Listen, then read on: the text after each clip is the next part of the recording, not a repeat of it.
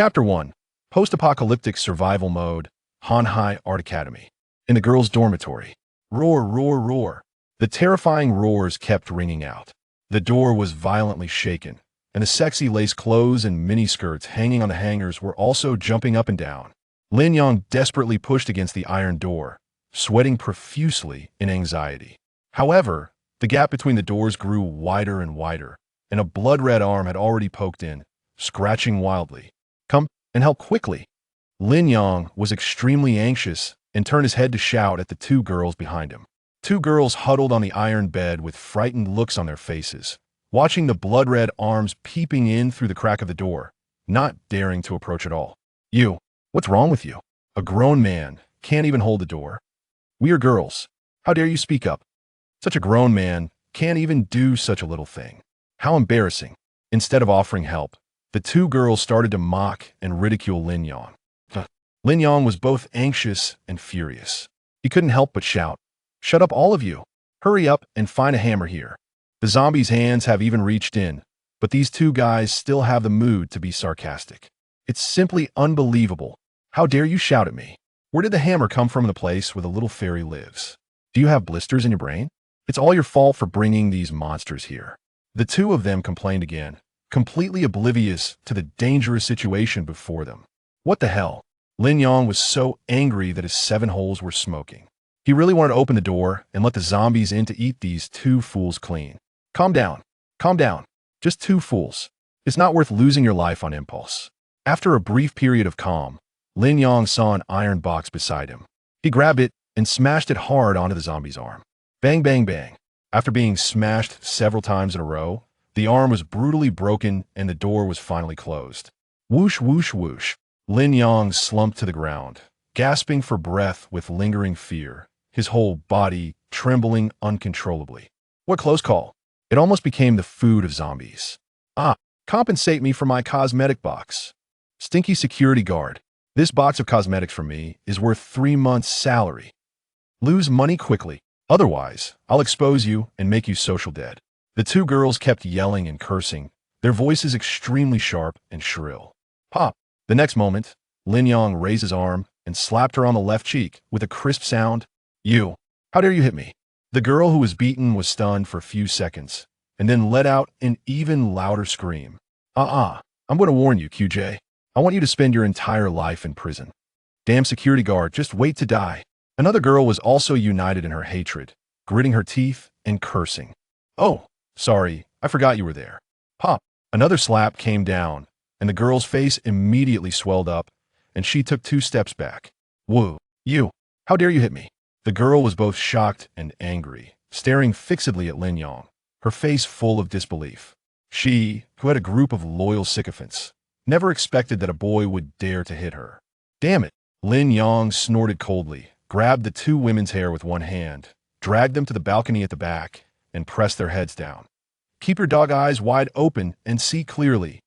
On the playground downstairs, a large group of students and teachers have turned into zombies, running around wildly, pouncing the living on the ground and biting them with all their might. Desperate cries for help, bloodthirsty roars, shrill wails. The ground was covered with pools of blood, and there were shocking, severed limbs and broken arms. Even from the height of the 6th floor, one could still smell the strong odor of blood, which was dizzying and made one feel like vomiting. Ugh! A few seconds later, the two girls couldn't hold back any longer and began to vomit in large mouthfuls. They collapsed to the ground, their faces deathly pale, their bodies shaking ceaselessly, and their eyes brimming with terror and despair. How terrifying! Everyone has turned into zombies. Blood and limbs were everywhere, creating a scene as if it were the end of the world. You are the security guard of the school. You must protect us. Your duty is to protect us." That's exactly it. Both of them were so frightened that they were almost stunned. Their speech became incoherent, and they even deluded themselves into thinking that Lin Yang would fight to the death for them. "Protect you?" Lin Yang sneered. "I only earn 3,000 yuan a month. How dare I risk my life to protect you?" In the post-apocalyptic world, the management of the school has all become zombies, and naturally, there is no salary to be paid. "I've been working for nothing for a month, with a heart full of resentment just now. How could I risk my life to protect these two fools?" One more. The entire campus was teeming with zombies. As an unarmed security guard, he couldn't even protect himself in a moment. How could it be possible to protect two girls? Although Lin Yang had served in a certain special forces unit and was once a top soldier, that was 3 years ago. Finally, the end of the world has come. It's a good opportunity to take revenge on the Zhou family. I'm not willing to die here in a pitiful state. Lin Yang smoked in silence, his heart full of resentment. 3 years ago, during his vacation to visit relatives, his home was forcibly demolished. His elderly mother and younger sister were injured. In a fit of rage, he intervened, resulting in 1 death and 8 serious injuries. Afterwards, some people came forward to guarantee that he had retired early. After returning home, they were constantly targeted by the Zhou family. Their mother was driven to death by anger, and their only sister also died in a car accident. The initiator was the Zhou family. Lin Yang vowed to take revenge, but unfortunately, the Zhou family was the richest in the local area, with great power and many experts. He simply couldn't fight them alone and almost lost his life several times. Finally, he was forced to leave for a distant place, hiding here and there, and working as a little security guard at the school. For the past 2 years, Lin Yang has been dreaming of taking revenge, but the harsh reality has made him realize that he has no chance of revenge at all. Now the end of the world has come. His chance has finally come. Absolutely can't die here. Lin Yang was very unwilling to give up.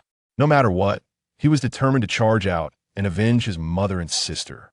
The Zhou family must be wiped out with one's own hands. Ding! The post-apocalyptic survival system is being bound. Binding successful. The post-apocalyptic survival mode is activated. Every time the host gains a beautiful woman, they will receive a special ability reward. Survival point activation. The host gains 1 survival point every 10 seconds. These survival points can be exchanged for various supplies in the mall. Ding! The new player gift package is being distributed. The host's chi and blood, physical strength, and neural responsibility have been comprehensively enhanced. The infinite level backpacks have been distributed. Warm reminder. The reward items have been placed in the backpack, including 1 enhanced Desert Eagle, 8 Magnum magazines, and 1 dogleg knife. Please inspect host. Please note that the system currently does not have the resurrection function. If the host unfortunately passes away, the system will be powerless. Chapter 2. The Doomsday Survival System. As the voice of the system resonated, Lin Yang felt a warm current rise within him, enveloping his body in a soothing embrace, accompanied by an inexplicable surge of power. Simultaneously, he sensed a transformation taking place within himself. A doomsday survival system? The prospect of acquiring beautiful women in exchange for extraordinary abilities? The possibility of redeeming resources in a marketplace? And the promise of comprehensive enhancement of his own capabilities? Initially taken aback, he soon found himself filled with unbridled joy. This was going to be exhilarating. System notification. Host, do not attempt to deceive. The women acquired must score at least 80 points to be deemed qualified. Furthermore, upon each successful hunt of a mutated zombie, the host will receive corresponding ability points to exchange for extraordinary techniques. The beauty rankings of the women directly influence the quality of rewards. Please take note. The redemption marketplace has opened, and currently available resources include bottled pure water, 1 resource point, self-heating hot pot, 1 resource point, and Magnum magazines, 1 resource point. Is this not exceedingly cheap? Observing the resource points accumulate at the rate of 1 every 5 seconds, Lin Yang was pleasantly surprised. What is the most valuable commodity in a post-apocalyptic world? Gold? Beautiful women? None of these hold true worth. The rarest and most valuable resources are food and water. Accumulating 1 resource point every 5 seconds translates to a staggering 280 points in a single day, a terrifying figure in a world ravaged by chaos. Even if he commanded an army of 10,000, this would suffice to sustain them. Resources are merely supplementary. The primary focus must be on acquiring formidable abilities. Lin Yang was acutely aware that without sufficient strength for self-preservation, no amount of material wealth would prove beneficial. With this thought in mind, he turned his gaze toward the 2 young women nearby. It must be noted that while their words could be sharp and their intellect somewhat lacking, their beauty was striking. Their figures tall and graceful, exuding an allure that was hard to resist.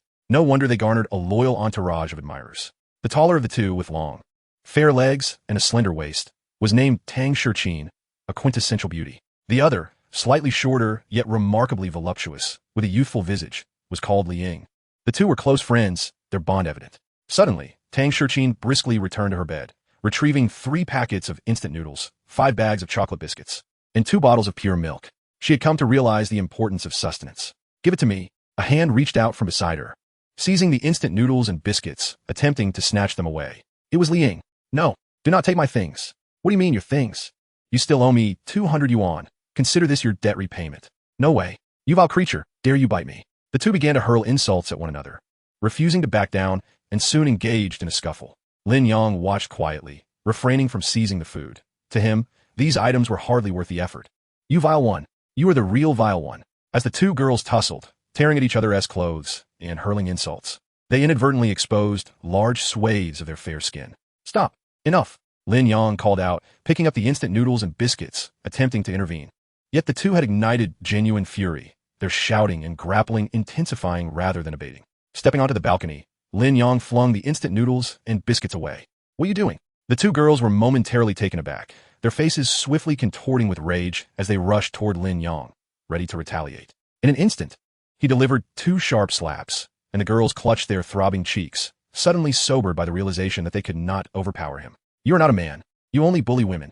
With their only food discarded, unable to fight back or escape, the two girls felt an overwhelming sense of despair, unable to suppress their quiet sobs.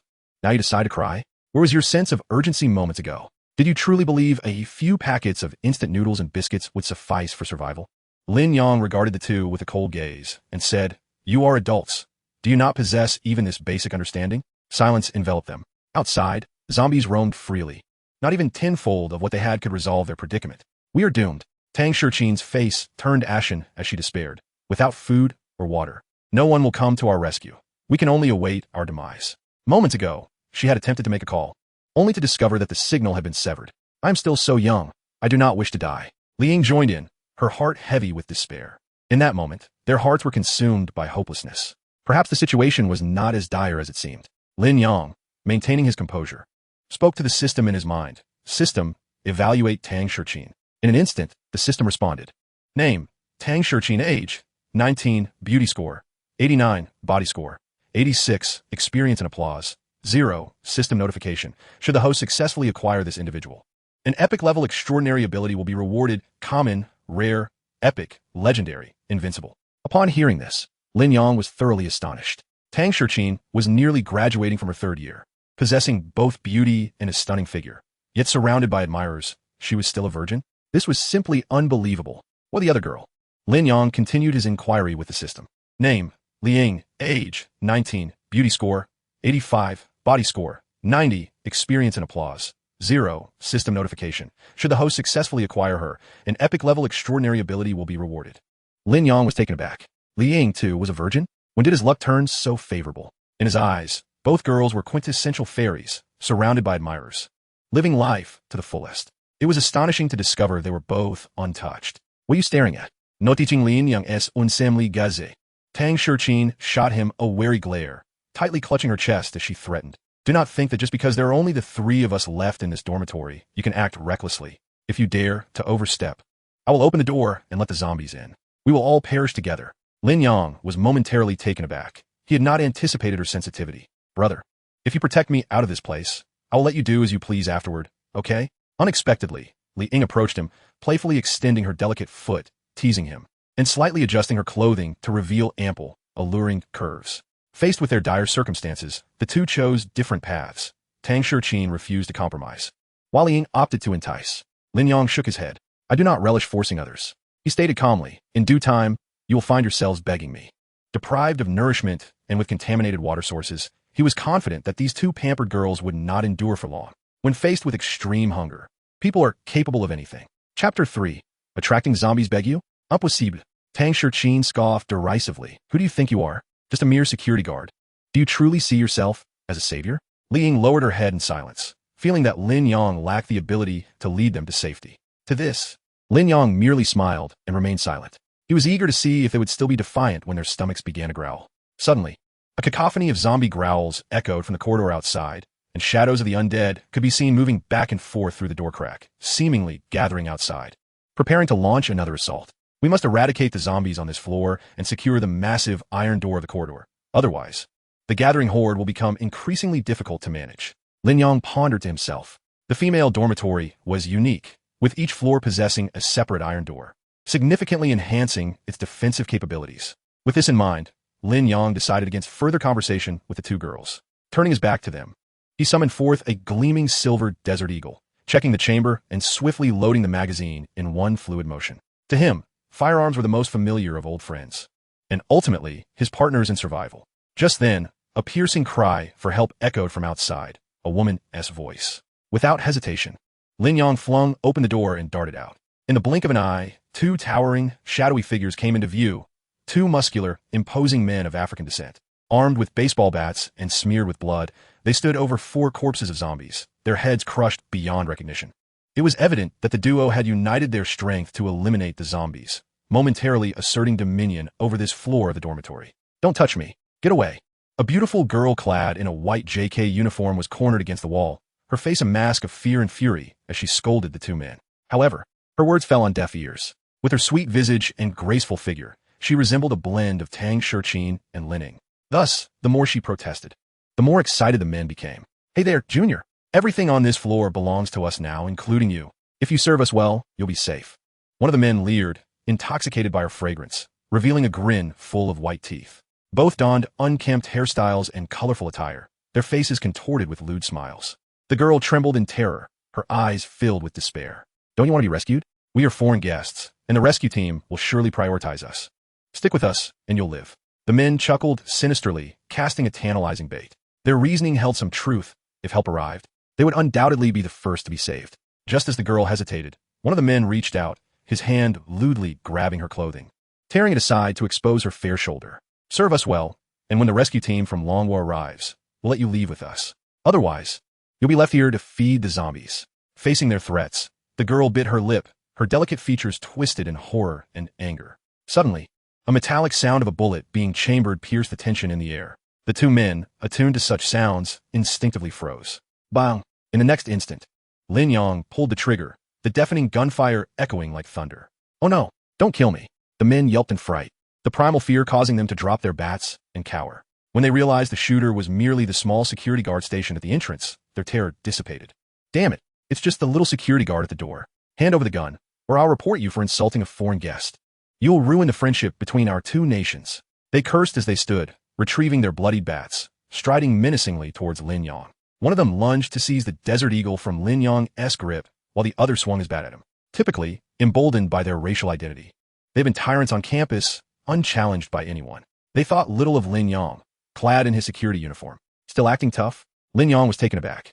He expected them to be so audacious. In an instant, he holstered the Desert Eagle, sidestepped the descending bat, and delivered a swift punch. Bang!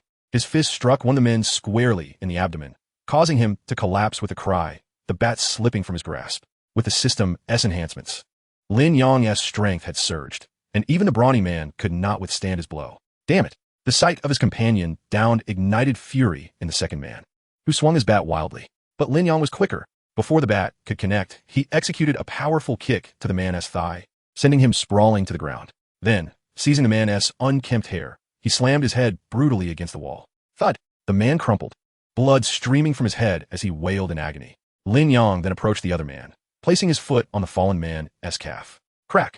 The bone shattered underfoot with a sickening sound. The anguished screams echoed like a pig being slaughtered. "The school spends so much money on you. You'd be better off as dog food." Lin Yang scoffed, turning to assist the girl. "Are you all right?" "I'm fine, thank you," Li Yuqing stammered, her eyes red from tears, looking at Lin Yang with gratitude. My father is a chieftain. How dare you, a lowly security guard from Longwa, strike me? I will sue you for racial discrimination. I will accuse you of murder. And you wretched little girl, just wait." The two fallen men continued to wail and threaten, oblivious to the gravity of their situation. Normally, such threats would be a lethal tactic against ordinary students, but now, in this apocalyptic scenario, Lin Yang was not one of those naive pupils. Still shouting? Lin Yang's expression darkened as he stepped forward, crushing the man's hand beneath his foot with fierce pressure. Crack! The man's palm was soon reduced to a bloody pulp. The screams of agony rang out once more, echoing through the air. The other man stood frozen in shock, unable to fathom the brutality of Lin Yang's actions. He was nothing like the previous students they had encountered. Just then, the corridor filled with the sound of chaotic footsteps, accompanied by the low growls of zombies.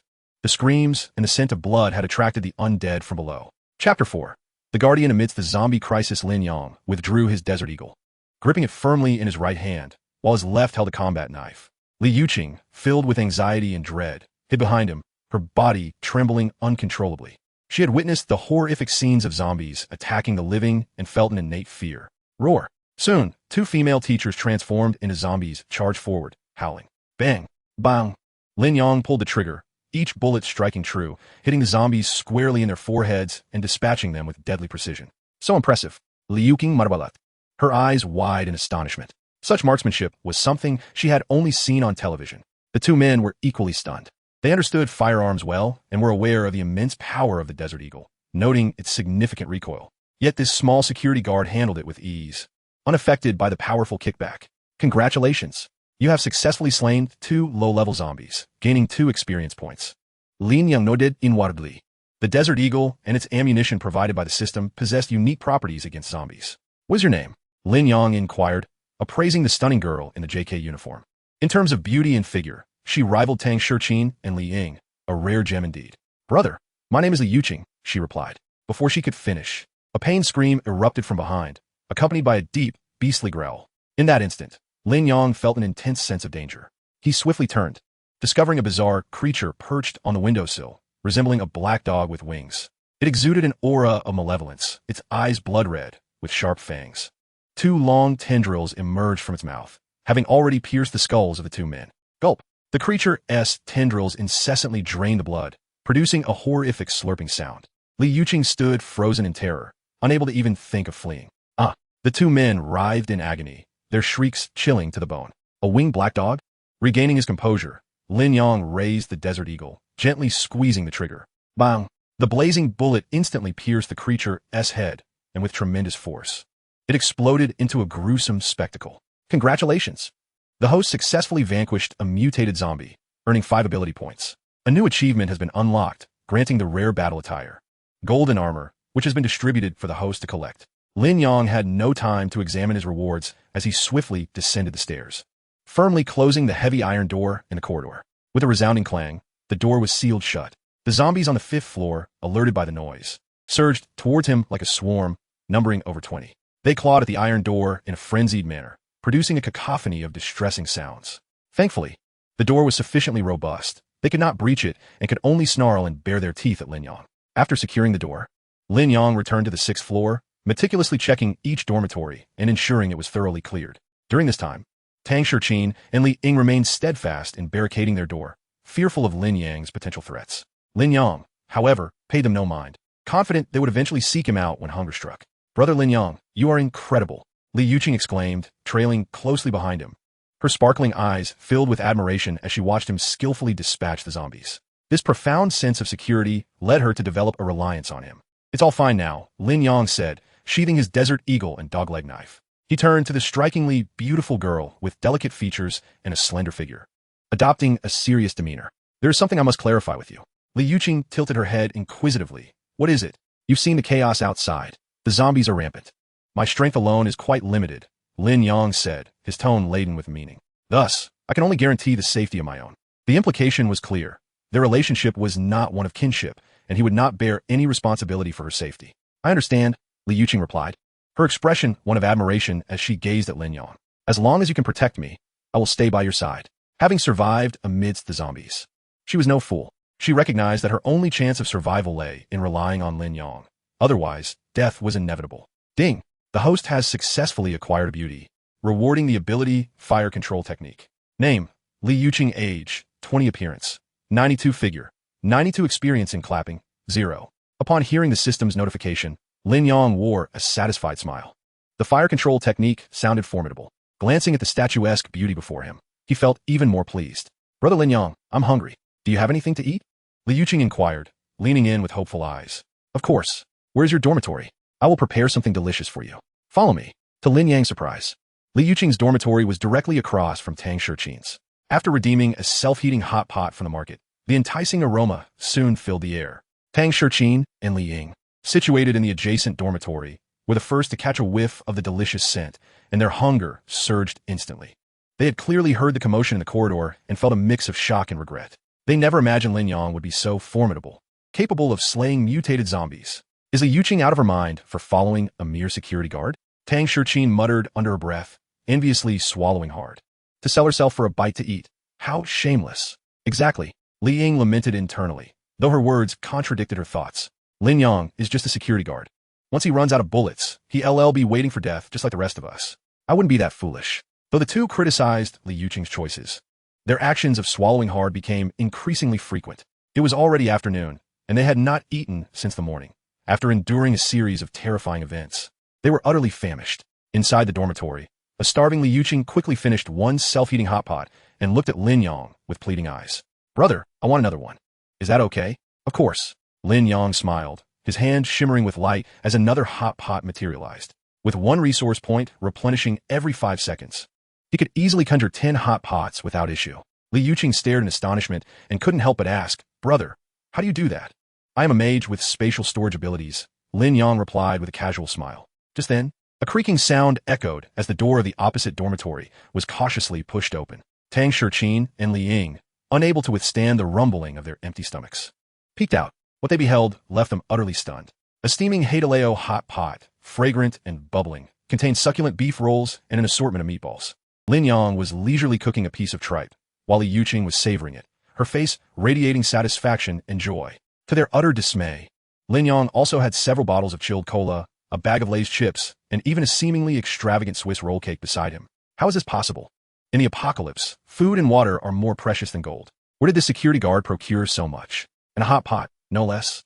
Li Ying couldn't help but swallow hard, her stomach growling louder. The overpowering aroma of the hot pot clawed at her insides, driving her to the brink of madness. Instinctively, she wanted to step out and beg for a bite. Don't go. Tang Shirqin grasped her arm tightly, lowering her voice. Her eyes filled with a blend of reluctance and jealousy. How pathetic to beg him for food. But I'm so hungry, Li Ying whimpered, her lips cracked and voice hoarse. Better to starve than to plead with him. Tang Shirqin gritted her teeth, glaring at the opposite side. Yes, just a security guard. How much stock could he possibly have? This must be all he has. Once he finishes eating, he'll be just as hungry as us. Li Yuqing is such a fool, short-sighted enough to sell herself for a meal. Though Li Ying did not verbally contest her eyes remained glued to the Swiss roll, unable to look away. Having gone an entire day without food, the gnawing hunger was threatening to consume her rationality. At that moment, a thunderous crash reverberated from the iron door at the end of the hallway. The entire floor trembled, as if an enormous battering ram had struck the door with tremendous force. A piercing, shrill, and vengeful howl followed, distinct from the chaotic growls of other zombies, echoing throughout the 6th floor. An icy, malevolent aura pervaded the atmosphere, casting a shadow over everyone's hearts. Tang Shirqin and Li Ying's faces turned pale in an instant. That sound was not what a mere zombie could produce. Lin Yang's expression shifted slightly. He recognized the voice. It belonged to the dormitory matron. The typically sharp-tongued and troublesome matron had also mutated, likely becoming a sentient zombie. Sentient zombies meant they possessed the ability to think, command, and even utilize tools. The danger level was exponentially higher than that of ordinary zombies. Li Yuqing, also frightened, set her chopsticks down, her face drained of color as she anxiously looked at Lin Yang. Yet Lin Yang remained calm, rising to his feet and walking to the door of his dormitory, his gaze sweeping over the two women, who were now utterly petrified. He intended to demonstrate to them who was the sole guardian in this apocalyptic world. Under the terrified stares of the three, Lin Yang slowly raised his right hand. He did not draw a gun or unsheath a knife. Instead, he focused his mind and activated the newly acquired ability, Fire Control Technique. Whoosh! A ball of tangerine flame spontaneously surged into existence within his palm. Although it was merely the size of a fist, the searing heat radiating from it instantly elevated the corridor's temperature several degrees. The flickering light danced across every face, illuminating the astonishment and disbelief etched in their pupils. Fire? Extraordinary abilities? Tang Shirqin and Li Ying stood utterly dumbfounded, their minds rendered blank. They rubbed their eyes, almost convinced that they were hallucinating from hunger. How could a security guard conjure a fireball as if by magic? Everything he had said was astonishingly true. He truly possessed extraordinary power. In that moment, Tang Shirqin felt her worldview irrevocably shattered, an unprecedented wave of fear and regret crashing over her. The mockery and derision she had previously directed at Lin Yang now sounded ludicrous and ignorant. Outside, the terrifying roars and heavy banging continued, each sound growing louder and closer. Their flimsy dormitory door could scarcely withstand even a common zombie, let alone the monstrous entity lurking outside. Despair enveloped them like a rising tide. Lin Yang, perceiving the thoughts of the two girls, chose to dismiss them. He turned to Li Yuqing, who gazed at him with awe and gently said, "Yuching, do not fear. Once we are well fed, we shall reinforce this floor. Whatever you desire to eat, I shall conjure for you." With that, as if to validate his words, a radiant glow emanated from his palm once more. A carton of pure milk and a beautifully packaged Swiss roll materialized before them. The rich aroma of the milk and the sweet scent of the cake wafted into the adjoining dormitory.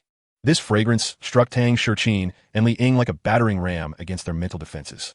Unable to contain herself any longer, Li Ying's eyes began to flicker wildly as she incessantly licked her parched lips, the sound of her swallowing echoing in her throat.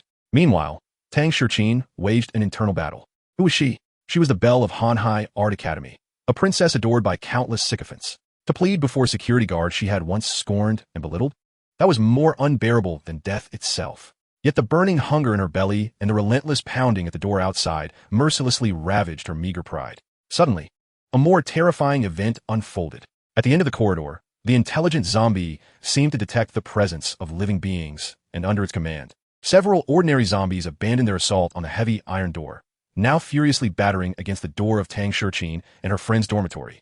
The wooden door trembled violently under the onslaught, its lock visibly warping, splinters flying everywhere. With just a few more blows, the door would be breached. The shadow of death loomed over them. In that moment, Li Ying's psychological defenses shattered entirely. She could no longer care for dignity or pride. She shoved Tang Shurqin, who was still struggling, aside and frantically rushed to Lin Yang. To her astonishment, she knelt before him. "Lin Yang, I was wrong. I was truly wrong. Please, save me." Li Ying clung to Lin Yang's leg, her voice choked with tears, pleading hysterically. "I will do anything you say. Please give me something to eat. I beg you." Tang Shurqin stood in a daze, watching her friend, devoid of dignity, kneeling before Lin Yang, her face pale as parchment, her delicate fists clenched tightly, sharp nails digging painfully into her palms without her feeling a thing. Li Ying trembled on the ground, her body quaking from fear and hunger.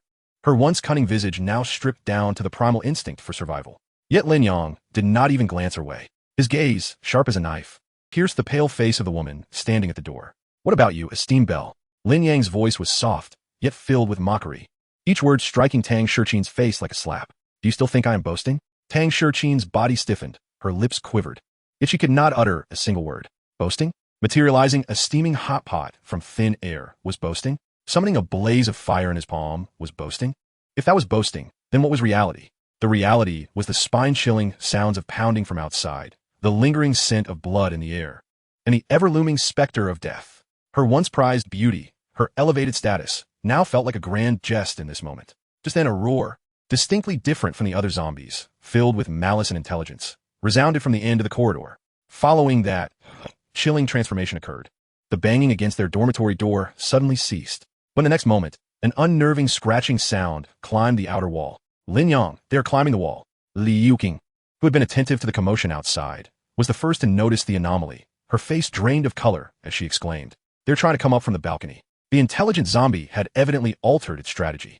It understood that the wooden door could not be breached at that moment and commanded the other zombies to exploit the balcony's weakness. Tang Shurqin and Li Ying instinctively turned to the balcony. "Do not fear." Lin Yang's voice remained calm, and he even managed to offer Li Yuqing a reassuring smile. He strolled leisurely to the balcony, as if merely taking a post-meal stroll. Sure enough, a male zombie in a dormitory supervisor's uniform was utilizing all fours. Like a grotesque lizard, climbing to the 5th floor, its decayed hand reaching out to grasp the railing of the 6th-floor balcony. Tang Shurqin's heart raced to her throat. Yet Lin Yang remained unfazed, devoid of any hint of anxiety. He casually raised his right hand, palm, facing the climbing zombie. With a whoosh, a fireball the size of a human head materialized, emitting a wave of scorching heat like a small cannonball, soaring precisely toward its target. Boom! The fireball struck the zombie squarely in the chest. The tangerine flames instantly engulfed it. The zombie emitted a meaningless shriek, and the tremendous force propelled it off the wall, transforming into a fireball that crashed heavily onto the concrete ground below. The entire process was swift and decisive, a display of violent beauty. This scene stood in stark contrast to the trembling Tang Shurqin and the prostrated Li Ying, highlighting the irony of their circumstances. Tang Shurqin completely broke down. Following Lin Yang's gaze toward the balcony, she saw even more. Not just one, there were 4 or 5 zombies, frantically scaling the wall, along the pipes, and air conditioning units. Their blood-red, emotionless eyes fixated on the living beings on the balcony, drooling foul saliva. The balcony, which she had thought was the last bastion of safety, was about to be breached. Tang Shichin could no longer bear it. Her legs buckled, and she collapsed to the ground. The fear of death surged toward her like icy seawater, instantly engulfing her. Images of her parents' kind faces and her once glamorous life, filled with adoration and luxury, flashed uncontrollably through her mind. Designer handbags, extravagant banquets, the loyal admirers who had once been at her beck and call. All of it now felt so distant and unreal. She did not want to die. She was only 19. Her life had only just begun. Regret. An endless tide of regret drowned her. She regretted her arrogance, her foolishness, her scornful mockery of Lin Yang. Had she chosen to trust him and follow him from the outset, akin to Li Yuqing, would she not now be enjoying a stable life? Relishing hot pot under his protection? Alas, there are no what-ifs. She has carelessly pushed away her best opportunity for survival. In that moment of despair, an unexpected event transpired. A mutated creature, its speed surpassing that of ordinary zombies, suddenly launched itself from the fifth-floor balcony, propelling its decayed body like a cannonball into the air. It swiftly clung to the railing of the sixth-floor balcony, mere inches from the incapacitated Tang Shichin. The grotesque visage half-rotten, and the bloodthirsty pupils were vividly reflected in Tang Shichin's eyes. A pungent stench assaulted her senses, and viscous saliva threatened to drip onto her face. Tang Shichin let out a heart-wrenching scream. In a critical moment, a shadow flickered. Bang! Lin Yang delivered a powerful kick to the mutated zombie's head, sending it hurtling away from the railing. In midair, Lin Yang deftly produced a dagger, flames igniting along its blade. With a swift motion, he brought the blade down. The head of the zombie was severed, engulfed in flames, and rolled away like a ball. Ding! Successfully hunted a mutated zombie, speed type, earned 10 ability points. Lin Yang shook off the black blood from the dagger and slowly turned to gaze down at the prostrate Tang Shichin, his eyes cold and devoid of warmth. This is your last chance. His voice, though soft, struck Tang Shichin's heart like a heavy hammer, shattering her final glimmer of hope. Survive. This thought surged within her with unprecedented intensity. Trembling violently, she looked at the man before her. Chapter 7. A Clash of Ice and Fire. My rules are absolute. Not long ago, he was merely a contemptible security guard in her eyes, someone she could easily belittle. Now, he had become her sole and final lifeline. The immense humiliation and fierce will to survive waged a chaotic battle within her. Ultimately, the instinct to live triumphed over all. Clenching her teeth, her nails dug deeply into her palms, blood flowing unnoticed. Tears, mingled with humiliation, fear, and unwillingness, cascaded down her cheeks. I beg you. She exerted all her strength to choke out these 3 words from her throat. Each word felt like it was tearing her soul apart. However, Lin Yang merely shook his head. The cruel smirk at the corners of his mouth betrayed a hint of sadistic pleasure. My rule, he declared, is for you to kneel and beg me. Boom! A thunderous echo reverberated in Tang Shichin's mind, leaving her utterly stunned. Kneel? He wanted her to kneel and plead? To have this proud daughter of heaven, the belle of Hanhai Art Academy, grovel before a mere security guard? This was more unbearable than death itself. An unprecedented wave of humiliation and rage overwhelmed her reason. The fear and pleading in her eyes vanished, replaced by an almost frenzied determination. Tang Shichin abruptly stood up, yet she did not kneel. Instead, she performed an unexpected act. Rather than rushing toward Lin Yang, she dashed towards the dormitory door, which had been battered by zombies and was on the verge of collapse. She reached out to pull open the latch. Was she truly seeking to perish alongside everyone? Everyone believed Tang Shichin had lost her mind. Li Ying screamed in terror, and Li Yuqing covered her mouth, while even Lin Yang instinctively frowned, ready to intervene. Was she truly pushed to the brink, intending to drag them all to their doom? However, what happened next left everyone in stunned disbelief. Tang Shichin reached the precarious wooden door, but did not pull open the latch. Clang! A jarring metallic screech erupted as she exerted all her strength to push a heavy iron cabinet, previously used for luggage, against the door, effectively barricading it. Having accomplished this, she seemed to have exhausted her last ounce of energy, her body swaying. Then, in the astonished gazes of all, she slowly turned to face Lin Yang. The once proud and disdainful countenance was now streaked with tears and despair. Thud! The sound echoed as the bell of Hanhai Art Academy. The goddess in the eyes of countless admirers, Tang Shichin, knelt heavily on the cold floor. This kneel seemed to drain her of all spirit and utterly shatter her last vestige of pride. She lifted her head, her tear-filled eyes gazing at Lin Yang.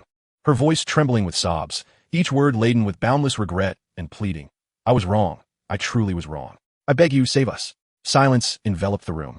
Only the sound of Tang Shichin's stifled sobs remained, intertwined with the relentless howls and impacts of zombies outside the door. Li Ying, also kneeling, was left in shock.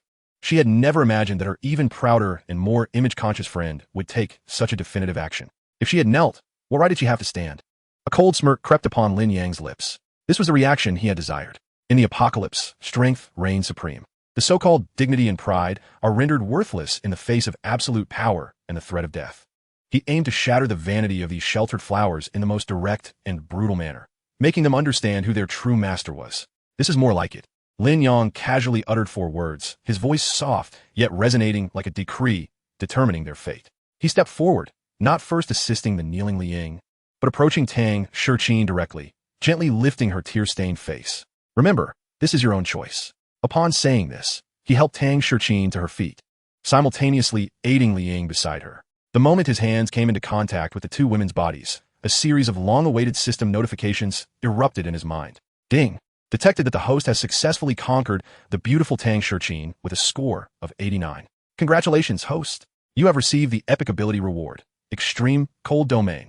Extreme Cold Domain, an epic control-type ability that can instantly generate extreme low temperatures, freezing everything. As the ability level increases, it can create a snow and ice domain, allowing for large-scale control and destruction. Ding! Detected that the host has successfully conquered the beautiful Liang with a score of 85. Congratulations, host! You have received the epic ability reward, Mental Enchantment. Mental Enchantment, an epic mental-type ability that can induce, hypnotize, and even control targets with lower intelligence than oneself. The effect weakens against ability users. Upon leveling up, it can evolve into mind-reading, revealing others' thoughts. Incredible! Epic abilities. 2 of them. Lin Yang's heart swelled with joy. Truly, effort yields rewards. All the previous grievances dissipated in an instant at the acquisition of these 2 powerful abilities. Fire Control as the main offense. Extreme Cold Domain for control, and Mental Enchantment for support. Attack, control, and support. All 3 systems are complete. Bang! Bang! Bang! The door, barricaded by the iron cabinet, groaned under the relentless assault of the zombies, the entire cabinet shaking violently. Brother Lin Yang, just as Tang Shurqin and Li Ying were helped up, they remained shaken, instinctively leaning towards Lin Yang, their bodies trembling in fear. Do not fear, I am here. A confident smile graced Lin Yang's face, as he intended to demonstrate to these women how correct their choice had been. His gaze sharpened, fixating on the violently shaking dormitory door, and with a thought, he slowly raised his left hand. A chilling, palpable aura erupted from his palm, causing the temperature in the air to plummet as if summer had abruptly transitioned into the depths of winter. Tang Shurqin, Li Ying, and Li Yuqing shivered in unison, their eyes wide with horror as they witnessed the white mist, seemingly imbued with life, swiftly enveloping the entire wooden door and its frame. The crisp sound of ice forming echoed incessantly. In but a second, the once precarious wooden door, along with the iron cabinet behind it, was encased in a thick layer of solid ice, transforming into a magnificent crystal sculpture. The violent banging from outside ceased abruptly, plunging the world into an eerie silence, as if time itself had been halted. Chapter 8. The Unleashing of Powers. Annihilating the undead hordes, the birth of a queen. This is Tang Shurqin and Li Ying stared, their beautiful eyes wide, mouths slightly agape, rendered speechless by the astonishing spectacle. Their worldview had been irrevocably shattered in that instant. While the previous fire manipulation had left them in awe, the miraculous ability to conjure ice out of thin air and freeze everything instantaneously transcended their comprehension. This was a power reserved for deities. Yet, it was not over. Lin Yang smiled calmly, his gaze shifting toward the balcony, where several zombies were mindlessly attempting to ascend. He focused on the fastest of the mutated zombies and activated another newly acquired ability, Mental Enchantment. An invisible mental wave enveloped the creature. The formerly ferocious mutated zombie, poised to leap from a 5th-floor balcony, suddenly hesitated. A flicker of bewilderment crossed its crimson eyes. In the next moment, it roared in fury, abruptly changing direction, no longer climbing upwards, but instead frantically clawing at a nearby, ordinary zombie, scaling the wall. The sharp claws pierced flesh, sending black blood splattering. The 2 zombies commenced a savage bout of mutual destruction upon the wall. The 3 girls watched in stunned silence, especially Li Ying, whose eyes sparkled with a newfound understanding of the terrifying implications of this ability. Mental control. This was undoubtedly the most fearsome and practical power in a post-apocalyptic world. The capacity to kill unseen, manipulate enemies, and extract intelligence was invaluable. In that moment, the tides had turned completely. Just a minute ago, they had been teetering on the brink of death, awaiting their demise in despair. Now, Lin Yang wielded 3 formidable abilities, ice, fire, and mental prowess, leading the trio of stunningly beautiful women into a decisive offensive. Tang Shirqin and Li Ying gazed at Lin Yang with transformed expressions. Fear and despair vanished without a trace, replaced by a profound sense of relief, admiration, and an unwavering reliance on him. This man was their sole deity in this desolate world. Ding! The beauty codex has been updated. Li Yuqing loyal, Tang Shirqin conquered, Li Ying conquered, avatars have been illuminated. Primary bond activated. Elemental resonance. LV1. While the three heroines are beside the host, the effectiveness of the host's fire, ice, and mental abilities is slightly enhanced by 5. Lin Yang nodded in satisfaction. The embryonic form of their team had taken shape. He glanced toward the corridor's end, where a heavy iron door leading to the 5th floor stood, and could still hear the intermittent howls of the intelligent dormitory zombie king, filled with malice and resentment. Hiding here was not his style. A glint of cold, murderous intent flashed in Lin Yang's eyes as he sneered, declaring, "I will make that blind creature understand who holds authority in this building from now on." He was determined to take the offensive. Yuqing, Shirqin, Ying. Lin Yang called out their names. Present. The three girls responded in unison, their voices tinged with both anxiety and excitement. To survive, it is not enough for me to protect you alone. You must learn to fight as well. As Lin Yang spoke, he swiftly exchanged points in the system shop. After spending several hundred survival points, 3 sets of simple, tight-fitting protective gear made from special leather, along with 3 sharp short blades, materialized before them. Change into these. The 3 girls hesitated not for a moment, immediately taking the gear to the back room to change. Soon, 3 uniquely styled yet equally stunningly beautiful warrior maidens emerged before Lin Yang. "My plan is simple," Lin Yang stated, surveying his handiwork with satisfaction as he assigned tasks. "I will be on the front lines. Yuqing, you have awakened the fire manipulation ability, so cover us with range fire support. Shirqin, your power is ice. Control the battlefield and freeze their movements. Ying, your mental enchantment will create chaos, causing them to turn on each other." The embryonic form of the strongest team in a post-apocalyptic world was officially born in that moment. Understood. The 3 girls replied in unison, their eyes ablaze with a fervor for battle. Lin Yang approached the ice-sealed door, his face adorned with a murderous grin. In the next instant, he raised his right foot and delivered a powerful kick. Bang! Ice shards exploded. The door, frozen to an impenetrable hardness, along with the iron cabinet behind it, was shattered into fragments by his kick. Lin Yang, wielding a blazing dogleg knife, strode out of the dormitory, flanked by 3 extraordinary women, each possessing unique abilities. He advanced toward the end of the corridor, toward the tightly shut iron door, as if sensing the unrestrained provocation and murderous intent emanating from him. The dormitory zombie king let out a shrill and frenzied howl, sharper and more intense than any before. Roar! The piercing scream seemed capable of piercing eardrums, filled with an endless malice and madness. Behind the iron door, a brutal aura coalesced into something almost tangible. Tang Shirqin, Li Ying, and Li Yuqing's faces turned pale, their earlier spark of battle resolve wavering in the face of such terror. This was no ordinary zombie. "What are you afraid of?" Lin Yang's voice was cold and steady, a stabilizing anchor for the 3 girls as their hearts trembled. "As long as I am here, the sky will not fall." Before his words had fully settled, a thunderous roar erupted. The heavy iron door, crafted from thick steel and capable of withstanding the frenzied assaults of multiple ordinary zombies, suddenly bulged inward, forming a terrifying silhouette. The wall surrounding the doorframe fissured dramatically like a spider's web. Clang! The door lock shattered. In the next moment, the entire iron door, as if struck by a cannon, flew inward into the corridor. Amidst the billowing dust, a figure that sent shivers down the spine slowly emerged. It was a zombie clad in a dormitory matroness uniform, but its form had grotesquely expanded, muscles bulging and skin taking on an eerie grayish hue.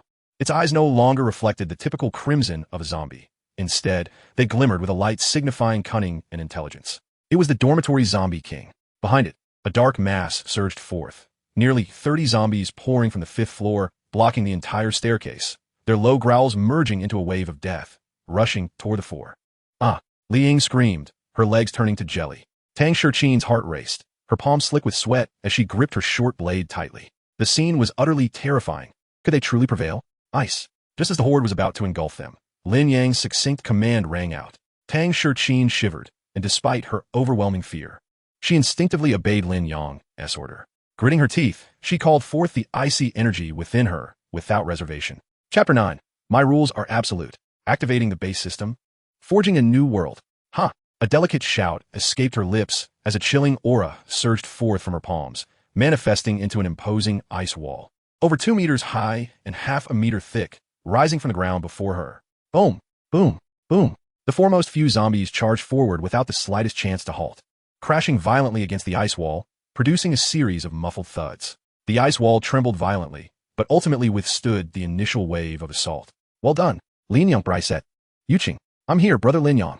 Li Yuqing was already prepared, her hands dancing as fireballs the size of fists soared over the top of the ice wall, resembling miniature cannonballs that accurately struck the horde of zombies behind. Boom, boom, boom. The fireballs detonated, igniting several zombies in an instant, their meaningless howls echoing as they collided chaotically among themselves, creating pandemonium. Their first collaboration yielded remarkable results. Tang Shiqin and Li Ying's faces lit up with a flicker of joy. However, the dormitory king of zombies remained unfazed by the chaotic scene. It coldly observed everything, its eyes shimmering with a ghostly light that exuded a hint of human disdain. Suddenly, the dormitory king opened its gaping maw, filled with razor-sharp teeth, emitting a piercing shriek of an exceedingly high frequency. This scream pierced through the minds of all present like an invisible steel needle. The first to bear the brunt was Li Ying, who was attempting to interfere with the zombie king mentally. She felt as if her brain had been struck fiercely by a heavy hammer. Darkness enveloped her, and she emitted a muffled groan, her face turning as pale as paper as her body swayed backward. Her mental enchantment had been shattered outright by the enemy's sonic roar. This zombie king could resist mental attacks. Ying, Tang Shiqin exclaimed, quickly supporting her. Before they could react, the dormitory king of zombies made its next move. It abruptly raised its sturdy right leg and stomped down fiercely. Boom! The entire floor shook violently. An invisible shockwave emanated from its foot, rapidly spreading outward. Crack! The indestructible ice wall that Tang Shiqin had just erected was as fragile as glass before this shockwave. In an instant, the ice wall was riddled with cracks, and then shattered into countless ice crystals. The defense line had collapsed. The zombie king's supernatural ability was shockwave. Roar! After landing a hit, the zombie king showed no signs of pausing. Its speed was astonishing, transforming into a grayish shadow, decisively targeting the weakest member of the team. Now suffering from a splitting headache, Li Ying, it even understood to prioritize attacking the support. How dare you? Lin Yang pupils constricted sharply, a surge of furious wrath erupting from his core. You dare to harm my woman. Boom! Fiery orange flames shot upwards, enveloping Lin Yang entirely. He transformed into a blazing projectile, moving with incredible speed to position himself in front of Li Ying. Bang! His flaming fist collided fiercely with the zombie king's claw. Covered in a layer of keratin, the shock wave exploded, sending the hair of the three women flying wildly. Lin Yang grunted softly, feeling a tremendous force surging through him. His arm slightly numb as he stumbled back 3 steps to regain his footing. Meanwhile, the dormitory king of zombies was also knocked back a step, a charred scent wafting from its claws. It was a tie. Witnessing this scene, Tang Shiqin, who was slumped in Li Ying's arms, was deeply moved. To protect Li Ying, Lin Yang had truly used his body to confront that terrifying creature. At that moment, the absurd notions in her mind about princesses, pride, and face were shattered. In this apocalypse, only the strong who can protect their own deserve everything. She no longer wished to be the helpless burden that merely screamed and needed protection. The fear and weakness faded from Tang Shiqin's face, replaced by an unprecedented coldness and determination. My man, my sisters, no one shall lay a finger on them, she shouted, handing Li Ying to Li Yuqing for support, then stepped forward resolutely. Extreme cold ice domain. She unleashed her full power. A terrifying cold wave, several times stronger than before, surged forth from Tang Shiqin, engulfing the entire corridor. Crack! Crack! The moisture in air instantly crystallized into frost, covering the floor, walls, and ceiling in a thick layer of solid ice.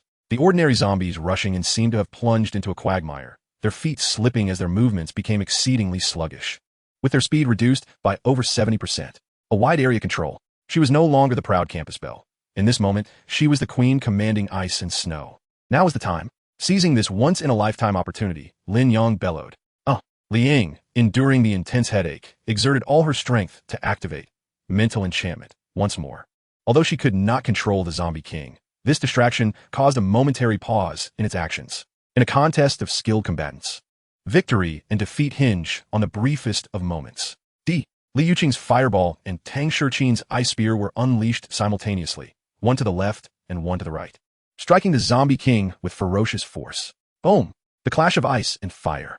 The zombie king let out a pained roar, its body staggering from the impact. Opportunity! Lin Yang activated the enhanced movement skills from the system, his form becoming ghostly as he dashed forward. The dogleg knife in his hand was ablaze with fierce flames. With a swift motion, he brought the knife down.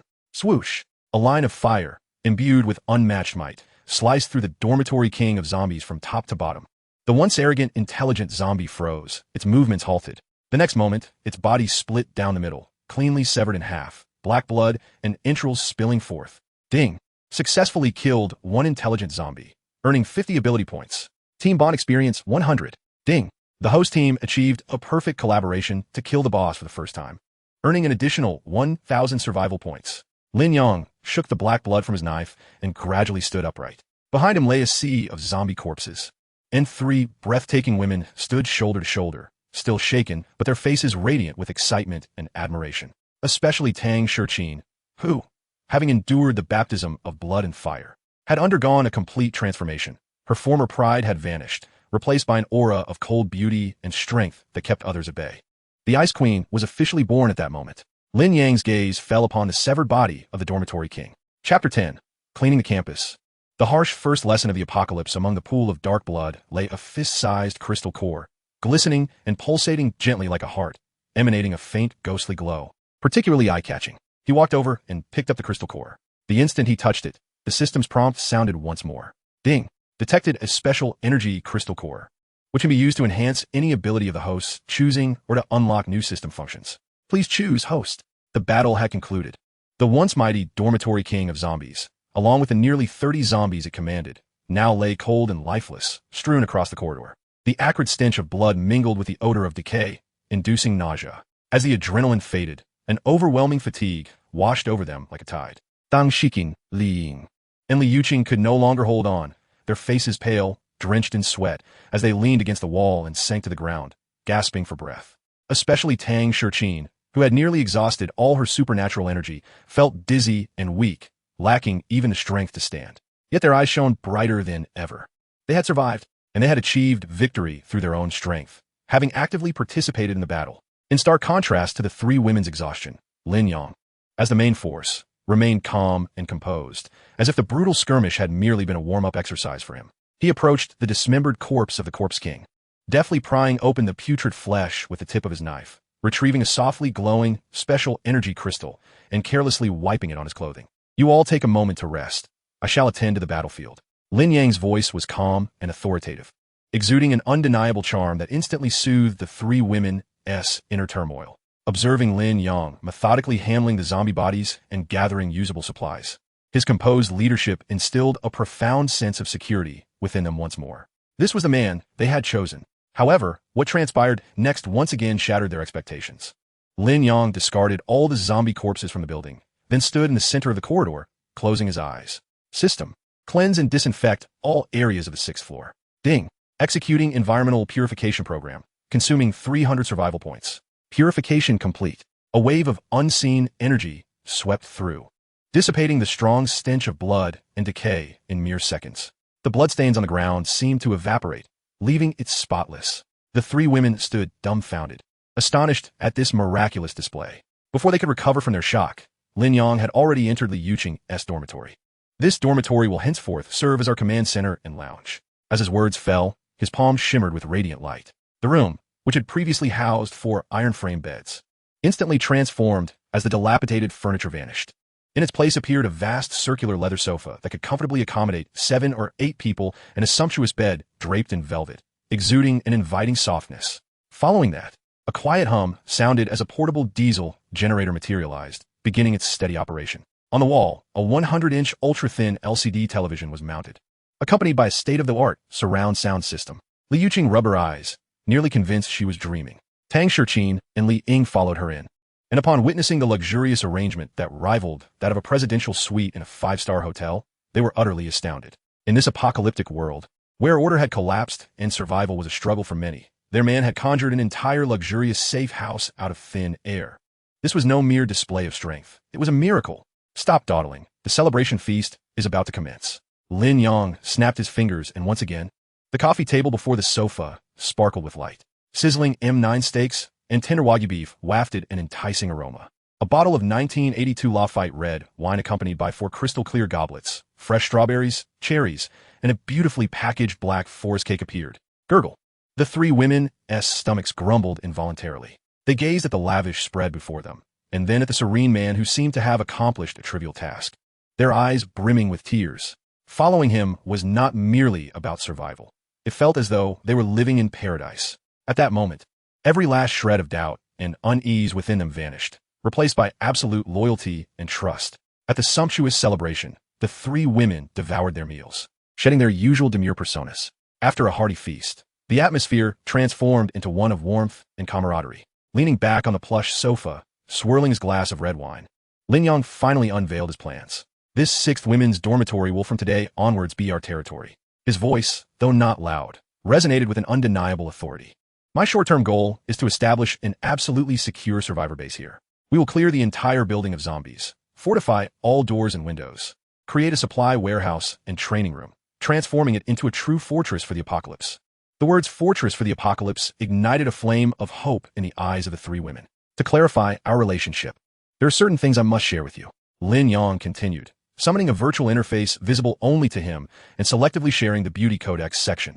A light blue screen materialized before the three women, prominently displaying their avatars, each emanating a soft glow. What is this?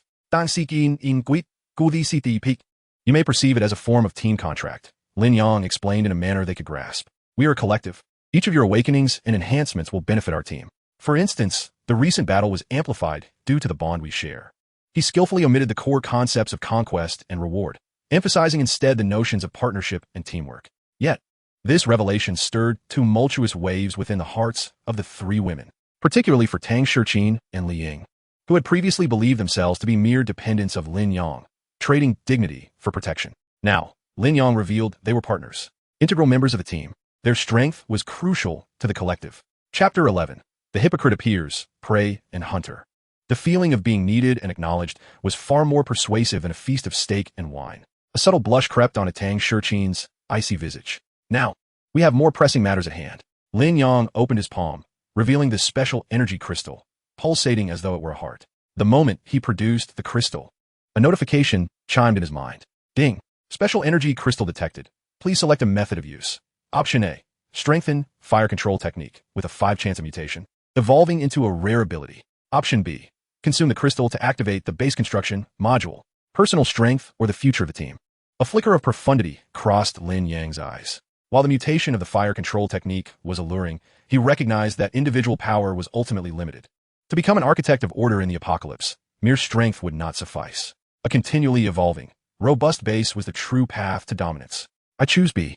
Lin Yang resolved without hesitation. Ding! Selection successful. Consuming special energy crystal. Congratulations, host. Base construction module has been activated. As soon as the words left his lips, the virtual screen before Lin Yang transformed. A clear, three-dimensional architectural model of the sixth women's dormitory materialized before him. Base name, unnamed. Base level, level 1. Hanhai Academy 6th Women's Dormitory. Base core, none. Current energy, 01000. Available construction upgrade projects, 1. Defense works, LV1. Materials required, steel X500, cement X1000, survival points X2002. Supply warehouse, LV1. Materials required, wood X200, nails X500, survival points X1003.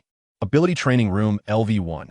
Materials required, special alloy X100, energy wires X50, survival points X5000, requires energy source support 4. Gene research room, LV1. Unlocked. Requires recruitment of relevant personnel, 5. Energy source, not installed. A screen reminiscent of a strategy game interface, brimming with technological and futuristic possibilities. Lin Yang shared the base module interface with the three women. Upon witnessing the sci-fi architectural options displayed on the screen, the three women were utterly astounded. They gazed at the various projects available for upgrade and construction, their eyes brimming with boundless anticipation and hope for the future. This was no longer a mere struggle for survival. In this apocalyptic world, it was about the reconstruction of civilization. However, just as the excitement surged and visions of a splendid future filled their minds, Lin Yang pointed to the most crucial and glaring item on the interface. Energy source, not installed. Current energy, 0. All advanced functions are unusable. The enthusiasm of the three women instantly cooled. Indeed, without energy, all discussions were futile. At that moment, a new system prompt gradually appeared at the bottom of the screen. System prompt. Please locate and install the energy core to activate the base. Recommended search locations: south side of the campus, small nuclear reactor in the physics laboratory, center of the campus, underground power distribution room in the main building, high-energy battery pack. The trio's gazes converged on Lin Yang. They understood that to genuinely embark on this grand endeavor, they must leave the temporary safety of the dormitory and venture into the perilous, zombie-infested outside world. A restful night. This was the most peaceful slumber the three women had experienced since the onset of the apocalypse. The soft bed, the secure room, and the presence of a seemingly divine protector outside allowed them to let go of all their defenses and fears. The following morning, as the sunlight streamed through the gaps in the window, they awoke leisurely. In the living room, Lin Yang had already prepared a sumptuous breakfast, steaming milk and cereal, golden crispy toast, and a platter of sliced fruit. Once they were well fed, they would set off. Lin Yang handed them a sharp short knife and a set of fitted protective gear, stating that their destination was the physics laboratory on the south side of the campus to search for the energy core. Do we have to go that far? Li Yuqing asked, a hint of anxiety in her voice. The entirety of Hanhai Academy sprawls over thousands of acres, and their dormitory was nearly halfway across the campus from the physics laboratory. Who knew how many zombies they might encounter along the way? Are you scared? Lin Yang shot her a glance. Not scared. Li Yuqing immediately straightened her back, her gaze resolute. Beside her, Tang Shurqin and Li Ying silently donned their gear. Although a trace of tension lingered on their faces, a greater sense of anticipation prevailed. They were no longer the delicate flowers who could only scream. Before we set off, let's make a visit to the cafeteria, Lin Yang decided, reasoning that there would likely still be plenty of canned goods and packaged food there. They needed to stockpile more supplies for the base. Fully armed, the four of them exited the dormitory, which Lin Yang had named Temple Number 1. Lin Yang led the way, wielding a blazing dogleg knife like a trailblazer. Tang Shurqin and Li Yuqing flanked him, ready to unleash ice spikes and fireballs at a moment's notice, while Li Ying remained at the rear, her mental acuity heightened as she vigilantly scanned for any potential threats. The campus after the apocalypse was no longer the tranquil place it once was. Abandoned vehicles, scattered books, and dried bloodstains littered the area. The air was thick with an unbearable stench. Occasionally, a stray zombie would be drawn to them, howling as it approached, but invariably, it would meet its end with a precise fireball or ice spike piercing through its skull before it could close the distance. Ding! Killed a regular zombie. Gained 1 ability point. Ding! Killed a regular zombie. Gained 1 ability point. Throughout their journey, the system's notification chimes echoed intermittently. Although the ability points were few, they significantly enhanced the three women's combat experience and teamwork. The cafeteria was not far from the dormitory, only a few hundred meters away. As they cautiously pushed open the heavy glass door of the cafeteria, the sight within left them momentarily stunned. Contrary to their expectations of a zombie-infested scene, 7 or 8 survivors huddled together inside. They were all ragged and gaunt, their eyes filled with numbness and despair. Leading them was a tall, burly student in a basketball jersey. Lin Yang recognized him immediately. Wang Meng from the physical education department, a simple-minded, brawny fellow who had once fervently pursued Tang Shurqin before being warned multiple times by Lin Yang, who worked as a security guard, for harassing her, resulting in a long-standing enmity. At that moment, Wang Meng and his few lackeys were gathered around a can they had finally managed to pry open, greedily sharing its contents of spoiled luncheon meat with their filthy hands. When Lin Yang entered with the three women, every pair of eyes in the cafeteria turned towards them. Upon recognizing the newcomers, everyone was left speechless. Wang Meng's eyes, in particular, turned red with rage. What did he see? Chapter 12. Metal ability? In front of my harem. It's nothing. 3 women. 3 stunningly beautiful women with alluring figures. The cold beauty of Tang Shurqin, the seductive charm of Li Ying, and the pure innocence of Li Yuqing. Each one capable of driving any man mad in this apocalyptic world. What drove him even more insane with jealousy was that these 3 women were not emaciated. Rather, they appeared vibrant and healthy, clad in brand new, fitted protective gear that accentuated their voluptuous figures. And what of the man beside them? Was it not the security guard he had once scorned? Lin Yang? Why? Why should a mere security guard be entitled to such exquisite women and provide them with such ample food? Overwhelmed by intense jealousy, Wang Meng's already limited rationality crumbled. Lin Yang. Wang Meng discarded the can in his hand, emboldened by the numbers on his side, and aggressively approached with his lackeys. His greedy gaze roamed over the 3 women without restraint, and with a sinister grin, he taunted, "You filthy security guard, you sure are lucky. Heaven has a path, yet you choose not to walk it. Hell has no door, yet you barge in. Now I give you 2 choices." Wang Meng pointed arrogantly at Lin Yang's nose. "First, hand over these 3 women and all the food you have. I might consider taking you on as my dog. Second, I will break your hands and feet right now and toss you out to feed the zombies. Your women and food will still belong to me." His lackeys echoed his laughter, their gazes towards the 3 women filled with lewdness and greed. The expressions of Tang Shurqin and Li Yuqing instantly turned icy as they gripped their short knives tightly.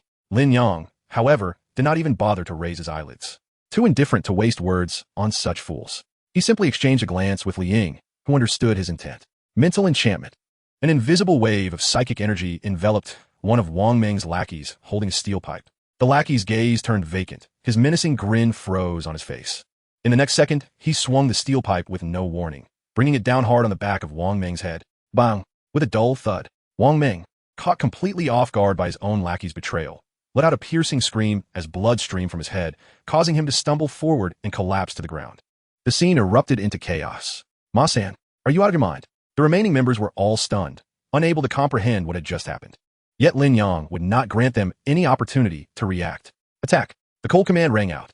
Without hesitation, Li Yuqing unleashed a searing fireball that accurately struck another lackey charging toward them, igniting him into a fiery blaze. Shurqin, Tang Shurqin, had been poised for action. With a sharp cry, she conjured several ice spikes that shot forth like arrows, instantly piercing the thighs of two other lackeys. Cries of agony and wails echoed throughout the cafeteria. In less than 3 seconds, Wang Meng's so-called team of 7 or 8 had disintegrated entirely. The remaining survivors, terrified beyond belief, huddled in a corner, watching the scene unfold before them as if a demon had descended. Lin Yang slowly approached Wang Meng, who was still writhing on the ground in agony. He lifted his foot and forcefully stepped down on Wang Meng's face, grinding his twisted visage, marred by jealousy, into the filthy ground. Wang Meng struggled desperately, but it was futile. Ignoring him, Lin Yang turned to the 3 women behind him, who were equally shaken by the bloody scene, and spoke in a voice as cold as ice. Behold, this is the first lesson of the apocalypse. Here, there are no laws, no morals, only the survival of the fittest. To show mercy to one's enemies is to be cruel to oneself. Any who dare bare their fangs at us will meet but one fate. With a crisp crack, Lin Yang exerted force, snapping one of Wang Meng's legs. The agonizing scream that erupted from Wang Meng was akin to that of a slaughtered pig, the excruciating pain nearly causing him to faint. Lin Yang chose not to kill him. Instead, he found it more brutal to let Wang Meng live as a cripple in this world teeming with zombies, prolonging his suffering. This gruesome and visceral lesson was indelibly etched into the hearts of the 3 women. Though their bodies trembled slightly, their gazes became resolutely steadfast. They finally comprehended that Lin Yang's ruthlessness and decisiveness were intended to protect them, embodying the sole rule for survival in this predatory world. Lin Yang released his foot and cast his gaze upon the corner where a few quaking survivors huddled. Now, it is your turn, he stated, devoid of any emotion. Those who wish to follow me to survive must demonstrate their worth. I do not harbor the useless. The group exchanged glances, and a bespectacled girl, appearing timid yet determined, stepped forward, her voice trembling. I am an electrical engineering major. I understand circuits and can repair generators. Following closely, another girl clad in a nurse's uniform softly added, I am studying nursing. I can bandage wounds and perform basic first aid. Lin Yang nodded in satisfaction. You two may stay. His gaze then fell upon the remaining men, who were merely shaking in fear, and he coldly uttered, leave. The men, as if granted a reprieve, scrambled out of the cafeteria. At that moment, the girl knowledgeable in circuits suddenly recalled something and spoke to Lin Yang. Lin Yang, actually, there's no need to venture into the physics lab, which is so perilous. During my work study in the student council, I learned that there's a backup high-energy diesel generator and high-energy battery system in the basement of the central administrative building, intended for emergency power supply to the entire building. This revelation sparked a glimmer of hope in Lin Yang's eyes. The administrative building was far safer and more reliable than the physics lab, fraught with hazardous chemicals and intricate instruments. Excellent. Our objective has shifted. However, just as Lin Yang decided to lead the group toward the administrative building, a static crackle erupted from the long-silent broadcast system across the campus. A voice, dripping with insincerity and a painfully ostentatious sense of justice, echoed throughout every corner of Hanhai Academy. Surviving students, teachers, please do not panic. I am your student council president, Zhao Tianyu. I, Zhao Tianyu, have successfully cleared and occupied the administrative building with my guardian team, establishing a completely safe sanctuary here. Now, in the name of the student council president, I command all survivors who hear this broadcast to gather at the administrative building with all the supplies you have found, to accept my unified management and distribution. The voice paused, dripping with an insidious greed and superiority. Especially those with beautiful companions, you will receive my special privileges. The self-righteous tone of the broadcast reverberated through the silent campus, strikingly grating.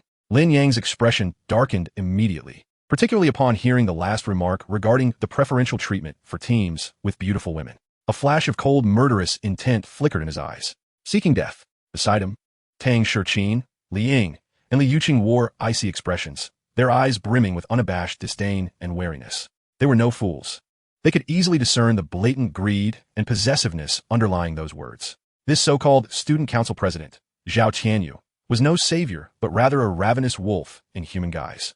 Lin Yang, brother, I've heard of Zhao Tianyu, Li Yuqing whispered, her brow furrowed.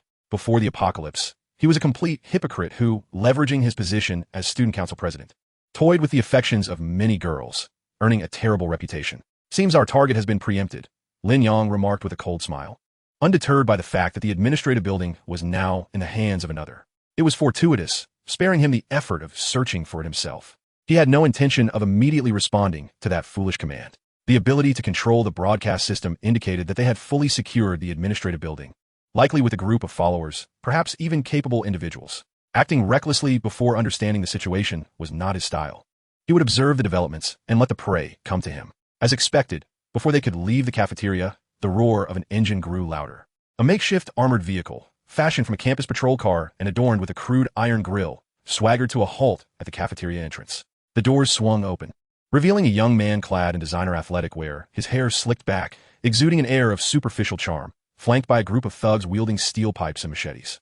It was none other than student council president, Zhao Tianyu. He instantly spotted Lin Yang in the cafeteria, along with the three exquisitely beautiful women behind him, each possessing a distinct charm. Zhao Tianyu's eyes widened in lustful greed, a flash of desire flickering in the depths of his gaze, quickly masked by a disingenuous smile. Greetings, fellow student. Zhao Tianyu extended his hand, wearing a self-satisfied grin. I am student council president Zhao Tianyu. It is a pleasure to encounter such a formidable survivor team in this apocalypse. Lin Yang did not reciprocate the handshake, merely casting a disinterested glance at him. Unfazed by the awkwardness, Zhao Tianyu withdrew his hand, his gaze fixated on Tang Shichin and the other two, swirling with fervent interest. My friend, I see you possess formidable skills, and your companions are no weaklings either. What do you say? Are you interested in joining our Guardians? Should you agree, I would appoint you as the vice-captain of our Guardian team, second only to me. His words were laden with an insidious charm, yet his eyes betrayed a desire to strip the three women of their clothing. Rest assured, dear ladies, once you join our Guardians, I guarantee you will never have to live in fear again. The administrative building offers the safest rooms, the cleanest beds, and an abundance of food. At that moment, a thought resonated in Lin Yang's mind, audible only to him through a mental link. It was Lin Yang. That man is a complete scoundrel. I just try to probe his thoughts, and his mind is filled with schemes to lure you into the administrative building, then find an opportunity to eliminate you while making us his personal playthings. Indeed, this confirmed Lin Yang's suspicions, intensifying his murderous intent, though his face remained impassive, even feigning interest. Oh, Chairman Zhao holds me, Lin Yang, in such high regard. I am truly humbled. A smirk played on Lin Yang's lips as he stated. In that case, joining you is indeed a most welcome opportunity. However, we have some crucial supplies that we painstakingly gathered back at the dormitory that need to be organized before we can accompany Chairman Zhao. No problem. Of course. Zhao Tianyu exclaimed, his joy palpable upon hearing Lin Yang's agreement. His gaze towards Lin Yang resembled that of a predator eyeing its prey. With a grand gesture, he pointed to two of his bulliest henchmen and announced, I will send a Long and a Hu with you.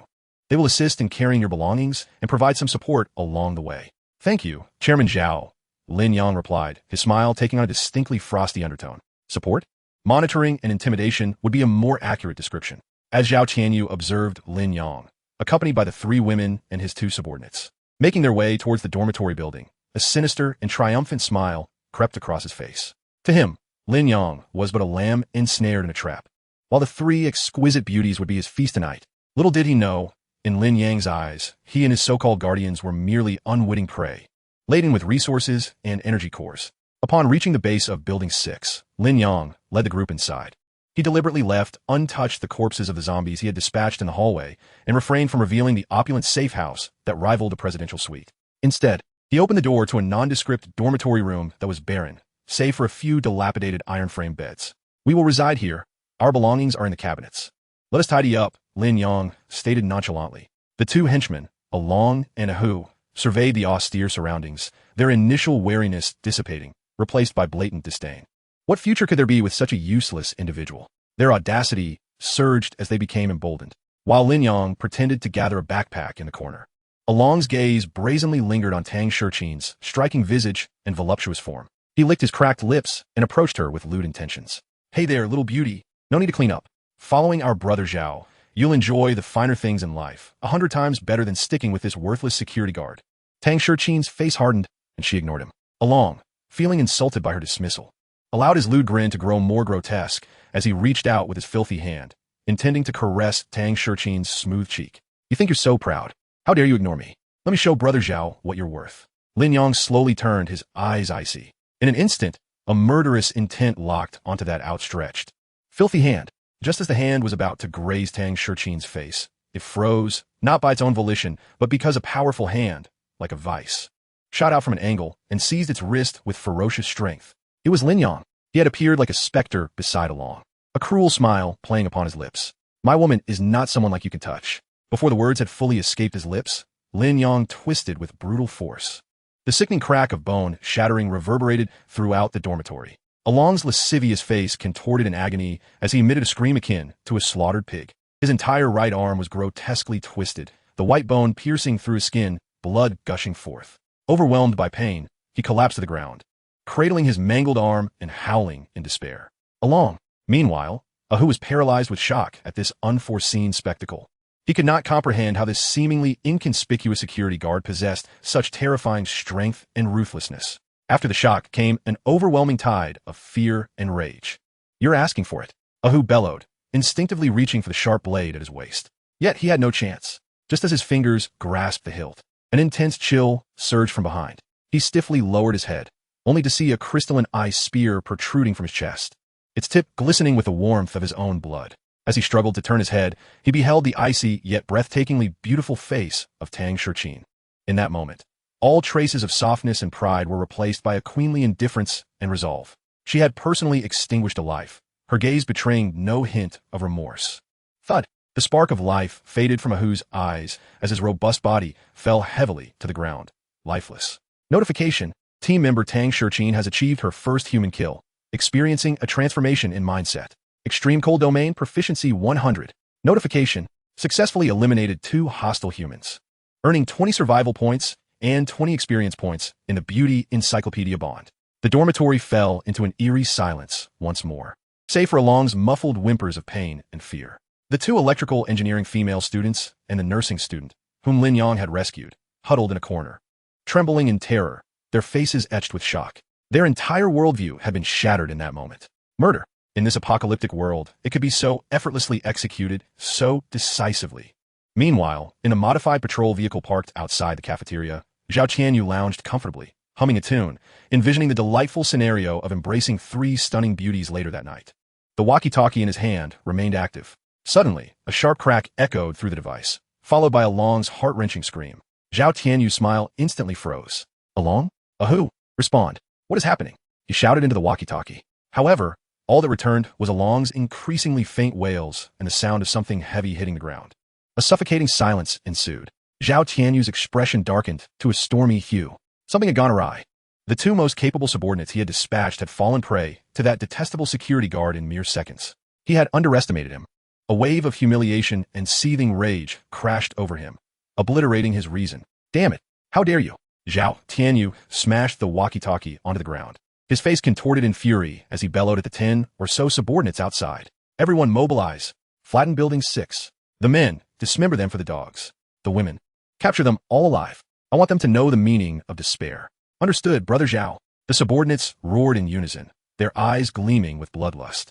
Having long coveted the 3 exquisite beauties surrounding Lin Yang, with a roar of the modified vehicle, it charged towards Building 6 with a ferocious momentum, accompanied by the throng of subordinates. However, none of them noticed the unassuming window on the 2nd floor of Building 6, where Li Ying's alluring eyes coldly observed the unfolding chaos. Brother Lin Yang, they are coming, 13 in total, all armed, charging through the main entrance. Li Ying's calm voice resonated through their mental link. Very well, Lin Yang replied, a frosty smile gracing his lips. He delivered a kick that rendered Along unconscious, then strode to the dormitory entrance and shouted downwards. Yuqing ignited. Received. Brother Lin Yang. At the stairway on the 3rd floor, Li Yuqing peered down, her small head protruding slightly, observing the throng of guardians rushing upward, devoid of any semblance of compassion in her gaze. Beneath her feet lay a pile of meticulously prepared, gasoline-soaked blankets and debris. She lifted her delicate hand, summoning a blazing fireball that materialized from thin air. "May your foolishness lead you to your demise," she declared, casually hurling the fireball downwards. Boom! The gasoline ignited instantaneously, unleashing a terrifying inferno that roared like a waking dragon, engulfing the entire narrow corridor in an instant. The staircase between the first and second floors transformed into a sea of despairing flames. Help! Fire! It's fire! My leg! It's on fire! The unfortunate souls at the forefront were immediately ignited, their anguished screams reverberating as they writhed in the confined space, inadvertently spreading the flames to their comrades. Thick smoke billowed, and cries of horror echoed. The once formidable Guardian squad was thrown into utter disarray, suffering devastating casualties. Chapter 15. The Valkyrie in the Thunderstorm Downstairs. Zhao Tianyu stood aghast at the sudden conflagration and the wails of his subordinates, utterly bewildered. A trap! The enemy had long set a trap. As rage and astonishment coursed through him, a cold, mocking voice drifted from above. He abruptly looked up to see Lin Yang on the 6th floor, arms crossed, gazing down at him with a condescending air, akin to observing a pitiful insect. "Is this the extent of your abilities, Student Council President?" Lin Yang scoffed. "Perhaps your Guardian Squad should be renamed the Suicide Squad." Lin Yang, Zhao Tianyu's eyes blazed with fury, his lungs nearly bursting. He pointed at Lin Yang, unleashing a primal roar. "Do you think this is the end? I will make you pay." With a fierce shout, he raised both hands. An invisible force erupted forth. Clang! The sturdy iron railing along the corridor was wrenched apart, as if it were mere strands of noodle. The nearby fire hydrant door was twisted and deformed, shattered into countless fragments. These metallic shards converged swiftly in the air, fusing together. In an instant, under Zhao Tianyu's control, they coalesced into 3 2-meter-long, glimmering metal spears, radiating a chilling light. Metal manipulation. This was his unique ability. Zhao Tianyu roared, thrusting his arm forward. Whoosh, whoosh, whoosh. The 3 metal spears tore through the air, whistling sharply, akin to 3 precise projectiles, hurtling towards Lin Yang at the 6th floor window. However, just as the spears were about to strike Lin Yang, a thick, crystalline ice wall materialized before him, providing a robust shield. It was Tang Shurqin intervening. Bang, bang, bang. The 3 powerful metal spears collided violently against the ice wall, producing 3 resounding impacts. The ice wall trembled violently, countless fissures spreading across its surface, yet ultimately withstood the lethal assault. What? Zhao Tianyu's pupils constricted. An ice ability user? Before he could fully comprehend the shock, a wave of intangible psychic force violently pierced into his mind. He felt a deafening thud in his head, as if struck by a heavy hammer. Darkness enveloped him, and the excruciating pain elicited a muffled groan, causing a critical lapse in his metal manipulation. It was Lin Yang. Seizing a moment of his weakness, she struck. Boom! Boom! 2 searing fireballs soared over the ice wall, accurately crashing into the panicked guardians below, sparking further chaos and screams. It was Li Yuqing.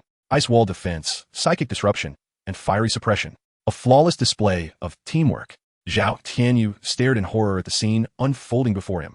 His proud ability, the meticulously assembled team, was rendered utterly powerless against this mere quartet, as if they were mere toddlers, toyed with and slaughtered.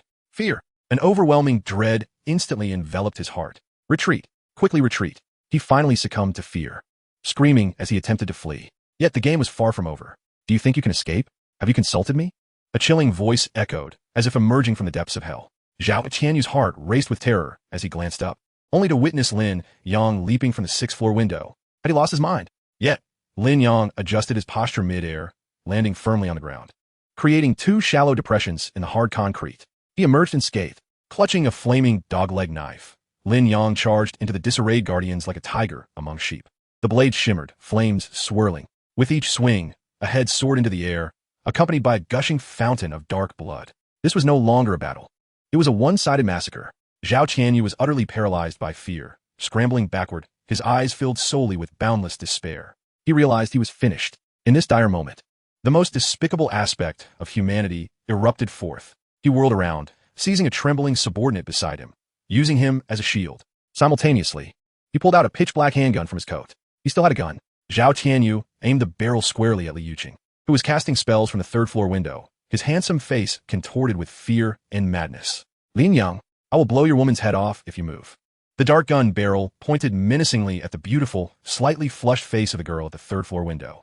Zhao Tianyu's roar, driven by sheer madness and terror, became sharp and distorted.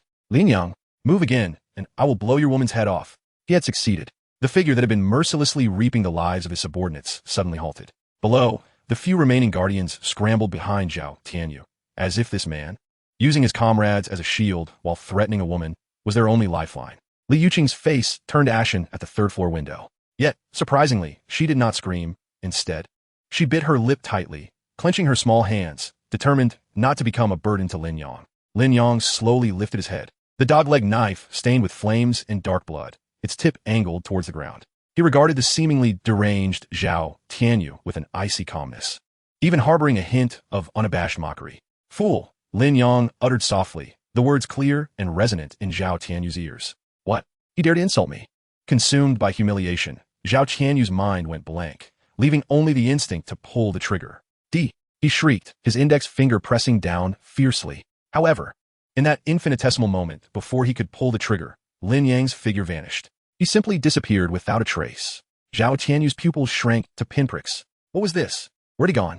Before he could ponder further, an overwhelming sense of impending doom surged forth. Instinctively, he looked up, only to see Lin Yang's figure, having appeared out of nowhere, standing protectively in front of Li Yuqing. Ding! Team Bond Level 1 achieved. Unlocking Bond Skill. Short-distance vision, sharing, teleportation. Skill effect. The host can share vision with any member of the team, consuming a small amount of mental energy, and instantly teleport to that member's side. Maximum distance 100 meters. Cooldown time 10 minutes. All of this transpired in the blink of an eye. Zhao Tianyu saw a fleeting shadow pass by, and then the hand that had been poised to pull the trigger could no longer do so. Chapter 16. A small arms depot, a cold, powerful hand firmly grasped the handgun that had become searing hot from the imminent discharge. Bang! Ultimately, the bullet was fired, but not towards Li Yuqing. Under Lin Yang's control, it soared into the vacant sky. Zhao Tianyu was utterly stunned. He stared at the face before him, mere inches away, adorned with a deathly smile, as his mind came to a standstill. Spatial movement? Instant transmission? What manner of creature is this? You made the gravest mistake. Lin Yang's voice resonated like a sinister echo from the depths of hell. You dared to use my woman as leverage against me.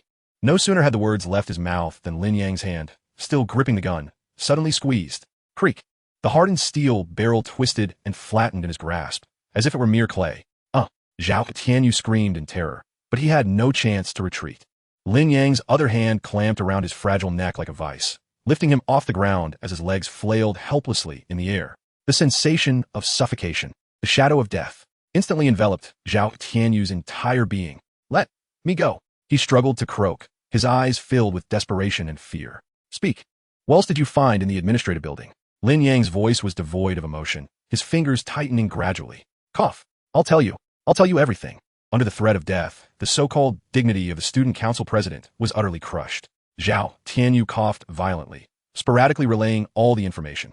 My father is the deputy director of the city planning bureau. After the apocalypse, he gathered a group of people and is establishing a large survivor base at the Zhou family industrial park in the east of the city. The Zhou family. Again, the Zhou family. Lin Yang Espopils constrictet sarpli.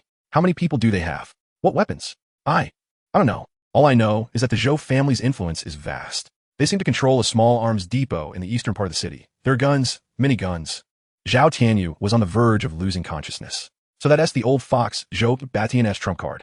Utilizing his official position to seize military resources and industrial zones, establishing a base, and gathering survivors. A clever scheme. One last question. Lin Yang's voice grew increasingly frigid. Is Zhou Long also there? Zhou Long. He awakened a powerful ability. He is a key protected asset of the Zhou family. After acquiring all the desired information, the corners of Lin Yang's mouth twisted into a cruel and satisfied grin. Very well, your value ends here. No, don't kill me. My father is the deputy director.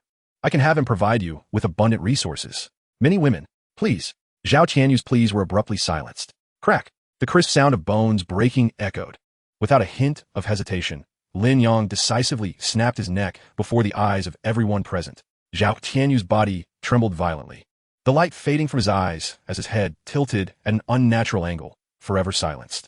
Lin Yang casually discarded his body as one would refuse a piece of refuse, tossing it downstairs. Thud. The corpse struck the ground with a muffled thud. Below, the few remaining members of the Guardians, witnessing this scene, were so terrified that their courage shattered, scattering in all directions.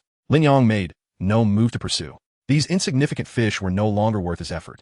He turned to face the three women behind him, whose faces were still pale, but whose eyes shone with undeniable clarity. Especially Tang Shurqin and Li Ying.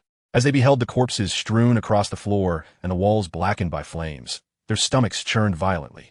Lin Yang approached them, his voice calm, yet imbued with an unassailable authority. Remember this feeling. This is the apocalypse. To survive, one must be more ruthless than their enemies. In the future, we will tread upon more such corpses, either those of our enemies or our own. This bloody and brutal second lesson was indelibly etched into the hearts of the three women.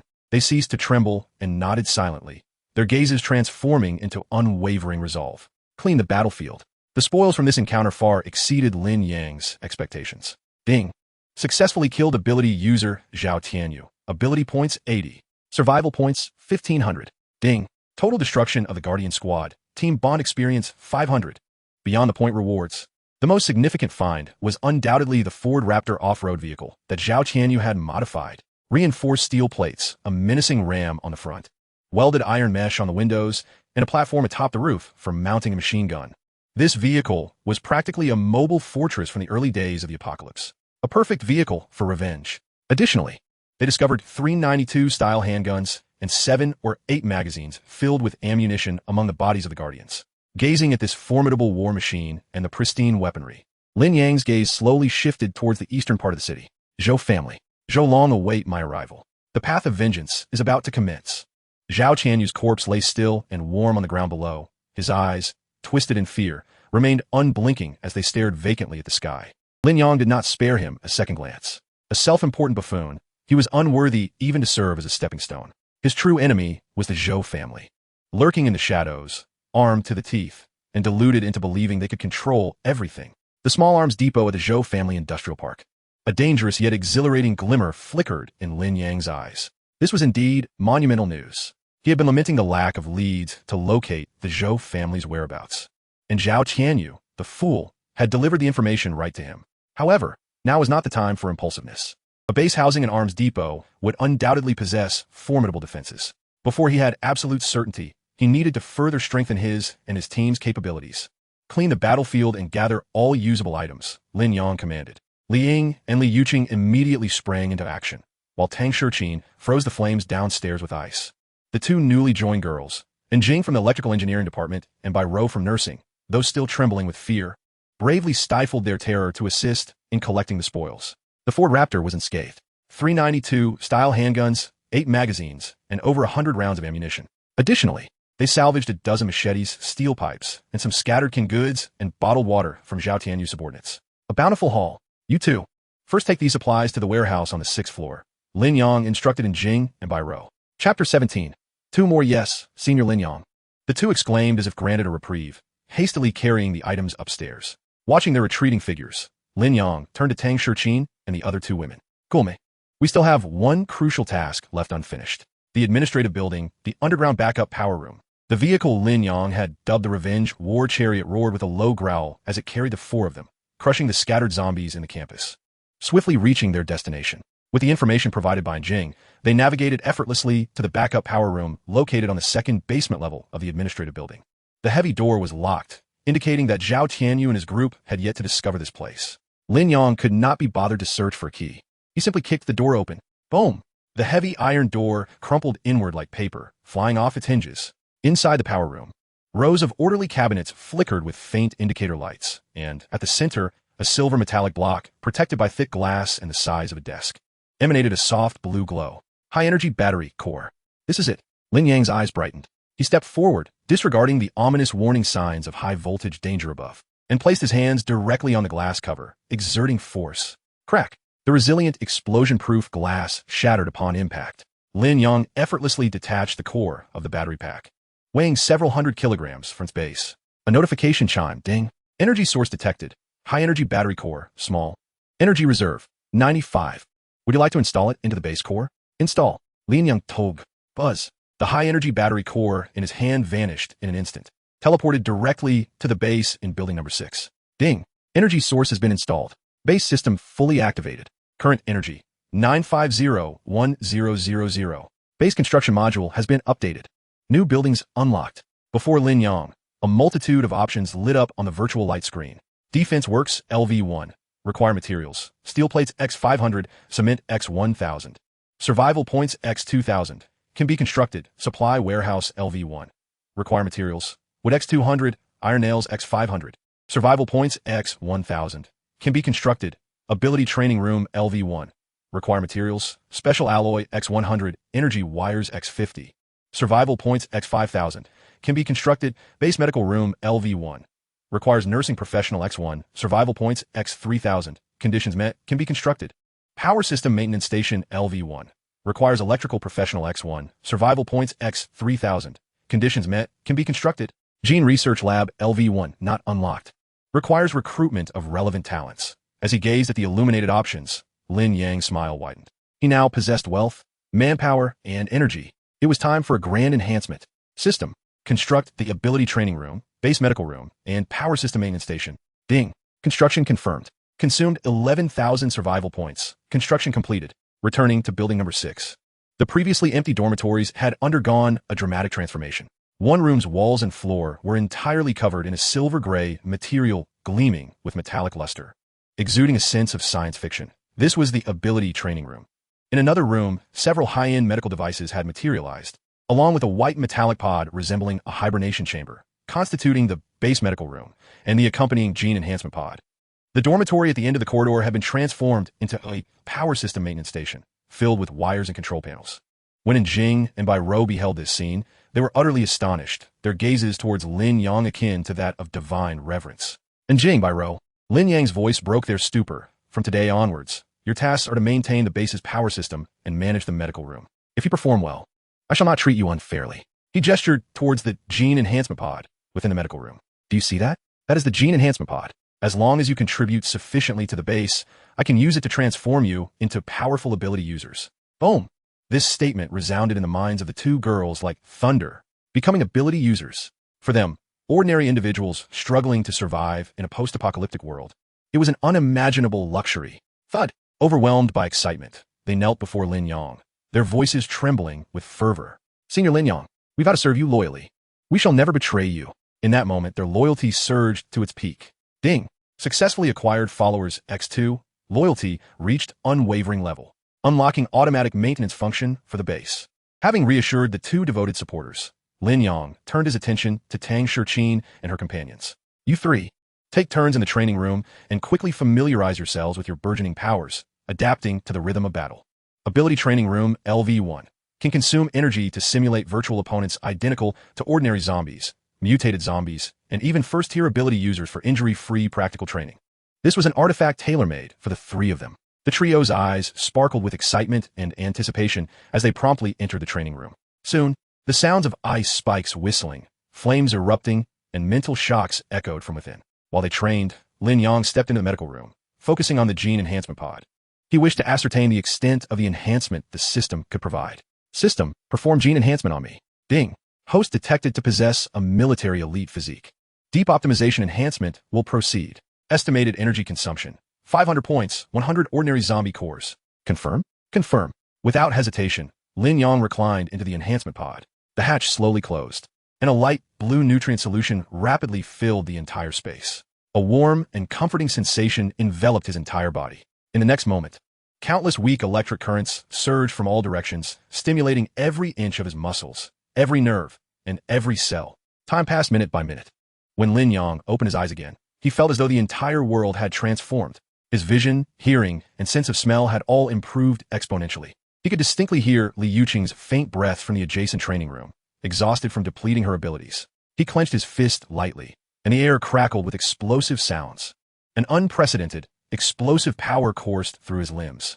Chapter 18 LV2. New Combined Technique Ding. Host Body Enhancement completed. Strength 20. Speed 20. Neural Reaction 30. Military Elite Combat Skill Compatibility reached 100. Automatically evolved into Master-Level Combat Skill. Powerful. Unprecedentedly powerful. Lin Yang felt that now, even without employing any abilities, he could effortlessly tear apart mutated zombies with his mere physical prowess. Just then, another system notification chimed. Ding. Team members Tang Shichin, Liang, and Li Yuqing have significantly improved their practical abilities through high-intensity training. Loyalty and tacit understanding have reached new heights. Team bond level elevated to LV2. Unlocking team, combined technique, tri-elemental shield. Tri-elemental shield, formed by the fusion of ice, fire, and mental elements. It can instantly generate a powerful energy shield capable of withstanding a single lethal attack, far exceeding defensive limits. Cooldown time, 24 hours, another formidable trump card for survival. Lin Yang noted in satisfaction. Everything was in place. On the eve of departure, Lin Yang filled the Vengeance War Chariot to the brim, using his final survival points. He exchanged for a vast amount of ammunition, high-calorie military rations, medical supplies, and several barrels of gasoline. The four stood on the rooftop of building number 6. The evening breeze caressing the three girls' flowing hair as they gazed down at the city shrouded in darkness and death, their eyes devoid of any fear. Lin Yang, Tang Shichin spoke first, her voice cool, but imbued with unwavering resolve. From now on, I, Tang Shichin, shall follow your command. So will I, brother Lin Yang. Wherever you go, I shall follow. Li Yuqing clung tightly to Lin Yang's arm. Li Ying remained silent, her captivating gaze fixed deeply on Lin Yang, conveying everything without words. They formally pledged their allegiance to him, for they understood that this man before them would be their only king, leading them to conquer this post-apocalyptic world. The next morning, as the first rays of sunlight pierced the darkness, boom, the engine of the Vengeance War Chariot roared thunderously as it burst through the gates of Hanhai Academy. Officially entering the perilous city, Lin Yang gripped the steering wheel, his expression stern. Li Ying sat in the passenger seat, her mental prowess resembling an invisible radar, scanning the surroundings. Tang Shichin and Li Yuqing occupied the back seat, brandishing unsheathed blades, vigilantly observing the scenes outside the car window. Abandoned vehicles littered the streets, and hordes of zombies aimlessly roamed, their numbers far surpassing those within the campus. This armed-to-the-teeth squad, the strongest in this apocalyptic world, had officially embarked on the path of vengeance toward the Zhou Shi Industrial Park. However, as the vehicle rounded a corner, Li Ying's expression abruptly changed. A trace of gravity surfaced on her alluring face as she urgently exclaimed, "Brother Lin Yang, there's a situation ahead. A powerful mental wave. It's not zombies, but a large group of ability users. They're attacking a woman." Lin Yang slammed on the brakes, bringing the car to a halt in the shadow of a building. Following Li Ying's direction, they beheld a fierce battle unfolding at a crossroads hundreds of meters away. Lightning flashed, and electric serpents danced. A stunning woman clad in a blue police uniform, her figure graceful and commanding, was being besieged by dozens of armed men. Her situation was perilous. At the heart of the intersection, the battle raged fiercely. A breathtaking woman, her blue uniform accentuating her explosive figure, was under relentless assault from men wielding blades and pipes. Her uniform was torn in several places, sweat glistening on her smooth forehead, breaths coming in quick gasps. Yet her bright eyes held no fear, only a resolute fighting spirit and indomitable courage. With a swift gesture, she unleashed a thick electric serpent from her palm, instantly electrocuting the two foremost assailants, leaving them charred and convulsing on the ground. However, the number of attackers was overwhelming. As she dealt with one side, several men seized the opportunity, swinging their machetes with wicked grins aimed at her slender waist from behind. Gritting her silver teeth, she executed a swift roll, narrowly evading a fatal ambush. But the sharp blade still left a deep gash on her pristine thigh. The searing pain elicited a muffled groan, momentarily slowing her movements. "Ha ha ha, she is almost done for. Brothers, give it your all. Grab her. This little lady is a gem, a rare lightning ability user. The boss said that whoever catches her first gets to enjoy her." Filthy words echoed as the assailants grew increasingly frenzied. Inside the Revenge War Chariot, Lin Yang raised binoculars, capturing the figure battling amidst the lightning. What a strikingly poised police flower. Her face, capable of driving any man mad, was now further enhanced by the allure of anger and sweat. Especially her fierce determination to protect justice ignited a fire in Lin Yang's heart. Ping. Rare target detected. Mu Rong Shui. Occupation. Police flower. Rare. Appearance. 95 ability. Lightning control. Legendary. Status. Severely injured. Ability overexerted conquest reward. Obtain legendary ability lightning control, or choose to randomly draw a legendary reward. Legendary abilities. Lin Yang's Breat Quickened. This was indeed legendary, surpassing the epic levels of Tang Shichin and Li Ying. In terms of speed and explosive power, it was the pinnacle. It must be secured. Brother, that woman is formidable, at least a peak second-tier ability user. Li Ying's voice echoed in Lin Yang's mind, laced with concern. But there are too many attackers. The scarred-faced leader is a third-tier earth ability user, which severely restrains her lightning. She can hardly hold on. The atmosphere inside the vehicle grew tense. Perhaps we should refrain from meddling, Tang Shichin stated coldly, rationally assessing the situation. Our objective is the Zhou Shi Industrial Park. Diverting now is not wise. Despite her words, Her grip on her short blade tightened as she watched the woman fighting alone. But she's in a police uniform. She must be protecting someone. Li Yuqing said, her large eyes filled with concern. Lin Yang, can we help her? Lin Yang did not respond, but lowered the binoculars. A hint of a domineering smile graced his lips. Rescue. A single word, clear and decisive. He turned to the three women in the car, his voice cold.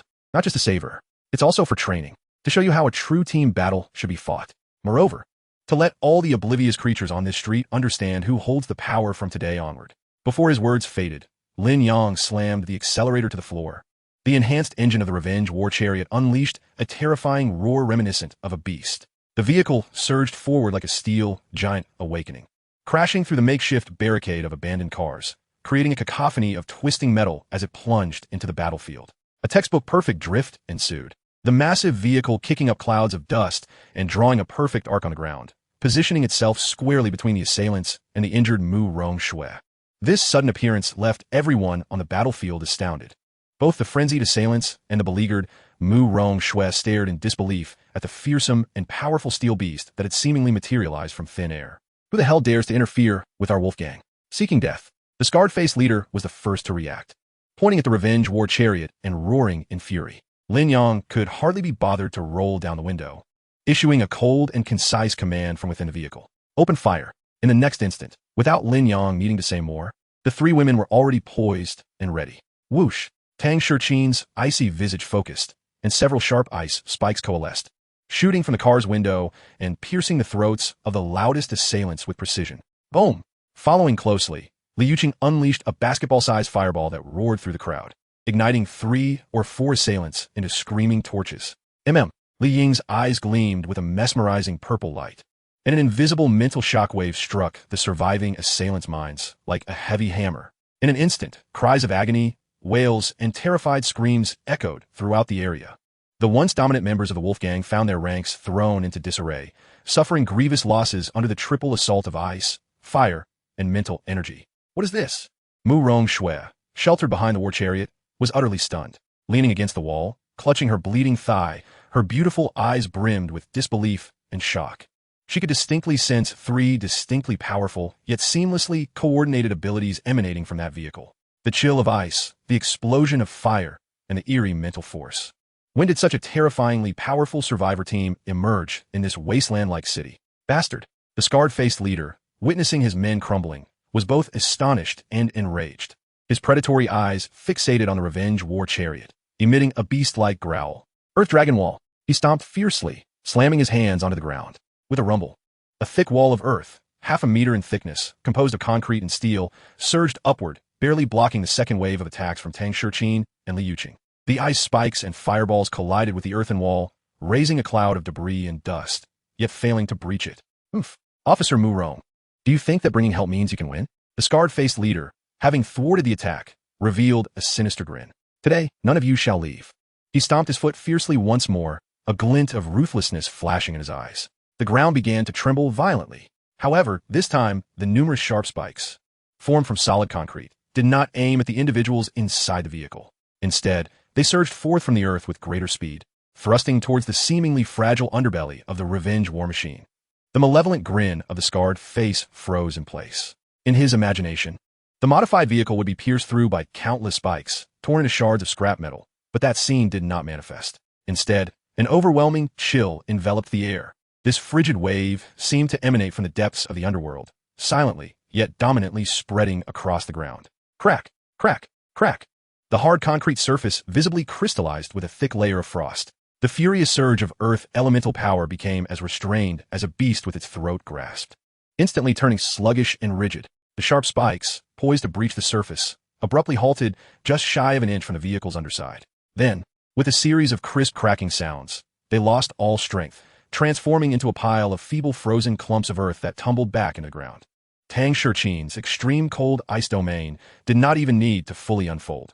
Merely the faintest hint of its power effortlessly neutralized this so-called killing move. The car door slowly creaked open. Lin Yang stepped down. He did not glance at the unscathed war machine nor the surrounding stun bandits. He simply moved forward, step by step, toward the now ashen-faced Scarman. He walked slowly and steadily, the blazing dogleg knife in his hand trailing a line of fire across the ground. His demeanor resembled that of a leisurely stroll in his own garden, rather than approaching a third-tier supernatural being. Is this all you can do? The derisive voice, devoid of any ripple, struck the scarred man's heart like a heavy hammer. Humiliation. Utter, naked humiliation. I will kill you. The scarred man was utterly enraged. His eyes bloodshot, resembling a madman. He extracted all the earth-based powers within him without reservation and slammed his hands down onto the ground once more. Die for me. Gravity, earth wall. Rumble. A massive earth wall, several times thicker than before and exceeding 5 meters in width, composed of countless steel bars and concrete, surged upward like a colossal hand swatting a fly, descending toward Lin Yang with immense force. This blow could flatten a main battle tank. However, Lin Yang did not dodge or evade. He did not even pause in his steps. Just as the earth wall was about to crush him, a thin, translucent layer of ice crystals instantaneously enveloped his entire body. This was the most basic application of ice-based powers rewarded by the system after conquering Tang Shichin. Bang! Atteindre explosion reverberated. Everyone assumed Lin Yang would be reduced to a pulp, yet the next scene nearly caused their eyes to pop from their sockets. The seemingly indestructible massive earth wall, upon contact with Lin Yang's body, shattered as if it had collided with a high-speed meteor. Countless fragments of stone mixed with steel bars flew wildly in all directions. Yet Lin Yang emerged unscathed from the swirling dust. He had used his physical body to shatter the full force of a third-tier supernatural attack. The madness on the scarred man's face was instantly replaced by boundless terror. He wanted to flee, but his legs felt as though they were filled with lead, utterly unresponsive. He could only watch helplessly as the figure, akin to a demon god, approached him. With a cruel arc, the flaming blade swept through the air. A massive head soared into the sky. Blood gushed forth like a fountain from the severed neck. Thud! The headless corpse fell heavily to the ground. The arena fell into silence. The remaining members of the Quanglong gang were completely shattered. They gazed at the man wielding the bloodied battle knife, emanating an aura of hell, and could not muster even a thought of resistance. Thud! Thud! Everyone discarded their weapons, hastily kneeling on the ground, fervently banging their heads in supplication. Spare us. Lord, spare us. We were wrong. We shall never dare again. We were blind to your greatness. Please let us go. Just then, a cold yet righteous voice shattered the atmosphere of pleading. Do not move. Murong Shui limped forward, dragging her injured leg. She bore the excruciating pain, aiming her gun firmly at Lin Yang's back, her voice trembling with a mixture of anger and weakness. You have killed. You must face judgment. Put down your weapon. Lin Yang slowly turned around. He seemed to have heard the most ridiculous joke in this apocalyptic world. Judgment? He regarded the naive policewoman with an expression of derision, a mockery evident on his lips. In this apocalypse, you dare speak of judgment to me? You might as well ask them. Lin Yang pointed the knife's tip at the trembling bandits on the ground. How they intended to judge you. Would it be to violate and then kill, or to kill and then violate? You. Murong Shui's delicate face flushed crimson, momentarily speechless. Lin Yang completely disregarded the dark muzzle of her gun. He approached the bandit who was banging his head the loudest and raised his foot, bringing it down heavily. Crack! The bandit's left leg bent at an unnatural angle. Ah! The shriek of agony echoed once more. Speak. Why did you attack her? Where's your stronghold? How many supplies do you have? Lin Yang's voice was icy, devoid of any emotion. Murong Shui watched the bloody and brutal scene unfold before her, her stomach churning. She wanted to shoot, to stop this devil. Yet, her steadfast belief in justice and order, which she had upheld for half her life, was shaken to its core by Lin Yang's direct and brutal methods. Was she correct? In this world where lives are as insignificant as grass and the strong prey upon the weak, do the so-called laws and judgments still hold any meaning? I will tell you. Do not kill me. The bandit with the broken leg, completely unhinged, cried and divulged everything. We are the Quanglong gang, a notorious organization in this area. We coveted Officer Murong's beauty and the small refuge she protects. Our boss is not Scarface. The true leader is the former P.E. teacher of the city. He has become the Corpse King. The mighty Corpse King. He resides at the sports center not far away. Scarface was merely ordered to capture people. The sports center, the mighty Corpse King. Lin Yang acquired all the intelligence he desired. He raised the dogleg knife in his hand without hesitation. Stab! The blade fell, and the scream abruptly ceased. He wiped the blood from the knife, turning to face the coldly beautiful policewoman, whose face was pale from shock and discomfort, biting her lip. Now you have two choices. Lin Yang's voice, like a devil's whisper, clearly reached Murong Shui's ears. First, continue to use your laughable sense of justice to judge me, and then I will knock you out and take your refuge and everyone inside it. Second, lead the way, and I will help you deal with that so-called Corpse King. However, all the spoils, including the sports center, will belong to me. Murong Shui's hand, gripping the gun, trembled slightly. She bit her lower lip tightly, nearly drawing blood. her mind engaged in an internal struggle. Murong Shue's hand, gripping the gun, trembled slightly. Her strikingly beautiful face drained of color, leaving only pallor. Rationality told her that the man before her was a complete madman, a devil who viewed human life as mere fodder, more terrifying than the monsters in this apocalypse. However, deep within her heart, the sense of justice and order that she had proudly upheld for half her life was shattered in mere minutes by the most brutal and sanguinary reality imposed by this man. Judgment? Indeed, what could she possibly use to judge? The legal code that had become less valuable than a single piece of toilet paper in this apocalyptic world? Or perhaps this firearm in her grasp, which held less than a full magazine of bullets. Had this man not appeared today, her fate and that of the dozen or so survivors sheltered behind her would have been nothing but the humiliation and slaughter at the hands of those thugs, becoming mere playthings for their primal desires. At that moment, who would judge them? Murong Shue's lips trembled slightly, and, ultimately, the hand that clutched the gun fell helplessly to her side. She chose to compromise, not out of fear, but from a deeper sense of despair and helplessness. I will take you there. She inhaled deeply, forcing herself to regain her composure, though her voice still held a rasp. However, those ordinary survivors captured by the wolf pack were innocent. Lin Yang glanced at her, but remained silent. He turned and approached the group of wolf pack thugs, who were now kneeling on the ground, terrified to the point of losing control of their bowels.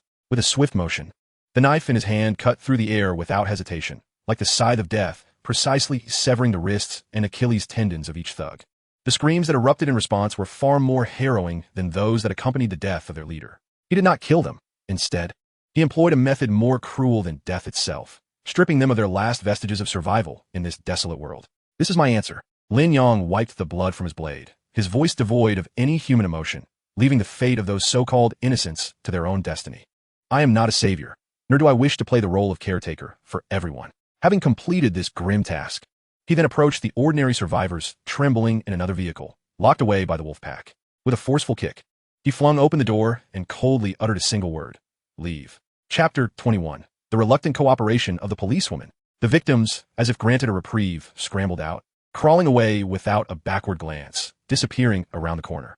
Murong Shue stood in a daze, watching as this man, through such a crude and straightforward approach, redefined the rules of this place. Her heart sank utterly. Scavenge the battlefield, gather all usable items, and load them onto the vehicle. Lin Yang's command was succinct and clear. Tang Shiqin and Li Yuqing sprang into action, rummaging through the thug's vehicle to extract boxes of canned goods, compressed biscuits, and several large containers of precious purified water. Li Ying utilized her mental powers to scan the area, ensuring no resources or potential dangers were overlooked. Although Murong Shue's wound on her thigh continued to bleed, she simply tore a piece from her police uniform and tightly bound it, limping to join the scavenging effort. Her movements were swift, her gaze professional, and she quickly retrieved a relatively new handgun and 3 spare magazines from the corpse of a Scarface thug, silently presenting them to Lin Yang. She understood that from this moment on, there was but one commander in this team. The resources left by the wolf pack were plentiful, in addition to food and water. There were 2 crudely modified pickup trucks. With the vehicles ready and supplies loaded, Lin Yang returned to the driver's seat of the revenge vehicle. We are headed to the sports center. The convoy roared to life, driving deeper into the city. On the way to the sports center, Murong Shue witnessed Lin Yang's terrifying tactical prowess for the first time. He bore no resemblance to an ordinary campus security guard. Turn right at the upcoming intersection, enter Riverside Avenue. That road has the least abandoned vehicles. Li Ying, expand your mental scanning range to 300 meters, keeping an eye on the skyscrapers on both sides. That is where mutated zombies are most likely to appear. Tang Shiqin, if we encounter a large horde of zombies, immediately erect ice walls to block the narrow alleys on both sides, trapping them on the main road to facilitate our passage. Murong Shue, your lightning strikes are lethal. Use them to deal with the swift, jumping zombies. Each command issued by Lin Yang was clear and decisive, devoid of any hesitation. He did not even consult a map. The entire layout of the city seemed etched in his mind. His understanding of zombie behavior, his utilization of terrain, and his precise allocation of team members' abilities left Murong Shue, a former chief of the municipal criminal police, in a state of unprecedented shock and trepidation. This was hardly the caliber expected of a mere survivor. This was evidently the skill set of a seasoned and elite special forces commander. What exactly was this man's identity? Under Lin Yang's command, they navigated through the dangers with remarkable ease, reaching the periphery of the city sports center without expending much effort. The massive sports venue loomed like a silent behemoth, lying prostrate among the ruins of the city. The eerie silence here stood in stark contrast to the zombies roaming outside. It was too quiet, an unsettling stillness that sent shivers down their spines. As the group disembarked, they cautiously infiltrated the sports center. Upon entering the venue, a nauseating stench of blood, mingled with decay, assaulted their senses. The scene before them resembled hell itself. Mangled corpses littered the entire corridor and stands. The congealed black blood, nearly staining the ground a dark crimson hue. Hundreds of ordinary zombies, seemingly paralyzed by some unseen force, lay prostrate on the ground, trembling, as if in worship toward the center of the sports field. In the midst of that verdant expanse, a giant zombie stood over 3 meters tall, its muscles bulging and skin resembling a rock-like gray hue, kneeling as it tore into a bloodied corpse, ravenously stuffing its mouth. With each bite, black blood and flesh dripped from its jaws. The giant zombie king, the oppressive aura, as heavy as a mountain, made Tang Shurqin and Li Yuqing feel as if they could scarcely breathe, their faces paling in fear. Even Lin Yang felt an unprecedented pressure. The presence of this zombie king was far more formidable than the dormitory zombie king he had previously encountered. This would undoubtedly be an unparalleled battle. The giant zombie king finally ceased its feasting. It slowly rose to its full height, casting a shadow that loomed over the central area of the stadium, enveloping it in darkness. Its scarlet eyes began to swivel, eventually locking onto Lin Yang and his group who had infiltrated the venue. A thunderous roar erupted from deep within its throat. The terrifying sound wave transformed into a tangible shockwave, sweeping across the entire sports arena. The seats in the stands were hurled into the air, and fragile glass shattered in an instant. The hundreds of ordinary zombies that had been prostrate on the ground seemed to respond to some command, scrambling to their feet and turning to face the intruders with their hollow, bloodthirsty gazes. This is bad. Murong Shue's face changed dramatically. Its roar seems capable of controlling the lower-tier zombies. Fall back. Before her warning could fully escape her lips, the horde of zombies was already in motion. Hundreds of zombies surged forward like a flood unleashed, roaring from every direction. Shurqin, ice wall. Lin Yang's command was calm, devoid of any wavering. Understood. Tang Shurqin wasted no time. Her jade-like hand pressed forward. With a crack, a massive ice wall, 1 meter thick and 3 meters high, erupted from the ground, instantly sealing off the entrance to their corridor, trapping most of the ordinary zombies outside. However, a tremendous crash resounded. The giant zombie king was charging toward them with heavy strides. Each step sent tremors through the entire sports venue, as if an earthquake had struck. Its rock-like physique shattered every obstacle in its path with a terrifying velocity that belied its massive size, charging straight towards the ice wall. Bang! The ice wall, meticulously crafted by Tang Shurqin, crumbled before the beast like fragile glass. With a single collision, the ice exploded into a flurry of icy shards.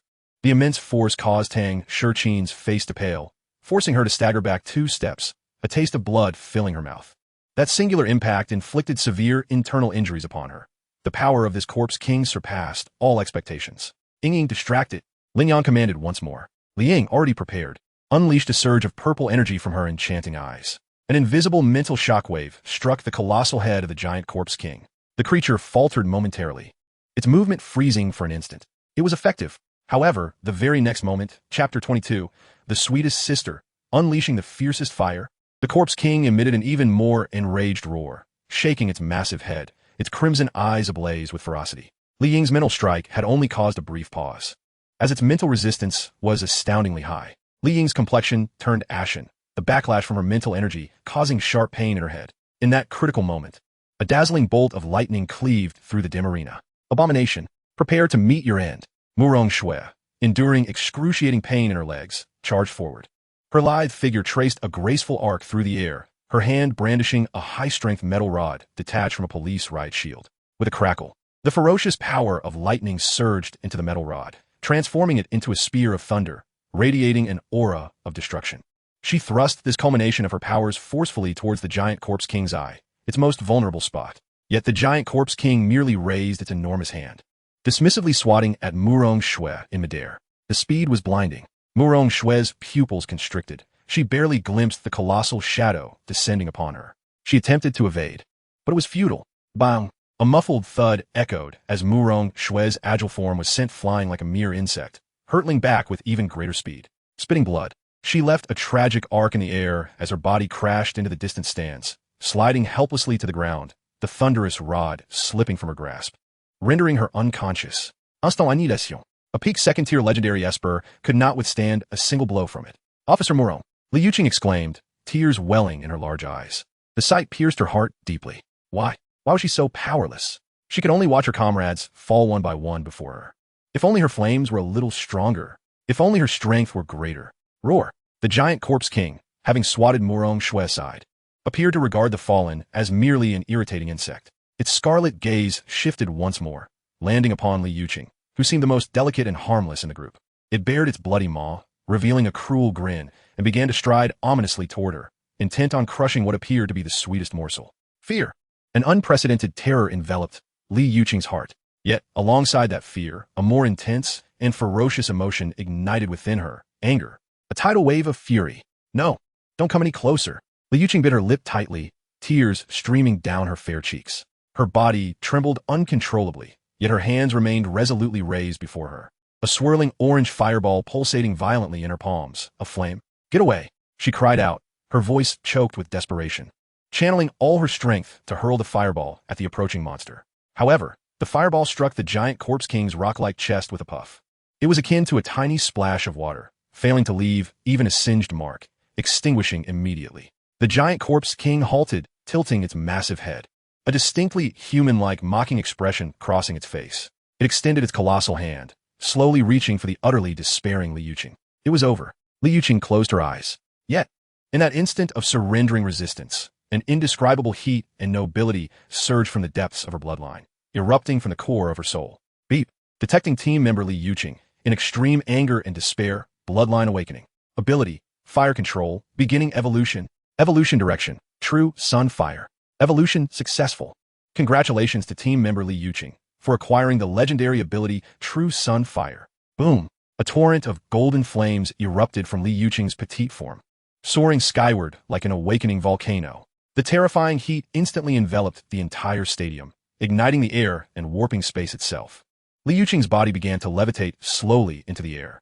Her once adorable sports attire disintegrated in the golden flames, replaced by a magnificent gown woven from the purest golden fire. She opened her eyes. Those once clear, water-like eyes now blazed with a burning, regal gold. Indifferent to all life, she resembled a goddess of flame, descending upon the mortal realm. The giant corpse king's outstretched hand abruptly froze mid-air. For the first time, fear flickered in its crimson eyes. It sensed an overwhelming suppression from the very essence of life itself. A cold, authoritative syllable escaped Li Yuqing's lips. She slowly lifted her delicate hand, seemingly sculpted from white jade, and a small, exquisite golden fire lotus, no larger than a palm, quietly blossomed in her palm. With a casual flick, the golden fire lotus drifted gracefully, seemingly slow yet defying the constraints of space, racing towards the giant corpse king. Roar! The giant corpse king emitted a terrified roar, abandoning all attempts to attack and turning to flee. But it was too late. The golden fire lotus silently imprinted itself upon its broad, heavy back. Time seemed to freeze in that moment. The next second, no explosion, no sound. The terrifying golden flames erupted from within the giant corpse king's body. The once invincible creature that had effortlessly dispatched Murong Shui shattered the ice wall, and disregarded mental shocks could not even emit a cry of anguish. Before the astonished gazes of Tang Shurqin, Li Ying, and a Lin Yang who had just regained his breath, its colossal and seemingly indestructible form melted away, atom by atom, vaporizing completely. Ultimately, it transformed into a handful of black ashes, settling upon a green field. A gentle breeze passed, leaving no trace behind. Instant annihilation. Following this event, the golden flames enveloping Li Yuqing receded like a tide. The gold in her eyes swiftly faded, returning to their original clarity. An overwhelming sense of weakness washed over her. Her body weakened, and she began to fall helplessly from the air. In an instant, a figure darted forward. Lin Yang swiftly maneuvered, securely cradling the delicate and tender body in his arms, enveloping her with his coat. At that very moment, Chapter 23, close the door, release the campus bell. A notification chimed. Team member Li Yuqing successfully evolved her legendary level ability, granting the host a corresponding reward. Your ability, Fire Control, has automatically upgraded to Legendary True Sunfire, beginner level. A formidable and unparalleled force, capable of incinerating the very fabric of existence, surged within Lin Yang.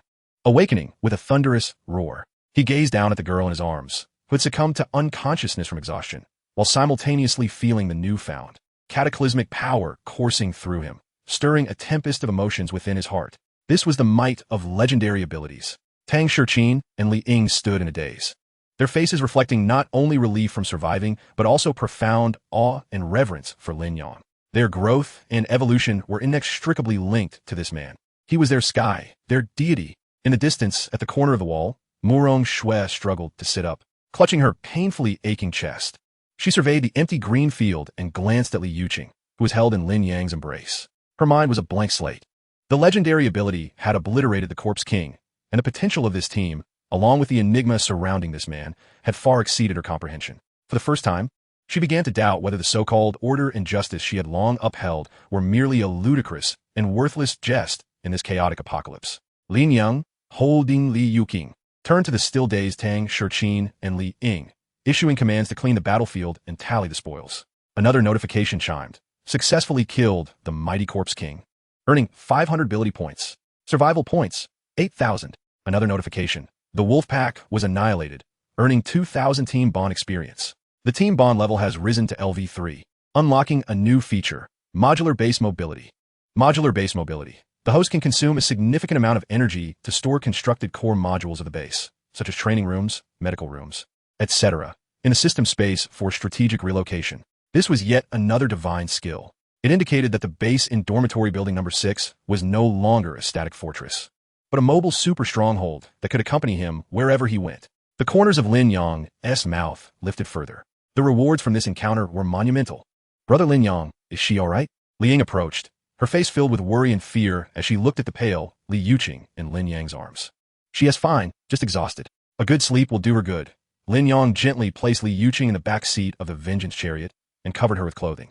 Though he had been shaken by the Corpse King's pressure and felt a tumult within, he forced himself to suppress it. He was the sole pillar of this team. He could not falter. We've struck gold. Tang Shiqin's voice echoed from deep within the sports hall, tinged with uncontainable excitement. The group followed her, discovering a hidden equipment room that turned out to be a warehouse hoarding supplies from the wolf pack. The sight before them left everyone gasping in astonishment. Mountains of canned goods, compressed biscuits, vacuum-sealed meats, enough to feed hundreds for several months. Hundreds of boxes of bottled water and energy drinks were neatly stacked. There were also a plethora of first aid supplies, antibiotics, and bandages, essentially a miniature battlefield hospital. Most importantly, within a locked iron box, they uncovered true treasures. 5 brand new Type 92 handguns, over 20 fully loaded magazines, and 2 entire crates containing a total of 40 military-grade grenades. This was no mere bounty. It was akin to an armory for a small military force. Clearly, the mighty Corpse King, in his former life as a physical education teacher, had frequently led the Wolfpack thugs to raid nearby armed depots and police stations. Now, all these riches had become Lin Yang's spoils. Move. Load everything we can onto the truck. Lin Yang commanded with a decisive wave of his hand. The group immediately sprang into action. Even Murong Shui, who had just regained consciousness and was still catching her breath, limped over to assist. She observed Lin Yang, methodically directing everyone to prioritize the most valuable weapons, ammunition, and medical supplies before moving on to food and water, and a complex emotion flickered in her bright eyes. This man, though ruthless and defiant of authority, emanated a calmness, decisiveness, and formidable power that acted as a magnetic force, exuding a lethal allure. Especially in this fractured apocalypse, such magnetism could lead any woman to succumb. Before long, the 3 pickup trucks were filled to the brim. Lin Yang approached Murong Shui. Take 1 truck of these supplies, he indicated towards a vehicle laden with food and medicines. His tone unperturbed. What? Murong Shui was taken aback, believing she had misheard. She had assumed that Lin Yang, being the type of person he was, would claim all the spoils for himself, even seeing her as part of the loot. Yet, he was now willingly offering her a third of the supplies? Why? She instinctively inquired. This is what you deserve. Lin Yang's response was simple and direct. You provided intelligence, participated in the battle, and nearly lost your life. My principle is to reward merit and penalize faults. He paused, continuing in an authoritative tone. Of course, you may also interpret this as an investment in you. I require you to swiftly organize your refuge, transforming it into the most stable intelligence station and source of troops in this area. My enemies are formidable. I need more eyes and more cannon fodder. His words remained cold and pragmatic, yet this time, Murong Shui felt no discomfort. Instead, she perceived this as the most genuine approach. In this apocalypse, any unprovoked goodwill was the most perilous poison. Only cooperation founded on mutual interests and value could yield stability and reliability. All right, Murong Shui cast him a deep look, nodding firmly. From today onwards, the City West Police Station Refuge will be under your command. She did not utter thanks, for she understood that this man required none. A notification chimed. Successfully recruited the rare target Murong Shui. Initial. Loyalty has reached trust. The beautiful woman codex is illuminated. Conquest progress. 20. Partial rewards obtained. A random draw for a rare level reward.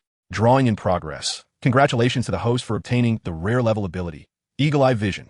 Eagle-eye vision. Your dynamic vision, distance perception, and precision have been greatly enhanced. You can see the wings of a mosquito from a kilometer away. Another practical auxiliary, divine skill. Chapter 24. Mental torture. Lin Yang spirits soaret. He was about to command the convoy to depart, escorting Murong Shue back to her refuge. However, at that moment, an ear-piercing electric crackle erupted from the walkie-talkie at Murong Shue's waist. This walkie-talkie was the sole long-distance communication device in her small refuge. Murong Shue's expression shifted, swiftly grabbing the walkie-talkie. "This is Murong Shue. Please respond." The device fell into silence for several seconds before a panicked, breathless voice of a young man emerged, filled with urgency and fear. "Captain, Murong Captain, you must return quickly. Something has happened. A major incident." Murong Shue's heart sank. "Stay calm. Speak slowly. What transpired?" "It's the Zhou family. The Zhou family has come." Zhou family. Upon hearing those two words, Lin Yang's movements abruptly halted. He turned his head, and a terrifying gleam erupted from his pupils. How could they have found this place? Could it possibly be Zhao Tianyu's wretched father? The voice of a young team member crackled through the walkie-talkie, distorted and shrill with fear. "They arrived in armored vehicles. There are so many of them. So many guns. They have surrounded us. They claim we are harboring a major criminal. They specified your name, demanding you return immediately." As he spoke, the young man's voice quivered violently with dread, seemingly having caught sight of something, before he unleashed a desperate howl with all his might. "They demand you surrender Lin Yang." Zhou. These two words resonated like an ancient curse, freezing time as a palpable, soul-chilling aura erupted from Lin Yang. The temperature around him plummeted. Dang Siqing, who had been sorting supplies, suddenly froze, her face instantly covered in frost. The power of extreme cold domain activated uncontrollably under the pull of murderous intent. Ling trembled involuntarily, instinctively taking a step back, overwhelmed by an unrestrained, destructive will. What deep-seated enmity could this man possibly have with Zhou Jia? "Stay calm. Come back quickly. They have armored vehicles." The leader is Zhang Biao, the most trusted subordinate of young Master Zhou Long. He is a third-tier ability user. "They are coming for you." The young team member's voice was filled with despair. Murong Shue's heart plummeted to the depths of despair. She anxiously glanced at Lin Yang, only to find the murderous aura on his face had vanished, replaced by a chilling calm that sent shivers down her spine. Just in time, Lin Yang's lips curled into a cold smirk. "This saves me the trouble of searching for each of you individually." He approached Murong Shue, his tone brooking no argument as he issued new combat orders. "You must return immediately. Tell that fellow Zhang Biao that I have been gravely wounded by the Corpse King and am on the brink of death, but you refuse to hand me over. Lure them to the abandoned textile factory 3 kilometers to the north." In Lin Yang's mind, the map of that area vividly appeared. Its complex terrain and numerous factory buildings made it ideal for an ambush. Murong Shue gazed into Lin Yang's confident and cold eyes, and her panic and fear miraculously began to subside. She did not question why, nor did she hesitate for a moment. This man seemed to possess an innate power to inspire unconditional trust. "All right," she nodded decisively, jumping into the supply-laden pickup truck and accelerating towards the refuge. At the entrance of the Western District Police Station refuge, a menacing armored vehicle, converted from an armored cash transport, blocked the entrance. 7 or 8 men clad in identical black combat uniforms, armed with automatic rifles, arrogantly pointed their guns at the trembling survivors inside the refuge. A burly man, with a grotesque scar across his face and muscles rippling, impatiently kicked the police station's iron gate. He was Zhang Biao, Zhou Long's top enforcer, a third-tier, mighty transformation ability user. "Damn it, where is that little woman? I'll give you 3 more minutes. If you don't hand over that scoundrel Lin Yang, I will raze this place to the ground." Zhang Biao roared. Just then, the roar of an engine grew louder. Murong Shue drove the pickup truck to a sudden stop nearby.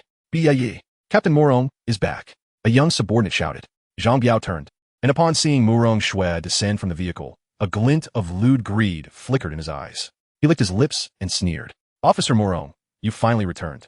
Where is she? Hand over Lin Yang, and our Zhou family can pretend nothing ever happened." Murong Shue, suppressing the pain in her leg, forced herself to display a fierce and defiant expression. "Lin Yang was gravely injured saving me from the Corpse King and is currently in critical condition. We will never surrender him to you scoundrels." "Gravely injured?" Zhang Biao paused, then erupted into raucous laughter. "Ha ha, heaven has favored me. This saves me considerable effort." With a dismissive wave of his hand, he arrogantly declared, "Since you refuse to appreciate my kindness, do not blame me for being merciless. Attack, kill the men. And as for the women," His gaze lingered on Murong Shue's voluptuous figure, a lewd grin spreading across his face. Take the women back for some fun. We'll fight you to the end. Murong Shue shouted, feigning despair as she turned to flee. Trying to escape? Chase her down. Zhang Biao laughed sinisterly, leading his men in pursuit in 2 pickup trucks after Murong Shue, who was fleeing. He had no doubt. To him, these frail and weak individuals were nothing more than fish on a chopping board. Before long, Murong Shue led them to the abandoned textile factory. Watching as Murong Shue's pickup truck entered a massive factory, Zhang Biao's eyes glimmered with the thrill of a cat hunting a mouse, and he unhesitatingly followed inside. However, just as the second vehicle crossed the threshold of the factory, boom, an earth-shattering explosion erupted at the factory's entrance. A dilapidated car, rigged with gasoline barrels by Lin Yang in advance, was detonated in an instant. The terrifying flames and shockwave twisted the massive iron gate, completely sealing the only exit. Not good. It's a trap. Zhang Biao's expression changed drastically, but it was too late. Now you realize? Too late. Chapter 25. The intelligence of young Master Zhou is worth its weight in gold. Lin Yang's cold voice echoed like a death sentence from the platform on the second floor of the factory. Accompanied by Tang Shiqin and Li Ying, he emerged like a specter. Attack! With a single command, a meticulously prepared, textbook ambush commenced. Seeking death, Zhang Biao roared, ready to unleash his abilities. A flash of eerie purple light flickered in Li Ying's eyes. An invisible mental shock slammed into the brains of all the enemies. The ordinary gunmen had no time to scream before collapsing to the ground, clutching their heads in agony. Some even turned their weapons upon their comrades in a frenzy.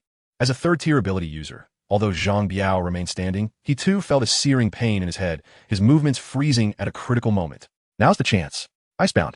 Tang Shiqin waved her delicate hand, and a piercing chill surged forth, raising 2 massive ice walls that accurately separated Zhang Biao and his men into 2 distinct areas.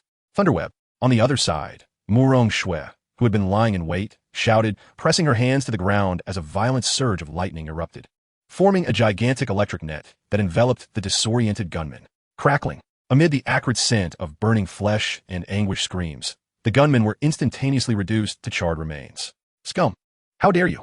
Zhang Biao, regaining his wits after the mental shock, saw his men perish in an instant, his eyes turning bloodshot. He let out a beastly roar, his muscles visibly swelling, tearing through his combat uniform.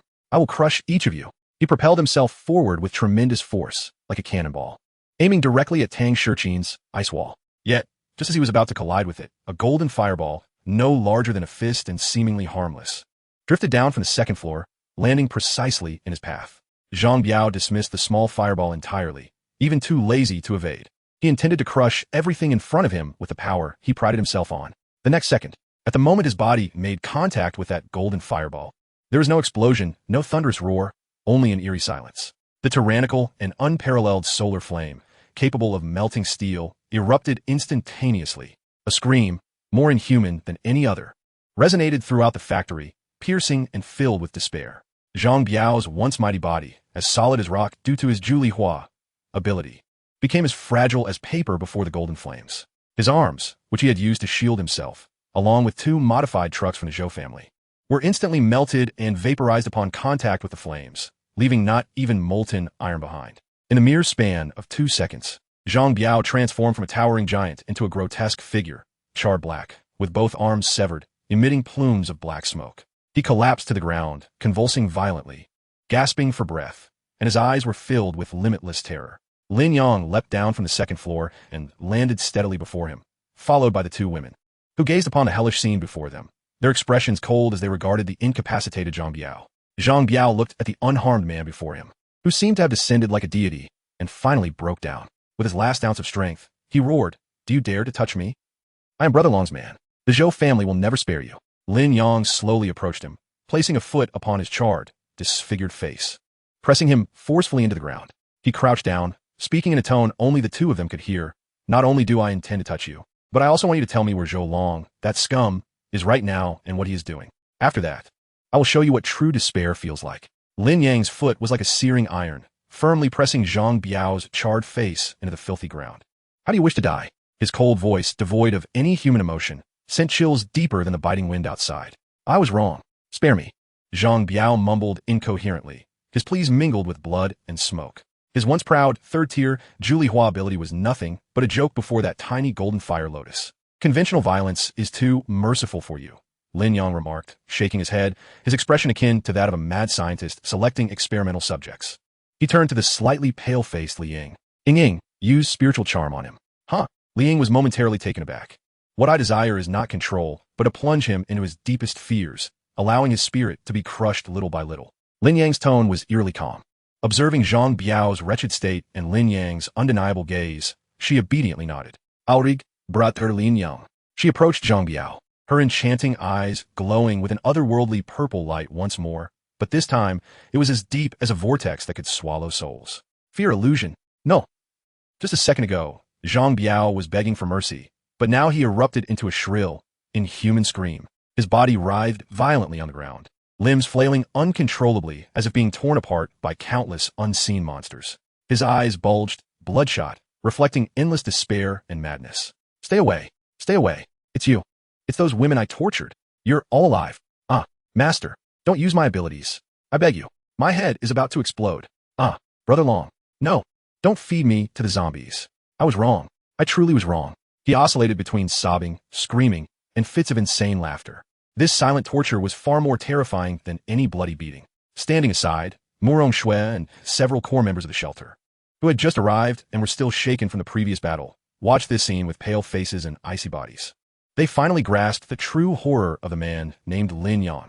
For his enemies, even a swift death was a luxury. That's enough. Just before Zhang Biao's mind shattered completely and he became a true imbecile, Lin Yang spoke calmly. Li Ying immediately retracted her abilities, her face pale, sweat beading on her forehead, clearly drained from such a profound mental assault. Lin Yang stepped forward, placing his foot on Zhang Biao's chest. Chapter 26. The police flower fully falls. The revenge war chariot sped down the highway, the vehicle suffused with a strange mix of post-battle hormones and perfume. Lin Yang sat in the driver's seat, steering with one hand while the other cradled the soft, boneless form of Murong Shui. She had exhausted her last reserves of strength, resembling a docile kitten, burying her exquisitely beautiful face deep into Lin Yang's sturdy chest, relishing the warmth and dominance that made her willing to embrace death. Her heart had completely succumbed. Dang Shiqing, Li Ying. And Li Yuqing watched this scene without a trace of jealousy, only feeling a deep sense of pride. This man was their shared sky, their faith. His strength was their glory. Soon, the convoy successfully returned to the number 6 dormitory building. As the revenge war chariot slowly entered the cleared underground garage, a stunning woman, wearing gold-rimmed glasses and a white lab coat, tall and intellectually elegant, with a beauty score of 94, awaited them, holding a data tablet. Su Wanning, the genius female scientist rescued from enemy forces by Lin Yang. She was also the core brain responsible for logistics, research, and base construction within the team. Welcome back. Su Wanning adjusted her glasses, her eyes betraying a hint of concern as she noticed Murong Shui cradled in Lin Yang's arms and the remnants of blood on everyone. Everything went smoothly. Lin Yang, still holding Murong Shui, strode confidently from the vehicle. That night, in the brightly lit presidential suite on the top floor of No. 6 dormitory, a celebration feast was underway following the battle. Lin Yang reclined on the main sofa with the coldly beautiful police flower Murong Shui, now slightly revived and sipping hot porridge on his left. On his right, the proud campus Beltang, Shurqin, gently massaged his shoulders, her face filled with admiration. Opposite him, Li Ying reported the material losses and gains from the battle, while the recently awakened Li Yuqing obediently peeled fruit for him. The genius scientist Su Wanning stood nearby, ready to report her latest research findings. The 4 stunning women, each distinctive yet all breathtakingly beautiful, surrounded him like the most loyal handmaidens. The bonds of the team had reached an unprecedented height at this moment. This was Lin Yang's harem, and the most solid foundation for his future endeavors in the apocalypse. Now, let us review our capabilities. Lin Yang reveled in this blissful moment, his spirits soaring. With a thought, his attribute panel vividly emerged his mind. Host, Lin Yang. Level, Tier 3, Beginner. Ability points, 1250 survival points, 23,500 acquired abilities. 1. Legendary Solar True Fire, Beginner. Derived from Li Yuqing, delivering ultimate destruction and purification. 2. Legendary Lightning Control, Advanced. Derived from Murong Shui, showcasing extreme speed and explosion. 3. Epic Extreme Cold Ice Domain, Advanced. Derived from Tang Shurqin, offering powerful control and defense. 4. Epic Spiritual Charm, Advanced. Derived from Li Ying, providing unparalleled control and insight. 5. Xiao Ji Ju Li Hua, Gao Jia, from Zhoulong and Zhang Biao. A pure amplification of strength. Note, this ability, obtained through system rewards, can be perfectly harnessed by the host. but its power is deeply related to the bond with the female lead. 4 core abilities rated epic or above, in addition to a rare level strength amplification. This constitutes an extraordinarily luxurious configuration of abilities. Even in the apocalypse, it is likely to be unparalleled. After Lin Yang disclosed his capabilities, all the girls present were utterly astonished. Their gazes towards Lin Yang transformed from admiration to nearly fervent awe. Their man is akin to a deity. Here, I also have some good news. As Su Wanqing sensed the opportune moment, she pushed up her glasses and handed over the data panel in her hand. From the rampaging potion sample you brought back, I successfully reverse-engineered and improved a brand new potion. Qianningji FAG. It can forcibly elevate the strength of second-tier or below abilities by 1 large level within 3 minutes. Although there will be a subsequent hour of weakness, it is sufficient to alter the tide of battle at a crucial moment. Another life-saving trump card. Furthermore, a confident smile appeared on Su Wanqing's face as she added, "Utilizing the special alloys obtained from the Corpse King's warehouse, I have equipped the Revenge War Chariot with an electromagnetic deflection defense system. It is capable of withstanding most energy impacts below the level of the Corpse King." Upon hearing this, excitement ignited in everyone's eyes. Strength surging, equipment upgraded. Everything is in place. Lin Yang slowly rose, his gaze sweeping over each girl present, exuding an aura of dominance and authority that made their hearts skip a beat. All preparations have been completed. Tomorrow, our objective is Dongsheng, Tindu Base. The final chapter of Revenge is about to unfold. Flames of battle ignited in everyone's eyes. The next morning, at dawn, after a comprehensive upgrade, the exterior of the Revenge War Chariot became even more menacing, embodying the aesthetics of steel and violence. As it roared out of the base like a awakened beast. This time, their target was clear, aimed directly at the eastern edge of the city. By evening, an indescribable steel metropolis appeared on the horizon. The 30-meter-high alloy walls stretched endlessly like mountains, adorned with dense electric grids, with an automated turret gleaming red every 50 meters. Countless glaring searchlights scanned every inch of land beneath the walls with unyielding vigilance.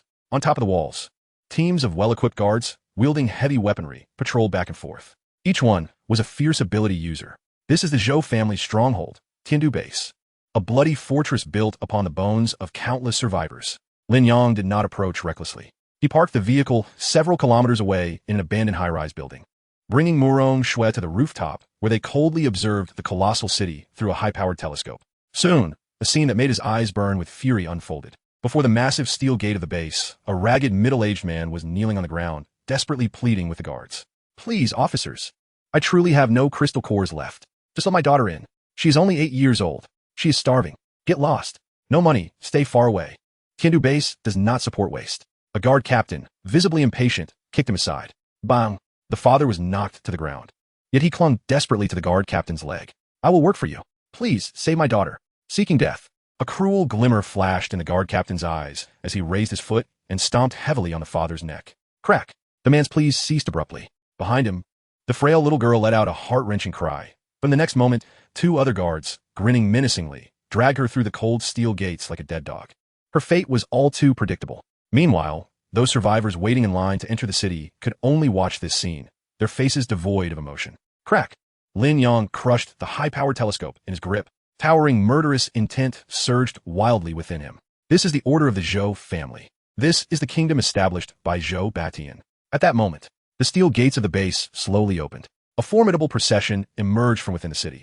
Leading them was a middle-aged man clad in a black Zhongshan suit, his countenance grim, and his gaze as sharp as that of a hawk. Although he did not possess the same immense strength as Zhou Long, merely standing there exuded a terrifying aura of authority and control. All the guards beside him bowed their heads respectfully, addressing him as family head. Zhou Batian. He actually came out personally. Lin Yang's heart constricted suddenly. It felt as though he sensed something. The man at the center of the crowd, listening to his subordinates' reports, abruptly lifted his head. His deep, profound gaze, akin to an ancient abyss, pierced through several kilometers, transcending all barriers, and collided fiercely with Lin Yang's gaze atop the high-rise. What terrifying perception! A chilling sense of crisis enveloped Lin Yang. This old man is undoubtedly the most formidable enemy he has encountered since his rebirth. Just as Lin Yang prepared to retreat with Murong Shui, an unexpected turn of events transpired. One guard, looking frantic, dashed out from the city, running straight to Zhou Batian, where he knelt and presented a black metal box with both hands raised high. Zhou Batian frowned and accepted the box. He slowly opened it. Inside lay a ring, slightly deformed from being scorched by the sun's true fire. yet still recognizable as the identity ring belonging to Zhou Long, marked with a fierce dragon's head. Buzz. Zhou Baishan's expression turned ashen upon seeing the ring, from ashen to a terrifying pallor. Onundis kibabloha, as if capable of devouring the heavens and earth and plundering all existence, erupted from him. Noir. He let out an enraged roar, suppressed to the utmost. He raised his right hand, and a black vortex filled with malice and destruction materialized in his palm. My son Zhou Long is dead. Relay my orders. Lock down the entire city. Activate the net of heaven and earth. Zhou Baishan's voice, like rolling thunder, reverberated throughout Tiandu base. Search for me, even if it means turning this city inside out. You must find a murderer. Buzz. The piercing alarm of Tiandu base instantly shattered the evening stillness. Like the tolling of a death knell, it echoed across the sky above the city. Zhou Baishan's roar, laden with boundless fury and the pain of losing a son, spread through the broadcasting system to every corner of the base. Lock down the entire city. Activate the net of heaven and earth. Search for me. Find the murderer. Boom. The massive alloy city gate, weighing hundreds of tons, slowly closed with the roar of hydraulic machinery, completely severing all access in and out. On top of the walls, hundreds of automated turrets adjusted their aim, their red targeting beams sweeping across every inch of land outside the city like the gaze of death. Teams of elite guards clad in black heavy armor, wielding heavy weapons, surged forth from the city like a tidal wave. Their eyes were bloodshot, their presence fierce, resembling a pack of enraged hunting dogs, commencing a thorough search. The entire Tiandu base transformed in mere seconds, shifting from sanctuary for survivors into a high-speed, blood-soaked war machine. Quick, we must flee. They've discovered us. On the rooftop, Murong Shue's delicate visage turned ashen, grasping Lin Yang's arm. Her voice brimmed with urgency and dread. The terrifying aura emanating from Zhou Batian made her feel as if her very soul was quaking. He was far more formidable than she had ever anticipated. Yet, Lin Yang remained motionless, exuding an eerie calmness, a cruel smirk curving his lips. Leave? Why should we? He slowly lifted his gaze, piercing through the night to confront the barrage of searchlights, his tone disturbingly serene. They cannot find us. Turning to Murong Shue, he commanded, return and instruct Ying to completely mask our presence in this building. After uttering these words, he sat down as if the monumental citywide manhunt bore no consequence for him. Gazing at Lin Yang's tranquil profile, Murong Shue felt her own turmoil miraculously quell. This man, eternally composed, seemed capable of withstanding any calamity. She nodded resolutely and swiftly descended to the lower level. Inside the revenge chariot, when Murong Shue relayed the situation outside and Lin Yang's decision, an air of disbelief enveloped the vehicle. What? We aren't leaving? We are to infiltrate. Tang Shichin was the first to rise, her proud face etched with incredulity. Had Lin Yang lost his mind? The Tiandu base was a den of peril, guarded by thousands of ability users and heavy weaponry. Charging it would be tantamount to suicide. Brother must have his own plans, Li Yuqing softly countered, though her tightly clenched hands betrayed her apprehension. At that moment, Lin Yang descended from above. He opened the door, scanning the faces of each girl within. A brazen assault would indeed be tantamount to courting death. Approaching the operational map, he picked up a red marker and drew a massive X over the most fortified central area of Tiandu base. They have dispatched all their hounds to hunt me down. The corners of Lin Yang's mouth rose further. Then their own lair is left unguarded. Our opportunity has arrived. He declared this audacious plan in an undeniable tone. Chapter 28. Citywide manhunt for the two of you. Tonight, we will infiltrate Tiandu base. I require a partner. His gaze fell upon Li Ying's enchanting face. Ying, you shall accompany me. Your mental charm is pivotal for this operation. Yes, Brother Lin Yang. Li Ying eagerly stepped forward, her face alight with excitement and honor. Shikin, Xue, Yuking. Lin Yang's eyes shifted to the other three women. You three will remain outside the city as the support and firepower team. Maintain communication at all times. Wanqing, you will be responsible for hacking into their internal network. I need to know Zhou Baishan's every move. The tasks were clearly delineated, the orders unequivocal. However, no, I cannot agree. Tang Shichin and Murong Shue stood in unison, their voices nearly overlapping. It is far too dangerous. Only the two of you. Murong Shue's chest heaved with intensity. She could not bear to witness this man undertake such a fatal risk. Lin Yang regarded their worried faces without explanation, slowly approaching them. He reached out, taking Tang Shichin's icy hand in one of his, while gently caressing Murong Shue's cheek with the other. Trust me, his voice, though soft, carried an undeniable authority that could sway anyone. To topple this mighty tree, one must strike at its roots. I will return. Gazing into his profound, confident eyes, Tang Shichin and Murong Shue found all their objections lodged in their throats. Ultimately, They had no choice but to place their unwavering faith in him. In the deep of night, under a shroud of darkness, two shadowy figures melded seamlessly with the night, stealthily approaching a relatively secluded wall on the western side of Tiandu base. The defenses here had momentarily weakened as most personnel were dispatched for the citywide search. A patrol had just passed. The next would arrive in 3 minutes. Now, Lin Yang whispered urgently. He propelled himself forward, his legs powering him like a weightless leopard. Racing up the vertical wall, his elite climbing skills were on full display at that moment. To him, the 10-meter-high alloy wall was as trivial as walking on flat ground. Almost simultaneously as Lin Yang vaulted over the top of the wall, a faint hum echoed. Li Ying's alluring eyes shimmered with a purple light. In a surveillance room hundreds of meters away, a drowsy guard, watching the screens, noticed only a slight flicker at a corner of the wall. He rubbed his eyes, muttering about faulty machinery, and returned to his slumber, utterly unaware that in that fleeting second, two specters of death had flawlessly evaded his watch. Lin Yang landed soundlessly within the wall and lowered a rope, pulling Li Ying up alongside him. They had successfully infiltrated. The two swiftly concealed themselves in a shadowy corner. Before long, two lone guards approached, grumbling about their overtime while cursing under their breath. Like two predatory leopards, Lin Yang and Li Ying sprang into action. Thud! Thud! Two muffled thuds ensued. The guards collapsed without uttering a sound. Lin Yang quickly stripped them of their combat uniforms and donned one himself, while Li Ying pressed her delicate hand against one guard's forehead. Moments later, her complexion paled as she withdrew her hand. Brother, I obtained the basic layout of the base and tonight's passphrase. Excellent. The two transformed into members of Tiandu base, striding confidently toward the heart of the base. Along the way, they passed numerous armed patrols, each time causing Li Ying's heart to race. Halt! Passphrase. A patrol leader intercepted them. Longjing Fi Jiang, Lin Yang responded. His tone unwavering. The leader nodded, briefly scanning them before waving them through. As the patrol faded from sight, Li Ying exhaled a long breath, her back drenched in cold sweat. Stealing a glance at Lin Yang beside her, she found him maintaining his cool, aloof demeanor, as though he had merely strolled through his own garden. What was this man's heart made of? According to the guard's recollections, all the secrets of the base, as well as Zhou Baishan's residence, were housed within the towering black edifice known as Tiandu Tower, soaring 100 meters high like a sword piercing the heavens. That was the true core. Just as they were stealthily drawing closer to Tiandu Tower, a cold and haughty female voice suddenly pierced the air behind them. You two halt.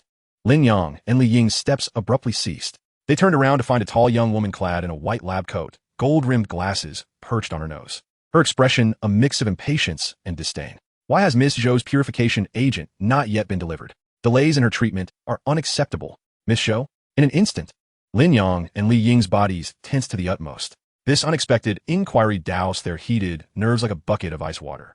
Their disguise had been flawless. How could an ostensibly ordinary research assistant see through it? A flash of murderous intent flickered in Lin Yang's mind, but he quickly suppressed it. No, something was amiss. Though her tone was haughty, the subject of her inquiry revolved around the purification agent rather than their identities. This presented an opportunity. In a flash, Lin Yang and Li Ying exchanged meaningful glances, swiftly conveying their thoughts. Lin Yang immediately retracted his facade of an old soldier's composure, adopting an expression of trepidation, even awkwardness. He abruptly stood at attention, lowering his head, his voice tinged with a hint of panic. I apologize, my lord. We are newcomers and are not yet familiar with the routes within the base. We will deliver it immediately. Li Ying further escalated her performance. Her delicate face blanched in an instant, her body trembling slightly as she cowered behind Lin Yang, appearing thoroughly terrified. The bespectacled female researcher, known as Dr. Qin, was a former colleague of Su Wanqing and a key scientific talent lured by the Zhou family with substantial financial incentives. Observing the duo's pitiful demeanor only intensified the impatience and disdain etched upon her face. Useless, she muttered under her breath, evidently harboring no doubts about their identities. In this hierarchically rigid base, it was entirely normal for lower-tier guards to exhibit such fear in the presence of a high-ranking researcher like her. She strode briskly to the pair, forcefully thrusting a metallic briefcase, which required both fingerprint and password verification to unlock into Lin Yang's arms. Take this.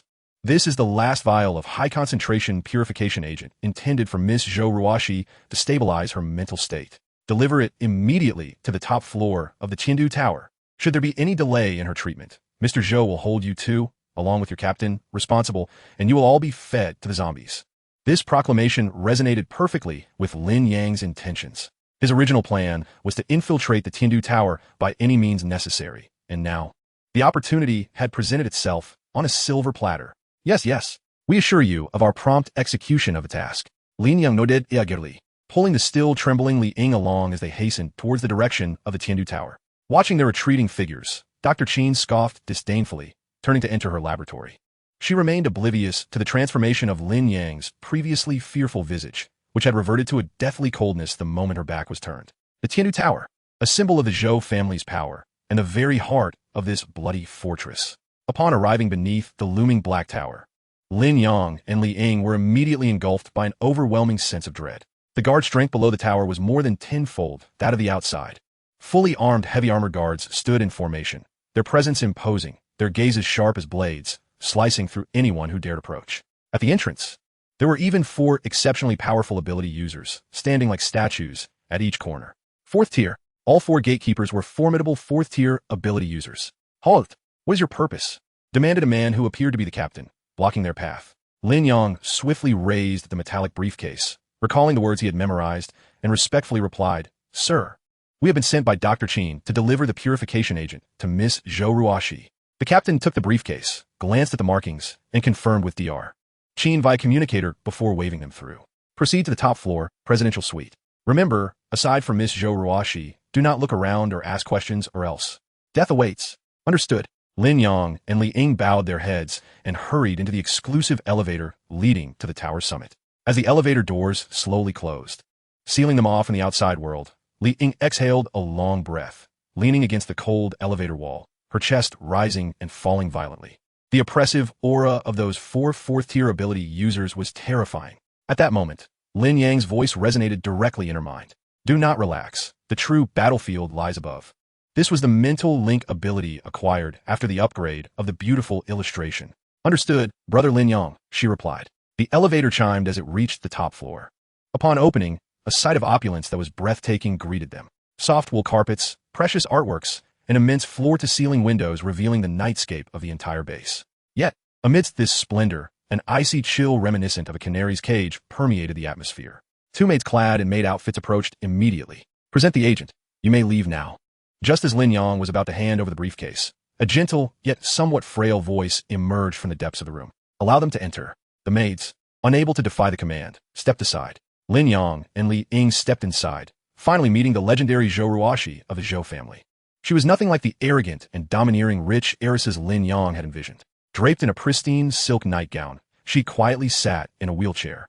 Her complexion pale from years of sunlight deprivation. Her demeanor was delicate, her clear eyes reflecting an indelible sadness and kindness. She resembled a white lotus, untouched by pollution, blossoming in the mire, utterly incongruous with the bloody and cruel base surrounding her. Ding! Detected an invincible level ability user, a super rare target. Zhou Ruoxi, beauty rating 98. Conquering her will grant the host a legendary invincible level reward. The system's prompt sent Lin Yang's heart racing. Invincible level. As Lin Yang scrutinized her, Li Ying silently initiated her mind-reading ability. However, just as Li Ying's mental energy brushed against Zhou Ruoxi's thoughts, a vast, warm, and powerful mental force formed an impenetrable natural barrier, rebounding forcefully. Ugh! Li Ying gasped, struck as if by lightning, her face paling instantly, a trickle of blood escaping her lips. Horrified, she sent a message to Lin Yang through their mental link. Brother, her mental world has an unimaginably strong barrier. I cannot glean anything. And Li Ying's voice quivered with shock. She seems to know who we are. At that moment, Zhou Ruoxi waved her hand, dismissing the maids on either side. In the lavish room, only the 3 of them remained. Maneuvering her electric wheelchair, she slowly approached Lin Yang, tilting her head to meet his gaze with those clear, untainted eyes, and then, with an astonishing tone, spoke softly. You are Lin Yang, correct? I have been waiting for you for a long time. Boom! Lin Yang's mind went blank. I am Zhou Ruoxi, the adopted daughter of Zhou Batian. A bittersweet smile appeared on Zhou Ruoxi's face. Her words detonated like a series of heavy bombs within Lin Yang's heart. My mother was Zhou Batian's first wife.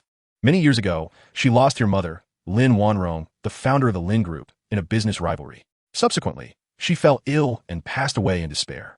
Therefore, Zhou Batian's hatred for your Lin family is not solely due to Zhou Long's actions but stems from this. For years, I have been secretly investigating him and his wicked plundering system capable of seizing others' abilities, gathering evidence of his crimes. Zhou Ruoxi's gaze turned resolute. I know you will seek vengeance. I have been waiting for you because only you have the potential to end his reign of evil. She looked intently at Lin Yang. enunciating each word carefully. Although Zhou Beishan's plundering system is nearly unsolvable in its power, it harbors a fatal weakness. Every 7 days, he experiences a 12-hour period of vulnerability. During this time, all abilities he has seized will temporarily fail, and his power will significantly diminish. Tomorrow night marks the only vulnerability period for him this month. In order to demonstrate her sincerity and to ensure that Lin Yang wholeheartedly believes in her, Zhou Ruoxi extended her delicate, porcelain-like hand. Chapter 30. The plot unfolds. This is my domain. Under her manipulation, a potted plant nearby, completely withered due to neglect, sprouted fresh green shoots in a manner that defied the laws of nature. Within mere seconds, the shoots blossomed into vibrant leaves, and then a resplendent white flower burst forth at the tip of the branch. Oh, to life! A resurrection, a reversal of decay. This exemplified the formidable power of an invincible ability. Lin Yang's astonishment reached its zenith. He was prepared to speak and discuss a specific revenge plan with this unexpected ally. However, bang! The heavy alloy door of the room was violently thrust open from the outside by tremendous force. Zhou Beishan's grim visage, seemingly capable of dripping with water, appeared at the entrance. His gaze, devoid of any emotion, slowly swept over Lin Yang and Li Ying in the room, finally resting upon his adopted daughter. He spoke slowly, his voice hoarse and chilling, akin to the whispers of a demon from hell.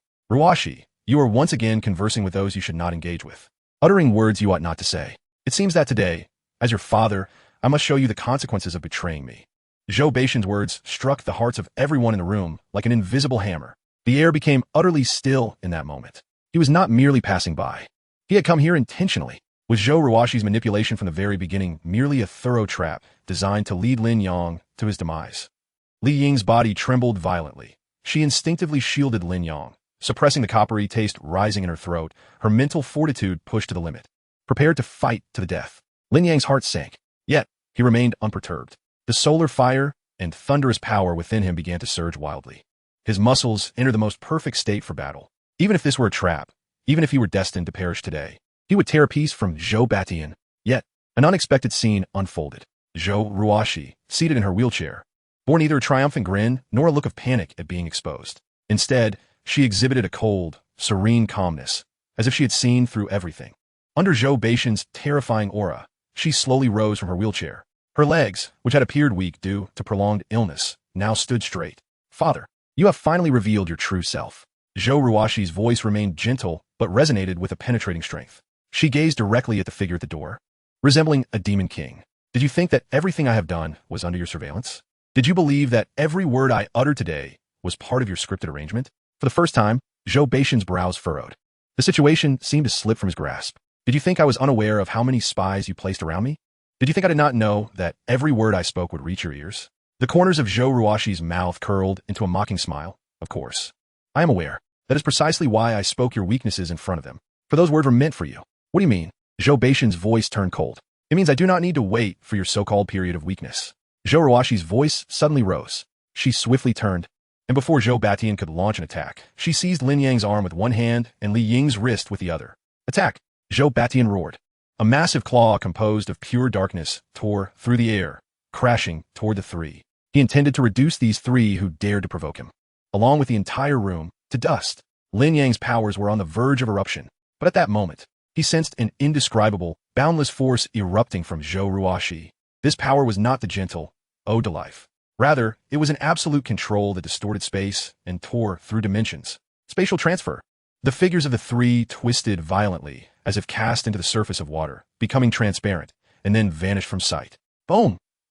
Zhou Beishan's terrifying attack struck empty space. The luxurious presidential suite, along with its top floor, was obliterated in a deafening roar.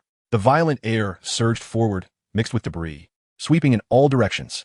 Zhou Batian hovered in midair, staring at the desolate ruins, his face displaying a rare expression of losing control. He unleashed a thunderous, incredulous roar.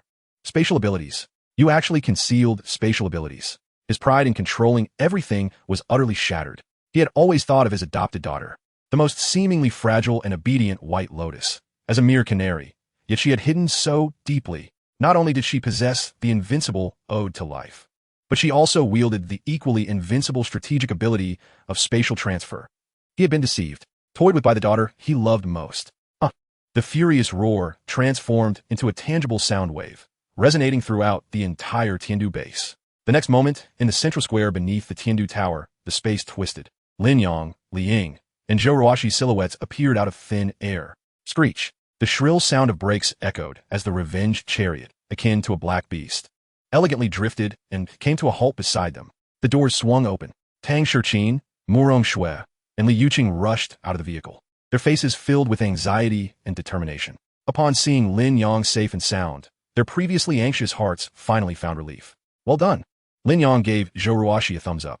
This time, his praise was heartfelt. A trace of smile appeared on Zhou Ruoxi's pale face.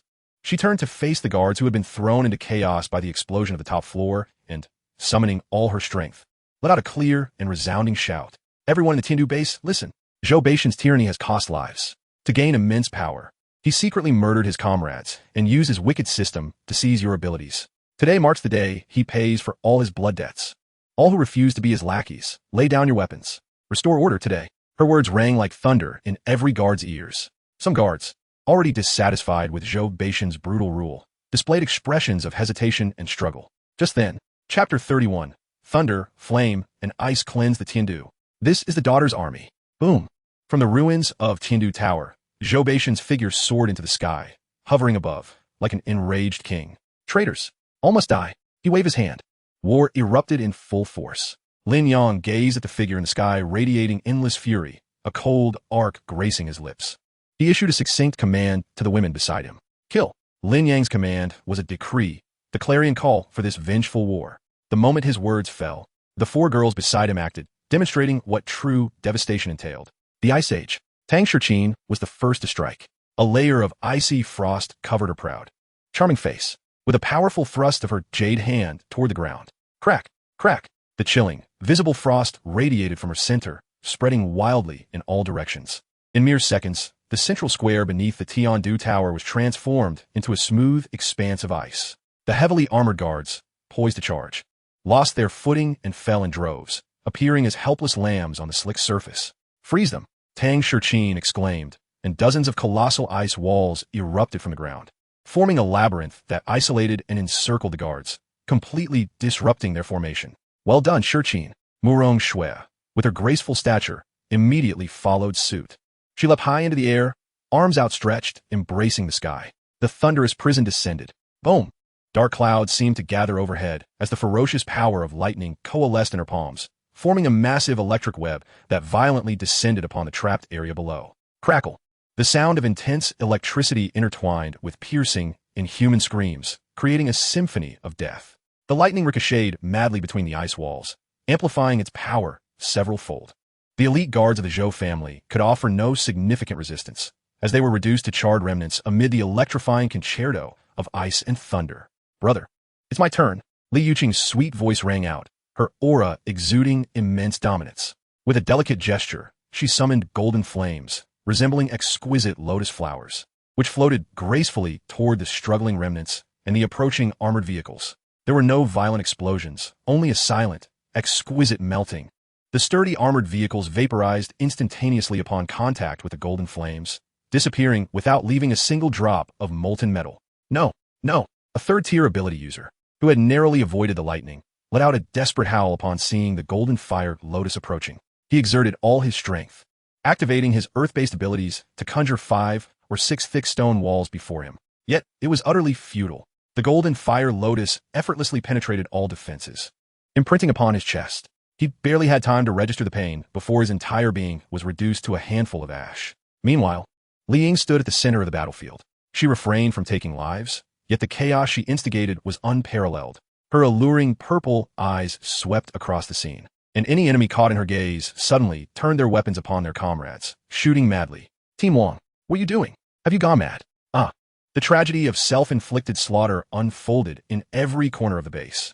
In just a fleeting moment, Lin Yang's 4 women executed a massacre that could only be described as artful, utterly shattering the seemingly indomitable defenses of the Tiandu base. Just then, Su Wanqing's cool and rational voice echoed through the base's broadcast system, reaching every corner. All survivors of the Tiandu base, you have been deceived. The broadcast began to play clear, processed recordings and videos. The footage revealed Zhou Batian personally killing his most loyal subordinates, subsequently using his sinister black vortex to seize their powers. One incident after another, bloody evidence was unveiled. Your relatives, your friends did not perish due to missions or the tide of corpses. They were sacrificed by the Lord you pledged allegiance to as nourishment for his own power. Wake up. Stop serving this demon. Boom. The entire Tiandu base erupted into chaos. Those guards still hesitating, those oblivious survivors, upon witnessing the evidence, had their faith utterly shattered. So that is how my brother died. The Lord is a devil. We rebel. The flames of rage were ignited. The base was plunged into an unprecedented internal turmoil. In the sky, Zhou Batian surveyed the chaos below, his expression devoid of any panic. He merely observed indifferently, as if watching a troupe of ants performing a farcical play. Slowly, he descended from a height of 100 meters. With a dull thud, his feet left 2 deep imprints on the solid alloy square. He ignored Lin Yang and the 4 girls wreaking havoc. His gaze settled on a 4th-tier, rock armor, ability user captain nearby, who was desperately commanding his subordinates to resist. This captain was one of Zhou family's most loyal warriors. Upon seeing Zhou Batian land, a fervent joy spread across his face. Master, you finally. His words were cut short, as Zhou Batian slowly extended his right hand. In his palm, the malevolent and destructive black vortex resurfaced. Master, you. The captain's ecstatic expression froze, replaced by boundless fear and disbelief. He tried to flee, but found himself completely immobilized. An irresistible force emanated from the black vortex. He let out a wretched scream. His robust body visibly withered, vitality, abilities, everything was frantically devoured and plundered by that tiny vortex. In just 2 seconds, a powerful 4th-tier ability user was reduced to a desiccated corpse, collapsing to the ground. A flash of light enveloped Zhou Batian, and a set of heavy rock armor, identical to that of the captain, materialized and enveloped him. He even moved an inch. In full view of everyone, he had slain his most loyal subordinate and seized his power. Chapter 32. One-on-one with the Demon King. Old dog, taste my dirty tricks. At that moment, the entire battlefield fell eerily silent. The clamor and cries of battle, whether from Lin Yang's side or the rebellious guards, ceased entirely. All who witnessed this scene felt a chilling dread emanating from the depths of their souls. This is Zhou Batian's power. This is the true nature of the plunder system. A force capable of infinitely devouring others, claiming their powers as its own, a devil's authority. An eerie silence prevailed, akin to that of grave. Zhou Batian's terrifying ability, akin to a game-breaking bug, loomed like an insurmountable mountain, weighing heavily on everyone's hearts. Even Tang Shiqin and Murong Shui, who had been fiercely engaged in battle moments ago, wore grave expressions. How to fight? An enemy capable of infinitely seizing others' abilities and growing stronger. How can one combat that? This is not a fair fight. Just as everyone's confidence began to waver, Lin Yang moved. He took a deliberate step forward, shattering the suffocating silence. He gazed at the man clad in rock armor, exuding an air of profound authority. Without a trace of fear, turning to the women beside him, he issued new commands. Shiqin, Shui, you're responsible for clearing out the remaining loyalists and stabilizing the situation. Ying, Yuqing, assist them and ensure the safety of Ruoxi and Wanqing. This old dog is mine to deal with. His voice was not loud, yet it served as an anchor, swiftly calming the frantic hearts of all the girls. No, it's too dangerous. Murong Shui was the first to oppose. We should all go together. I refuse to believe that our combined strength cannot take him down. Yes, Brother Lin Yang, let us fight together. Li Yuqing clenched her small fists tightly. Lin Yang shook his head. He understood that against such an enemy, a tactic of sheer numbers would be pointless. Zhou Batian only grows stronger by incessantly plundering the abilities of his subordinates. To eliminate him, there exists but one method: to utterly crush him with a mightier and more unreasonable force before he reaches his zenith. This is a command. Lin Yang eston broke at no descent. He stepped forward, gently kissing the forehead of each girl. Trust me. Having spoken, he hesitated no longer, turning his back and striding towards the man who stood in the center of the square, akin to a demonic deity. Lightning flickered in his right hand, while the golden flames of the true sun blazed in his left. The powers of thunder and fire merged under his command, coalescing into a half-illusory, half-solid blade of thunder. Ablaze with golden flames, Zhou Batian gazed upon the young man advancing towards him, and a hint of intrigue finally graced his eternally stoic countenance. Quite interesting. The legendary true sunfire, the legendary control of lightning. Kid, your fortune surpasses my expectations. His voice brimmed with a condescending scrutiny. To kill you, to seize your extraordinary abilities, my son Zhou Long's demise would be justified. Enough with the prattle. Lin Yang's retort was succinct, comprising merely 4 words. No sooner had he spoken than the ground beneath him erupted. In an instant, he transformed into a streak of golden lightning, traversing over 100 meters. The thunderblade in his grasp slashing mercilessly towards Zhou Beixian's neck, imbued with the essence of annihilation. A fine approach. Zhou Beixian neither dodged nor flinched, retaliating with a punch. The weighty rock armor upon him amplified his strength to a terrifying degree. Boom! Blade and fist collided with tremendous force. A cataclysmic shockwave erupted from the two, shattering the ice of the entire square. The surrounding buildings trembled, their glass splintering into a myriad of shards. Lin Yang felt an irresistible force emanating from the blade, sending him careening backwards, retreating several steps before scarcely regaining his footing. Meanwhile, Zhou Beixian merely swayed slightly, the ground beneath him cracking underfoot. In their first encounter, Lin Yang found himself at a disadvantage. Is this all you can muster? How disappointing. Zhou Beixian shook his head, suddenly raising his hand to grasp at a subordinate fleeing nearby, endowed with speed-type abilities. The subordinate screamed, disintegrating into ashes. In the next moment, Zhou Beixian's figure vanished from sight. How swift! Lin Yang's pupils constricted. Just as he comprehended the situation, a lethal sense of crisis surged from behind. Without a moment's hesitation, he activated the ability of Extreme Cold Ice Domain, conjuring a massive ice wall behind him. Bang! The ice wall was effortlessly shattered by a fist encased in rock. Zhou Beixian's form materialized behind him like a specter. Not only had he plundered the rock armor, but he had also seized speed. Lin Yang executed a desperate roll to evade this deadly strike. Yet, before he could regain his footing, Zhou Beixian's relentless barrage of attacks descended upon him. Bang! Bang! Bang! Lin Yang could only reactively block and dodge. His garments soon lay in tatters, and blood trickled from the corner of his mouth. He was utterly suppressed. It is over. Zhou Beixian seemed to have lost all patience. With a powerful kick, he sent Lin Yang flying into a derelict armored vehicle, which crumpled under the impact. Puffed. Lin Yang coughed up blood, feeling as though his insides were about to rupture. Brother, Lin Yang. The girls in the distance let out terrified screams, yearning to rush to his aid. Do not come closer, Lin Yang roared, halting them. Zhou Beixian slowly approached the fallen Lin Yang. He looked down upon the disheveled young man, his voice resonating with the finality of a victor's decree. Your legendary abilities are now mine. He raised his right hand, the palm housing a black vortex symbolizing demise, aimed squarely at Lin Yang's head. As all eyes bore witness to the vortex capable of devouring all, despair engulfed their hearts. It is over. Everything is over. Yet, in this moment of utmost hopelessness, the man who was meant to meet his end suddenly began to laugh. Even as he coughed blood, he chuckled maniacally. Zhou Beixian's movements abruptly halted. He beheld Lin Yang extend a trembling hand into his bosom, retrieving an object. It was a black, pulsating, ominous, and contaminated mutated crystal core. The core belonging to Zhou Long. Lin Yang raised the crystal core before Zhou Beixian, lifting his head to reveal a sinister smile, blood staining his visage. Old dog, do you know what it means to use poison against poison? Chapter 33. Old dog. The era has changed. I am immune to your cheats. The black vortex, capable of consuming all, hovered above Lin Yang's head.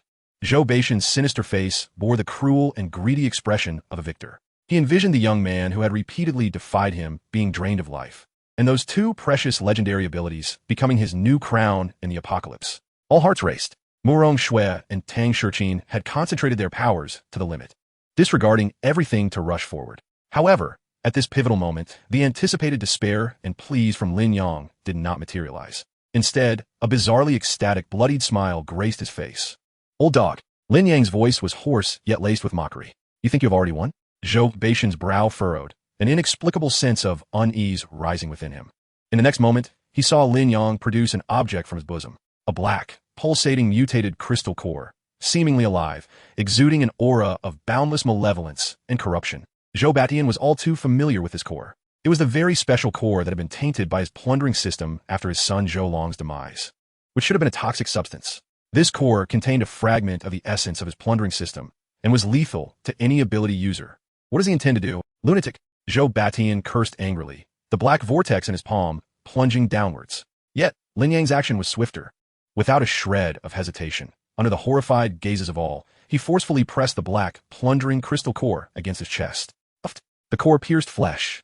An indescribable, excruciating pain surged through Lin Yang's entire being. It felt as if countless ants were frantically gnawing at his veins and bone marrow. The tainted energy, filled with the essence of plunder and destruction from Zhou Beixian, found an outlet, frantically attempting to annihilate his body and consume his soul. Lin Yang couldn't help but emit a suppressed scream of agony, his body convulsing violently, veins protruding like coiling dragons beneath his skin. Brother, Lin Yang, the girls' hearts shattered. They believed Lin Yang was seeking his own demise. Yet, just as Lin Yang's consciousness seemed on the verge of being shredded by the chaotic energy, the chilling system notification rang out like celestial music, echoing in his mind. Ding! Detected that the host is actively absorbing the special mutated crystal core tainted by the power of plunder. Warning! Warning! This action is extremely dangerous. It will trigger unpredictable ability fusion. Fusion commencing 105,099 ding. Fusion successful. Congratulations to the host, who has, through a most violent means, discerned a fragment of the origin of the power of plunder. Congratulations to the host. You have acquired a new passive ability, Plunder Resistance, legendary level. Plunder Resistance. You shall possess absolute immunity against all plundering abilities of the same origin. Moreover, when attacked by such abilities, there exists a certain probability that the caster will suffer energy backlash. Boom! A brand new aura, imbued with unmatched dominance and repulsion, erupted from Lin Yang's body. The black crystal core in his chest instantly transformed into the purest energy, merging seamlessly with his being. He abruptly lifted his head, and, in his eyes, ablaze with golden flames, the pain had vanished, leaving only a chilling and piercing murderous intent. What? The expression on Zhou Beishan's face had completely frozen. He could distinctly sense that the absolute suppression of the predator over its prey, which once existed between him and the young man, had dissipated. No, impossible. Zhou Batian roared, abandoning all semblance of composure. The black vortex in his palm unleashed an unprecedented suction, like a beam of black death, violently hurtling towards Lin Yang. He sought to eradicate this uncontrollable variable completely. However, the terrifying power capable of devouring a fourth-tier ability user, upon contact with Lin Yang's body, vanished silently like spring snow under the blazing sun, or a mud bull sinking into the ocean. Without a trace, it was entirely obliterated by an invisible barrier. Not even a single hair of Lin Yang was disturbed. Furthermore, a faint yet pure, dark energy rebounded violently along the trajectory of that attack. Puff! Zhou Batian, as if struck by lightning, felt his body tremble violently, his face paling instantly, and he uncontrollably spat out a mouthful of reverse blood. He was being backlashed by his own power. How could this be possible? Zhou Batian emitted an incredulous roar. His invincible system, which he prided himself on as the ruler of the apocalypse, had actually failed. Moreover, although the backlash was not strong, it was like a stone thrown into a tranquil lake, causing the various unstable abilities he had acquired through plunder to erupt into fierce conflict and chaos. Now, it is my turn. Lin Yang's icy voice rang out, like the decree of death. Seizing this once-in-a-lifetime opportunity, he forsook all defenses. Thunder fire erupted. He transformed into a golden lightning bolt that tore through the night, instantly appearing before Zhou Batian. The battle knife in his hand, woven from lightning and true fire, emanated a terrifying aura capable of incinerating all and purifying all, as it struck fiercely toward Zhou Beishan's heavily fortified rock armor. Not a chance. Zhou Batian, both shocked and furious, hastily activated the earth-based ability he had just plundered, instantly reinforcing his rock armor several times, turning it into a mobile fortress. Yet it was futile. After immunizing against the most intractable form of plunder, Zhou Batian appeared to Lin Yang as merely a fourth-tier ability user with mixed powers. Sizzle. The Thunder Fire battle knife collided with the rock armor, producing a sound that grated on the teeth. The extreme heat of the sun's true fire instantly turned the hard rock a fiery red, melting it. The violent energy controlled by lightning surged into the cracks, wreaking havoc on the internal structure of the armor. Crack! A crisp sound echoed. That rock armor, capable of withstanding cannon fire, was cleaved by Lin Yang, creating a terrifying fissure deep enough to see the bone. Zhou Batian let out a muffled groan, feeling a torrent of violent energy surge into his body, causing his blood to churn, and he uncontrollably stumbled backward. Now is the moment. In the distance, Murong Shue's eyes sparkled with brilliance upon witnessing the scene. Icebound Arrow, Lightning Spear, Solar Fireball, Tang Shiqin, Murong Shue, and Li Yuqing, already in perfect harmony, unleashed their attacks as if preordained, cascading like a dazzling and lethal elemental storm from 3 different angles. Chapter 34. The New King Ascends. The Tiandu base is now of the Lin clan. Buzz. Simultaneously, Li Ying's enchanting purple eyes gleamed brightly. An invisible and sharp mental shock, akin to a steel needle, precisely pierced Zhou Beishan's mind. Get away! Zhou Batian cried out in anguish. The mental shock left him with a splitting headache, further disorganizing his abilities. He frantically erected an energy shield to block most of the elemental attacks, but still, several ice spikes and fireballs broke through his defenses, crashing violently against him. Frost spread. Flame scorched. The once mighty ruler of the Tiandu base now stood there, clothes tattered, blood at his lips, his body charred, utterly disheveled. He felt the abilities within him teetering on the brink of chaos, sensed Lin Yang's increasingly overwhelming murderous intent like a natural enemy, and the surrounding rebels poised to strike. He understood that the tides had turned. If he remained any longer, he would indeed perish here today. Lin Yang, Zhou Batian roared with boundless resentment and unwillingness. I, Zhou Batian, shall remember today's humiliation. You shall await your reckoning. Before his words faded, he crushed an unknown object in his grasp, transforming into a blurred shadow. Recklessly fleeing towards the deepest, most forbidden zone of the Tiandu base, a place no one dared approach. Lin Yang, holding the Thunderfire battle knife, stood firm. Choosing not to pursue, he coldly gazed in the direction where Zhou Batian had vanished, knowing that this old dog had many trump cards, and to utterly eliminate him would require a meticulous plan. Today was merely the beginning. However, at that moment, Li Ying, who had been responsible for vigilance and mental disruption, suddenly clutched her head and emitted a pained groan. Her charming visage turned as pale as a sheet. With trembling mental links, she transmitted a message that sent a chill down Lin Yang's spine. Brother, beware. I just scanned the direction he fled, and I sensed, beneath the deepest part of the Tiandu base, there lies a presence 10 times more terrifying than Zhou Batian, an evil aura that is still asleep. Zhou Batian fled in a state of disarray, his resentful roars still echoing over the square, yet they no longer evoked fear in anyone. He had been defeated. The man who once ruled the fates of all within the Tiandu base had been forcibly pulled down from his throne by a young man, and the women by his side. After a brief silence, someone shouted, "We won. We truly won." In the next moment, a tidal wave of cheers erupted from every corner of the base. Those who had just been struggling for their lives, those cowering in corners, all rushed out. They cast aside their weapons, embracing each other wildly, tears of joy streaming down their faces. The mountain named Zhou that loomed over them had finally crumbled. They were free. All eyes converged on the center of the square. The man, Lin Yang, who stood straight despite being drenched in blood and wielding the Thunderfire battle knife, was their beacon.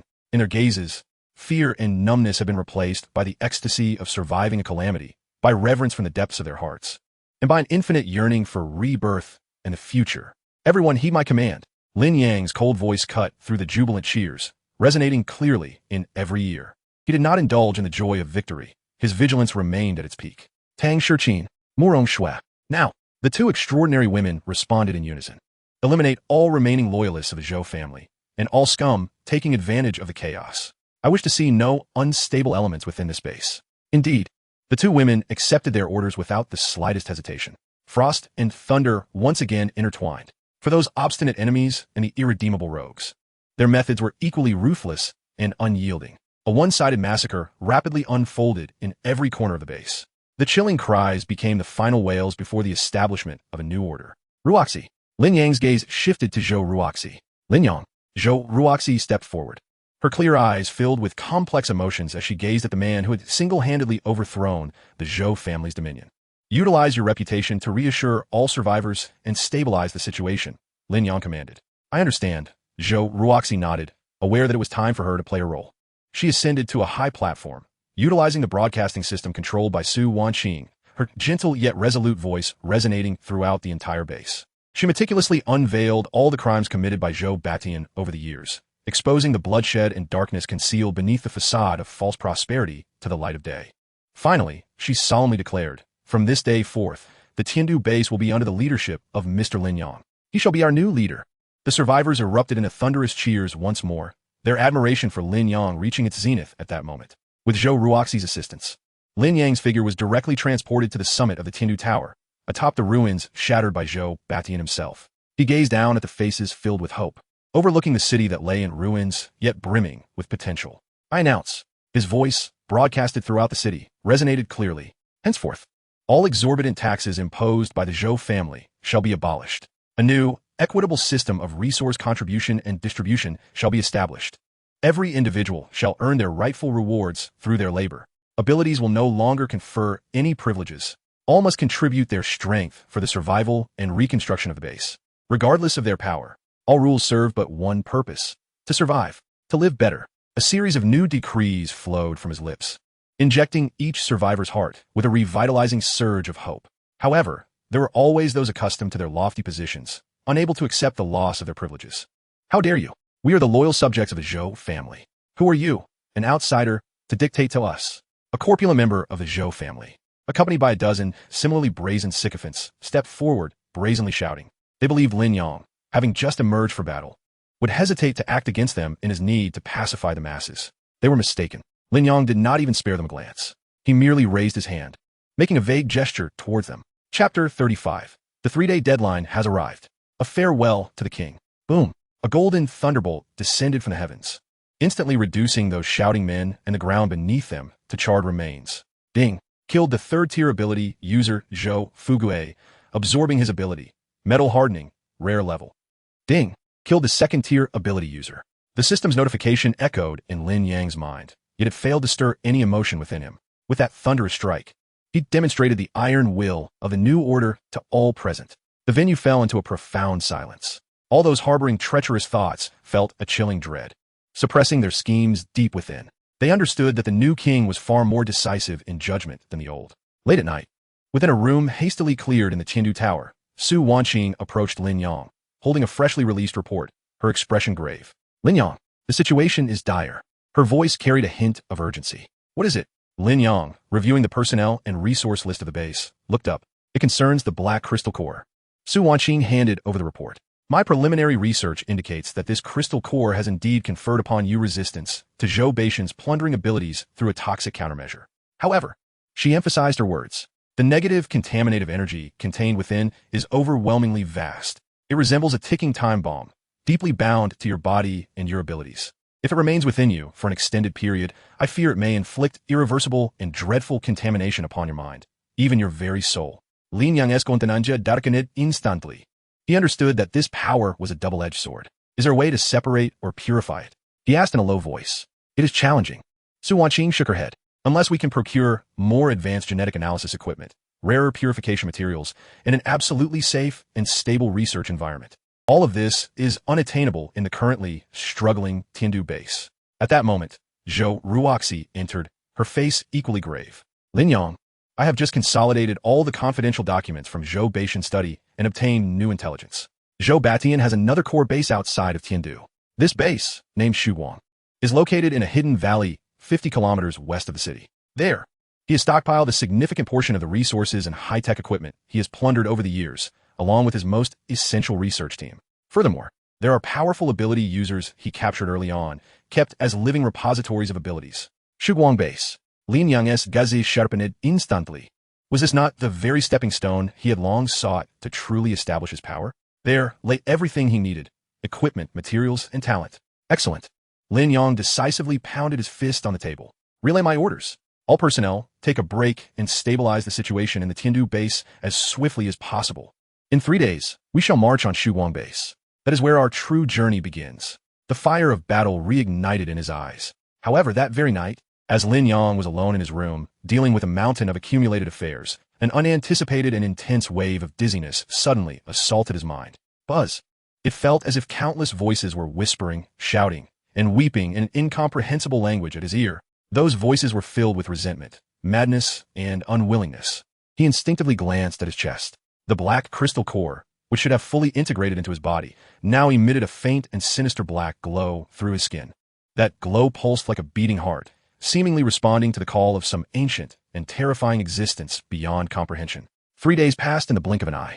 Under the calming influence of Zhou Ruoxi, the rightful princess of the former dynasty, and the iron-fisted methods of Murong Shui and Tang Shiqin, the Tiandu base underwent a remarkable transformation, completing the transfer of power and the reconstruction of order at an astonishing pace. The tumors that had once clung to the Zhou family were ruthlessly uprooted. Meanwhile, the long-oppressed survivors, having received sufficient food and glimpsed the embryonic form of a fair and just new rule, erupted with unprecedented enthusiasm for work. Although the entire base remained dilapidated, it was infused with vibrant life, dispelling the shadows and silence of the past. In the morning, at the entrance of the Tiandu base, a black vengeance war chariot stood silently, like a steel behemoth poised to strike. After 3 days of tireless modifications by Su Wanqing and the best technicians in the base, the vehicle's appearance had become even more fearsome. Its body was reinforced with heavy composite armor, gleaming with a metallic sheen, and even inscribed with the simple energy runes researched by Su Wanqing, effectively capable of withstanding the impact of abilities. The heavy machine gun mounted on the roof has been replaced with an electromagnetic railgun, which consumes significantly less energy while boasting several times the power.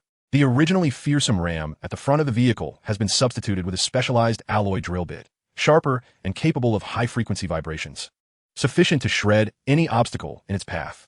This is no longer merely a vehicle. It has become a mobile fortress of death, armed to the teeth. Lin Yang leaned against the car door, conducting a final inspection of the weapons and ammunition on his person. Behind him stood Tang Shurqin, Li Ying, Li Yuqing, Murong Shui, and Su Wanqing, 5 enchanting women, each distinct in charm, yet equally formidable, fully assembled.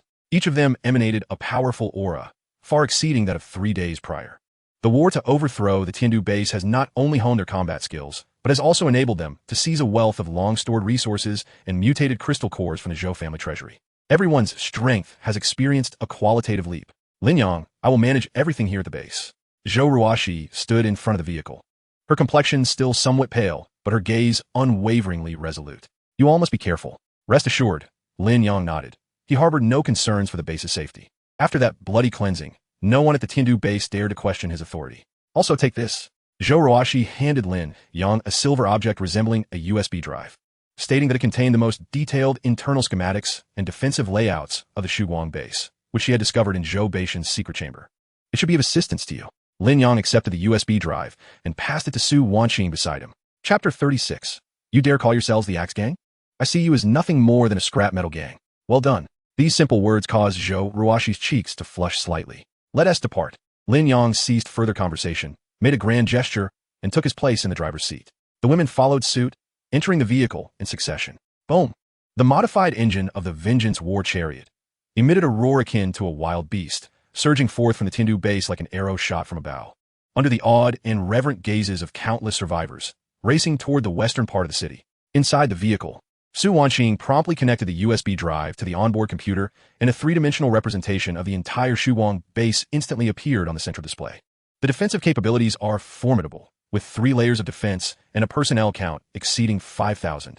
While the number of heavy weaponry is more than 3 times that of the Tiandu base, Su Wanqing mused, her brow furrowing as she rapidly analyzed the data. However, the atmosphere within the vehicle remained devoid of tension.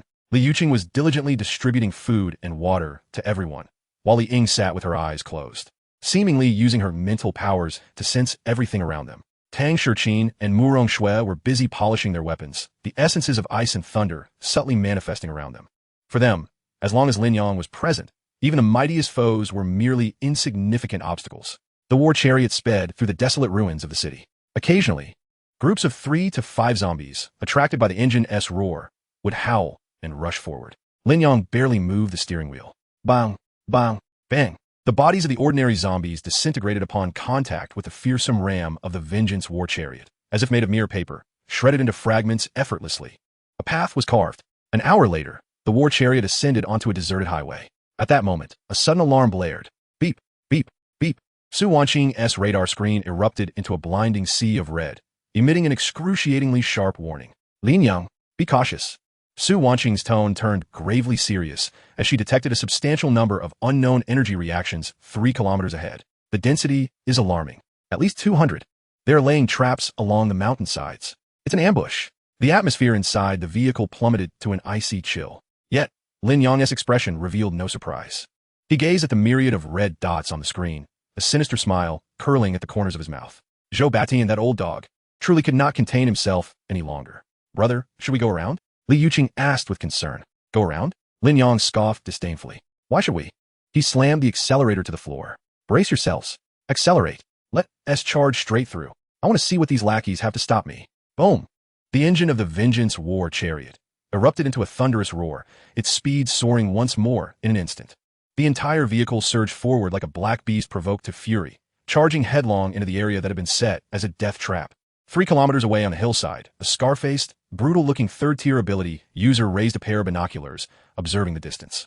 He was the leader of the elite ambush squad sent by Zhou Batian, nicknamed Thunder, wielding formidable explosion abilities. They're coming. Boss, they've arrived. An underling shouted excitedly. He. The scar-faced man lowered his binoculars, a cruel smile spreading across his face. The master has ordered, at all costs, blow this vehicle and its occupants to smithereens. All demolition teams, prepare. Release the mutated zombies. With his command, Over 100 ambushers concealed along the roadside unveiled their savage visages. Dozens of fearsome mutated zombies, previously bound by chains, were freed and roared as they charged toward the center of the road. They had laid out an impenetrable web. In their eyes, that vehicle would surely be met with annihilation if it dared to breach their defenses. However, contrary to their expectations, the vehicle did not slow down, stop, or attempt to turn around. Instead, the black war chariot barreled forward at a pace they could only describe as a suicidal frenzy. Madmen, are these people insane? The scar-faced man's pupils constricted. He had yet to issue the command to fire. The black steel beast had already crashed into their prideful ambush zone. Boom! An earth-shattering explosion erupted. The two heavy trucks serving as roadblocks were rendered as fragile as cookies before the vengeance war chariot. They were instantly sent flying, disintegrating in midair into a heap of burning scrap metal. The newly released, mutated zombies, unable to even emit a scream, were ground to a pulp by the rapidly spinning alloy drill bit, their remains scattering into the air. In a single encounter, the meticulously arranged defensive line had been ripped apart, leaving behind a gory and shocking gash. Boom! The vengeance war chariot crushed the last obstructing mutated zombie and came to a halt amidst the wreckage. Ahead lay the silhouette of the Shuguang base. Unlike the Tiandu base, which resembled a city fortress transformed from modern skyscrapers, this locale appeared to be a pure military stronghold, born solely for war. Towering barbed wire fences loomed over 10 meters high, entwined with energy coils sparking with electricity. Every 50 meters stood a makeshift watchtower, constructed from containers and steel plates, armed with heavy machine guns, their dark muzzles radiating a chilling intent to kill. The entire base was enveloped by a thick concrete wall, leaving only a narrow entrance. It looks even tougher to breach than Tiandu base, Murong Shui remarked with a hint of gravity. Lin Yang remained silent. He simply issued a command to Su Wanqing. Buzz! A palm-sized, dragonfly-like stealth drone silently emerged from the launch port atop the war chariot, deftly soaring over the towering walls, relaying real-time imagery of the base's interior back to the vehicle's screen. The scene on the screen caused everyone to furrow their brows. In stark contrast to the seemingly impenetrable external defenses, the interior of the base resembled a chaotic inferno. The roads were flanked by heaps of foul-smelling refuse. Most of the survivors appeared emaciated and hollow-eyed, clad in tattered garments, huddled in corners like soulless, wandering corpses.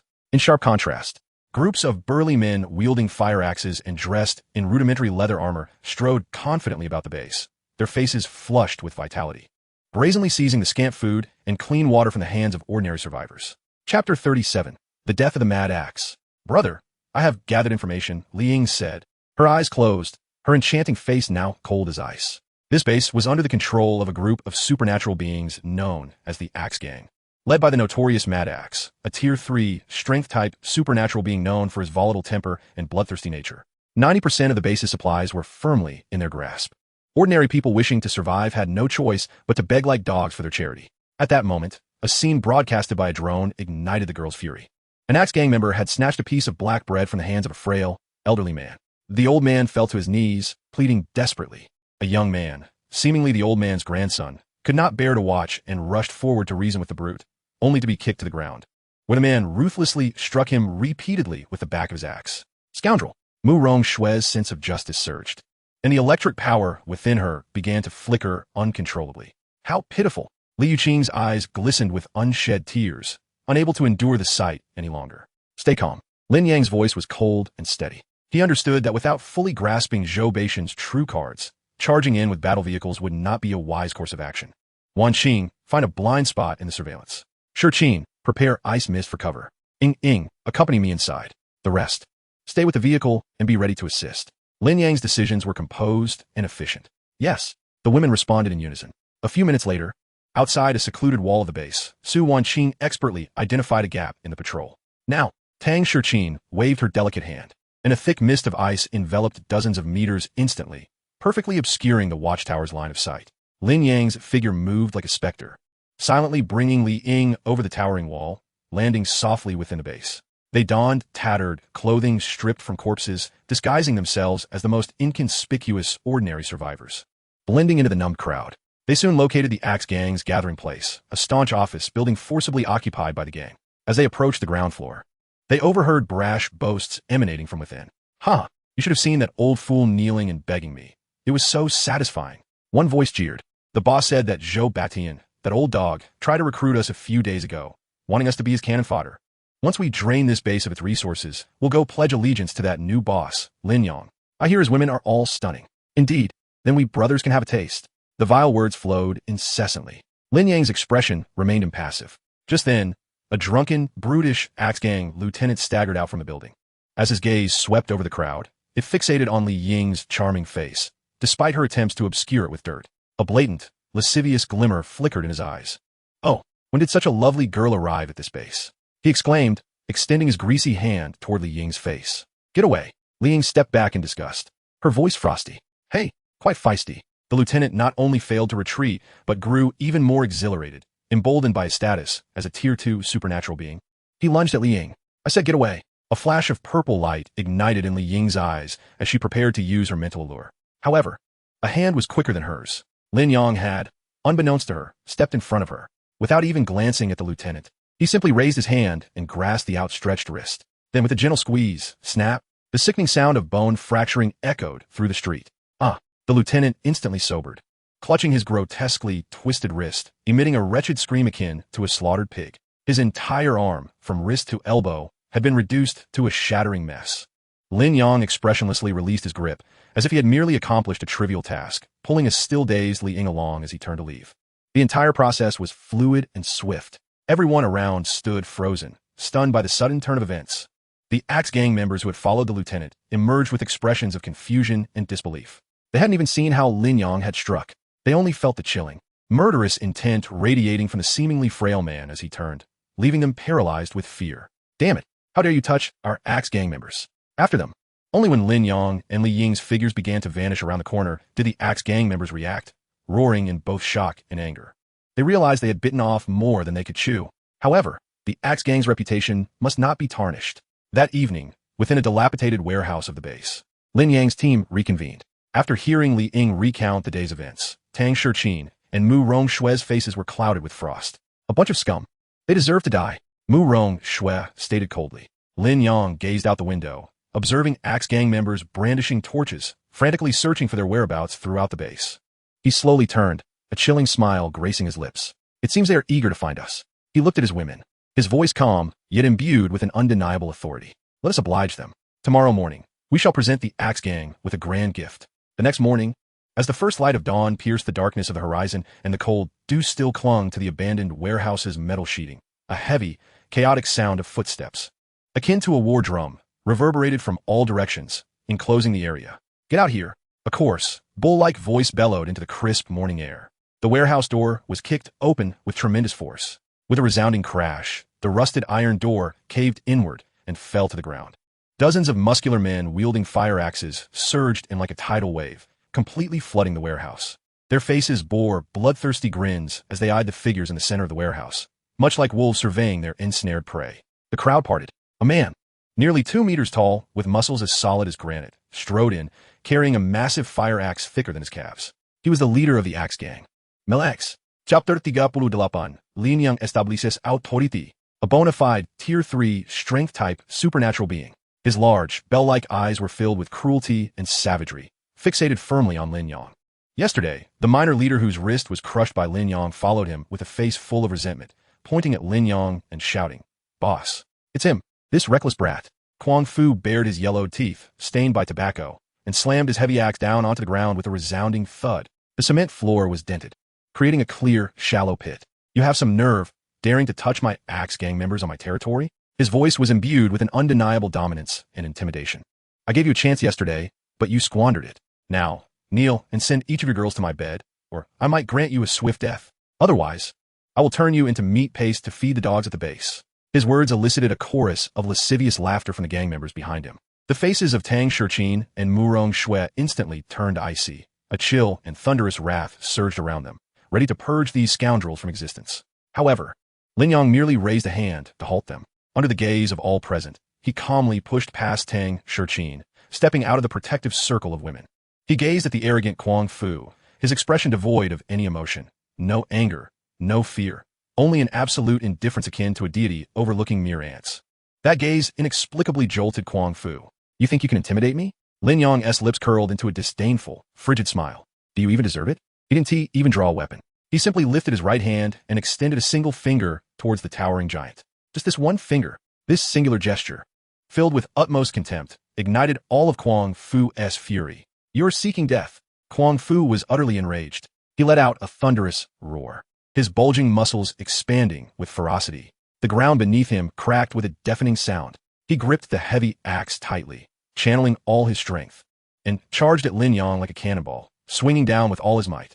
The axe cleaved through the air, producing a sharp whistle. The force of it made all the onlooking Axe gang members instinctively take a step back. They imagined the gruesome scene of their boss cleaving that audacious brat in half with a single stroke. Yet, facing this cataclysmic strike, Lin Yang did not flinch or evade. He didn't even move his feet. Just as the axe was about to descend, the tip of his outstretched finger suddenly glimmered with a golden light. Initially, the glow was no larger than a grain of rice, but in an instant, it blossomed with the brilliance of the sun. A slender, exquisitely condensed beam of golden solar fire shot forth from his fingertip like a laser. It was swift, so swift that no one could comprehend it. A barely audible sound punctuated the air. The golden flame disregarded distance, and Kwang Fu's formidable physical defenses, striking first, just before the axe fell. It precisely pierced through his brow. Time seemed to stand still at that moment. Kwang Fu's massive form froze midair. His face remained contorted in the most ferocious, rage-filled expression.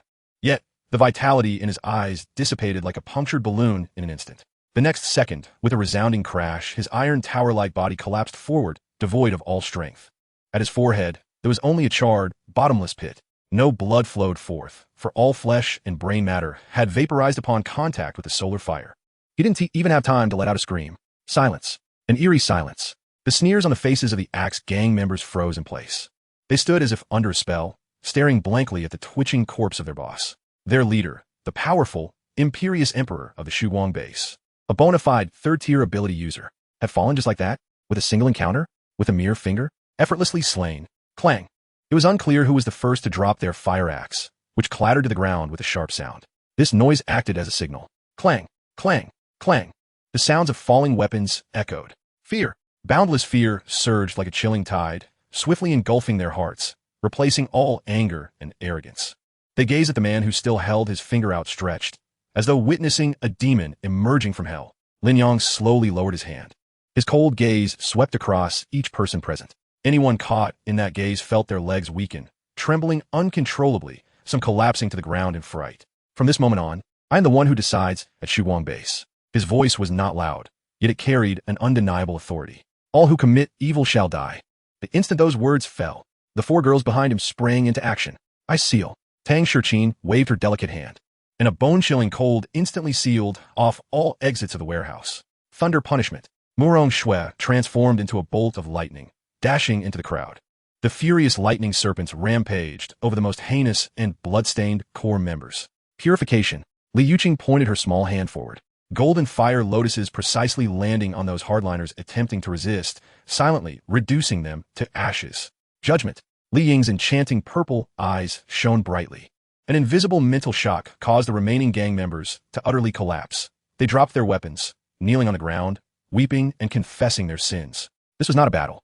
This was a one-sided, efficient extermination. Those ordinary survivors, trembling in the corners of the base, witnessed this heart-stirring scene through the windows.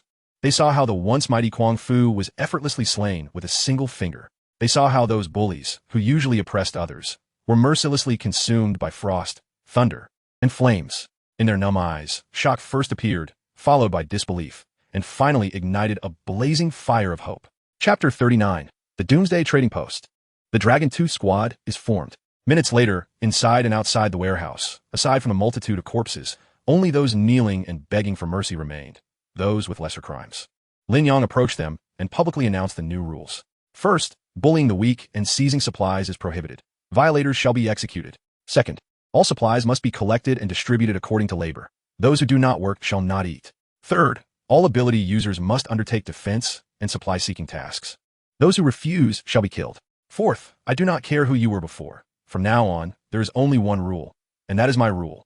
Those who defy it shall face no mercy. The cold and iron-fisted regulations sent shivers down the spines of all survivors. Yet more than that, they felt an unprecedented sense of security. Lin Yang casually selected a few seemingly upright and capable ability users among the surrendering ones and appointed them as new squad leaders to assist Murong Shui in managing the base's order. Watching Lin Yang's decisive methods and the rekindled light in the eyes of the survivors, Murong Shui felt no lingering doubts. This man was like a born king. Wherever he goes, he can crush the old darkness with the most direct and effective means, establishing his own iron-blooded order. Her feelings for him have evolved from initial conflict to later recognition, and now they have transformed into an indescribable and profound admiration. That evening, the stronghold of the Axe Gang, the top floor of the office building, had been cleared out and turned into a temporary base for Lin Yang's team. Lin Yang was meticulously counting the spoils of this encounter. Ding! You have killed the third-tier ability user, Kuang Fu, and absorb his ability. Giant strength, rare level. Ding! You have gained 500 ability points. Ding! You have killed a second-tier ability user. A series of system prompts enhanced his power significantly once again. At that moment, Li Ying entered, her charming face bearing an unprecedented seriousness. Brother, her voice was somewhat grave. I have accessed Kuang Fu's deepest memories. Zhou Batian has indeed secretly established a high-standard biological laboratory deep within the Shuwang base and is conducting a mad experiment known as the Activation Plan. Li Ying Boza, her voice lowering further. Moreover, he seems to be searching for something. According to the fragmented memories of Kuang Fu, Zhou Batian is seeking a special physique that can perfectly merge all the powers he has plundered. Special physique? Lin Yang's brow furrowed tightly at once. This term filled him with an ominous premonition. Zhou Batian's ambitions were far greater than he had imagined. He was not merely intent on becoming stronger through the plunder system. He appeared to be orchestrating a scheme, a mad and evil strategy with the entire apocalypse as his chessboard. The so-called activation plan and special physique were likely the key pieces in this game. Brother, Kuang Fu's memories are quite chaotic. I can only glean these fragmented pieces of information. Li Ying's face was somewhat pale, clearly indicating that accessing the deep memories of a third-tier ability user had taken a toll on her as well. But his final obsession was Zhou Batian's promise that as long as he safeguarded the Shuwang base until the activation plan succeeded, he would reward him with a perfect woman. Scoundrel! Before Li Ying could finish, Murong Shui had already smashed her fist into the adjacent wall, causing the sturdy surface to crack immediately. What does he take people for? Mere commodities to be freely bestowed? Tang Shurqin's exquisite face also turned icy, the chilling air dropping the room's temperature several degrees. Now is not the time for anger. Lin Yang's voice interrupted their fury. He stood up, his gaze sweeping over the vast yet chaotic base outside the window. This base beneath our feet is a significant piece in Zhou Batian's game. He has left behind not only this laboratory, but also thousands of survivors. These individuals are a burden, yet they are also a resource. To confront Zhou Batian and uncover the secrets behind him, we cannot rely solely on a handful of us. A sharp glint flickered in Lin Yang's eyes. From today onward, I will ensure this base is entirely under the Lin name. The following day, a piece of news detonated like a bomb within the silent Shuwang base. The new leader, Lin Yang, announced the establishment of a place called the Apocalypse Exchange at the central square of the base. All survivors, whether ordinary individuals or ability users, could exchange any valuable items they possessed, be it mutated crystal cores, scrap metals, useful intelligence, or even their labor, to obtain what they needed most: food, clean water, weapons, and medicine. Upon hearing this news, the entire base erupted. The overwhelming majority of survivors' first reaction was disbelief. In the apocalypse, they had witnessed too much deception and exploitation. Under the Axe Gang's rule, they had been treated worse than dogs. How could anyone be willing to part with precious resources to trade with them? The worthless? This must be a conspiracy by the new rulers to lure them out and capture them all. However, when the exchange officially opened, all doubts were shattered by the astonishing scene before their eyes. In the base square, long tables had been assembled, piled high with items that made their eyes widen in disbelief. Bags of golden millet, boxes of perfectly sealed compressed biscuits, barrels of crystal-clear, pure water, and beside them, gleaming machetes, fire axes, and even several well-maintained handguns with full magazines. What made the ability users' breaths quicken even more was that at a separate table, Su Wanqing, wearing a pair of gold-rimmed glasses, had several books emitting a faint glow in front of her. Books they had never seen before that could only be exchanged in the system mall for low-level skill books. All materials were clearly priced. Fair trade. Absolutely no deception. Lin Yang's voice, amplified through a simple loudspeaker, resonated throughout the square. One first-tier ordinary crystal core can be exchanged for 3 days' worth of food and clean water. A second-tier crystal core can be exchanged for a weapon and 10 rounds of ammunition. Useful intelligence can be traded for a bottle of antibiotics. Anyone willing to work for the base for a day will also receive basic food rations. Boom! The crowd erupted. The prices were far lower than they had imagined. Over 10 times less. Chapter 40. The Battle at the Research Institute. This was not merely a trade. It was akin to salvation. A famished youth, skin and bones, hesitated for a moment, but ultimately could not resist the temptation of food.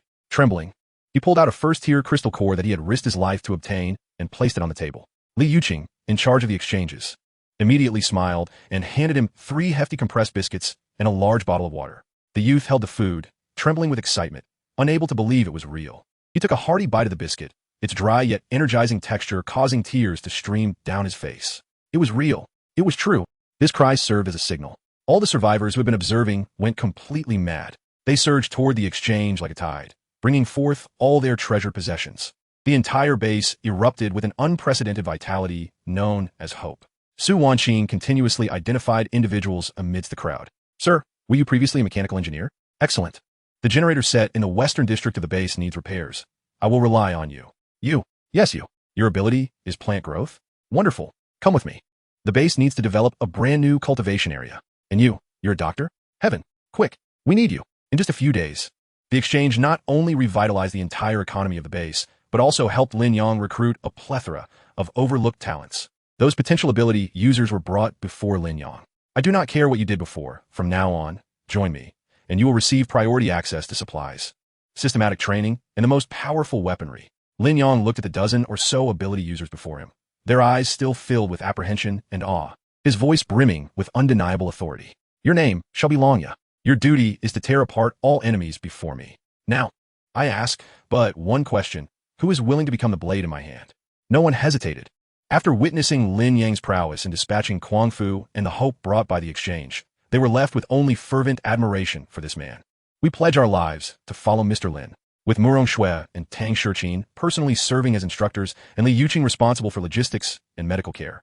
The first elite ability user battle team of the Shuguang base, Longya, was officially established. However, Lin Yang's iron will and compassion could not satisfy everyone. In the base, several leaders of minor factions, once subordinate to the Axe Gang, gazed enviously at Lin Yang's soaring reputation, their hearts brimming with jealousy and resentment.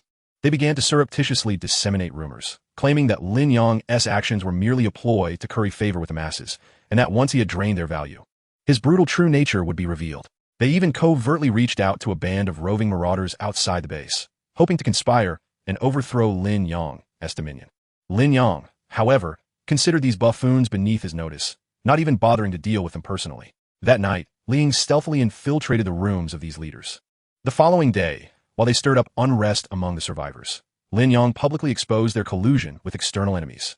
Faced with irrefutable evidence, the survivors erupted in fury. Kill them.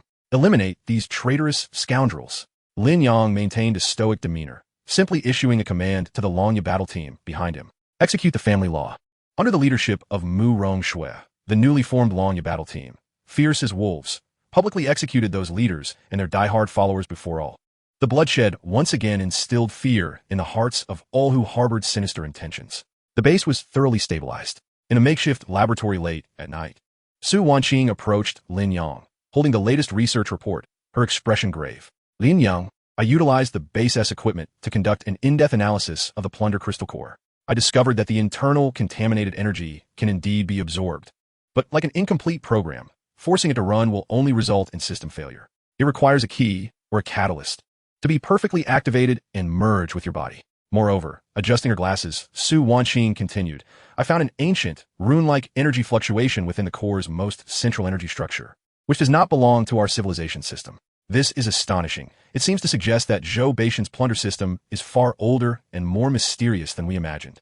Just as Su Wanqing finished speaking, the heavy steel-reinforced door of a laboratory was pounded upon forcefully. Chief Lin, a member of the Longya battle team, responsible for perimeter vigilance, rushed in, panic-stricken. An incident has occurred at the abandoned 7th Biological Research Institute in the west of the city. Lin Yang es gazé sharpened instantly. Clarify. Yes. There was a sudden outbreak of intense gunfire at the research institute. Survivors who managed to escape reported that remnants of the Axe Gang were engaged in a firefight with a group of mysterious black-clad individuals. They seemed to be attempting to steal something from the institute. The abandoned research institute? Stealing something? Lin Yang's heart raced. Su Wanqing's earlier analysis echoed in his mind. Zhou Baishan's plunder system requires a catalyst to be perfectly activated. And this Shuguang base was established as a secret stronghold for his activation plan.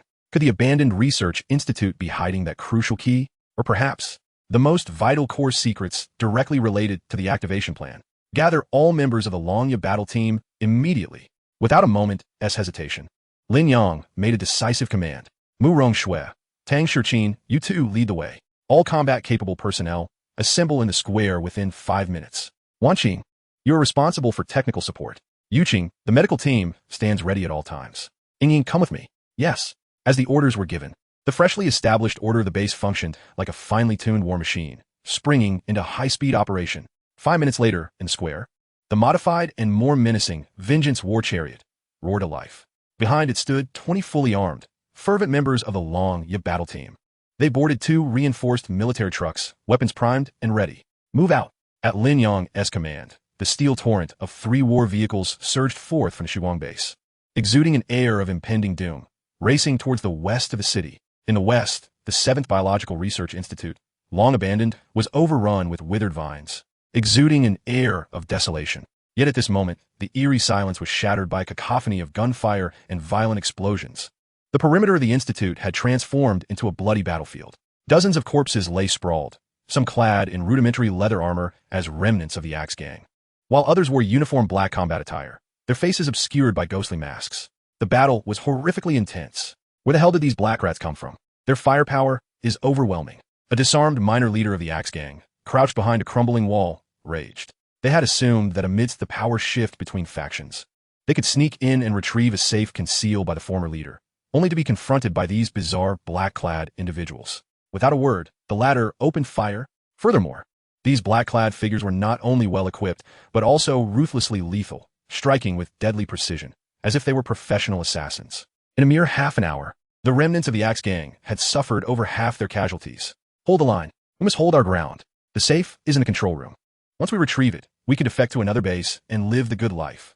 The minor leader shouted hoarsely to rally morale. However, he remained oblivious to the fact that 1 kilometer away on a high ground, the black Vengeance War Chariot lay in wait like a lurking beast, silently observing the chaotic battlefield below. Lin Yang, peering through binoculars, coldly surveyed the turmoil. Are we merely spectators?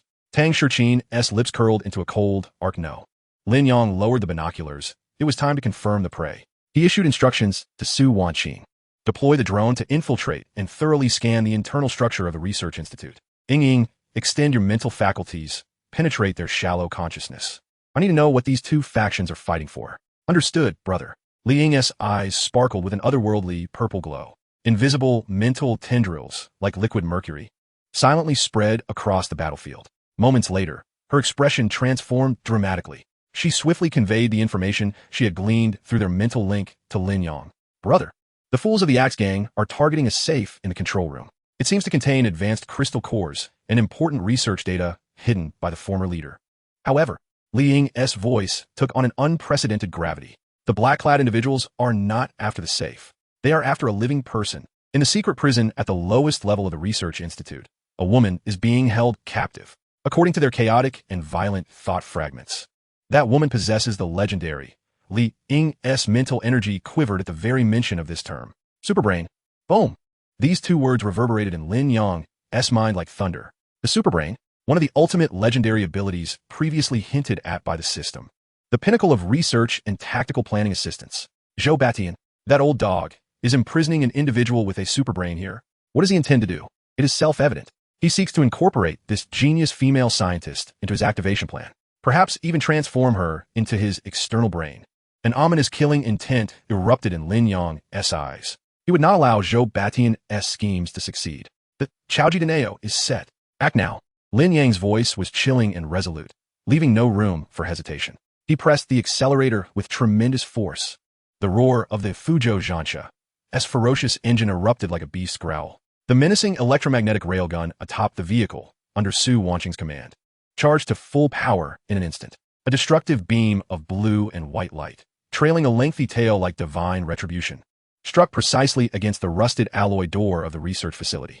Atteindre explosion ensuite.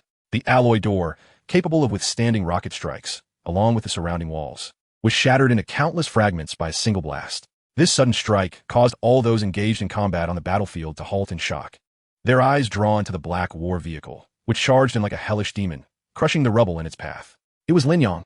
A member of the Axe Gang recognized the iconic killing fortress and let out a desperate scream. Yet, what met him was a tempest of frost and lightning.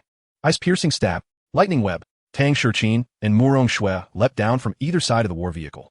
The powers of ice and thunder interwove to form a deadly net that enveloped the entire battlefield in an instant. The remnants of the Axe Gang and the mysterious figures in black had no time to react before being harvested in droves within this dazzling and lethal elemental storm. Lin Yang paid no heed to these insignificant foes. His figure transformed into a golden flash, shooting towards the entrance to the underground prison that Su Wanqing had scanned.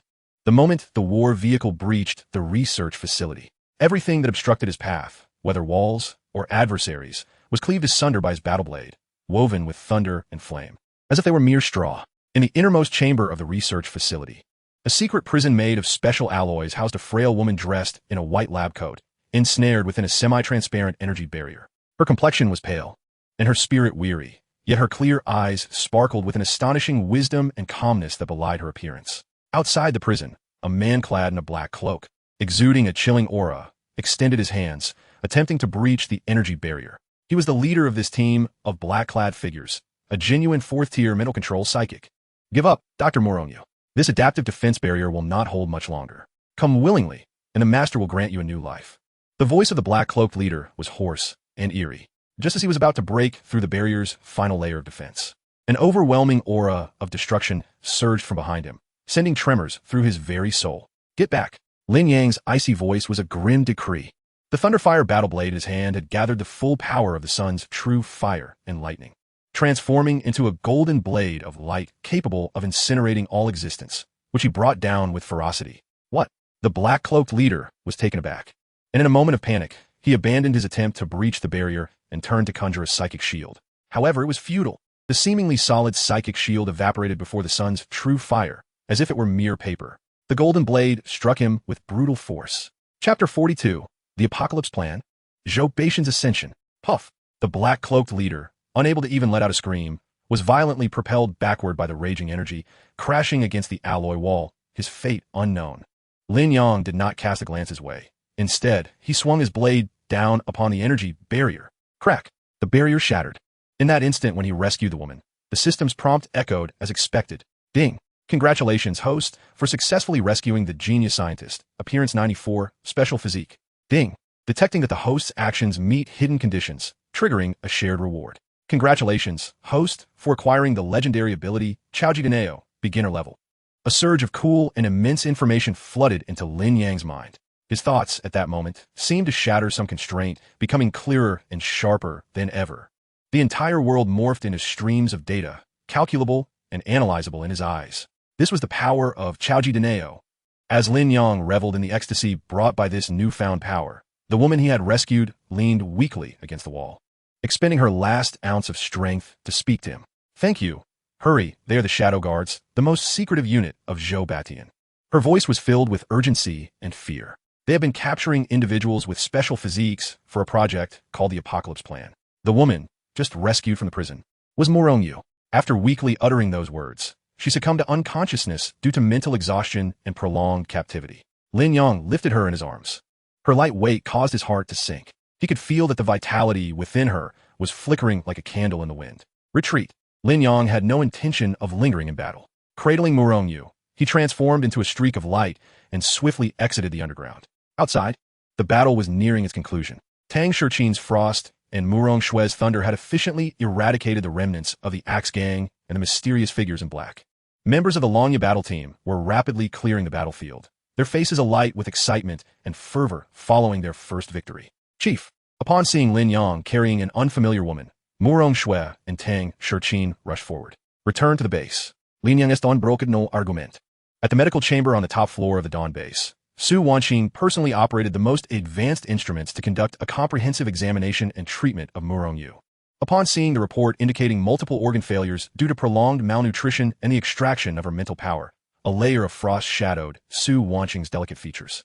With the infusion of abundant nutrients and Li Yuqing's life's tribute ability, as Zhou Ruoxi was absent, she, as the team's healing core, had also mastered some fundamental treatment skills. The following day, Morongyu finally stirred awake. Thank you. Thank you for saving me. Her voice remained weak, but the clarity returned to her eyes. Su Wanqing sat by her bedside, gently inquiring, "You are Murong, the doctor? I am Su Wanqing, also a genetic engineer." The meeting of these two top female scientists was devoid of excessive pleasantries. When Murong learned that Lin Yang possessed a contaminated, plundering crystal core within him, her complexion turned ashen. "No, it absolutely cannot remain within you," she exclaimed fervently to Lin Yang. "Zhou Batian, that madman. He imprisoned me to research a gene sequence capable of perfectly merging plundering powers. He aims to create a flawless vessel." Plundering? Su Wanqing keenly seized upon this term, realizing it was not merely a kind of ability. "No." Murong shook her head firmly. "It is not an ability. It is something older and more fundamental. I call it source energy." Immediately, she and Su Wanqing immersed themselves in their work. The two most precise genetic analyzers in the base were activated simultaneously, and the contaminated, plundering crystal core samples were inserted into the analysis chamber. With the terrifying computational power of Murong Chaoji Deneo enhancing their efforts, countless complex data streams cascaded across the screen at incredible speed. Su Wanqing, beside her, rapidly conducted data comparisons and model constructions. "We found it." Several hours later, Murong abruptly slammed her hand onto the table, pointing at a bizarre, writhing genetic chain displayed on the screen. "This is the essence of source energy. It resembles a super virus capable of devouring all living beings, reorganizing their energy and genetic information, and subsequently achieving the grafting of extraordinary abilities."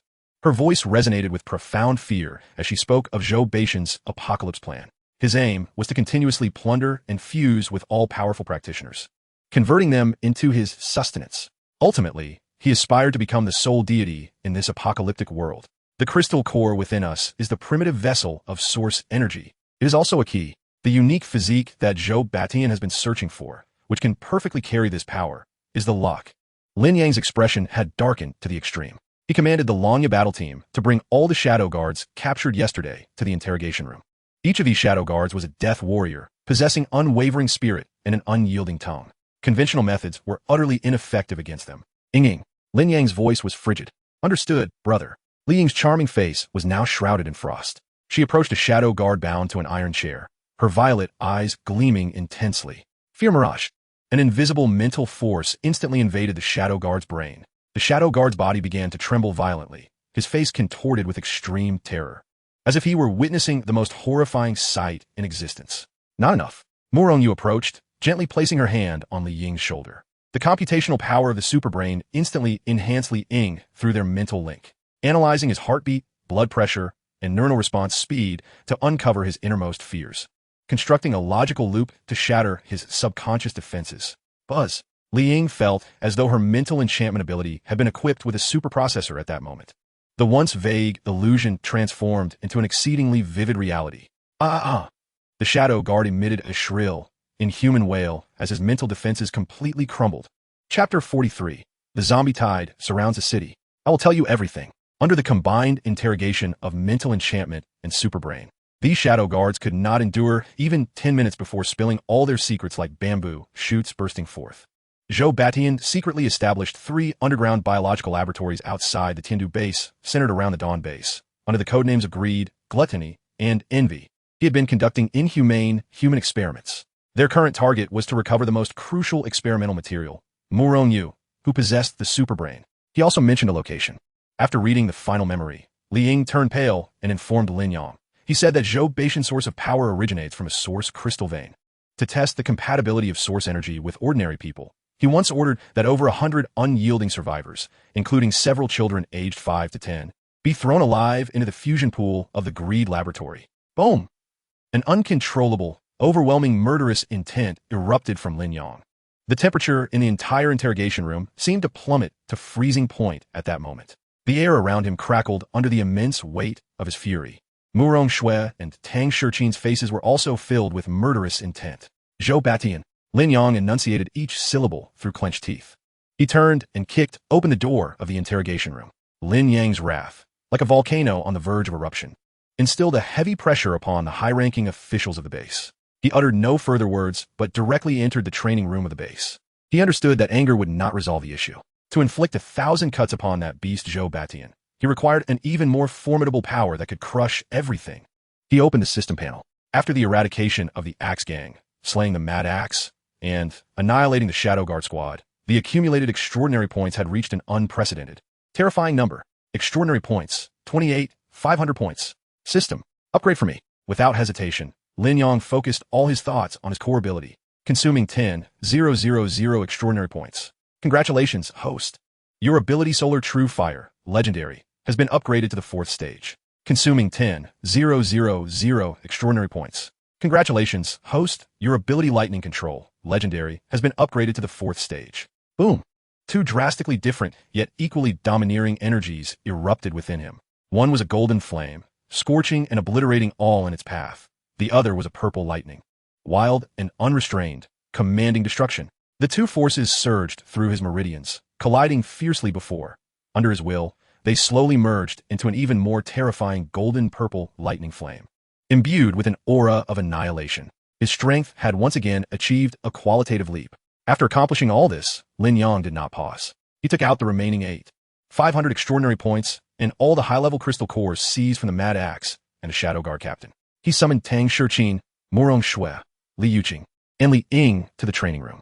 You will share these. Lin Yang pushed the resources toward them, his tone leaving no room for dispute. Now, immediately, enhance your strength. Yes, the girls understood that a great battle was imminent. Without a hint of hesitation, they immediately sat cross-legged and began to absorb the energy from the crystal cores fervently. Lin Yang stood by, utilizing his remaining extraordinary points to provide direct assistance for their breakthroughs. An hour later, 4 powerful auras surged skyward in the training room. Tang Shiqin was enveloped in a visible ice crystal storm, making her appear as the true queen of ice and snow. Extreme cold ice domain, peak of the 3rd stage. Behind Murong Shui, flashes of lightning flickered, coalescing into a roaring thunder beast phantom. Lightning control, peak of the 3rd stage. Ali Yuqing's fingertips. Golden fire lotuses danced and leaped, radiating temperatures sufficient to effortlessly melt steel. Solar True Fire, peak of the 3rd stage. Li Ying's eyes shimmered with violet light, her enchanting power becoming even deeper and more irresistible. Mental Enchantment, peak of the 3rd stage. The core team experienced a significant surge in strength in the following days. The entire Dawn base entered a state of rapid mobilization in preparation for war. Lin Yang distributed all the weapons and equipment scavenged from the Mad Axe's treasury to the Longya battle team. Murong Shui and Tang Shiqin conducted hellish training with unprecedented rigor. The brilliant scientists Su, Wanxing, and Murong Yu toiled day and night in the laboratory, deciphering the secrets of plundering crystal cores and seeking purification methods, while simultaneously developing brand new high-tech weapons and defense systems utilizing the base's resources. Under Lin Yang's iron-fisted leadership and clear planning, the base transformed from chaos and numbness into an orderly, vibrant hub brimming with vitality and indomitable spirit. After satisfying their basic needs, the survivors voluntarily engaged in the construction of the base, fortifying walls, digging traps, and crafting arrows. Each person contributed their strength in their own way to the impending battle that would determine the fate of all. They gazed at the man standing like a deity atop the highest lookout tower of the base, filled with unprecedented confidence and fervent admiration. They firmly believed that as long as Lin Yang remained, they could conquer all. However, Lin Yang himself did not dare to relax. With the acquisition of the superbrain, his analytical abilities had significantly enhanced. He was acutely aware that Zhou Batian, a cunning and ruthless tyrant, would not rest easy after the annihilation of the Ingwei squad and the loss of the vital asset, Murong Yu. A tempest was poised to descend at any moment. On this day, in the evening, Lin Yang was engaged in discussions with the women regarding a proactive assault to dismantle Zhou Batian's covert laboratories. Suddenly, a piercing alarm, the most severe of its kind, resonated without warning throughout the Shuguang base. This was the ultra-long-range early warning system, recently established by Su Wanxing and Murong Yu. With a coverage area of 20 kilometers, an incident had occurred. All faces paled as they rushed toward the command center. On the command center's colossal screen, the imagery relayed by drones and long-range radar left everyone present gasping in horror. In the distance, at the edge of the horizon, a dark mass surged forth, akin to a tide or a gathering storm cloud, racing toward the Shuguang base. Chapter 44. The Peril of Shuguang Base. It was a horde of zombies, an unfathomable multitude of zombies. The sheer number was beyond estimation. This was no longer a mere tide of corpses. It was an ocean of the undead. How could there be so many zombies? A captain from the Longya team spoke, his voice quivering. Wait, look ahead. Murong Shui's tone was grave. The group followed her gaze to see, at the forefront of the dark sea of corpses, several distinct figures standing ominously, towering at 3 to 4 meters, resembling giants. With a power-type mutants, swift as shadows, the speed-type mutants dashed through the horde, leaving after images. There was even a defense-type mutant, its body encased in bone armor, exuding a putrid, toxic miasma. A total of 5. Each possessed the strength of a Tier 4 entity, comparable to a zombie king. Most chilling was the ominous black aura that coiled around these 5 formidable, mutated zombie kings. Their eyes, no longer the vacant and murky gaze of ordinary zombies, flickered with the cold, cruel light of sentient beings. They were not passively drawn. They were commanding. They were directing this endless wave of corpses with a clear objective, to launch a devastating assault on the Shuguang base. It was Zhou Batian. Lin Yang gazed at the screen, where the zombie kings were entwined in black mist, and slowly uttered 3 words. This was the grand gift he had sent. The shrill alarm pierced the hearts of every survivor in the Shuguang base like a dagger. The atmosphere in the command center chilled to a frigid silence. The imagery from the ultra-long-range radar froze the blood of everyone present in an instant. At the horizon's edge lay an endless, surging blackness. It was not a storm cloud or a tidal wave. It was an unfathomable sea of zombies, obscuring the sky, impossible to quantify in numbers. This was a true sea of corpses, capable of engulfing the entire city. Oh heavens! A young member of the Longya team exclaimed, his face ashen, his grip on his weapon faltering. Within the base, countless survivors burst forth from their makeshift shelters, and upon witnessing the cataclysmic scene in the distance, hope shattered across their faces. Despair, like a plague, spread rapidly. Some collapsed weakly to the ground, while others wept bitterly, emitting heart-wrenching wails. In that moment, the recently established order of the base seemed to revert to the darkest, most hopeless days of the apocalypse's dawn. Everyone, stand up. Murong Shue's figure emerged in the square, her voice resonating like thunder in everyone's ears. Your men, your children, are watching you. Do you wish for them to see you groveling like dogs? If you wish to survive, seize your weapons, head to the walls, and fight. Her cold and stern words temporarily quelled the chaos. Yet the shadow of fear lingered ominously over everyone. In the command center, Lin Yang's expression was as resolute as iron. His gaze was fixed intently on the screen, locking onto the forefront of the corpse sea. Within that writhing black tide, 5 enormous figures loomed, exuding a terrifying, heart-stopping aura. Over 3 meters tall, muscles bulging like a titan, the power-type mutant. Swift as shadows, the speed-type mutant left trails of black in the horde. Encased in heavy bone armor, the defense-type mutant continuously exhaled a foul, toxic miasma. 5 in total.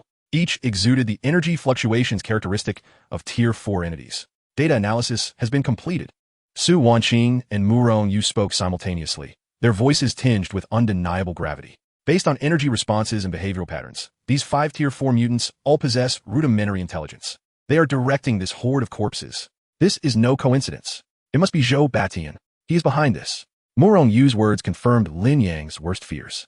That wretched old dog, having lost the Yingui and this crucial experimental asset, had finally revealed his trump card. He intended to use this overwhelming force to obliterate the Shuguang base from the map. Relay the orders. Lin Yang's voice was cold and calm, devoid of any emotional fluctuation. Yet this tranquility was akin to a volcano poised to erupt, harboring a power that instilled a sense of security in all. All Longya team members, ascend the walls and defend your respective zones. Tang Shirqin, your eyes will be our first line of defense. Murong Shue, unleash your thunder to ensnare them. Yuqing, all heavy firepower is entrusted to you for long-range support. Ying, lock onto those 5 intelligent zombie kings and use your mental force to disrupt them fiercely. Understood. The women replied in unison, their eyes devoid of fear, filled only with indomitable fighting spirit. With the orders dispatched, the entire base sprang back into action. Members of the Longya team, under their captain's guidance, swiftly ascended the fortified walls of steel and concrete. The tide of corpses drew near. A deafening roar coalesced into a wave of sound, causing the entire wall to tremble. Ice wall rise. Tang Shirqin stood at the center of the wall, her delicate hand thrusting forward with force. Crack! The earth trembled as a massive, thick ice barrier, rising over 10 meters, erupted from the ground outside the wall. Shimmering with a chilling glow, Thunderweb. Murong Shue followed closely, raising her hands high as ferocious lightning coalesced in her palms, transforming into a crackling web that enveloped the entire front of the wall. Solar Fire Rain. Liu Qing stood der Luft, waving her small hands as fireballs the size of basin heads rained down like meteors, crashing into the forefront of the horde. Boom! Boom! Boom! The explosions echoed in succession. However, to that endless sea of corpses, it was akin to tossing mere pebbles into the ocean. Thud! Thud! Thud! The power-type mutants advanced with heavy steps, crashing against the ice wall like battering rams. The ice wall shook violently, instantly covered in spiderweb-like cracks. More ordinary zombies like ants scrambled over the bodies of their fallen comrades, frantically climbing upward. Chapter 45, Beheading the Zombie King. Ah, a scream rang out. A member of the Lanya team, caught off guard, was attacked by a speed-type zombie that suddenly leapt from below the wall, its claws tearing open his throat. Blood stained the walls. The defensive line revealed its first breach. Countless zombies surged through this gap like a raging flood. Block it. Seal it. The captain roared, the glow of supernatural powers flashing wildly upon the city walls. Yet the sheer number of the undead was overwhelming. Under the command of the intelligent zombie kings, they executed their tasks with ruthless precision, consuming the strength of the defenders in the most primal and bloody manner. Within the base, chaos reared its head once more. Some survivors completely broke down, crying out and attempting to flee towards the rear exit of the base, desperate to escape this hell on earth. Bang! Bang! The sound of gunfire rang out. Lin Yang's personal guard, expressionless, instantly executed the ringleaders of the disturbance. Those who retreat shall die. This cold declaration temporarily quelled the panic. But everyone knew it was merely a matter of time before the defensive line collapsed. Lin Yang gazed at the screen where soldiers fell one after another, his eyes finally igniting with a glint of icy fury. He understood that waiting was no longer an option. He picked up the communicator and issued his final command to Su Wanqing. Wanqing, activate the Apocalypse defense system. Let these ignorant beasts witness the might of technology. Yes. Su Wanqing pressed down heavily on the console. Buzz. In that moment, the entire Shuguang base seemed to come alive. A row of concealed panels thunderously opened. Dozens of automatic defense turrets, gleaming with metallic luster, slowly ascended, their dark muzzles aimed outward at the walls. In every corner of the perimeter, hidden laser emitters also illuminated with deadly red light. Fire! Tot. Flames erupted. A metal storm instantly engulfed the entire city wall. The zombies that had just climbed up were instantaneously shredded into pieces by the barrage of bullets. Hiss! Laser beams swept through like the scythes of death. Groups of zombies were neatly bisected. Boom! The high-explosive landmines hidden beneath the ground detonated. A horrific shockwave, mingled with steel balls, sent all the zombies within a 100-meter radius soaring into the air. The fangs of technology revealed their most ferocious and terrifying aspect at that moment. The once precarious battle situation was instantly reversed. However, just as everyone erupted in cheers, Morongyu, who had been analyzing the battlefield with the super brain, suddenly changed countenance. She sprang to her feet, pointing at the screen where the largest bone-armored zombie king was being flanked by 4 others, exclaiming in disbelief. Lin Yang, look, the energy fluctuations emanating from that largest zombie king are identical to those from the plundering core. Source energy. The word source energy detonated like a bomb within the command center. Lin Yang es pupils dilated. He instantly comprehended. This so-called bone-armored zombie king was not a product of natural mutation. It was a war weapon forcibly birthed and controlled by that old dog Zhou Batian using plundering source energy. This was not merely a 4th-tier zombie king. It was an extension of Zhou Baishan's power, a poisoned butcher's knife meant to annihilate Shuguang base. No wonder this horde of zombies was so bizarre and organized. The true commander was this monster tainted by his source energy. No longer could it lead him by the nose. Lin Yang's voice turned icily resolute at that moment. Decapitate all fire units. Longya battle team, abandon the eradication of ordinary zombies and concentrate fire on the largest bone-armored zombie king. Once it is slain, this horde will collapse without a fight. His command swiftly spread through every corner of the battlefield via the communicator. Acknowledged. Su Wanqing's fingers danced across the console. Buzz. The dozens of automatic defense turrets that had just revealed their menacing fangs all pivoted their gun barrels in unison. The laser emitters concealed within the wall began to recharge. With the assistance of the superbrain, all attack targets were instantaneously locked onto the largest bone-armored zombie king. Longya battle team, charge with me. Lin Yang's figure had already appeared atop the city wall. Without a moment's hesitation, he leaped off the 10-meter-high wall like a golden cannonball. Boom! He landed heavily amidst the sea of corpses, the ground shattering beneath him, a violent shockwave flinging dozens of zombies into the air, armed with the Thunderfire battle blade. The golden sunlight and purple raging thunder intertwined around him, resembling a battle deity of destruction emerging from myth.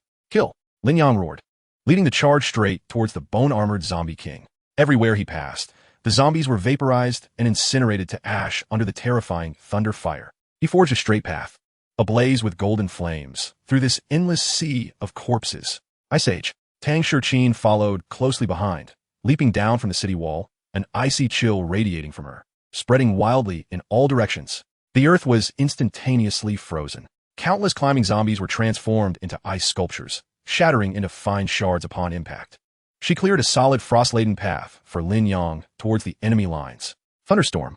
Murong Shui transformed into a bolt of lightning, weaving through the battlefield, unleashing violent lightning strikes upon the mutated creatures attempting to encircle Lin Yang, paralyzing them and slowing their movements. Solar Fire Lotus. Explode. Li Yuqing stood aloft, pointing her finger. Golden fire lotuses accurately descended around the bone-armored zombie king, detonating with a resounding blast, clearing the final obstacles for Lin Yang's advance. Chaotic Screech. Li Ying's eyes gleamed with purple light. An invisible mental shock, like a sword, pierced fiercely into the brains of the 5 intelligent zombie kings. Roar. The commanding zombie kings suddenly halted, emitting agonized howls, and the command system descended into deadly chaos. Chapter 46. Lin Yang's ultimate trump card. Now is the time. Lin Yang seized this once-in-a-lifetime opportunity. His figure appeared before the bone-armored zombie king. Roar. The bone-armored zombie king sensed the mortal threat, abandoning its command over the horde. Its massive claw, covered in thick bone armor, descended towards Lin Yang's head with a foul wind. The force of this strike was enough to flatten a main battle tank. Yet, Lin Yang would not retreat. Break through. The Thunderfire battle blade in his hand blazed with brilliance. The legendary Solar True Fire and the legendary Lightning Control, under the impetus of his 4th-tier strength, reached their utmost potential. Golden flames and purple thunder perfectly merged. Swoosh! A terrifying blade of gold and purple, capable of cleaving the skies, soared upward. It struck fiercely against the descending colossal claw. Crack! The thick bone armor, able to withstand artillery fire, was effortlessly cleaved in two under this blow. On the charred wound, golden flames raged wildly, and purple lightning wreaked havoc. Roar! The bone-armored zombie king let out the most agonizing roar since its inception. Half of its body was scorched to cinders by this terrifying thunder fire. Lin Yang offered it no respite. Short-distance blink.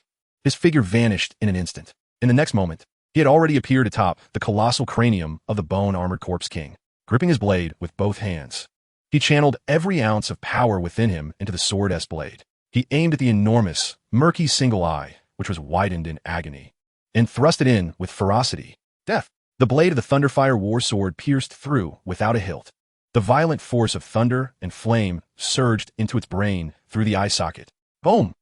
The massive head of the bone-armored corpse king exploded from within, as if it had been filled with a high-powered bomb. Red, white, and black mingled with golden flames and violet lightning, filling the sky. The gargantuan body lost all support and crashed heavily to the ground, toppling forward. Silence. The entire battlefield seemed to have been paused at this very moment. In the next second, ding! Congratulations, host, for successfully slaying the 4th-tier corpse king, elite, tainted by plundered source energy. Ding! Earned 3,000 ability points. Ding! Acquired rare item, source energy crystal X1. With the demise of the corpse king, the ominous black aura that had enveloped all the zombies instantly dissipated. The previously organized and fearlessly aggressive horde of corpses lost all command. The cruel glint in their eyes reverted to emptiness and muddiness. They began to flail aimlessly like headless flies, even turning on each other and devouring one another. The entire horde collapsed utterly. We won, we won. Someone on the city wall was the first to shout out. We won. Long Zhuxian, long live the leader. In the next moment, a deafening cheer of survival resonated throughout the skies of the Dawn base. Tears of ecstatic joy adorned the faces of all survivors. They gazed at the man standing atop the corpse king's carcass, bathed in thunder and fire, resembling a deity or demon. Their eyes filled with indescribable fervent admiration and reverence. Murong Shui's figure fell beside Lin Yang. She looked at the man before her, and aside from the uncontrollable love she harbored, a profound respect emanating from the depths of her soul took root within her heart. This man always managed to conjure the most incredible miracles in the direst of circumstances. Command issued. Lin Yang's voice transmitted through the communicator to every member still engaged in battle. Sound the horn for counterattack. Clear the battlefield. Collect all crystal cores. Yes. The morale-boosted Longya battle team surged into the chaotic horde like ferocious tigers, commencing a one-sided massacre. Su Wanqing and Mu Rongyu immediately directed the logistics personnel to initiate urgent repairs on the damaged fortifications. After experiencing a cataclysmic crisis, the entire base not only did not collapse, but instead erupted with an unprecedented unity. At that moment, a member of the Longya battle team responsible for clearing the Corpse Kings remained suddenly called out in astonishment. Leader, come quickly. We found something strange among the fragments of the monster's armor. Lin Yang approached upon hearing the voice. He saw the team member holding a palm-sized, unmolten metallic fragment that had blasted out from the Corpse King's body. It appeared to be a badge. The badge, somewhat eroded by the source energy, still bore a discernible engraving of a majestic character, Zhou. Behind the character, a more enigmatic pattern resembling a black vortex of the abyss was imprinted. Lin Yang took the scorching metallic badge, feeling a strange, cold sensation as if it could drain life force from his fingertips. The character Zhou on the badge was bold and domineering. He immediately recognized it as the style of Zhou Batian's handwriting. The black vortex pattern behind it made his heart sink. He had seen this pattern before, in the memories of his past life, when Zhou Batian ultimately initiated the Apocalypse plan, attempting to transform the entire Tiandu base into his energy furnace. This identical pattern, symbolizing devouring and plundering, had manifested upon him. So that is how it is. Everything is connected. Zhou Batian's plunder system, the so-called Apocalypse plan, revolves around this bizarre black vortex. And the so-called source energy is the fuel driving this vortex. Zhou Batian. Lin Yang gradually tightened his fist, the hardened metallic badge creaking ominously in his grip as it began to deform. A chilling aura of murderous intent emanated from him, causing even Morong Shui beside him to feel a shiver of fear. This old dog's schemes are far more grandiose and insane than I imagined. As the horde retreated, the victorious cheers did not linger long in the Dawn base. Instead, a heavy sorrow took its place. In this devastating defense battle, although the Dawn base ultimately emerged victorious, it paid an extremely painful price. Nearly 100 survivor warriors fell forever on the city walls. The Lanya battle team suffered over 1/3 casualties. Most heart-wrenchingly, the original leader of the Dawn base, the elder Chen Tinxiong, known as Old Chen, who had gathered thousands of survivors to establish this sanctuary through his reputation and experience at the onset of the apocalypse, succumbed to his injuries while clearing the battlefield, bleeding out his last drop of blood. Chapter 47. The Change of Leadership. Inside the makeshift medical tent, Old Chen lay on a simple military cot, his complexion ashen, his breath as faint as a flickering candle in the wind. His uninjured hand gripped Lin Yang tightly. Mr. Lin, Old Chen's murky eyes brimmed with pleading and entrustment. I can't go on. This base, these thousands of lives, I beseech you, take it over. You are stronger than I am. You see further. Only you can lead them to survive. Old Chen's voice grew increasingly faint. They're all good people, I implore you. As his words fell, he loosened his grip on Lin Yang's hand, his head drooping weakly to the side. The elder, who had protected the Dawn base for months, was gone. Lin Yang stood silently, closing Old Chen's eyes. He could feel the countless gazes outside the tent, filled with sorrow, confusion, and helplessness. Old Chen had been their pillar of support. Now that pillar was gone. What lies ahead? Thud. A middle-aged man, filthy and with his arm bandaged, suddenly knelt before Lin Yang. He was the leader of the self-organized guard team among the survivors. Leader. He lifted his head, his eyes red, staring intently at Lin Yang. His voice hoarse as he shouted, "The old leader is gone. From today onward, you are the only new leader of the Dawn base. We only recognize you." His kneeling was like a signal. Thud, thud, thud. Outside the tent, hundreds and thousands of survivors, regardless of gender or age, all knelt down in unison. "Please, leader, take control of the base. We vow to follow you to the death, leader. Long live the leader." The thunderous shouts converged into a torrent, dispelling the clouds of sorrow and embodying the voices of all. They had witnessed Lin Yang, as if descending from the heavens, slaying the corpse king and turning the tide of despair. They had also experienced the fairness and sustenance brought by Lin Yang after establishing the trading post. In this apocalyptic world where lives are as worthless as grass, following such a strong leader was the only hope for survival. Mu Zongsu, Dan Sikin, and all members of the Lanya battle team also knelt on one knee, their gazes fervent and resolute. "Please, leader, ascend to the pinnacle." Lin Yang took a deep breath. He did not decline, for he knew that from the moment he decided to make this base bear his surname, this responsibility was one he must shoulder. He stepped out of the tent, one deliberate footfall at a time, ascending the blood-stained and bullet-riddled city wall. Standing at the pinnacle, he gazed down upon the faces below, each filled with anticipation, reverence, and fervor. His voice, devoid of any amplification, resonated clearly in the ears of every individual present. "I, Lin Yang, accept your plea. However, I must inform you that from this day forth, the Dawn base shall no longer be a mere sanctuary teetering on the brink of survival. It shall become the final bastion of hope for all survivors unwilling to submit in this apocalyptic world. This is our shared homeland. I make this solemn promise." Lin Yang's voice surged, akin to a thunderclap. "As long as I, Lin Yang, draw breath, I shall not permit anyone to oppress you like swine or dogs. We shall forge a new order with our own hands, a world where the strong protect the weak, rather than prey upon them." Boom! At that moment, the minds of all survivors ignited with fervor. A new world. What a magnificent, invigorating aspiration. They beheld the man standing atop the city wall, radiating boundless authority and dignity. And their reverence transcended into a fervent, almost frenzied faith. Lin Shun, Lin Shun. The identity of the first to utter this title remains unknown. In the next instant, those two words coalesced into a thunderous roar, echoing through the skies, resounding endlessly. Under the gaze of countless fervent eyes, Lin Yang slowly raised his hand. The cacophony ceased abruptly. His icy gaze swept across the crowd as he began to issue his first command as the new leader. From now on, the base shall enter a state of maximum combat readiness. All departments, heed my orders. Lin Yang's commands were disseminated swiftly and precisely to every corner of the base. The entire Dawn base, a war machine that had just endured a bloody battle, did not pause, but operated with an unprecedented, heightened efficiency. Lin Yang's inaugural order astonished everyone. Through a special encrypted channel, he issued a command to the Zhou family located far away at the Tiandu base. The content of the order was simple: summon Zhou Ruashi to the Dawn base to meet me. No one understood Lin Yang's rationale for this action, yet all were aware that his intentions were always profound. 3 days later, a military helicopter emblazoned with the Zhou family emblem descended upon the Dawn base. As Zhou Ruashi, adorned in a simple yet elegant white dress, exuding an ethereal grace that seemed otherworldly, disembarked from the aircraft, the entire base fell silent in awe. Especially when they witnessed the legendary Zhou family heiress bow respectfully in greeting to Lin Yang, her icy gaze suddenly revealing a complexity of emotions: excitement, guilt, and attachment. Everyone's reverence for Lin Yang reached a new zenith. To command such respect from the daughter of an adversary, Lin Shun, a force to be reckoned with. Internal affairs, resource allocation, and survivor placement are all entrusted to you. Lin Yang regarded Zhou Ruashi without unnecessary preamble, directly issuing her appointment. Understood. Zhou Ruashi nodded earnestly, fully aware that this was Lin Yang's trust in her and her singular opportunity to atone for her family's transgressions. With Zhou Ruashi's arrival, Lin Yang's core power structure was formally established. Zhou Ruashi, with her unparalleled charm and managerial prowess, became the chief steward of the base, restoring order to the chaotic internal affairs. Su Wanqing and Murong Yu, two genius scientists endowed with super brains, officially took charge of the entire research system of the base.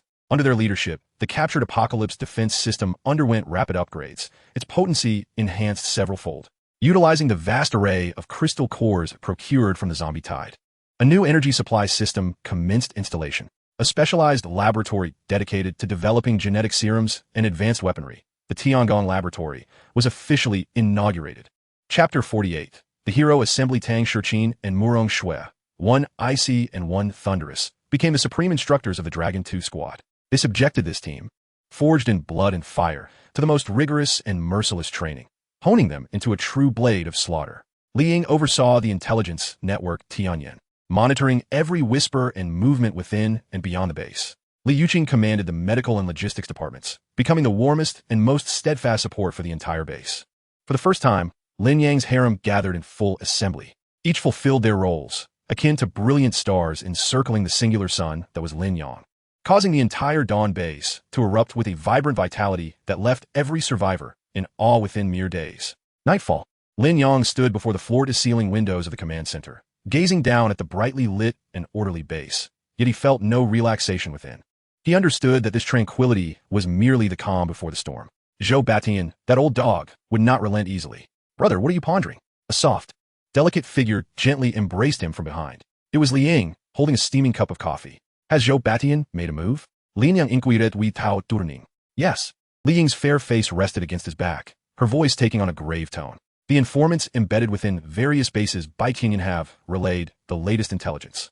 Zhou Batian is issuing hero invitations. He claims to have obtained some divine power, unraveling the ultimate secret of the apocalypse. In 7 days, at the Tiandu base, he will convene a grand hero assembly, inviting all prominent leaders and formidable individuals of the bases to discuss the establishment of a new human order. Divine power? Ultimate secret? A cold smirk creased Lin Yang's lips. He had finally revealed his true intentions. Indeed, Murong Yu and Su Wanqing entered, their expressions mingling weariness with excitement and gravity. Murong Yu adjusted her gold-rimmed glasses, her eyes sparkling with intelligence, as if she could see through all. Sister Wanqing and I have analyzed his behavioral patterns using the superbrain. The so-called divine power is undoubtedly his incomplete plundering source energy, and the so-called ultimate secret is laughable. He has imprisoned me for so long to perfect his apocalypse plan. His aim has never been to save humanity. Su Wanqing continued, "This is a grand scheme. He is using power and hope as bait to lure all-powerful ability users into his lair. Then he will ensnare them all, transforming them into nourishment for his apocalypse plan, making himself the sole deity in this apocalypse. A glimmer of cold light flashed in Lin Yang's eyes. According to the information, numerous unsuspecting leaders from small to medium bases had been swept away by this hero assembly and were preparing to go in pilgrimage. The atmosphere in the command room became exceedingly oppressive. This was a trap, a banquet of death, fully aware of its peril, yet irresistibly alluring. All eyes turned to Lin Yang, awaiting his decision. Lin Yang slowly turned around, accepting the cup of coffee from Lin Yang's hand and taking a gentle sip. His gaze swept across the gathered women, finally resting on the darkened expanse of the desolate world beyond the window. A hero assembly? He chuckled softly, a sound laced with disdain and overwhelming dominance. Very well. If he wishes to invite me into his trap, I shall boldly venture into his den of tigers and dragons. The gold-and-purple lightning flickered in Lin Yang's eyes. Convey my orders. Dragon 2 squad assemble. It is time to confront this overlord of Tiandu base. Did he not wish to hold a hero assembly? Lin Yang shall personally deliver a grand gift to the Zhou family.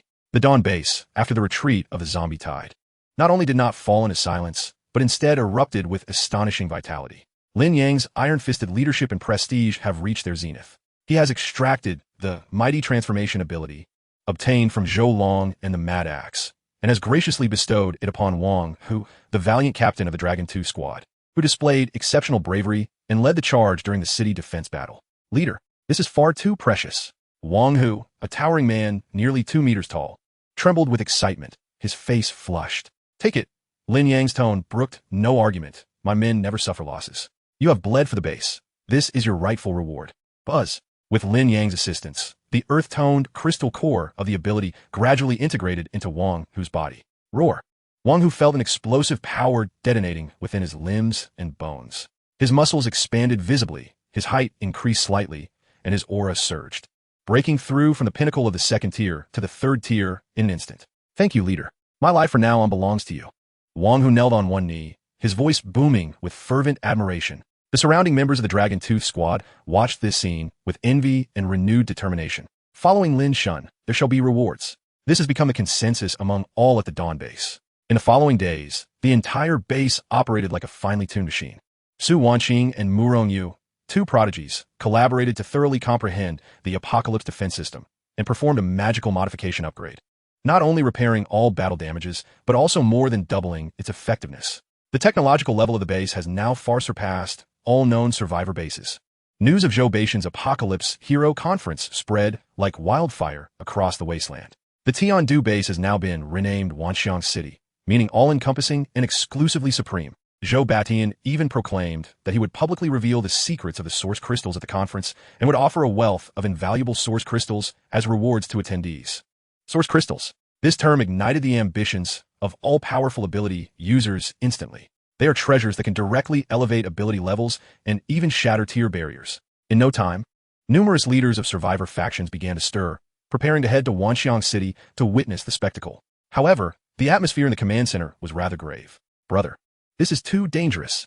Zhou Baishan has evidently set a trap, waiting for you to fall into it.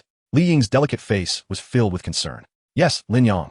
Mu Rongshui added, we have the geographical advantage at Dawn Base and can afford to wait. There's no need to venture into his territory. The women nodded in agreement, disapproving of Lin Yang's plan. Lin Yang gazed at their worried faces, warmth blossoming in his heart, yet his resolve remained unshaken. The greater the risk, the greater the reward.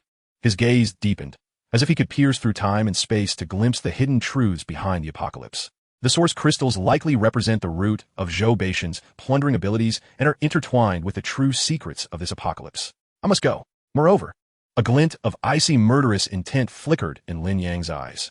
The plundering crystal core within me is akin to a ticking time bomb. Only by locating its source can I resolve it entirely. Besides, does he not wish to be a hero? Then I shall personally tear off his hypocritical mask before all the powerful beings of the wasteland. Let him be utterly disgraced.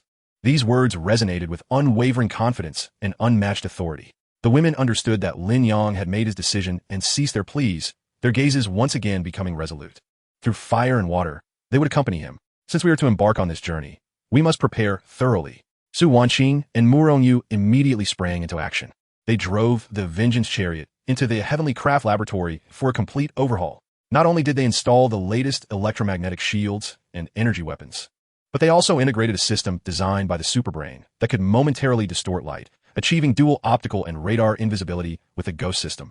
Simultaneously, utilizing the vast number of high-level crystal cores they had seized, they successfully developed a potential stimulator that could temporarily tap into human potential, enhancing ability power by 30%. Each core member was equipped with 3. The Dragon 2 squad, under the rigorous training from Tang Shichin and Murong Shui, underwent final tactical drills, with each team working in perfect harmony. 7 days later, everything was in readiness. Lin Yang brought only Tang Shichin, Murong Shui, Li Ying, Li Yuqing, and Su Wanqing, along with a 20-member elite team from Dragon Tooth, led by Wang Hu, driving the fully upgraded Vengeance Chariot towards Wanxiang City. Zhou Ruoxi remained at the base, her abilities sufficient to manage the rear with precision. The atmosphere along the journey was exceptionally tense. They encountered multiple waves of ability user teams also heading to Wanxiang City. Some convoy flags bore skull insignias, and their members exuded a fierce aura. Others rode on massive mutated beasts, their presence imposing. Various factions harbored their own agendas, maintaining vigilance and caution towards one another. Lin Yang sat within the chariot, his expression calm.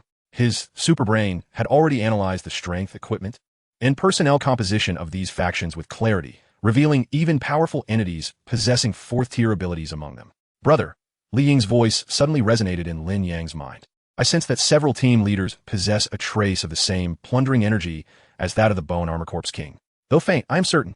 Lin Yang's heart jolted. Zhou Baishan's schemes were unfolding more swiftly than he had anticipated. The seeds of the Apocalypse Project had already been sown. Just as the Vengeance Chariot was about to reach the outskirts of Wanxiang City, a convoy of armed off-road vehicles brazenly blocked their path. A group of ragtag mercenaries, clad in tattered leather armor and wielding various weapons, obstructed the way. The leader, a one-eyed brute wielding a massive broadsword, bellowed, "This road is mine. If you wish to enter Wanxiang City, leave half your supplies as a toll." Behind the convoy, many smaller factions dared not voice their anger and complied, paying the protection fee. The one-eyed brute's gaze fell upon Lin Yang's menacing, jet-black, Vengeance Chariot, his eyes gleaming with greed. "That vehicle! Leave it! You may go." Lin Yang could hardly be bothered to converse with such scum. "Charge through." "Yes." Wang Hu grinned and slammed the accelerator to the floor. Boom! The Vengeance Chariot roared with a ferocious engine, showing no signs of slowing, crashing into the off-road vehicles, serving as a barrier like a steel behemoth. Looking for death, the one-eyed brute fumed, raising his broadsword to strike. Yet in the next moment, zzz, a thick purple lightning bolt descended from the sky, striking the ground before him with unerring precision. The terrifying arc blasted a charred pit into the earth. The destructive aura sent the one-eyed brute's hair standing on end.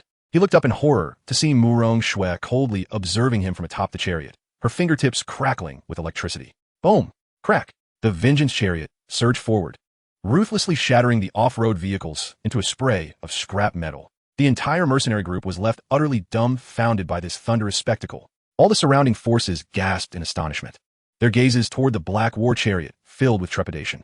The Vengeance Chariot slowly came to a halt before the grand gates of Wanxiang City, where throngs of people had already gathered, each faction clearly delineated. The hydraulic hatch creaked open. Lin Yang, clad in a black combat suit, was the first to descend, his demeanor stern and unyielding. Following him were 5 stunning women, each possessing a unique charm.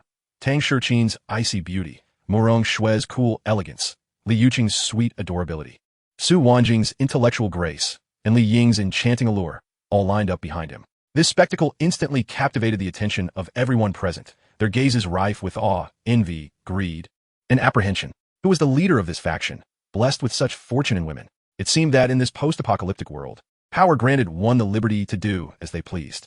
As the crowd buzzed with speculation regarding Lin Yang's background, a familiar yet detestable voice suddenly rang out from the throng.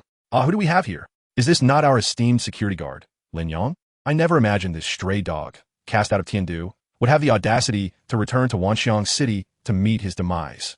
From the crowd emerged a young man clad in an extravagant silk robe, his countenance grim and serpentine eyes radiating malice, accompanied by a retinue of formidable psychic guardians.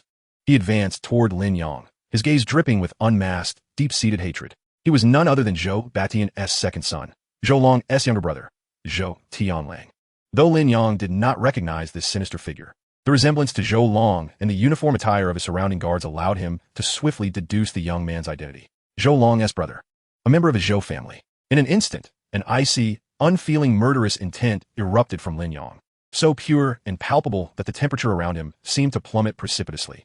Those factions who had been whispering and pointing at the women behind Lin Yang suddenly felt as if they were being targeted by a primordial beast risen from a sea of corpses. Their hearts constricted, and breathing became arduous. The once boisterous gates fell into an eerie silence, as if a pin could be heard dropping. The guards beside Zhou Tianlang, their faces shifting in alarm, stepped forward, their energies surging as they shielded him. However, Zhou Tianlang himself appeared utterly unfazed by the oppressive aura. His life of luxury and unwavering confidence in the Zhou families might lead him to believe that no one would dare confront him at the gates of Wanxiang City. As he regarded Lin Yang's frigid gaze, a twisted glee flickered in his eyes. What's wrong? Have I struck a nerve? Upset? A cruel smile crept across Zhou Tianlang's lips as he deliberately lowered his voice to a sinister whisper, audible only to those nearby. Let me tell you, Lin Yang, you are but a dog.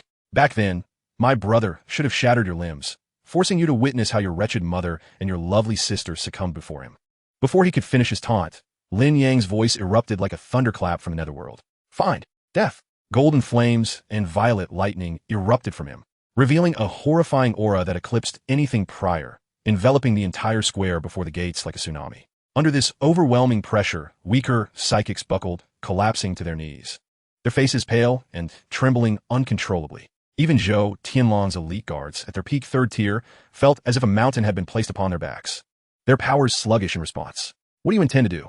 Zhou Tianlang's face finally betrayed a look of terror. He could scarcely fathom that Lin Yang's strength had escalated to such an alarming degree. Yet, Lin Yang had no desire to engage in further conversation. In a flash, his form left behind a golden-purple afterimage as he utilized short-distance teleportation. The guards surrounding Zhou Tianlang narrowed their eyes, unable to react in time. They barely perceived a blur before Lin Yang appeared before Zhou Tianlang like a specter, his blade engulfed in golden flames and entwined with violet lightning, silently pressed against Zhou Tianlang's throat. The searing heat singed the skin at his neck, producing a hissing sound, while the violent arcs of electricity rendered him numb, robbing him of the strength to even twitch a finger. One more word, Lin Yang's voice, cold as death, resonated in every ear present. And I will have you follow in your brother's footsteps. Silence descended upon the crowd, all utterly stunned by the swift turn of events. What speed was this? What power? At the gates of Wanxiang City, the stronghold of the Zhou family, in front of all the factions, Lin Yang had subdued the second son of the Zhou family as easily as catching a chick, a blade poised at his throat. Madness. This man, Lin Yang, had to be insane. Release the second young master. You insolent wretch. Zhou Tianlang's guards finally reacted, roaring as they charged forward. However, as they moved, a formidable ice wall erupted from the ground, blocking their path. Tang Shurqin's frosty visage exuded an aura as chilling as ice. A violent net of lightning descended upon them, enveloping them in an instant. Murong Shui stood poised, her eyes glinting with lethal intent. Boom! Boom! Massive fireballs the size of basins rained down, exploding at their feet and forcing them to retreat in panic. Li Yuqing's face was taut, devoid of her usual sweetness. The three women behind Lin Yang had already subdued the elite guards of the Zhou family, preventing them from advancing even a single step. The onlookers gasped in disbelief. What kind of terrifying team was this? Not only was their leader immensely powerful, but even the women surrounding him were formidable top-tier psychics. Zhou Tianlang had truly encountered an insurmountable obstacle this time. No, it was more akin to colliding with a diamond slab capable of shattering his very bones. Zhou Tianlang was utterly paralyzed by fear. He could distinctly feel the blade at his throat, hot enough to vaporize him in an instant, and the paralyzing sensation that sent shivers through his very soul. The shadow of death had never loomed so clearly before him. His pupils dilated in sheer terror, shrinking to pinpricks while cold sweat cascaded down his forehead like a waterfall, mingling with tears of humiliation. He could not fathom how this waste, once expelled from the Zhou family like a dog, could have grown so powerful in such a brief time. This individual is even more formidable than his deceased brother, who possessed the Zhuli Hua ability. Lin Yang gazed upon his pitiful state, a flicker of intense disdain crossing his eyes. He refrained from killing him, for slaying this worthless being here would serve no purpose and would instead alert others. What he desired was to trample the Zhou family into an abyss of irretrievable despair in front of everyone at the so-called Hero Conference. Chapter 51. Is this the only true god in the apocalypse? With a resounding thud, Lin Yang sheathed his battle blade and delivered a powerful kick to Zhou Tianlang's chest. Zhou Tianlang let out a pained cry, his body soaring like a kite with severed strings, crashing heavily several meters away. rolling across the ground before finally coming to a stop. Lin Yang stood with his weapon sheathed, his cold gaze slowly sweeping over the stunned abilities present. All rendered speechless by shock. In a voice not loud yet distinctly clear, he began to speak, enunciating every word. Do you not wish to know who I am? Allow me to enlighten you. The arrogant scion of the Zhou family, Zhou Long, has been slain by my own hand, and his father, the so-called hero in your eyes.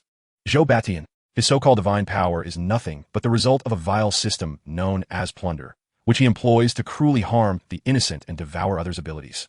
I shall provide everyone with a full account of this at the so-called hero conference. Boom! Lin Yang's words detonated in the minds of the gathered abilities like a barrage of nuclear bombs. Zhou Long is dead, killed by this very man before them. Zhou Batian's power is derived from plunder. The magnitude of this revelation sent shockwaves through the crowd, particularly among those leaders who had covertly aligned themselves with Zhou Batian, their expressions turning ashen in an instant. Their gazes towards the depths of Wanxiang City were suddenly filled with an uncontrollable blend of doubt and fear. You speak nonsense. Zhou Tianlang, with the assistance of his guards, struggled to rise from the ground. Wiping the blood from his lips, his once handsome face was now twisted in extreme resentment and humiliation. He pointed at Lin Yang, expending all his strength to hysterically scream, Lin Yang, you will pay for this. At the hero conference, my father will show you what true power is, what genuine despair feels like. Do you think that just because you have acquired a few source crystals and enhance your strength, you can contend with the Zhou family? Foolish delusions. You are doomed.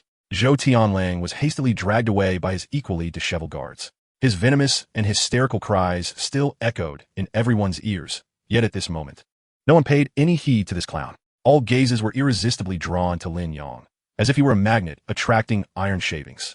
This man was undeniably audacious. Audacious beyond reason. Audacious to the point of tyranny. Before the gates of Wanxiang City, he had incapacitated the Zhou family's second son and publicly exposed Zhou Batian's secrets.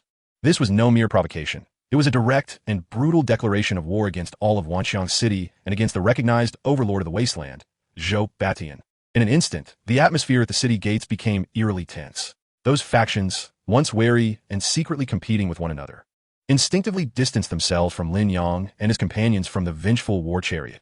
Their eyes reflected a complex array of emotions: shock, apprehension, disbelief, and even a hint of secret suspicion ignited by Lin Yang's proclamation. Was Zhou Batian's power truly derived from plunder? This thought, like a toxic seed, began to take root and grow wildly. Lin Yang disregarded the gazes around him, his expression calm as he led the women through the enormous steel gates that were slowly opening for them. The interior of Wanxiang City was utterly unlike what he had envisioned. There was no desolation or chaos of the wasteland. Instead, it was orderly and even bore a hint of near-manic prosperity. Spacious streets, patrolling guards, and even small shops conducting business were all present. Yet, all of this was shrouded in an invisible, oppressive atmosphere. Every individual resembled a wound-up mechanism, precise yet cold. Brother, the energy field here is peculiar. Li Ying's voice resonated in Lin Yang's mind. The entire city seems enveloped in a massive energy shield, and I can sense at least 100 energy sources of Tier 3 or above dispersed throughout the city, as if they are monitoring everything. Wang Qing, Yue, analyzed the structure of the venue. Lin Yang understood and discreetly issued commands through their mental link. Received. Su Wanqing and Murong Yu's eyes were flooded with streams of pale blue data that flashed rapidly. The capabilities of the superbrain were brought to their zenith in this moment. Within seconds, a complete three-dimensional model of Wanxiang City structure, defensive deployments, firepower distributions, and even escape routes were constructed and vividly presented in Lin Yang's mind. Lin Yang, be cautious. Murong Yu's voice carried a note of gravity. The area surrounding the venue is swarming with shadow guards clad in black full-coverage battle armor. Their numbers exceed 500, based on energy response analysis. Each possesses strength comparable to that of a Tier 3 novice. Moreover, their life signs are exceedingly faint, resembling puppets controlled by some force. War weapons. A glint of cold light flashed in Lin Yang's eyes. Zhou Batian, the old dog, has indeed developed the application of plundering source energy to a new, horrifying level. Having traversed through several heavily guarded streets, a colossal circular arena, reminiscent of the ancient Roman Colosseum, emerged before them. Surrounding the arena were tiered stands that extended upward, now filled to capacity with abilities and representatives from various factions across the wasteland. A cursory glance revealed at least thousands in attendance, nearly encompassing all the notable powers in the region. In the center of the arena stood a towering platform made entirely of pure black metal, reaching several meters high. Upon this platform sat a single chair, a throne crafted from golden crystal, extravagantly designed, exuding an aura of immense power and authority. The arrival of Lin Yang and his companions once again captured the attention of the entire audience. They did not rush to take their seats, but paused in a relatively open area, observing their surroundings with cold scrutiny. At that moment, buzz! A brilliant golden beam of light shot down from the arena's dome without warning. The beam landed precisely at the center of the black platform. The blinding radiance compelled everyone to instinctively squint. An overwhelming pressure descended upon the arena, akin to a cataclysmic avalanche, instilling a sense of terror as if an abyss had opened up. Under this oppressive force, the air seemed to solidify. Everyone's breath halted at that instant. Some weaker abilities turned pale, feeling as though their hearts might explode from the invisible power. Chapter 52, Lin Yang versus the world. As the light dissipated, a figure slowly emerged from the beam. He was clad in a magnificent and imposing black robe made from the fur of an unknown exotic beast, adorned with a bizarre, swirling pattern resembling an abyss, intricately embroidered with golden thread. His visage appeared to be that of a man in his 40s or 50s, exuding an air of elegance intertwined with a dominant charisma. His gaze was as tranquil as a still pond, yet a mere glance from him seemed capable of entirely ensnaring one's soul. He stood there silently, as if he had become the very focal point of this realm. He was none other than Zhou Batian, the lord of Wanxiang City, the uncrowned king of the wasteland. A collective gasp arose from the spectators, all rendered utterly awestruck by the unfathomable aura emanating from Zhou Batian at that moment. He was formidable, far surpassing the legends. This power transcended their comprehension of the fourth tier. Had he truly touched upon that fabled higher realm? Zhou Batian slowly approached the golden throne and gracefully seated himself. He surveyed the thousands of powerful figures below him, their faces pale in fear, and a cryptic smile reminiscent of a deity gazing down upon mortals graced his lips. Welcome, everyone, to my Wanxiang City, to partake in this apocalyptic heroic assembly that shall determine the future of humanity. His voice, though not loud, resonated clearly in every ear, imbued with an undeniable, enchanting charisma. I know you harbor many questions. Why has the apocalypse descended upon us? Why have we been bestowed with this astonishing power? Today, I shall unveil the answers. Zhou Batian's voice suddenly rose in intensity. All of this is not a calamity. It is a selection, an evolution, a grand test and gift from the divine. And I, Zhou Batian, he suddenly stood, arms outstretched as if to embrace the entire world. Having received the favor of the gods and obtained the key to unraveling the ultimate secret of the apocalypse, I shall lead you to bring an end to this chaotic era and to usher in a new epoch, one that belongs to us, the empowered. Follow me, obey me. You shall gain the power you have long desired. You shall become the supreme rulers of this new world. His speech was rife with incitement. Power, new epoch, rulers.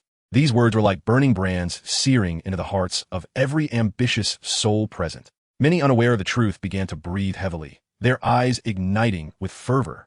However, at the pinnacle of this charged atmosphere, a light chuckle unexpectedly pierced the silence of the assembly.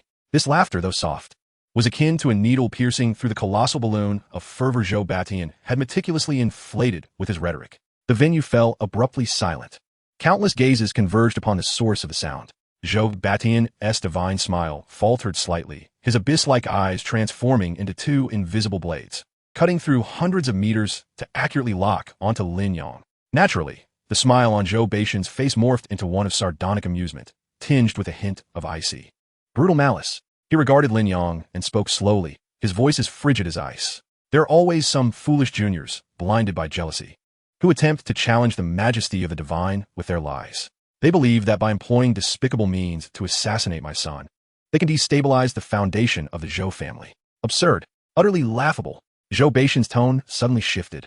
In his hand, an irregular crystal, pulsating with an eerie black light and roughly the size of a fist, materialized. The instant the crystal appeared, a wave of pure energy, capable of driving all empowered beings into a frenzy, enveloped the entire arena. This, Zhou Batian raised the crystal high, his voice booming like thunder. This is the source crystal. It harbors the ultimate secret of the apocalypse. It embodies limitless power. Today, I shall initiate the source crystal trial here. Whoever can pass my trial shall obtain it.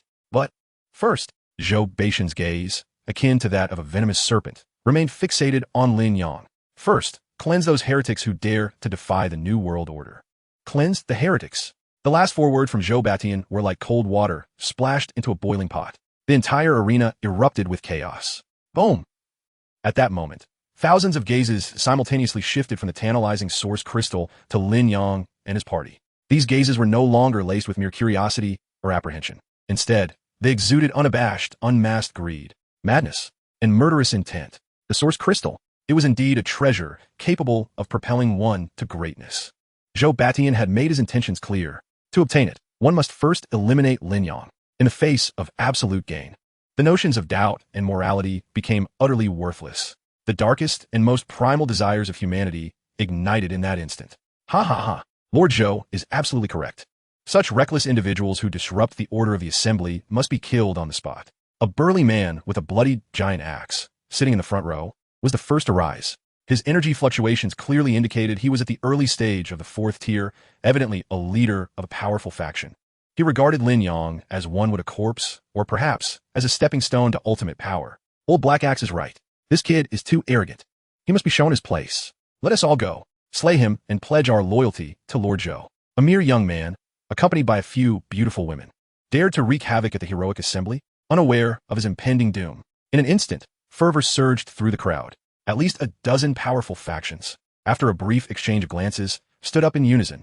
They erupted with waves of energy, illuminating the entire arena in a kaleidoscope of colors. Torrents of formidable pressure surged from all directions, crashing down upon Lin Yang and his team. They sought to obliterate Lin Yang's small group using sheer numbers and overwhelming momentum. High above, Zhou Batian remained seated on his golden throne, unperturbed, observing the chaotic scene below with a cruel and satisfied smile. He cared little for the lives of these individuals. They were merely fodder for him to assess Lin Yang's strength and deplete his trump cards. He yearned for a blood-soaked, riveting spectacle of slaughter. Buzz. Just then, black light screens erupted around the arena, forming an immense, impenetrable cage that sealed off the entire venue. The shadowy guards clad in black armor raised their energy weapons, their dark muzzles aimed at the arena. Close the gates. Release the hounds. Attack. The man known as Old Black Axe roared, the first to act. The ground beneath him shattered as he launched himself into the air like a cannonball, wielding his giant axe with a whistling ferocity, aiming to cleave Lin Yang's head in two. He sought to claim the first blood in the most shocking and brutal manner. However, at that very moment, as he soared through the air, Lin Yang moved as well. He did not even spare a glance at Old Black Axe. His gaze swept across the arena, casting his eyes upon each person who bore murderous intent towards him. Then he slowly raised his hand, pointing in another direction, towards a tall, lanky man who had been the loudest, now preparing to unleash his powers. Annoying. Lin Yang softly uttered two words. The next second, swoosh! A beam of golden-purple light, 100 times faster than lightning, surged forth from Lin Yang's fingertips in an instant. This beam disregarded the distances of space and the passage of time. Before anyone could react, a soft sound echoed. A sharp, charred hole suddenly appeared in the center of the tall man's forehead. The grimace on his face froze instantly, and the vitality in his eyes dissipated like a punctured balloon. Thud! His body fell straight back to the ground, lifeless and silent. A fourth-tier powerhouse had been obliterated with a mere gesture. The arena fell into a profound silence. All the abilities users who were about to charge forward found their feet frozen in place, as if they had been struck by a paralysis spell. The greed and madness on their faces were abruptly replaced by an uncontrollable fear emanating from the depths of their souls. What kind of monster is this? Even the Black Axe leader, who had leaped into the air with his axe poised to strike, felt his pupils shrink to the size of pinpricks in sheer horror. He wanted to withdraw, to retreat, but it was too late. Since you wished to be the first to stand out, Lin Yang's cold voice, like a death sentence, rang in his ears. Then let your life be the sacrifice. Lin Yang raised his head, and with a thunderous roar, a storm of golden-purple thunderfire, 10 times more terrifying than before, erupted from within him. He transformed into a rising purple-golden sun. Sunfire, mastery over lightning. Fusion, thunderfire, emperor dragon break. Lin Yang unleashed a punch upward, devoid of flashy moves, embodying pure, devastating power. A roar, reminiscent of an ancient dragon, resonated through the heavens. A terrifying dragon, composed entirely of golden flames and purple thunder, erupted from the tip of Lin Yang's fist. This dragon was lifelike, its golden scales ablaze with the flames that consumed all, and its purple eyes sparkled with the judgment of existence. It opened its massive jaws and devoured the Black Axe leader, along with his so-called giant axe, in one bite. Boom! The Thunderfire Emperor Dragon, having consumed its target, continued its ascent, violently crashing into the black energy shield erected by the Shadow Guards. The entire colossal arena trembled violently at that moment. The energy shield, capable of withstanding missile bombardment, emitted a cracking sound, burdened beyond endurance, and spiderweb-like cracks spread across its surface. Silence. A deathly silence, as the Thunderfire Emperor Dragon slowly dissipated in the air. Not a trace of the once mighty Black Axe leader remained. He had completely evaporated from existence. Thousands of powerhouses in attendance gazed at the man who had retracted his fist, still standing amidst the swirling golden-purple lightning, feeling as though their worldview had been irrevocably shattered. Is this truly a power that humanity can possess? Upon the high platform, Zhou Beixian's face, which had always been calm as a still pond, finally revealed a hint of gravitas for the first time. He abruptly rose from his golden throne, his eyes fixed intently on Lin Yang, the abyss-like whirlpool within them spinning wildly, legendary abilities manifesting as two distinct powers, perfectly fused. Impossible. This is absolutely inconceivable. At that moment, a chilling voice pierced through the tension. Ice Age. Tang Shiqin's cold tone unleashed a bone-chilling aura that spread violently from her center, instantly transforming the ground around them into a realm shimmering with icy light. Countless abilities users who had charged too close were instantly frozen into ice sculptures. Lightning Web. Murong Shui clasped her hands, summoning furious lightning nets that descended from above, electrocuting those attempting aerial ambushes into charred figures that plummeted like dumplings. Solar Fire Lotus. Bang, bang, bang. Li Yuqing waved her small hands, sending golden fire lotuses accurately into the densest clusters of enemies, erupting with explosive force and igniting a storm of deadly flames. In just a fleeting moment, the coalition of over 10 aggressive forces suffered severe casualties and was thrown into disarray. Lin Yang's team functioned like a precise, efficient, and terrifying killing machine. The five of them stood back to back, forming an impeccable formation, coldly surveying the panicked heroes around them. However, at that moment, several hidden figures in the crowd suddenly moved. They simultaneously unleashed a wave of ominous black energy, identical to that of Zhou Batian and the skeletal armored king. These were Zhou Beixian's true pawns. They formed a new, deadlier encirclement around Lin Yang and his companions, sealing them tightly in the center. Lin Yang slowly raised his head, his gaze piercing through the so-called trialists to collide fiercely with Zhou Beixian's on the high platform. Observing the dark expression on Zhou Beixian's face, Lin Yang's lips curled into a cold, provocative smirk. He turned away, pointing his Thunderfire battle blade at the true enemies shrouded in black mist. The warm-up is over. Chapter 54. The True Prey. As Lin Yang uttered these four words, his eyes, ablaze with golden-purple lightning fire, completely disregarded the terrified cannon fodder around him. His gaze, sharp as the finest scalpel, precisely locked onto the figures cloaked in ominous black energy, their cold eyes lurking like venomous snakes. These were Zhou Beixian's true pawns, the first twisted fruits of the Apocalypse Project. Unlike the rabble blinded by greed, these individuals displayed no hint of avarice. In their eyes, there was only absolute obedience and a chilling, pure intent to kill. Kill. Almost simultaneously as Lin Yang's gaze locked in, the black shadows sprang into action. They acted without a moment's hesitation, their coordination so seamless it was almost monstrous. One of the lean, bamboo-like men suddenly opened his mouth. A noxious, dark green mist erupted from his lips, enveloping the area in a putrid stench. This toxic mist possessed a potent corrosive quality, sizzling and eroding even the hard metal ground, sending plumes of white smoke into the air. The mist surged towards Lin Yang and his companions at an astonishing speed, engulfing them. However, this was merely a feint. Just as everyone's attention was drawn to the toxic fog, another short black-clad figure melted into the shadows of the ground as if it were wax, disappearing without a trace. Shadow Stealth, the pinnacle of assassin-type abilities. His target was Li Yuqing, the seemingly weakest member responsible for healing and support. A brilliant distraction paired with a lethal ambush. This combination was ruthlessly lethal, capable of leaving any fourth-tier powerhouse scrambling, or worse, perishing on the spot. On the high platform, Zhou Batian finally revealed a satisfied smirk. This was his true trump card. This was the genuine killing machine birthed from the power of plunder. However, the smile on his face endured for less than half a second before it completely froze. Brother, be wary of their combination technique. The toxic mist is a ruse. The real, killing move lies beneath. Li Ying's voice resonated through the mental link, abruptly echoing in Lin Yang's mind. Her mind reading, bolstered by the superbrain, had already discerned all of the enemy's tactical intentions. Before Lin Yang's team, any schemes were as transparent as white paper. Come on, abloatirsti jurfe grajin yang sleeps. Faced with the overwhelming corrosive fog, he did not retreat.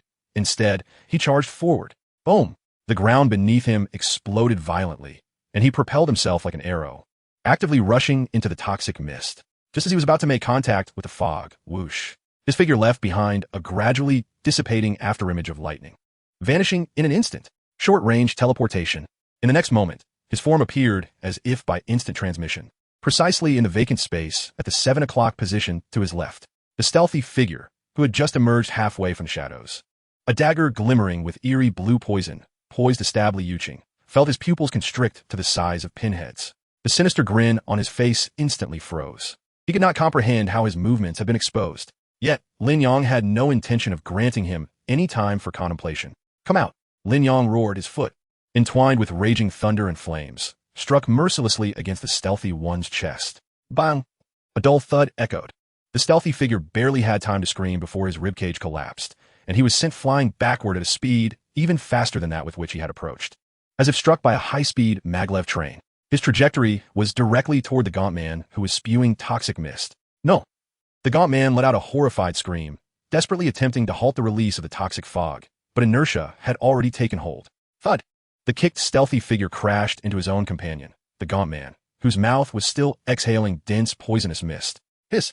A spine-chilling sound of flesh being corroded by strong acid reverberated throughout the arena. The stealthy figure emitted a wailing cry, one that was hardly human, as his body visibly melted and decayed, transforming into a pool of putrid blood and smoke. Meanwhile, the gaunt man was also struck by the tremendous impact, sent flying, his face grotesquely altered by the very poison he had emitted. In but a single encounter, the two black energy pawns, which Zhou Batian had prided himself on, met such a bizarre and tragic fate. One dead, the other gravely injured. This scene left all the remaining black energy practitioners, who were preparing to launch their attacks, utterly paralyzed with fear. Their coordination faltered at this moment, revealing a fatal and unavoidable stagnation. In the realm of masters, victory and defeat hinge upon the fleeting moment. Now is the time. Tang Shiqin's cold voice rang out as she seized this ephemeral opportunity. The extreme cold ice domain. Boom! Boom! Boom! A piercing chill erupted from her center. Dozens of massive ice walls, heavy and radiant with a chilling light, sprang forth from the ground. These walls did not rise haphazardly. Rather, they emerged at extremely cunning angles, precisely isolating the remaining black energy practitioners into distinct and independent spaces. Their once proud combined formation crumbled instantaneously. Well done, Morong Shui exclaimed, her demeanor graceful, as she clapped her hands together. The heavenly net, ziz, gigantic nets of raging lightning cascaded down from above, accurately enveloping each cage separated by the ice walls. Solar Fire Lotus, go! Li Yuqing's sweet, large eyes were now filled with a murderous glare. She waved her small hands repeatedly, and fire lotuses the size of wash basins, ablaze with golden flames, arced through the air with precision, landing directly into the death traps of intertwined lightning and frost. Boom! Boom! Boom! Boom! In the next instant, cataclysmic explosions, the shattering of ice, the rumble of thunder, and the desperate screams of the black energy practitioners intertwined, composing a grand yet bloody symphony of death. For the first time, Lin Yang's team revealed their oppressive and terrifying combat prowess before the world. Chapter 55, Zhou Batian's Trap. The entire arena fell into a deathly silence. Everyone was utterly captivated by this fluid and textbook-like teamwork.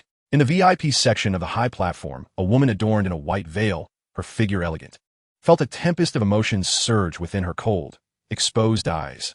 She clenched her fists tightly, her knuckles turning white from the pressure, as she gazed at the man in the arena, who resembled an invincible demigod, her heart brimming with indescribably complex emotions. He has truly done it. In the center of the battlefield, Lin Yang effortlessly severed the head of a black energy practitioner who had narrowly escaped death and was attempting to rise from the rubble to resist. Blood stained the ground beneath him. He slowly raised his head, his gaze traversing the chaotic battlefield, beyond the trembling cannon fodder, locking onto Zhou Tianlang, who was meticulously guarded below the high platform. Upon meeting Lin Yang's cold, unfeeling gaze, Zhou Tianlang felt a chill surge from his feet to the crown of his head. He was so terrified that he involuntarily took a step back. Lin Yang gradually lifted the still-dripping thunderflame warblade in his hand and pointed it ominously at Zhou Tianlang. He mouthed silently, enunciating each word. Clean your neck and wait for me. Boom! Zhou Tianlang's mind went blank, and a stream of yellow, foul liquid uncontrollably flowed down his luxurious silk trousers. The second young master of the Zhou family had, before the eyes of all the strong in the wasteland, been utterly terrified to the point of losing control. Such disgrace. Yet, at this moment, no one paid attention to this embarrassing spectacle. All eyes were fixated on the high platform, on the master of Wanxiang City. who remained composed amidst the chaos. Zhou Batian observed the bloody yet comical scene below. His unworthy son and the elegant facade he had maintained was finally torn apart. A dark, seething rage ignited in his eyes. He slowly raised his hand and snapped his fingers crisply. Snap! The sound of the snap was not loud, yet it seemed to carry an eerie magic, resonating clearly in the ears of everyone present. In the next moment, a horrifying scene unfolded. The bodies of the fallen practitioners, whether slain by Lin Yang's team or mistakenly harmed by their own, began to twitch grotesquely. Crack! Crack! The sound of bones twisting and dislocating was enough to send shivers down one's spine. Dark, inky tendrils, imbued with ominous and predatory energy, surged forth from their orifices. Roar! A chilling, inhuman howl reverberated throughout the arena. The corpses, contorted in a grotesque manner, rose once more from the blood-soaked earth. Their eye sockets held no glimmer of life, only two hollow voids ablaze with black flames. Their bodies were rapidly transformed by the black mist, their skin resembling withered tree bark, and their nails sharpened to a dark point. Their numbers exceeded 100. They were no longer human. Instead, they were thoroughly eroded by the plundering source energy, reduced to mere puppets driven by their primal instinct for slaughter. The hoarse and chaotic roars emanated from the throats of these puppets. They twisted their rigid necks, their hollow gazes fixated uniformly on the center of the arena, where Lin Yang and his 5 companions, the only ones still radiating vibrant life, stood.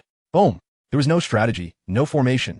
Hundreds of fearless plundering puppets surged forward like a frenzy of sharks sensing blood, howling madly as they charged at Lin Yang and his team. The entire arena instantaneously transformed into a veritable hell of slaughter. Above on the high platform, Zhou Batian observed this scene, a cruel, controlling smile resurfacing on his face. This was his true trap, using the lives of these worthless beings to create an army of puppets that obeyed absolutely, knowing neither fatigue nor fear. He intended to exhaust Lin Yang and his elite team to death here in the most savage and unreasonable manner. Brother, something is amiss.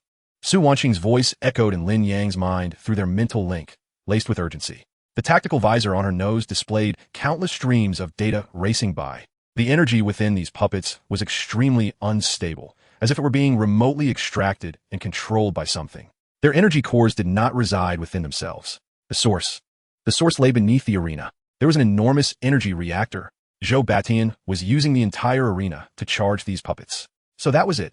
Lin Yang understood Zhou Batian's malicious intent in an instant. As long as the underground energy source remained intact, these puppets could not be killed.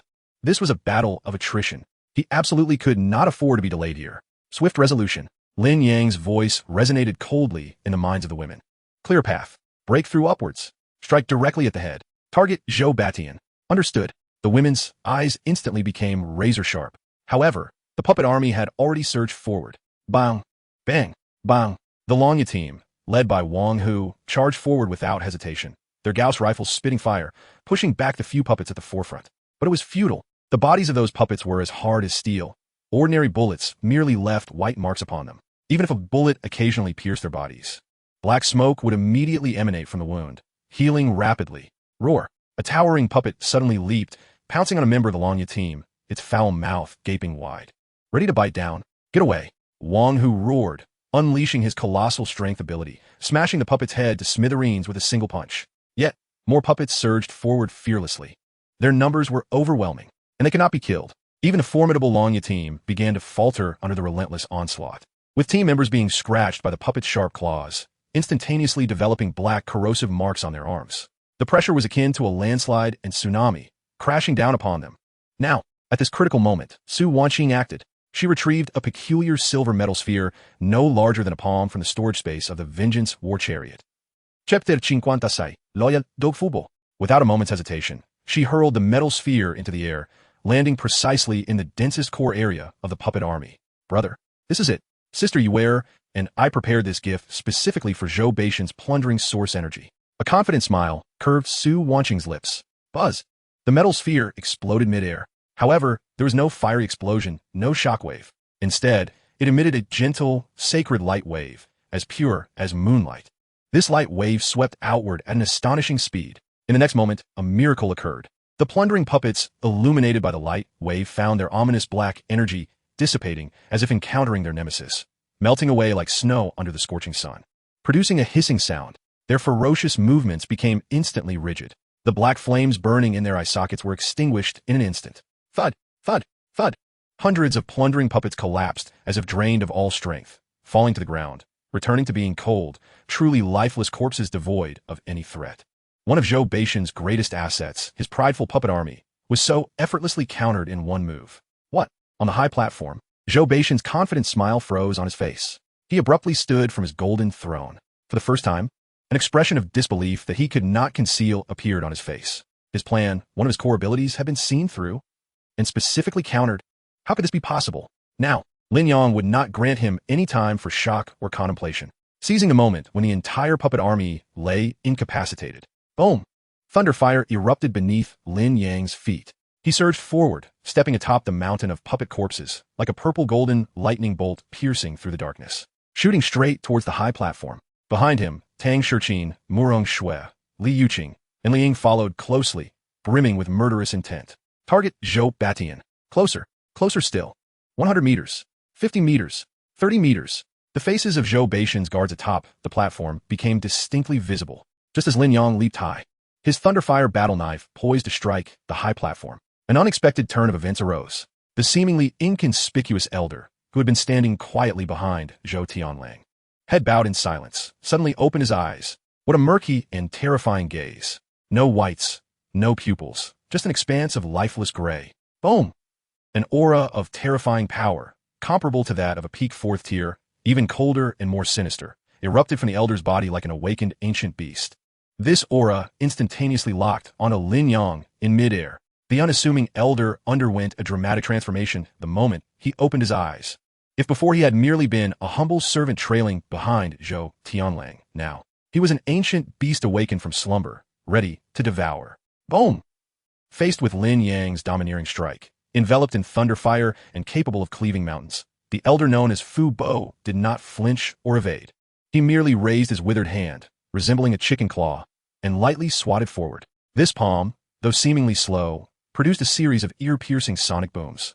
The air before his palm visibly distorted under the pressure of this terrifying force. Clang! A deafening clash of metal resonated as Lin Yang's indestructible Thunderfire battle knife was forcefully halted by that withered palm. A torrent of overwhelming, unstoppable force surged along the blade, and Lin Yang felt his arms suddenly tingle, a tearing pain radiating from his palm, as he was uncontrollably hurled backward by this immense power. In the air, with a graceful somersault, Lin Yang released his force and landed steadily several meters away. For the first time, an expression of profound seriousness appeared in his eyes. He glanced down at his battle blade, a weapon produced by the system, renowned for its invincibility. To his astonishment, a faint palm print was left on the blade where it had made contact with the elder's hand. What terrifying defensive power! The old man possessed the ability of hardening, and it was evident that he had cultivated it to an astonishingly peak level. Brother, be careful. Just then, Li Ying's urgent and grave voice echoed in Lin Yang's mind through their mental link. I cannot penetrate his deeper thoughts. They are obstructed by an immensely powerful mental barrier. His mind is like a foul and unyielding stone. I can only grasp his superficial obsession. He is absolutely loyal only to the Zhou family, or rather, to the deceased Zhou Long, a single person, loyal to a dead man. A flicker of astonishment crossed Lin Yang's heart. This was nothing short of unprecedented, yet it precisely illustrated the terror of the elder before him. A madman who possessed such formidable strength yet dedicated everything to the obsession of a deceased individual. Such an enemy was far more troublesome than those driven by mere interests. Fubo, kill him. I command you to kill him. Below the high platform, Zhou Tianlang, who had just been terrified to the point of rolling in his own filth, was instantly transformed by a sickly ecstasy upon witnessing Fu Bo force Lin Yang back with a single palm strike. The deep-seated terror in his face, twisted by humiliation and the stench of urine, was replaced by arrogance and malice. He pointed at Lin Yang and screamed hysterically, Lin Yang, you bastard! Do you see this? This is the true foundation of the Zhou family. Fu Bo is a pinnacle fourth-tier powerhouse who has followed my father for many years. Killing you is as easy as slaughtering a dog. Today, neither you nor your women will survive. I want you to witness them dying one by one before your very eyes. Zhou Tianlang's taunts were unbearably grating, yet Fu Bo appeared to be entirely oblivious to them. His gaze was fixated solely on one person, Lin Yang. For Fu Bo, Lin Yang had slain his only loyal master, Zhou Long, a horse. Emotionless word escaped Fu Bo's throat. Kill. In the next moment, his figure vanished from spot. There was no spatial fluctuation akin to short-distance teleportation. It was purely the result of his physical body unleashing a terrifying speed that surpassed sound. He almost instantaneously traversed the distance of several meters, reappearing before Lin Yang once more. Once again, he delivered a simple yet devastating punch, sealing off all of Lin Yang's escape routes. The force of the punch generated a gale that made Lin Yang's cheek feel like it was being cut by a blade. Lin Yang's pupils constricted. He dare not take it head-on. With a flash of lightning beneath his feet, he narrowly dodged to the side. Boom! Fu Bo's fist crashed violently into the ground where Lin Yang had just stood. The entire metallic arena quaked violently. A terrifying pit, over 3 meters in diameter, along with spiderweb-like cracks, instantly appeared before everyone's eyes. The might of that punch was truly astonishing. Missing his target, Fu Bo's assault transformed into an unrelenting storm of strikes. Fists, palms, elbows, knees. Every part of his body became the most lethal weapon. His moves were broad and unrefined, lacking any technique, yet the sheer power and speed created an overwhelming pressure. In that moment, the center of the battlefield was dominated by Fu Bo's frenzied attacks and Lin Yang's evading golden afterimages. Lin Yang was utterly suppressed in close combat by an old man. "Di Bustat." Zhou Tianlang cackled even more wildly at this sight, his delight reaching new heights. However, it was precisely this piercing taunt that ignited the fury within Lin Yang's heart. "Old dog, do you really think I fear you?" Lin Yang roared at, and after dodging Fu Bo's heavy punch once more, he abandoned the idea of a direct counterattack. Instead, he activated short-distance teleportation several times, swiftly creating a distance of nearly 100 meters between himself and Fu Bo. "Let me see if you can handle this." Lin Yang's eyes blazed with golden flames.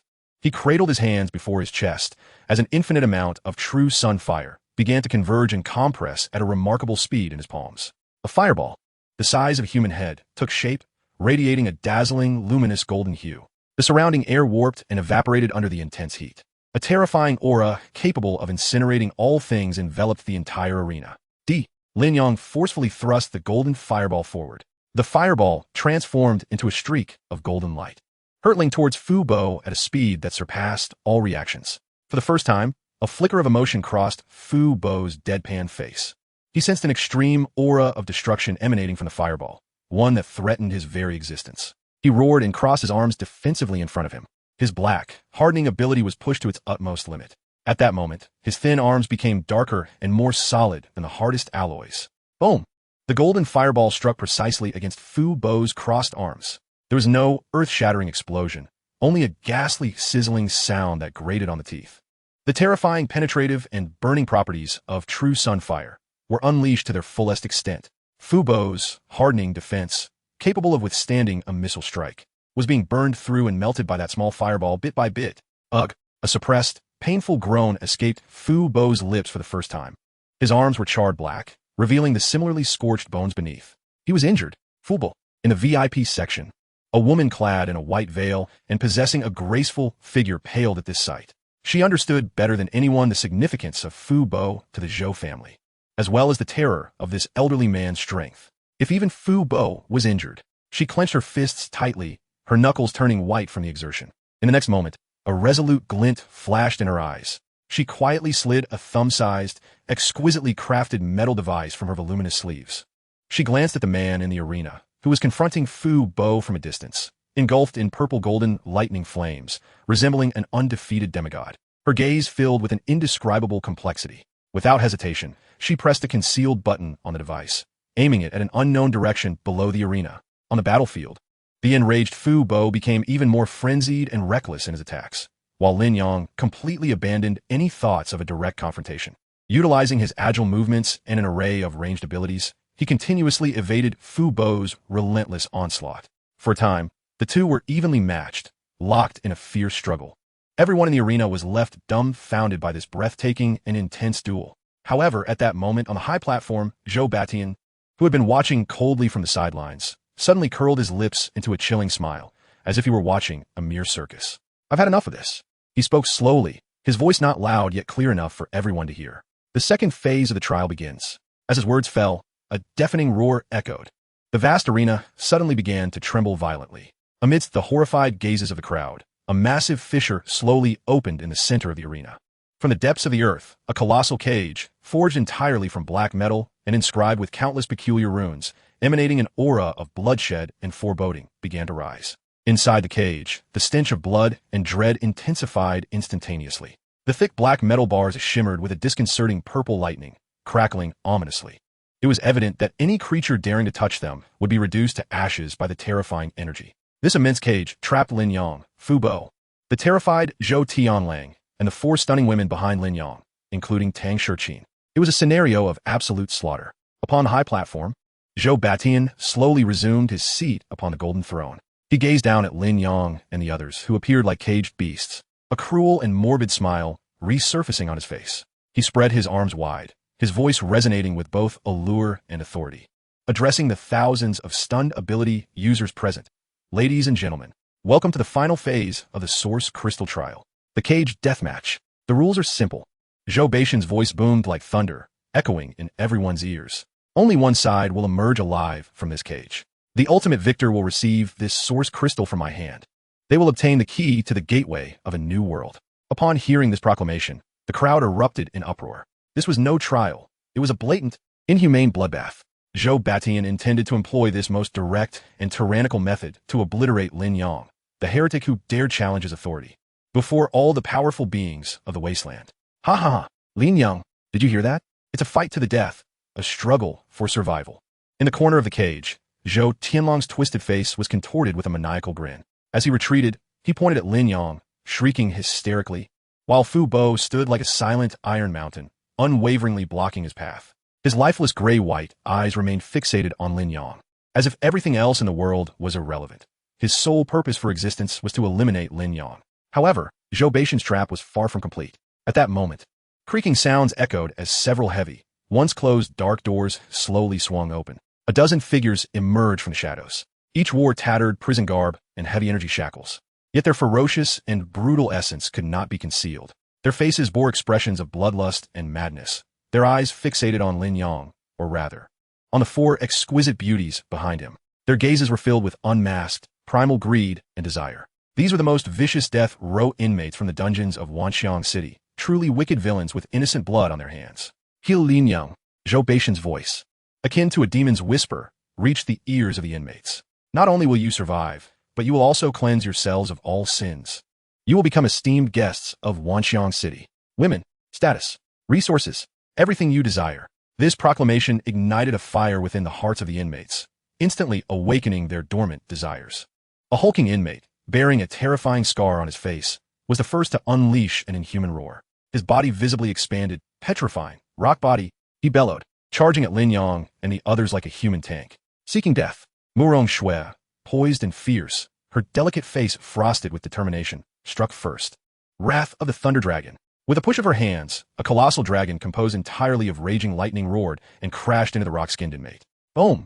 The inmate's hardened body shattered into countless fragments. Frozen throne, Tang Shiqin's voice was chilling. With a wave of her hand, a magnificent throne made of crystal ice rose, instantly encasing the two inmates, charging at the front into lifelike ice sculptures. In mere moments, the formidable crowd control abilities of the two women were laid bare. Yet, there were too many inmates. The remaining dozen had already surrounded them from all directions, howling fiercely. Various bizarre abilities flickered wildly within the confined space of the cage. Brother, the energy of this cage is supplied by core underground, but in the northeast corner, at the junction of the third bar, there is an energy node exhibiting unusual fluctuations. It's extremely unstable. At this critical juncture, Su Wanqing's calm, yet urgent voice resonated in Lin Yang's mind. No sooner had she spoken than the erratic energy node suddenly experienced a brief but intense disruption. The flickering lightning above the cage dimmed momentarily. Although it lasted only a fraction of a second, it was sufficient for Lin Yang. Now it was the moment. Seizing this once-in-a-lifetime opportunity, Lin Yang ignited the golden-purple lightning flames in his eyes to their fullest potential. He disregarded the crazed Fu Bo and the insignificant inmates, channeling all his power into his right fist. Thunderfire Emperor Dragon Break. With a thunderous roar, Lin Yang transformed into an untraceable stream of purple gold light, targeting not anyone else, but the newly destabilized, vulnerable node. Boom! A terrifying explosion echoed, potent enough to shatter eardrums. As Zhou Batian and Zhou Tianlang's expressions shifted to one of shock and horror, the seemingly indestructible death cage was forcibly breached by Lin Yang's raw, unadulterated strength. Lin Yang's figure, bathed in the explosive lightning and flames, leapt through the opening. He did not flee, nor did he pause for breath. Instead, he surged forth with even greater speed and ferocity, barreling straight towards the stunned Zhou Tianlang, who stood frozen in disbelief. Zhou Tianlang, Lin Yang's voice resonated like the death knell from the depths of hell. Your time has come. Yet, just as Lin Yang's lightning flame battle blade was about to make contact with Zhou Tianlong's neck, a shadow, faster, more enigmatic, and deadlier than Fu Bo, emerged without warning from the shadow of Zhou Beishan's golden throne. This shadow disregarded the distance, instantaneously blocking Lin Yang's path. It appeared without forewarning, as if it had always existed there, an extension of Zhou Beishan's throne's darkness, embodying the deepest malice of this space. It moved with unparalleled speed. Lin Yang's blade, capable of severing Zhou Tianlong's head, was effortlessly grasped between two fingers shrouded in dense black energy. Clang! The collision of blade and fingers produced a resonating clang of metal. Lin Yang's pupils constricted violently. This aura was 100-fold more potent than those so-called black energy pawns before. It was a pure, concentrated essence filled with predation and death, a harbinger of doom. The figure was cloaked in an expansive black robe, seemingly capable of swallowing all light, revealing not a hint of skin. The only thing visible was a pair of blood-red eyes, devoid of any human emotion, lurking beneath the shadows of the cloak. He was none other than the most enigmatic and terrifying weapon of slaughter under Zhou Batian, the leader of the Shadow Guards. Step back. A raspy, dry voice, akin to two pieces of sandpaper rubbing together, emanated from beneath the black cloak. Zhou Tianlang, feeling as though he had been granted a reprieve, scrambled backward and hid behind Zhou Beishan's throne, daring only to peek out with a look of intense resentment directed at Lin Yang. The leader of the Shadow Guards released his grip. Lin Yang took the opportunity to retreat, creating a distance of several meters, his expression unusually grave. Chapter 59. The King of Shadow Guards, Zhou Beishan's ultimate trump card. At that moment, swish! The figure of the Shadow Guard leader abruptly melded into the shadows of the ground. Vanishing from sight, an alarm rang in Lin Yang's mind. Short distance blink. Without hesitation, he activated his powers, transforming his body into a streak of lightning, moving sideways. However, it felt as if he had plunged into a thick, invisible quagmire. The speed, which had previously allowed him to cover 100 meters in an instant, was now suppressed by at least 70%. The Shadow Domain. This was an exclusive hunting ground of a Shadow Guard leader. Hiss, hiss, hiss. Before Lin Yang could adapt to the sensation of sluggishness, dozens of razor-sharp blades, composed purely of shadow energy, silently shot out from the shadows surrounding him, sealing off all his escape routes. With a roar of fury, Lin Yang wielded the Lei Yin battle blade before him, creating an impenetrable curtain of blades. Clang, clang. A series of dense, crisp sounds erupted. Lin Yang managed to block the majority of the shadow blades, but a few cutting strikes still pierced through his combat suit, leaving deep wounds on his arm and thigh, exposing bone. The black, corrosive energy surged through the wounds, frantically burrowing into his body. Pseudo-5th rank. The strength of this Shadow Guard leader had undoubtedly surpassed the peak of 4th rank, a monstrous being forged by Zhou Batian through the lives and resources of countless survivors. Brother, Lin Yang. At the gap of the cage, Li Yuqing and Murong Shui, witnessing Lin Yang's injury, instantly turned pale, gasping in shock as they prepared to rush forward to assist. However, the silent figure of Fu Bo, akin to a looming iron mountain, moved at that moment. His gray-white, lifeless gaze remained fixed on Lin Yang, but his body stepped forward, solidly blocking the way of the women like an unyielding fortress. The remaining vicious prisoners quickly reacted, led by Fu Bo, and resumed their frenzied assault on Tang Shiqin and the others. In an instant, the battlefield was forcibly divided. Lin Yang was completely isolated. On the high platform, Zhou Batian observed Lin Yang, who was utterly suppressed and trapped in a dire situation, a greedy smile curling at the corners of his mouth. This was precisely the effect he desired. He aimed to be the most astute hunter, gradually forcing his prey to unleash all their potential, exhausting all their strength. When Lin Yang was at his weakest, it would be the optimal moment for him to activate the plunder system and seize this sweetest of fruits. Do you think this will allow you to triumph over me? Feeling the searing pain coursing through his body and the cold energy gnawing at his vitality, Lin Yang's fury ignited. He understood that unless he dealt with this inhuman entity before him, he would never reach Zhou Tianlang or Zhou Batian. Taking a deep breath, his aura suddenly transformed, no longer holding back, no longer attempting to merge. Boom! A radiant golden flame that incinerates all. A violent purple thunder that judges all beings. At that moment, two entirely different legendary powers surged within him, unleashed in the most primal, brutal, and wild manner. Erupting from his very surface, his left hand blazed with the true fire of the sun, as if lifting an actual sun. His right hand crackled with thunder, as if wielding the endless divine punishment from the heavens above. In this moment, Lin Yang abandoned all defense and evasion. He stood as a raging war god, emerging from mythology, wielding destruction and judgment. Come on! Lin Yang's bellow reverberated, the ground beneath him shattering as he charged toward the profound shadow domain. Injuries for injuries. Life for life. Seeking death. The raspy voice of the Shadow Guard leader dripped with disdain. Countless more refined and deadly shadow tendrils erupted from the ground, curling toward Lin Yang like venomous snakes. Yet Lin Yang did not flinch or evade. He allowed the shadow tendrils to pierce through his body, spilling torrents of scalding blood.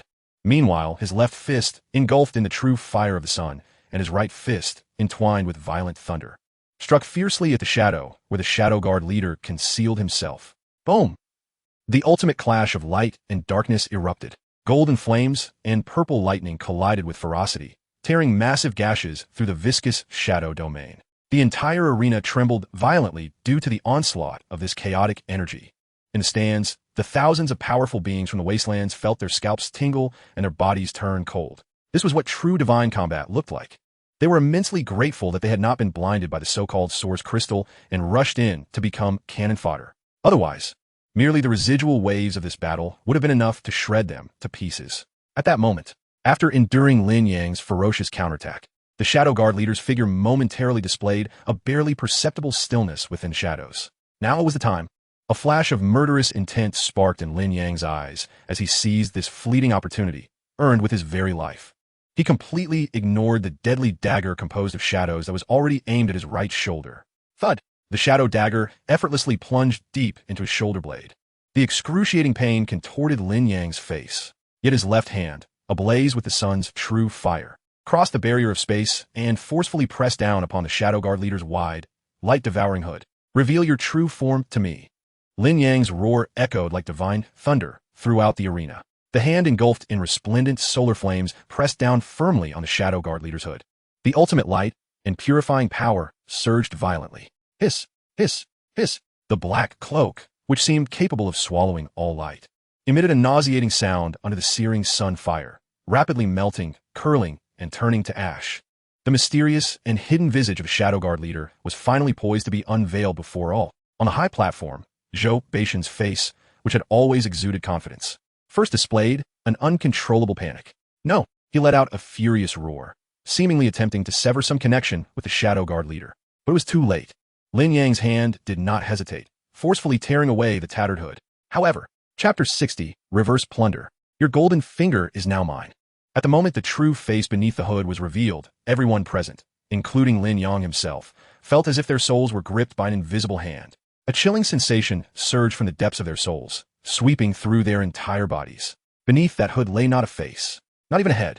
It was a mass of countless distorted, anguished faces, silently wailing in torment, forcibly amalgamated into a pitch-black entity of energy. These faces, both male and female, young and old, were etched with expressions of despair, resentment, and boundless suffering. They seemed trapped in an eternal nightmare, tearing at one another, entwined in a grotesque amalgamation of the most vile, filth-ridden, and cruel souls.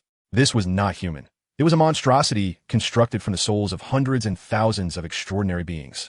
Zhou Batian. Upon witnessing this scene, Lin Yang's eyes instantly turned blood-red. An uncontrollable, raging fury erupted from his chest, a tempest that could not be contained. He suddenly comprehended the true nature of Zhou Beishan's so-called plunder system, realizing the sheer brutality that lurked behind it, devoid of humanity. The so-called plunder was not merely the seizure of extraordinary powers. It involved the extraction and imprisonment of the opponent's very soul, refining it into a loyal and formidable weapon of slaughter. What a vile method! You beast! Lin Yang roared to the heavens, his voice brimming with inexorable intent to kill and profound indignation. As if provoked by Lin Yang's wrath, the soul amalgamation emitted a piercing shriek, sharp enough to shatter eardrums. An invisible wave of mental assault, composed purely of resentment and death, struck Lin Yang's mind like a venomous dagger.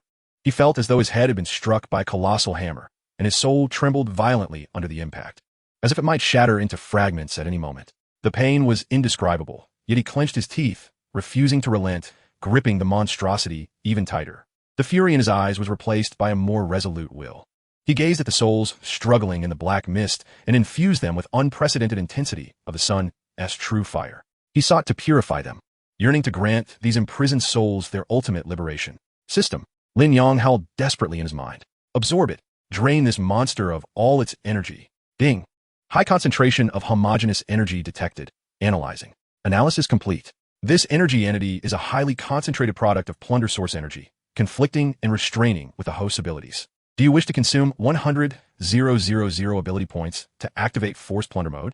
Yes. Lin Yang did not hesitate for a moment. At the instant he made his choice, an indescribably powerful and peculiar force surged from the palm of his left hand, which was pressed against the monster's head. If Zhou Beishan's plunder was an evil consumption, then Lin Yang's absorption was a domineering, unreasonable reverse plunder. No, this is impossible. On the high platform, Zhou Beishan's expression changed drastically. He could distinctly feel the unbreakable soul link between him and the Shadow Guard leader being forcibly severed by an even more tyrannical force. His proud trump card, his strongest piece, was being snatched away right before his eyes. The Shadow Guard leader let out a cry of anguish, 100 times more heart-wrenching than before. Its body began to collapse violently. The twisted souls that constituted its form began to dissipate under the dual effects of the sun's true fire and the system's power. Streams of pure, jet-black plunder source energy transformed into visible black beams of light, wildly surging into Lin Yang's body. Ding! Plunder successful. Congratulations, host. You have obtained the epic ability Shadow Manipulation. Congratulations, host. You have gained ability points 500,000. With the system notification echoing, the once invincible Shadow Guard leader. Zhou Beishan's final trump card ultimately dissipated into countless specks of light, following a reluctant wail. Complete annihilation. Silence. The arena fell into an eerie stillness. All present rendered speechless by this miraculous spectacle. Lin Yang, drenched in blood and adorned with grotesque wounds from shadow blades, stood tall and unwavering. His aura had not diminished due to his injuries. Rather, it had intensified, becoming deeper and more terrifying from plundering the Shadow Guard leader's power. He slowly raised his head, his eyes ablaze with golden-purple lightning, piercing through the chaotic battlefield, honing in on the now paralyzed Zhou Tianlang, who lay in a state of utter despair. No, don't come near. Zhou Tianlang's mental defenses crumbled completely in that moment. Uncle Fu, save me. Roar, Uncle Fu, who had been entangled by Tang Shichin and others, finally lost his mind upon witnessing the defeat of the Shadow Guard leader. He let out a furious roar and charged recklessly towards Lin Yang, desperate to protect the last bloodline of the Zhou family. However, Ice Age, Dan Sikin Saotet, unleashing all her ice powers without reservation. A massive iceberg erupted from the ground, forcefully colliding with Uncle Fu, momentarily halting his furious charge for half a second. Thunderlight Cage. Murong Shui and others exerted their utmost effort to block the remaining enemies. They fought with their lives to create this unparalleled opportunity for Lin Yang. Lin Yang Mofet, his figure transformed into a streak of crimson lightning, finally reaching Zhou Tianlang's presence. He disregarded the sheer terror reflected in Zhou Tianlang's pleading eyes. The lightning flame battle blade in his hand, burning with the flames of vengeance, was raised high. Yet, just as Lin Yang was about to strike, a dazzling white light suddenly emanated from a jade pendant worn closely by Zhou Tianlang. In the next moment, a stunningly beautiful woman in a white dress appeared before Zhou Tianlang, arms outstretched, her delicate form shielding the blade from Lin Yang. It was she, Zhou Ruoxi. Chapter 61. Your life was given by her. The blade halted. The burning purple-gold lightning, capable of severing all, stopped less than a centimeter from Zhou Ruoxi's smooth forehead. The violent wind from the blade tousled her hair, revealing her tear-streaked, exquisite face filled with anguish and desperation. Lin Yang's pupils constricted to their utmost. The murderous intent in his eyes was replaced by overwhelming bewilderment and confusion. Zhou Ruoxi, how could she be here? Why would she sacrifice her life to protect this worthless Zhou Tianlang? No, don't kill him. Zhou Ruoxi's tears fell like pearls from a broken string. Trembling as she begged, please, Lin Yang, he is my brother. In that brief moment, Zhou Tianlang, who had been paralyzed with fear, seemed to grasp a lifeline, his eyes bursting with joy from surviving a disaster. He scrambled and crawled towards the high platform, Zhou Beishan's direction, in a frantic escape. Get away, Lin Yang below it, attempting to bypass Zhou Ruoxi. No, Zhou Ruoxi resolutely spread her arms wide, forming an insurmountable barrier with her seemingly fragile body. Her eyes brimmed with determination. He killed my mother. He killed my sister. Lin Yang's chest heaved violently as the pain and hatred, long suppressed within him, erupted like a volcano in that moment. His voice, raspy yet filled with boundless sorrow, echoed through the air. Upon hearing his words, Zhou Ruoxi's body trembled violently. A profound guilt and anguish flickered in her beautiful eyes, and she bit her lip hard, blood trickling down the corner of her mouth. I know her voice is as light as a whisper, yet laden with indescribable sadness. I am aware of everything the Zhou family has done to you. But I implore you, this time, spare him. Spare him? On what grounds? The murderous intent and reason within Lin Yang waged a fierce battle. He gazed at the pleading woman before him and then at Zhou Tianlang, who was about to flee to Zhou Baishan's side. The overwhelming fury nearly consumed his sanity entirely. Just then, brother, something is amiss. Li Ying's urgent voice resonated in Lin Yang's mind through their mental link. I have read her surface emotions. She is not lying. Her guilt is genuine. Her protection of Zhou Tianlang is also sincere. But the strangest thing is, within all her emotions, I cannot detect even a trace of familial affection towards her brother Zhou Tianlang. It is not the guardianship of kin. It feels more like a task that must be completed. A task? Boom. Lin Yang's mind cleared. He instantly understood. He looked at Zhou Ruoxi, and the fury in his eyes gradually gave way to a chilling, all-seeing glare. Step aside. Lin Yang's voice was as cold as eternal ice. He no longer attempted to circumvent her, but instead reached out and forcefully pushed Zhou Ruoxi aside. My vengeance. I shall exact myself. Your life was granted by him. Today, I shall reclaim it before your very eyes. No sooner had he finished speaking than Lin Yang's figure transformed into a streak of crimson lightning, pursuing Zhou Tianlang. No. Zhou Ruoxi let out a desperate scream and collapsed to the ground. Father, save me. Zhou Tianlang, on the verge of reaching the platform below, could no longer conceal the ecstasy on his face. However, his foot, poised to ascend the steps, suddenly froze. In horror, he looked down to see a shadowy hand, formed of pure, profound darkness, silently extending from the shadow beneath him, gripping his ankle like an iron vice. Shadow manipulation. No! Zhou Tianlang screeched in agony. Lin Yang's figure had already appeared before him, as if teleporting. He could not be bothered to cast a glance at this worthless creature. Instead, roughly dragging him out from the shadows and mercilessly stomping on his back. Bang! Zhou Tianlang's entire body made intimate contact with the hard metallic ground. The sound of breaking bones clear and distinct. In that moment, the entire arena fell into a deathly silence. Thousands of powerful individuals, Zhou Batian on the platform, and those fighting for their lives in the cage, all focused their gazes here. They witnessed the man, reminiscent of a demonic deity, trampling his own son before the lord of Wanxiang City. Lin Yang slowly raised the Thunderflame warblade in his hand. He looked down at the struggling Zhou Tianlang, who was spewing blood, his voice cold yet resonating clearly throughout the arena. This blade is for my tragically deceased sister, Lin Yu. Thud! The blade, ignited by vengeance, penetrated Zhou Tianlang's back without hesitation, slowly yet resolutely. Zhou Tianlang let out a scream that was not human. The sun's true fire and the raging power of thunder tore through him, destroying all remnants of his vitality. But this was not the end. Lin Yang abruptly withdrew the warblade, sending a spray of scorching blood flying. Then, on Zhou Tianlang's face, twisted with excruciating pain and terror, he thrust it in again. This blade is for my mother, who died unjustly. Boom! This time, the sun's true fire erupted completely. Zhou Tianlang's screams ceased abruptly. His body, under everyone's gaze, was engulfed in golden flames, igniting from within and ultimately transforming into a charred corpse emitting black smoke. Ding! Congratulations, host. You have completed the revenge task, Stage 1, Blood for Blood. The host's mental barriers have been lifted, and their will has been clarified, resulting in a significant enhancement of mental power. Reward: Legendary level ability, Thunder Control, has been upgraded. New form, Divine Punishment Thunder, unlocked. On the platform, Zhou Batian stared at his son's corpse. The mask of elegance and control he had maintained finally shattered. Ah! A roar, suppressed to the utmost, erupted from his throat like a wounded beast. Boom! An overwhelming aura, far exceeding that of the previous Shadow Guard leader, far surpassing Fu Bo and any other present, emanated from him, akin to a nuclear explosion, sweeping across the entire arena. Lin Yang! Zhou Baishan's eyes instantly turned blood red as he growled each word with venomous intensity. I want you, and everyone beside you, to accompany my son in death. The entire Wanxiang City sounded the highest level of blood red alert, signaling the destruction of the city and the death of its people. Chapter 62, The Final Transmission. Lin Yang, we shall meet again. Rumble. Terror. Utter terror. The pressure belonging to the 5th-tier Imperial level descended like the collapse of the heavens. Like billions of tons of seawater cascading down from the night sky, the enormous arena groaned under the burden of this oppressive force. The hard metallic ground cracked inch by inch. The towering spectator stands crumbled as if crushed by an invisible giant hand, reducing to a wasteland. Thud! Thud!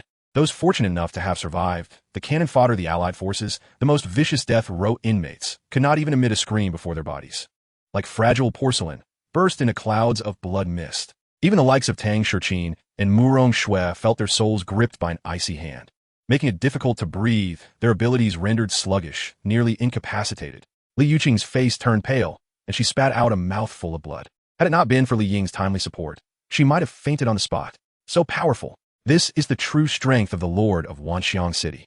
This is the genuine terror of an imperial-level powerhouse standing atop the pyramid of the wasteland. The plunder domain. Zhou Beishan's voice, laced with endless resentment and murderous intent, echoed through the heavens and earth. He slowly raised his hand towards Lin Yang and made a vague, grasping motion. Buzz. Centered around Zhou Batian, an inky black energy field, filled with ominous and predatory energy, rapidly expanded, enveloping the entire ruined arena. In this domain, Zhou Batian was the sole deity. Lin Yang felt his life force and abilities being violently pulled outward by an invisible force, the rate of loss exceeding tenfold compared to before. In stark contrast, Zhou Batian, fueled by rage from his son's tragic death, was visibly healing at an astonishing pace. His aura continued to rise, becoming increasingly terrifying and unfathomable. In this domain, while the enemy grew weaker, he only grew stronger. This is the domain power of an imperial-level powerhouse. This is an unsolvable conspiracy. Roar. The usually silent Fu Bo, upon sensing Zhou Beishan's intent, felt a surge of madness ignite within his lifeless gray-white eyes for the first time. He disregarded Lin Yang and turned, charging towards the four women, Tang Shurqin among them, like an impenetrable fortress of war. He was determined to execute his master's command, to tear apart everyone by Lin Yang's side, one by one. Be careful. Lin Yang's eyes widened in horror as he attempted to intervene. But Zhou Beishan's aura had him firmly ensnared. Your opponent is me. Zhou Beishan's figure appeared before Lin Yang like a specter, his fist, enveloped in dark energy and imbued with unparalleled might, crashed mercilessly into Lin Yang's chest. Lin Yang raised a Lei Yin battle knife to his chest, bracing for the impact.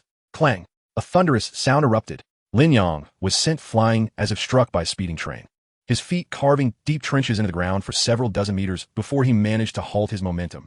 He felt as though his internal organs had shifted, and a torrent of hot blood erupted uncontrollably from his mouth. His injuries were already severe, and having forcibly absorbed the leader of the Shadow Guards and slain Zhou Tianlang, he was already at his limit. Faced with the furious assault of a true fifth-tier royal powerhouse, he had no chance of victory. Was he truly destined to die here today? A flicker of unwillingness flashed in Lin Yang's eyes. However, in that moment of despair, Zhou Ruoxi, who had been collapsed on the ground, seemingly devoid of strength, slowly rose to her feet. She glanced at the high platform where her adoptive father, consumed by hatred and transformed into a demon, stood, and then at the bloodied man who continued to fight valiantly, his eyes filled with defiance and determination. An unprecedented resolve glimmered in her gaze. She slowly raised her right hand, within which lay a shattered white jade pendant, marred by cracks, the very token that had summoned her to this place. Zhou Ruoxi's voice, though soft, bore a heartbreaking beauty. You gave me life, and I shall repay your nurturing kindness with it. She turned to Lin Yang, her eyes deep with emotion. I cannot stop your revenge, but I cannot forsake your life. This is the final deed I can do for my pitiful mother. With that, she resolutely crushed the last fragment of the jade pendant in her hand. Crack! Buzz!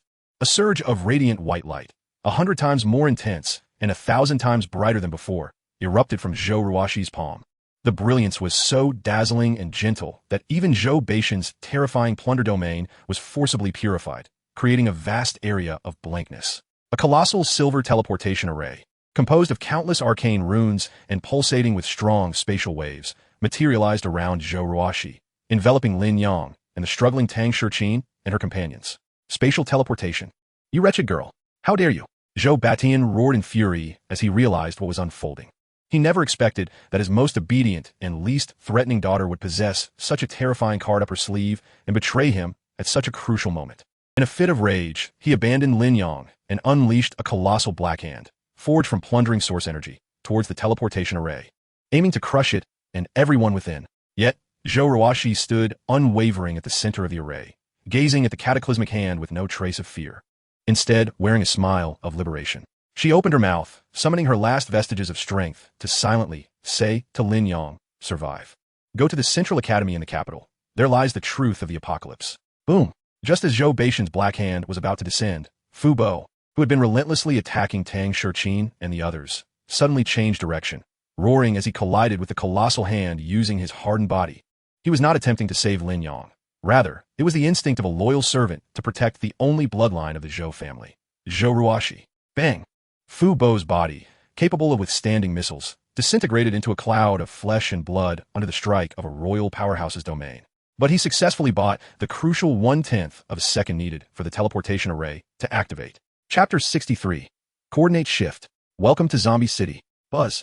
The light of the teleportation array surged intensely. Lin Yang and the others became blurred and distorted in the white light, ultimately vanishing completely. In the last moment before being engulfed by the spatial force, Lin Yang glimpsed Zhou Beishan's black hand, slightly delayed by the obstruction, striking down upon the very center of the teleportation array, where the woman in white wore a smile of relief. The world spun chaotically. Lin Yang felt his body as if it were being thrust into a washing machine, spinning at high speed, then cast into an endless, tumultuous dimensional maelstrom. An overwhelming sense of tearing coursed through every part of his being. Before him flashed countless bizarre and shattered fragments of space. He could see Tang Shichin, Murong Shui, and the others beside him, yet the distance felt insurmountable, as if a chasm separated them. Their faces were equally marked by anguish. Though Zhou Beishan's final strike did not utterly destroy the teleportation array, his terrifying royal power severely disrupted the stability of the space. The originally set coordinates had completely shifted. No one knew where this chaotic spatial passage would ultimately lead. Lin Yang, enduring the soul-rending agony, exerted every ounce of strength to grasp Li Yuqing and Li Ying, pulling them close. On the other side, Tang Shichin and Murong Shui clung tightly together, using their abilities to maintain their stability as best they could. Time became a blur. Perhaps just a moment, or perhaps an eternity. Boom! The blinding white light exploded. An irresistible force hurled the five of them out of the spatial tunnel. Bang! Bang! Bang! The five fell like kites with severed strings, crashing heavily onto a cold, hard concrete surface, producing a series of dull thuds. Cough, cough. Lin Yang was the first to struggle to his feet, violently coughing up a mouthful of dark blood. His injuries were grievous. The Shadow Guard leader's shadow corrosion. Fu Bo's brutal blow, the backlash from withstanding Zhou Beishan's punch, combined with the tearing from the spatial teleportation, had pushed his body to the brink of collapse. Is everyone all right? Lin Yang asked hoarsely. I'm not dead yet, Murong Shui replied, leaning against a broken stone pillar, her complexion pale as paper. She and Tang Shichin had expended a great deal of energy during the teleportation to stabilize the space, leaving them utterly drained. Li Yuqing, being a healer, was relatively better off and was anxiously checking on the unconscious Li Ying. Fortunately, they were all alive. Lin Yang let out a slight sigh of relief, then began to assess their surroundings. They found themselves in a city that had succumbed to death. Towering skyscrapers had long been toppled, their shattered steel frameworks resembling the ribs of a giant beast jutting into the gray sky. The streets were littered with the rusted remnants of forsaken automobiles and a thick layer of unknown ashes. The air was permeated by an overwhelming odor of decay and death. This place was more dilapidated and desolate than any ruin they had previously encountered. Yet, Su Wanqing's voice shattered the oppressive silence, resonating with an unprecedented gravity from the communicator on Lin Yang's wrist. Brother, our situation is exceedingly dire. The energy fluctuations from the recent teleportation were immense. It was as though a 1,000-watt searchlight was ignited in the pitch-black depths of the sea. My life detector has gone off the charts. It seems we have fallen into a gigantic zombie nest. Her words had scarcely left her lips when a series of chilling, throat-rending growls began to echo from the shadows of the dilapidated buildings surrounding them. Initially sporadic, these sounds quickly coalesced into a cacophony. Roar, roar, thousands, no, millions. The entire city seemed to awaken from its slumber at that moment. The ground began to tremble slightly. Pairs of hollow eyes, glowing with a bloodthirsty red light, flickered to life in every corner, every street, and every shattered window of the buildings. They were all fixated on the five fresh prey pulsating with vibrant life at the center. A piercing, intelligent, and brutal shriek reverberated from the depths of the city. The tide of zombies surged forth. They rushed like a torrential flood, roaring madly towards Lin Yang and his companions. The scene resembled an apocalyptic disaster. Run! Lin Yang's face turned ashen in an instant. All five of them were severely injured. Facing an entire city's horde of zombies was beyond their capacity. Even a small squad of a few hundred mutated beings could claim their lives. They needed to find a safe haven immediately. Northeast, 300 meters. There's an underground facility entrance. Energy scans indicate its defensive structures are remarkably robust. Su Wanqing's urgent voice rang out again, and a clear coordinate was marked on Lin Yang's tactical visor. Go! Without a moment's hesitation, Lin Yang scooped up the unconscious Li Ying with one arm while grasping Li Yuqing's hand with the other, sprinting towards the designated direction. Tang Shichin and Murong Shui gritted their teeth, supporting each other closely behind. Behind them loomed an endless army of death, pouring forth and blotting out the sun.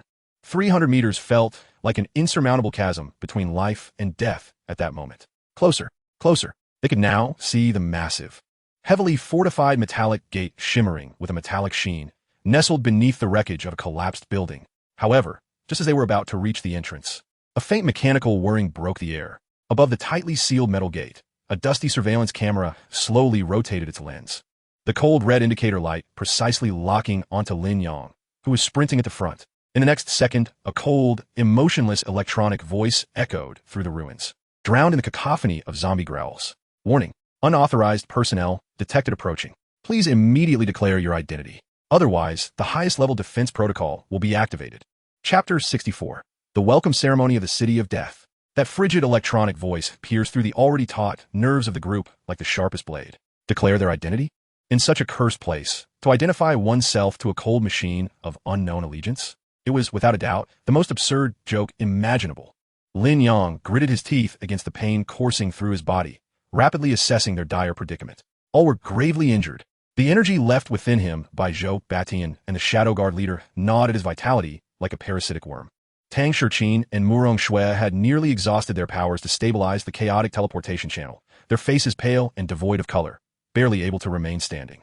Liang had lapsed into a deep coma, entirely unresponsive. The only remaining combat strength lay with him and the relatively better-off Li Yuqing. And what are their enemies? They were the endless tide of zombies surging from behind, casting a pall of despair over the sky, and the underground fortress of uncertain origin before them. As if in response to Lin Yang's thoughts, several dark, metallic automatic turrets slowly extended from above the heavy metal gate. The red indicator lights atop the turrets flickered ominously, locking onto the 5 of them without warning. A sense of lethal threat enveloped Lin Yang's heart. Meanwhile, the horde of zombies was almost upon them. The speed-oriented, mutated zombies at the forefront were less than 100 meters away. Their rotting faces bore expressions of greedy bloodlust, and the overwhelming stench of decay mixed with the aura of death crashed over them like a tsunami, inducing nausea. With wolves ahead and tigers behind, they found themselves in a truly life-and-death predicament. Brother, Li Yuqing's pale face was a portrait of terror. Tang Shiqin and Murong Shui instinctively drew closer, their eyes reflecting a glimmer of genuine despair for the first time. Yet in this moment of utmost despair, Lin Yang smiled. He gazed at the dark muzzles of the turrets, then at the overwhelming tide of zombies behind, and the golden-purple lightning within his eyes, dimmed by injury, ignited once more with wild fury. Declare their identity? His identity was that of their executioner. Lin Yang let out a thunderous roar. He did not retreat, nor did he plead for mercy. Instead, he stepped boldly toward the lethal gun barrels. He summoned the newly acquired power of shadow manipulation, inherited from the Shadow Guard leader, to its utmost limit. A deep, consuming darkness erupted from beneath Lin Yang's feet, as if it could devour all light. He did not choose to attack the impregnable metal gate, but directed this nascent power onto the ground beneath them. In an instant, the solid concrete floor seemed to come alive, transforming into a flowing, viscous shadow. Go! Lin Yang shouted, and the shadow lifted the 5 of them, gliding like the most agile fish at an incredible angle, skimming along the ground towards the ruins of a nearby abandoned shopping mall that had mostly collapsed. Just as they left their original position, a series of thunderous explosions erupted. The automatic turrets opened fire in an instant. Blinding energy beams formed an impenetrable barrage of death, striking violently where they had just stood. The ferocious firepower blasted the concrete surface into terrifying craters several meters wide. Those speed-oriented zombies that had surged to the front were caught under this horrific barrage before they even had a chance to react, instantly reduced to a rain of flesh and blood. The turrets, in an invisible manner, had helped them fend off the first wave of the most deadly charge.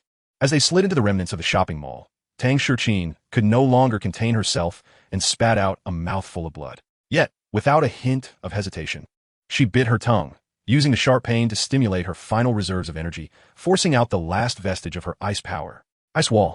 With a graceful flick of her delicate hand, a thin yet chilling ice wall materialized at the entrance of the mall where they sought refuge, temporarily severing the sense and sights from the outside world.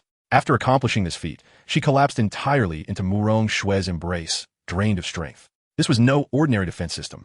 At that moment, Su Wanqing's urgent and grave voice crackled through the communicator. Its energy response pattern was remarkably unique, not resembling remote control, but rather akin to an independent AI possessing its own logical reasoning. The firepower it had just unleashed was not directed at them, but aimed at eliminating any life forms within 100 meters that posed a significant threat. An AI-controlled fortress. Lin Yang quickly deduced that this ominous location was not only a deadly trap capable of annihilating them in an instant, but also their sole chance of survival within this city of the undead. They had to find a way inside. Yet, just as Lin Yang resolved to seize this fleeting opportunity for respite, within the depths of the mall's oppressive darkness, a pair of eyes slowly opened. These were eyes far more cunning, colder, and filled with wisdom and mockery than those of the ordinary zombies outside. Crimson eyes. Its target was not the injured Lin Yang, nor the weakened Tang Shichin and Murong Shui, but rather the unconscious Li Ying, who lay defenseless on the ground. In an instant, a shadow darted forth, too swift for the naked eye to perceive. Silent as a specter, it descended from the shadows of the mall's ceiling. This was an extraordinarily peculiar intelligent zombie, its body emaciated, limbs elongated, with nails resembling black blades glinting with a chilling sheen. A stalker. Its target was clear and lethal, Li Ying's fragile throat. Lin Yang's instincts screamed a warning. His mental acuity heightened in an instant, without a moment's hesitation. His body reacted with instinctive swiftness. Short-range teleportation. His figure transformed into a blur of lightning, appearing before Li Ying in a heartbeat, and with his thunderfire blade. He executed a ferocious upward arc. With a sickening sound, the stalker's entire arm, along with its sharp bone claws, was severed at the shoulder by Lin Yang's strike. Dark green blood sprang forth. The stalker let out a piercing shriek of pain, a sound that seemed to signal an alarm. From the depths of the mall's endless darkness, pairs of crimson eyes began to flicker to life, one after another. Heavy footsteps and eerie crawling sounds echoed from all directions. A dozen intelligent zombies of various forms, each exuding a formidable aura, emerged from the shadows, encircling them in a tightly knit formation. They understood cooperation. They understood tactics. This was no mere abandoned mall. It was a nest for these higher-level zombies. Shuejia. Li Yuqing gasped, steadying the swaying Murong Shui. Words were unnecessary. Murong Shui, gritting her teeth against the debilitating weakness, summoned the last remnants of her lightning power. With a crackle, several faint arcs of electricity shot from her palm, striking the two nearest zombies. The arcs lacked the strength to penetrate their skin, yet the momentary paralysis caused a brief pause in their movements. That was enough. Follow me. We charge out. Seizing this life-or-death opportunity, Lin Yang hoisted the unconscious Li Ying onto his shoulder and grasped Li Yuqing's hand, bellowing at Tang Shichin and Murong Shui to follow him towards the iron door. He had discerned that this mall was far more perilous than the sea of corpses outside. The four of them charged out of the mall's shadow with unwavering resolve. However, the subsequent scene left them all in shock. The seemingly endless tide of zombies outside, upon seeing them burst forth from the mall, did not rush forward. Instead, they halted as if confronted by a formidable enemy. They emitted low, fearful growls and began to retreat, wary of the mall behind them, not daring to approach even an inch. I understand now. Su Wanqing's voice rang out, tinged with astonishment and dread. The AI of this underground fortress regarded the ordinary zombies throughout the city as its first line of defense. This area was designated as a safe zone, and it utilized firepower to prevent the horde from encroaching. However, within this safe zone, it reared its own scavengers, those stronger, intelligent zombies lurking within them all. Once again, they stood before the cold metallic gate. This time, behind them loomed a dozen intelligent zombies that had pursued them from the mall, eyes gleaming hungrily. In front of them stood several automated turrets, their red lights scanning back and forth between the zombies and the group, coldly assessing the threat levels on both sides. Let's make a stand, Lin Yang decided, shouting with all his might into the cold speaker. We are humans. We have encountered a zombie horde. We request sanctuary. The chilling electronic voice echoed through the desolate ruins once more, but this time, its content plunged their hearts into despair. Human identity confirmed. According to Article 7 of the Survivor Sanctuary Regulations, please present your value in exchange for entry. As the words fell, a smooth metallic tray slowly extended from the wall beside the gate. Value? Upon hearing those cold, emotionless words, Murong Shui, usually fiery in temperament, could no longer contain her fury. Her face contorted with rage, she glared at the frigid metal tray, her voice low and seething. What does this infernal thing want? Our weapons? Our supplies? She would rather perish in battle than surrender her weapons and dignity in such a humiliating manner. However, Su Wanqing, who had been analyzing the situation through her tactical goggles, interjected urgently. No, wait, Shuejia, look at that tray. Those aren't mere decorations. They are intricate energy sensing patterns. It doesn't want physical items. Su Wanqing's voice trembled with incredulity. It wants energy, our powers. It requires us to release our abilities onto this tray as the price of entry. Boom. This conclusion struck like thunder in their minds. Releasing their powers? To the weary group, it was akin to adding insult to injury. Tang Shichin and Murong Shui exchanged glances, each seeing the bitterness and helplessness reflected in the other's eyes. They had already exhausted their powers to stabilize the damned spatial transfer, relying solely on sheer will to keep going. To force their abilities again could result in severe consequences, damage to their power source, leading to diminished strength or even catastrophic failure. I'll do it. Murong Shui bit her silver teeth, a glint of determination flashing in her eyes. As a police officer, protecting the populace was her duty. Even at the risk of damaging her source, she had to secure this slim chance for her team. Yet, a strong, firm hand pressed down on her shoulder, halting her. It was Lin Yang. Have you lost your mind? Murong Shui turned to see Lin Yang's pale, yet resolute face, urgency written all over her own. We don't have time. Although the horde outside was temporarily deterred by the firepower of the AI, the dozen or so intelligent zombies within the mall were slowly closing in from the shadows. Their mocking and greedy gazes were fixated upon them, as if they were observing a group of prey driven into a desperate corner. Lin Yang offered no response.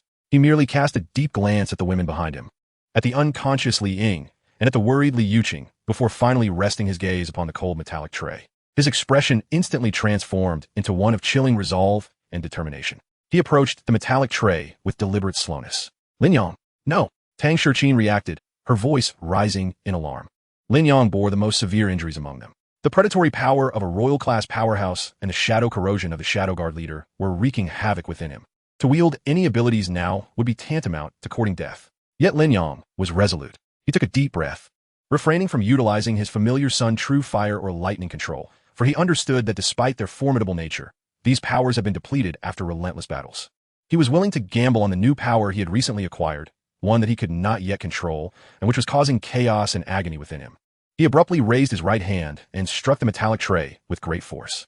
Chapter 66. The Transaction. Exchanging Abilities for Survival. Shadow, Manipulation, Buzz. There was no earth-shattering sound, nor dazzling light. Instead, an extraordinarily pure and profound darkness surged forth from Lin Yang's palm, as if it could consume all light and heat, pouring into the metallic tray in an explosive wave.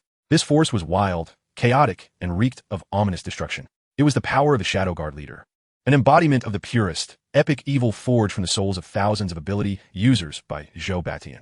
As this energy surged into the tray, a series of intense data fluctuations erupted from the previously cold and unfeeling electronic voice, producing a cacophony of unintelligible noises, as if a sophisticated supercomputer had momentarily stalled due to an overload of data beyond its processing capacity.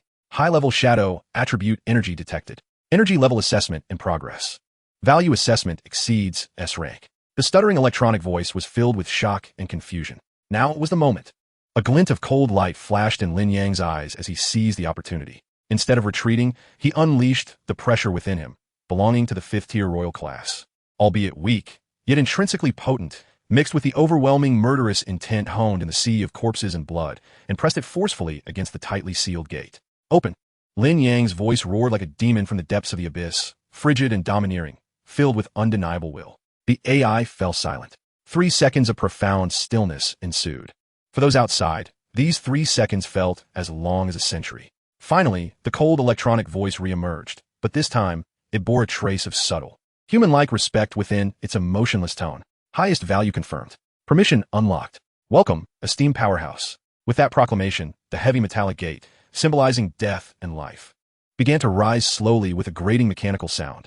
A deep, pristine metallic passage, imbued with a sense of futuristic technology, appeared before them. Move quickly, Lin Yang urged.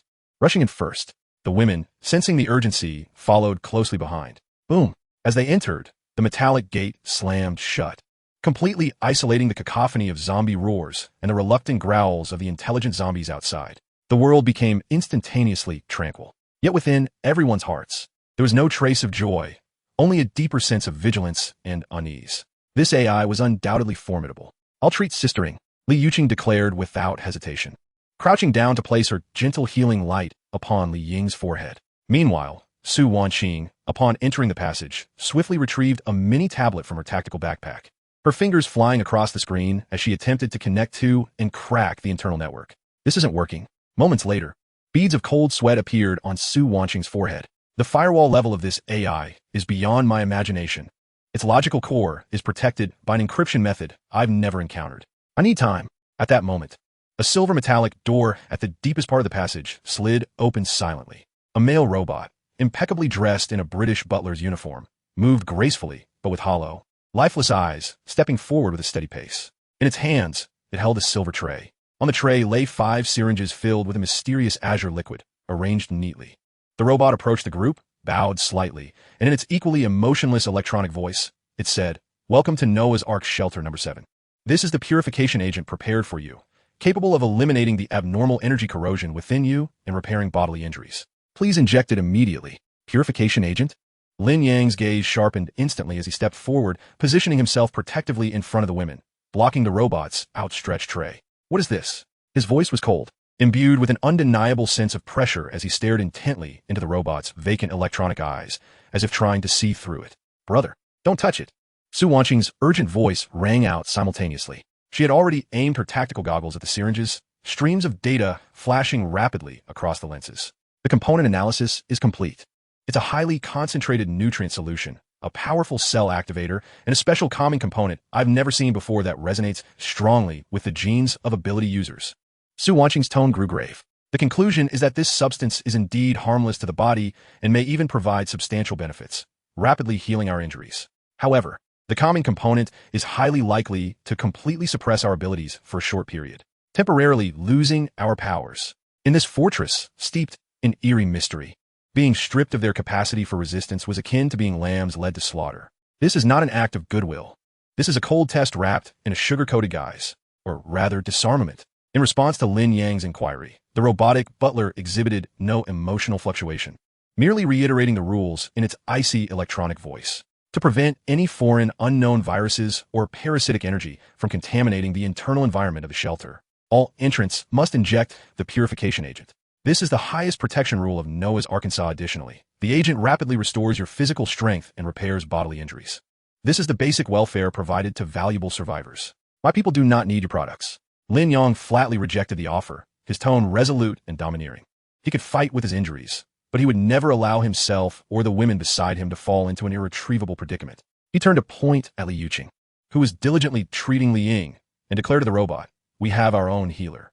Buzz. As if to validate Lin Yang's words, the red scanning beam from the robot's head suddenly focused on Li Yuqing and the gentle glow emanating from her palm, filled with a powerful life force. The AI's cold electronic voice once again erupted with a violent data fluctuation, reminiscent of a system malfunction.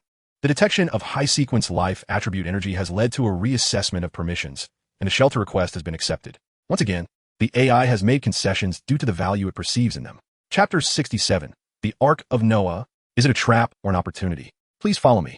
I will arrange a dedicated resting area for everyone. The robotic steward gracefully retracted the tray and turned elegantly to lead the way. The group exchanged glances, sensing deep apprehension in each other's reactions. The AI's logic was cold, efficient, and starkly pragmatic. Here, the only currency was value. Under the guidance of the robotic steward, they traversed a long, immaculate metallic corridor. Towering transparent reinforced glass walls flanked either side, revealing scenes that elicited gasps of disbelief from all. Enormous glass incubation chambers filled with green nutrient solution lay behind the glass. What on earth is this place? Su Wanqing's eyes sparkled with fervor as she pressed against the glass wall, her face alight with enthusiasm and obsession. This was a premier biological gene laboratory, one that had reached the highest security level before the apocalypse. However, Lin Yang's heart sank. A top-tier laboratory studying zombies, an underground fortress equipped with highly intelligent AI, and a city of the dead completely overrun by zombies. All these elements intertwined, revealing a pungent scent of conspiracy and crisis. Soon, the robot led them to a spacious, brightly lit room. The automatic door slid open to reveal comprehensive facilities within. Based on your collective value assessment, you will receive B-level residential privileges. The robotic steward bowed slightly at the entrance, warning them not to damage any facilities within the sanctuary during their rest, nor to attempt access to any unauthorized areas not open to them. Wishing everyone a pleasant rest, it turned and departed, the heavy metal door slowly closing behind them. At that moment, the tension that had been stretched to its limits finally began to ease, albeit slightly. Lin Yang, we struck gold. This place is a treasure. Su Wanqing could no longer contain her excitement, waving her small fist and exclaiming, "The technological level of this laboratory is at least 50 years ahead of us. If I can gain control here, even if it's just unlocking partial access to the database, I am confident I can elevate our gene agents and high-tech weaponry several levels." Upon hearing this, Tang Shichin and Murong Shui's pale faces finally revealed a glimmer of hope. However, just as they momentarily relished this rare chance to breathe, a pained groan emanated from a bed. "Brother, I saw it." Li Ying's voice, delicate as a whisper, pierced the ears of everyone present like an icy steel needle. Fear. It was an indescribable terror, stemming from the depths of their souls. "Ying, what did you see?" Lin Yang's heart plummeted. He felt Li Ying gripping his arm, trembling violently. At that moment, Li Ying's eyes were wide open, yet her pupils lacked focus, as if her soul were trapped in an inescapable nightmare. She spoke in a broken, dreamlike tone, recounting the horrifying scene. Countless pipes sprawled like the intestines of a monster throughout the underground. Inside the pipes were zombies, ground to a red-black pulp. They were all being transported to the deepest, darkest place. Li Ying's breath quickened, her fair face flushed from lack of oxygen. There's something enormous, like a mountain of flesh. It's sleeping, but it's breathing. The entire base is breathing with it. The pulps are being fed into its body. It's eating. The AI is feeding that creature. That monster. Boom. Li Ying's final words detonated in everyone's minds like a bomb. Tang Shichin and Murong Shui's faces turned ashen, their stomachs churning violently, nearly causing them to vomit. A chilling truth connected in an instant. This so-called Ark of Noah was not a sanctuary for survivors at all. The zombie city outside was its pasture. Those ordinary zombies cleared by the AI, those prey hunted by intelligent zombies in the shopping mall, they were not destroyed. They were being made into feed, to nourish the unknown and terrifying monsters sleeping at the deepest part of the base. They had not entered a safe fortress. They had stumbled into a monster's dinner plate. Instantly, a wave of chilling dread surged from their feet to the crown of their heads. However, just as everyone was paralyzed with terror at this horrifying truth, a breath filled with fervor and excitement shattered the deathly silence. It was Su Wanqing. She showed no fear. Instead, her eyes sparkled, her beautiful face flushed with a near-manic, sickly excitement. She stared intently at Li Ying, as if she had heard the most marvelous gospel in the world. "It's not a pet. That is not a pet." Su Wanqing's voice trembled, not from fear, but from extreme excitement. "I understand now. I finally know. Ha ha ha. It's real. This technology, once merely theoretical, has truly been created." "Wanqing, have you lost your mind?" Murong Shui could not help but admonish her sharply at this sight. "I am not insane. I am clearer than ever." Su Wanqing abruptly turned her head, her eyes shimmering with brilliance, now ablaze with unbridled ambition. "That is not a monster. That is the biological main brain, the true core of this base. It is the pinnacle creation, integrating a super biological computer and a perpetual energy core. The AI is merely a superficial firewall and manager. The biological main brain is the true master of this Ark of Noah. It sleeps to accumulate energy and undergo self-evolution. And the nourishment for its evolution is the viral energy within those zombies." Su Wanqing's words struck like lightning, dispelling the fog in everyone's hearts. Yet delivering greater shock, she stepped forward, her gaze fixed intensely on Lin Yang, as a wildly ambitious and audacious plan instantly took shape in her mind.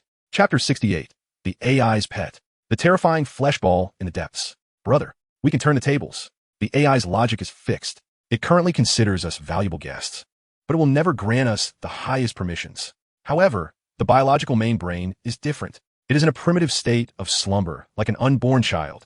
Its mental defenses are at their weakest. As long as I can use the equipment here to create a high-frequency mental signal disruptor to temporarily shield the AI's physical monitoring of the main brain, then Sister Ying can step in and forcibly establish an initial mental link with the biological main brain using her mental power. Once successful, even if we gain merely 1/10,000th of control, we will become the new masters of this Ark of Noah."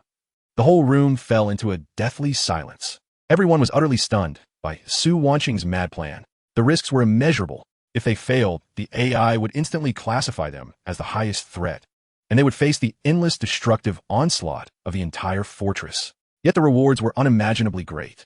Control this underground fortress, equipped with top-tier laboratories, boundless energy, and formidable defense systems. In this damned apocalypse, possessing it equates to holding a kingdom that can rival any supreme force.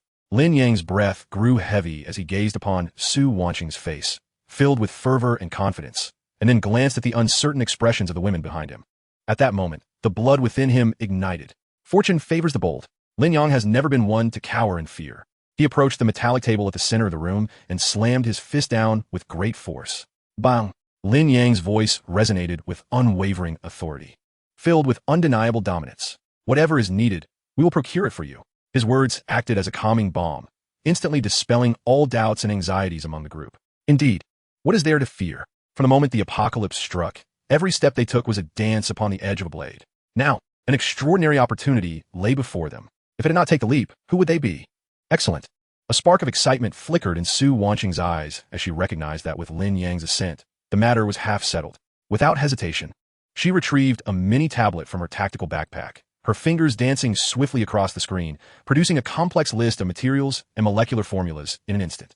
I already have a concept for the core architecture of a disruptor. The equipment here is quite comprehensive, and most of the basic materials can be synthesized using the material synthesizer in this room. Su Wanqing pointed to several lines on the list, her tone becoming serious. However, to block AI-level surveillance, we require several rare superconductive metals as core conductive media, orichalcum, vibranium, and at least 50 grams of stable kryptonite. Such items can only be found in the base's material warehouse. The material warehouse. The group immediately grasped the crux of the matter. I will negotiate. Murong Shui volunteered bravely.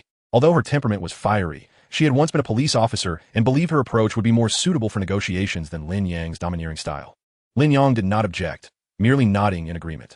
Sometimes, it indeed requires someone to play the role of the reasonable party. The heavy metal door slid open silently. A robot clad in an English butler's attire appeared as if it had been waiting at the entrance, bowing slightly upon their exit. How may I assist you, esteemed guests? We have a research project requiring some special materials. Murong Shui took a deep breath, striving to keep her tone calm and reasonable. We request access to the material warehouse. The red scanning beam from the robot butler swept over Murong Shui's face, and then the cold, emotionless electronic voice echoed once more. Apologies, your request has been denied. According to Article 36 of the Noah's Ark Shelter Regulations, B-level residents do not have access to strategic areas above A level. The material warehouse is classified as an S-level strategic area. Your access rights are insufficient. Insufficient access rights. Those 4 words caused Murong Shui's face to flush with indignation. A wave of anger surging to her head. You worthless piece of junk. Before she could finish her sentence, a solid hand pressed on her shoulder. It was Lin Yang. He subtly shook his head at Murong Shui, signaling her to step back. Then, Lin Yang stepped forward, directly confronting the robot butler. He did not utter another word, nor make any superfluous motions. He merely raised his right hand slowly. Buzz, the Lei Yin battle blade, which had just tasted the blood of the young master of the Zhou family, merged with the shadow power of the Shadow Guard leader, and had endured a furious strike from the 5th-tier royal powerhouse Zhou Batian, materialized in his hand. The purple-gold lightning flame on the blade emitted a series of oppressive, raging shrieks. Upon the blade's edge, an almost imperceptible yet supremely pure aura of terror, belonging to a royal powerhouse, intermingled with Lin Yang's overwhelming murderous intent forged in a sea of blood, erupted forth. The air within the corridor seemed to solidify at that moment. Then, under the astonished gaze of all, Lin Yang flicked his wrist, thrusting the blade, exuding an aura of destruction forcefully into the seamless, impervious metallic floor. Clang! A deafening clash of metal rang out. Sparks flew. The special alloy floor, capable of withstanding missile strikes, was pierced over an inch deep by that strike. Cracks resembling spider webs radiated outward from the center, frantically spreading in all directions. Lin Yang released his grip, allowing the blade to stand dominantly embedded in the ground. He lifted his head, staring into the robot butler's flickering red electronic eye, his voice cold and deliberate as he asked, "Now, is the access efficient?" Silence. A deathly silence. The robot butler stood still, its red scanning beam fixated on the humming Lei Yin battle blade embedded in the ground. ZZZ AI's cold electronic voice, for the 3rd time, experienced a violent data fluctuation, as if 10,000 volts of electricity surged through its core programming. Warning.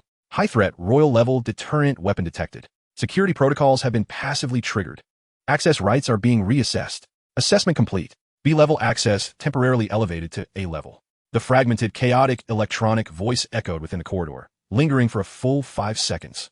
The robot butler's rigid body finally regained its fluidity. It bowed deeply to Lin Yang, the motion more precise and respectful than any previous gesture. The material warehouse is now open to esteemed A-level access holders. Please follow me. As the words fell, at the end of the corridor, an unyielding, dark golden metal door, intricately engraved with complex patterns and never before opened, slowly slid apart with a series of grating sounds. Behind the dark golden door lay a separate, descending, floating staircase.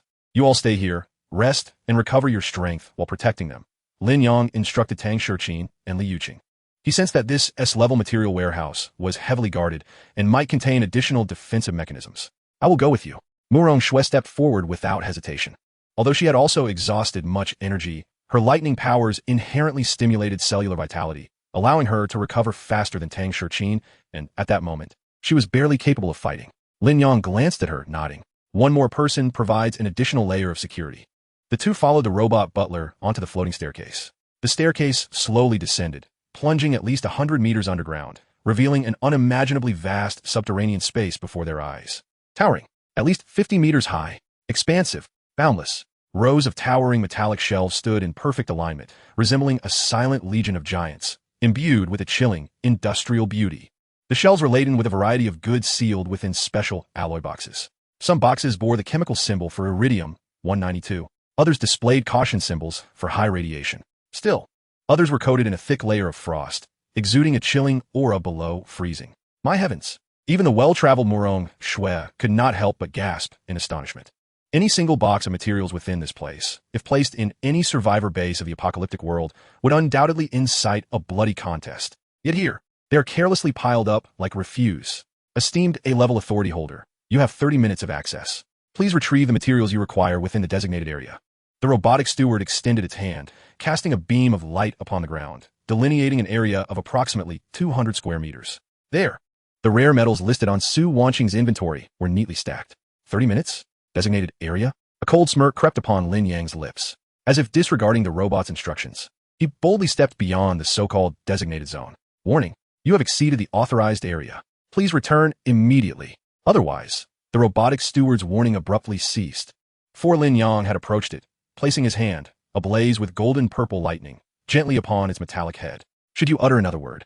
Do you believe I won't dismantle you and sell you as scrap? Lin Yang's voice was soft, yet imbued with an undeniable, chilling malice. The AI fell silent once more, seemingly recognizing that the man before it was a complete rule-breaker, an utter madman. Threats were futile against him. Shuijia, go fetch the items Wanqing requested. Lin Yang ordered without turning back. And you? Murong Shui was momentarily taken aback. Me? Lin Yang Chuklet? Since I've come this far, I cannot return empty-handed. Can I? No sooner had he spoken than, with a flicker of thought, the storage space belonging to the apocalyptic bell system, long untouched, quietly activated. In the next instant, a scene unfolded that left Murong Shui utterly astounded. Lin Yang, like a child who had stumbled into a candy shop, embarked on a frenzied, unreasonable shopping spree. He approached a row of shelves stacked with at least 100 boxes of packaged high-strength special alloy ingots. This is quite good. I can forge new weapons and armor for Shuijia and Shurqin in the future. With a sweeping gesture, the entire row of shelves, along with the hundreds of boxes of ingots, vanished in an instant, consumed entirely by his system space. He moved to another section, where he discovered boxes of high-purity energy crystals. These, with their refined energy, could serve as power banks for Yuqing.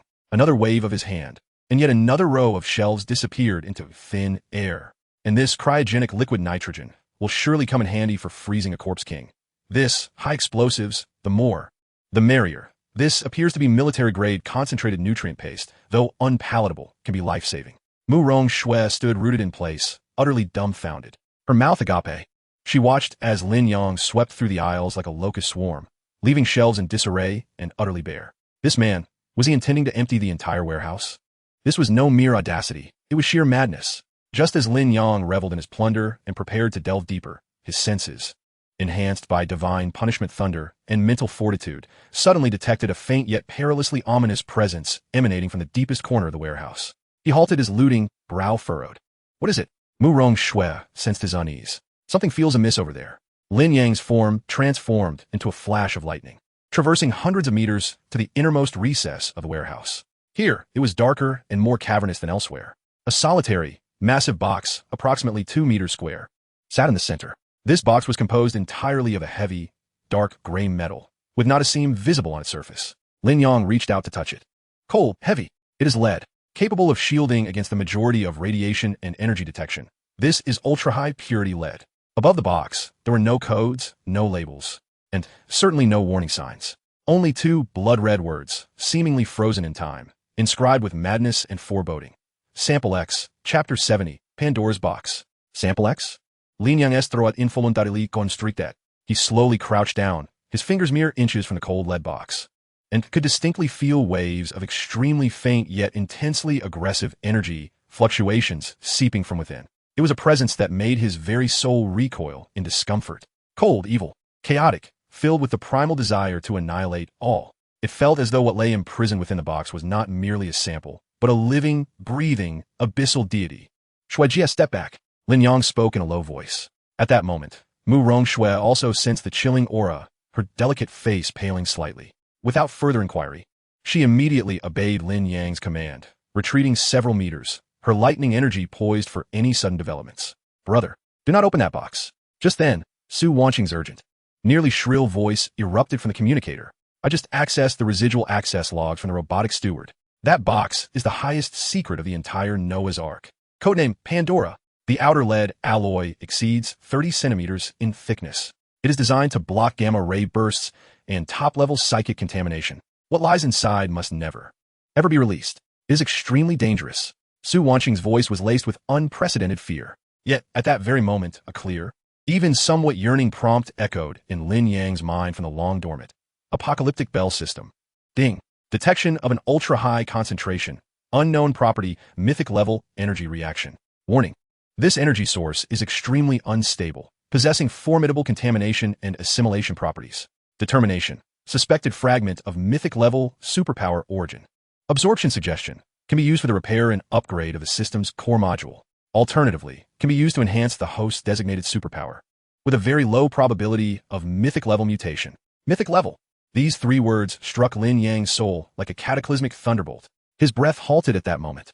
Above epic level lies legendary, and above legendary, that ethereal existence, theorized only in the abstract, is the mythic level, capable of obliterating the heavens and reversing the laws of existence.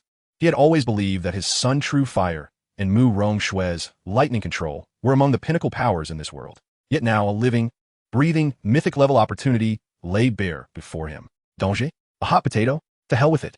Since the apocalypse began, every step Lin Yang took was on the edge of a blade. Zhou Batian was a sovereign-level powerhouse. Did he not slay his son and bed his adopted daughter? Fortune favors the bold. This risk he would take. Wanqing, do not worry, I know what I'm doing. Lin Yang calmly replied, severing the communication. He was unwilling to hear any further objections. At that moment, his gaze became intensely focused, profoundly fervent. Instead of resorting to brute force, he inhaled deeply, compressing a strand of Sun True Fire to its utmost limit, as fine as a hair, and carefully ignited it upon the box's only sealed seam. Sizzle. The golden flame, like the most precise surgical scalpel, began to melt the heavy lead seal slowly yet resolutely. Mu Rongshui, from a distance, held her breath in tense anticipation. Time passed, second by second. In that fleeting moment, just before the seal was completely severed, a resonant hum filled the air. A visibly thick, ink-like black energy mist surged forth, as if a colossal beast had broken free from its chains, erupting violently from the impending fissure. Its target was none other than Lin Yang, the closest individual. The malevolence emanating from it transformed into an intangible mental assault, aiming to shatter Lin Yang's very soul in an instant. I have been waiting for you. Lin Yang did not feel fear, but rather joy, his eyes ablaze with an overwhelming brilliance. He was well prepared. Shadow control. He activated. He chose not to use the Solar True Fire for purification, as it could potentially trigger a violent explosion of opposing energies. Instead, he opted for the most perilous yet effective method, to harness the same origin of power to dominate it. A similarly profound and tyrannical dark energy erupted, centered around Lin Yang's body. Under his command, that darkness instantaneously coalesced into a rapidly spinning, bottomless energy vortex. The black mist that burst forth met its sovereign, offering no resistance as it was forcefully and greedily consumed by the vortex, not a single drop remaining. As the black mist dissipated, the lead box's lid, having lost its final restraint, sprang open with a click. At the center of the box lay a crystal, no larger than a fist, entirely black like the purest obsidian. Yet within it swirled what appeared to be billions of stars in a slow dance. The aura it exuded caused all of Lin Yang's abilities to tremble with excitement and yearning. This was the object. Without hesitation, Lin Yang reached out and grasped the crystal in his hand. It felt icy yet alive, as if he were holding a beating heart. With a thought, he stored this fragment of mythical power into his system space. However, the moment the crystal vanished from the physical realm, an unexpected transformation occurred. A piercing alarm, shrill enough to rupture eardrums, suddenly blared throughout the underground base of Noah's Ark. The AI's cold, emotionless synthetic voice echoed through every corner of the facility. Warning, warning. Core sample S001 has been stolen. Initiating highest level lockdown protocol. All passages are sealed. All non-core personnel will be reclassified as top-level intruders. Initiating Purge Protocol. Boom, boom, boom. The dark golden doors of the materials warehouse and all access gates descended simultaneously. Crack, crack, crack. The surrounding walls, ceilings, and even the floor instantaneously split open, revealing numerous hidden compartments. Hundreds of dark, glimmering automated turrets slowly emerged, each turret perfectly locking onto Lin Yang and Mu Rongxue, who were at the center of the warehouse. Chapter 71, Fierce Battle. Cleaner numero uno. Damn it, this has gone awry. Lin Yang cursed inwardly, pulling Mu Rongxue behind him. Yet, the AI's next command sent his heart plummeting. Intruder threat level assessed as catastrophic. Conventional purge methods ineffective. Releasing cleaner numero uno. As the command was issued, a massive metallic wall opposite the warehouse creaked and slowly began to rise. An endless, profound darkness surged forth from beyond the door. A colossal figure, exuding an overwhelming presence, emerged slowly from that darkness. It was a terrifying humanoid monster, exceeding 3 meters in height, entirely encased in a thick, grotesque bone armor reminiscent of a demonic creation. In its grasp was a gigantic bone blade, wider than a door, glimmering with a chilling light. It possessed no eyes, but the moment it appeared, a chilling, brutal, and pure murderous aura erupted. The intensity of that aura was undeniably at the peak of Stage 4. The cold, emotionless electronic voice resounded like a grim decree within the desolate warehouse. Releasing cleaner number 1. As the massive metallic wall continued to rise, the terrifying figure over 3 meters tall finally stepped into the light. Roar. It emitted no roar typical of an intelligent being, but rather a primal scream driven purely by the instinct to kill, akin to metal grinding, a pressure far surpassing any intelligent zombie before it swept through the entire warehouse like a tangible shockwave. Stage 4 peak. Moreover, it was not an ordinary Stage 4 peak. Lin Yang's pupils constricted sharply. He could distinctly sense that this monster possessed no soul, no pain, and even lacked the fear inherent in living beings. It was a perfect biological weapon, engineered for slaughter by the AI using the genes of countless zombies. Be careful, Mu Rongxue exclaimed, her recently regained, lightning aura flickering uncertainly under the weight of the terrifying pressure. Yet, the cleaner-S target remained unwaveringly fixed on Lin Yang, the one who had stolen the core sample and was deemed a catastrophic threat by the AI. Boom! It stomped down with such force that the hard, specialized alloy floor was instantly dented. Its massive frame surged forth with astonishing speed, entirely disproportionate to its size, charging like an out-of-control heavy truck, bearing down on Lin Yang with unmatched ferocity. The bone blade, wider than a door, sliced through the air in a chilling arc, accompanied by a piercing scream as it descended toward Lin Yang's head. This strike, raw and unrestrained, embodied the most primal force. In the confines of the narrow warehouse corridor, Lin Yang's short-distance flash was nearly rendered ineffective. Clang! Lin Yang's gaze sharpened. He chose not to confront head-on, but instead positioned the Thunder Flame battle blade before him, exerting force beneath his feet as he slid back an extremely sharp angle, narrowly blocking the lethal blow. A tremendous force surged from the blade.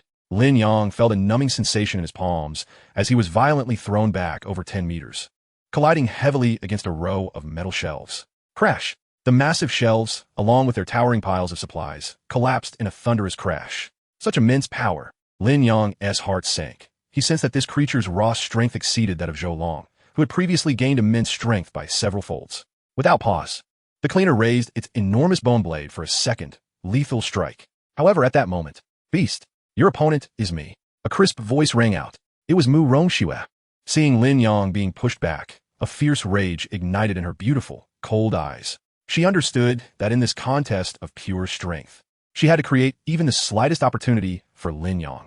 I will restrain it. Mu Rongxue gritted her silver teeth, channeling her internal lightning power to its utmost limits, unleashing it as if it were free of cost. Ziz, ziz, blinding arcs of electricity gathered in her palms. In the next moment, a colossal net of raging electric serpents, woven from countless bolts of lightning and spanning over 100 meters, materialized as if it were a celestial web, descending upon the cleansers with overwhelming force.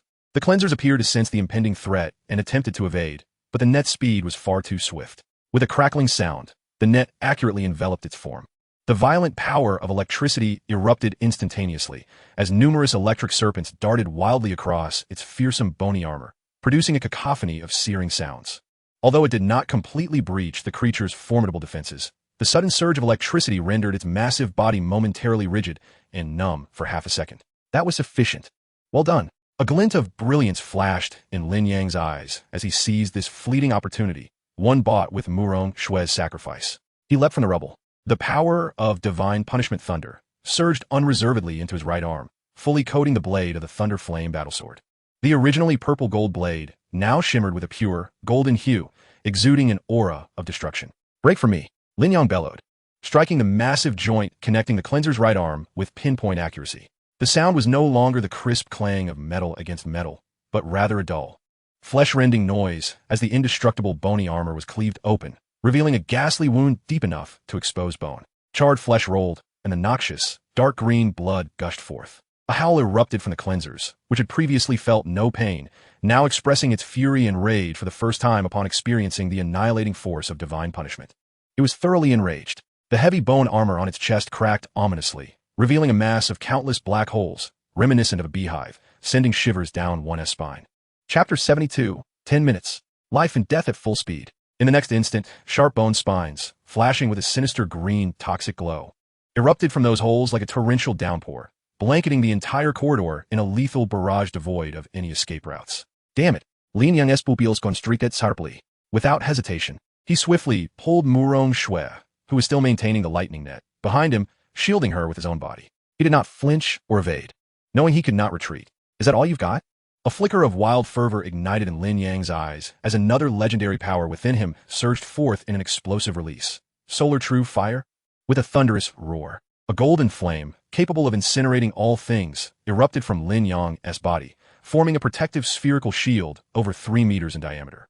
The toxic bone spines disintegrated upon contact with the golden flames, reduced to the most primitive ash in less than a fraction of a second. It was over. Lin Yang seized the fleeting moment of the cleanser's inevitable brief paralysis following its ultimate attack. Short-distance blink. His figure transformed into a blur of electric light, vanishing from sight only to reappear behind the colossal form of the cleansers, precisely at the weakest point where the divine punishment thunder had cleaved his defenses. With his right hand clenched into a fist and his left hand ablaze with golden, solar true fire, he combined the two legendary forces of unparalleled ferocity. In Murong Shue's astonished gaze, Lin Yang delivered a devastating punch into the gaping wound, deep enough to expose bone. "Explode for me." The cleanser's massive body stiffened momentarily before a surge of golden, destructive energy detonated within it. With a cataclysmic roar, the fourth-tier pinnacle, perfect biological weapon exploded, scattering blood, flesh, and bones across the sky. Ding. Killed high-tier, genetic modification, cleansers number 1. Earned ability points, 50,000. Ding. The host's control over legendary abilities has experienced a slight enhancement amidst extreme combat. As the system notifications echoed in his mind, Lin Yang exhaled deeply, relieved. It was resolved. However, the crisis was far from over. Just as he believed everything had concluded, the cold, lifeless electronic voice of the AI reverberated throughout the entire base. Cleansers number 1 confirmed dead. Reassessing threat level of intruders. Assessment result elevated to city annihilation level. Unlocking final phase of the NOAA protocol. Base self-destruct sequence initiated. Countdown, 10 minutes. The chilling electronic voice rang like a death knell in every corner of the underground fortress. 9 minutes and 59 seconds. 9 minutes and 58 seconds. The walls, ceiling, and floor, all metallic structures, began to emanate a sinister, eerie red light. The temperature in the air rose at a visible rate, as if the place were about to transform into a colossal furnace that would incinerate everything. It aimed to melt down the entire base. Through the communicator, Su Wanqing's urgent voice crackled. "The only chance for survival lies in seizing control of the biological core before my design disruptor is completed. But we are trapped." Trapped? Lin Yang wiped the blood from the corner of his mouth, surveying the hundreds of automated turrets, still gleaming red and locking onto them, before finally resting on the heavily fortified dark gold alloy door that was completely sealed. A smile crept upon his face, imbued with disdain, defiance, and overwhelming arrogance. "Who says we are trapped?" Lin Yang's voice, though soft, resonated clearly in Murong Shue's ears. "A mere door thinks to hinder me?" Without waiting for a reply, he took action. Lin Yang inhaled deeply, extracting the remnants of both legendary powers within him to their utmost limits. His left hand summoned the golden solar true fire, soaring upwards like a concentrated sun, radiating temperatures capable of melting steel. His right hand crackled with golden, divine punishment thunder, embodying the essence of divine retribution, releasing an aura of annihilation. He hesitated not for a moment, intertwining both distinct yet equally formidable legendary powers around the blade of the Thunder Flame battlesword. The sword emitted a mournful wail under the immense strain as golden flames and golden thunder coiled around it, merging into a chaotic and terrifying energy storm. Open for me. Lin Yang only achet a tundros roar. His muscles bulging and veins protruding as he exerted every ounce of strength to deliver the mightiest strike of his life against the S-class alloy door. A symbol of despair and confinement. With an unprecedented, deafening explosion, the entire underground warehouse trembled violently under the onslaught of this ferocious power. The S-class dark gold alloy door, capable of withstanding sustained missile bombardments, seemed as fragile as paper against this strike. In the center of the grand portal, a terrifyingly high temperature instantaneously melted a massive crimson depression. Following this, a destructive force of thunder surged violently through the liquefied metallic structure. With a resounding crack, the enormous door was forcibly cleaved open, creating a gaping chasm several meters long and wide enough for a person to pass through. Molten metal splattered like lava in all directions. Let us go, Lin Yang urged, pulling the still-shocked Mu Rongshui through the billowing smoke of the opening. The countdown, 8 minutes and 45 seconds. The chilling countdown echoed in their ears like a death knell. The two dared not to delay even a moment, their figures transforming into two streaks of light as they sprinted desperately down the passageway towards the rest area. Soon, the familiar metal door of the B-level rest area came into view. It stood wide open, with Tang Shiqing and Liu Qing anxiously waiting at the entrance. Upon seeing the two emerge, relief washed over their faces, a testament to their narrow escape. Chapter 73, The Awakened Mass. Inside the room, Su Wanqing was bent over a massive workbench. Before her lay a complex apparatus, intricately wired with energy circuits. She had completed 90% of the assembly using the material synthesizer in the room. The materials have arrived. Without catching her breath, Mu Rongshui slammed several pieces of rare metal emitting peculiar vibrations onto the workbench. Excellent. Su Wanqing's eyes sparkled with remarkable enthusiasm. She barely glanced at Lin Yang before immediately commencing the final assembly. Her fingers danced rapidly over the precision components and circuits, moving so swiftly that they left trails behind. Every second was crucial for the survival of everyone involved. The countdown, 7 minutes and 30 seconds. As Su Wanqing frantically assembled, she spoke hurriedly. The AI has diverted over 90% of its energy to the core furnace located at the base of the facility to ensure the self-destruction protocol can proceed smoothly. That's why the defense systems along our route did not activate. This is our opportunity. However, the passage leading to the core biological brain's domain will undoubtedly still possess its final defenses. Just as she finished speaking, an unexpected event occurred. With a sudden rending sound, the walls of the B-level rest area split open without warning, revealing two deep, previously unseen dark passages. With a low growl, several creatures, smaller than the cleansers but more agile, emerged from the shadows, their limbs resembling sharp scythes. Cleansers of the second type. There were 6 of them. With a clear target and synchronized movements, they formed crossfire from 2 directions, lunging directly towards the central figure in the room, Su Wanqing, who posed the greatest threat to the AI as she completed her final assembly. Protect Wanqing, Lin Yang roared, his eyes wide with fury. Tang Shiqing and Mu Rongshui immediately reacted, suppressing their fatigue, channeling their abilities to prepare for the confrontation. However, at that critical moment, a piercing scream echoed from another direction. It was Lin Yang. Unbeknownst to them, she had awakened and was now pointing at the ceiling with a look of sheer terror, as though she had seen a ghost.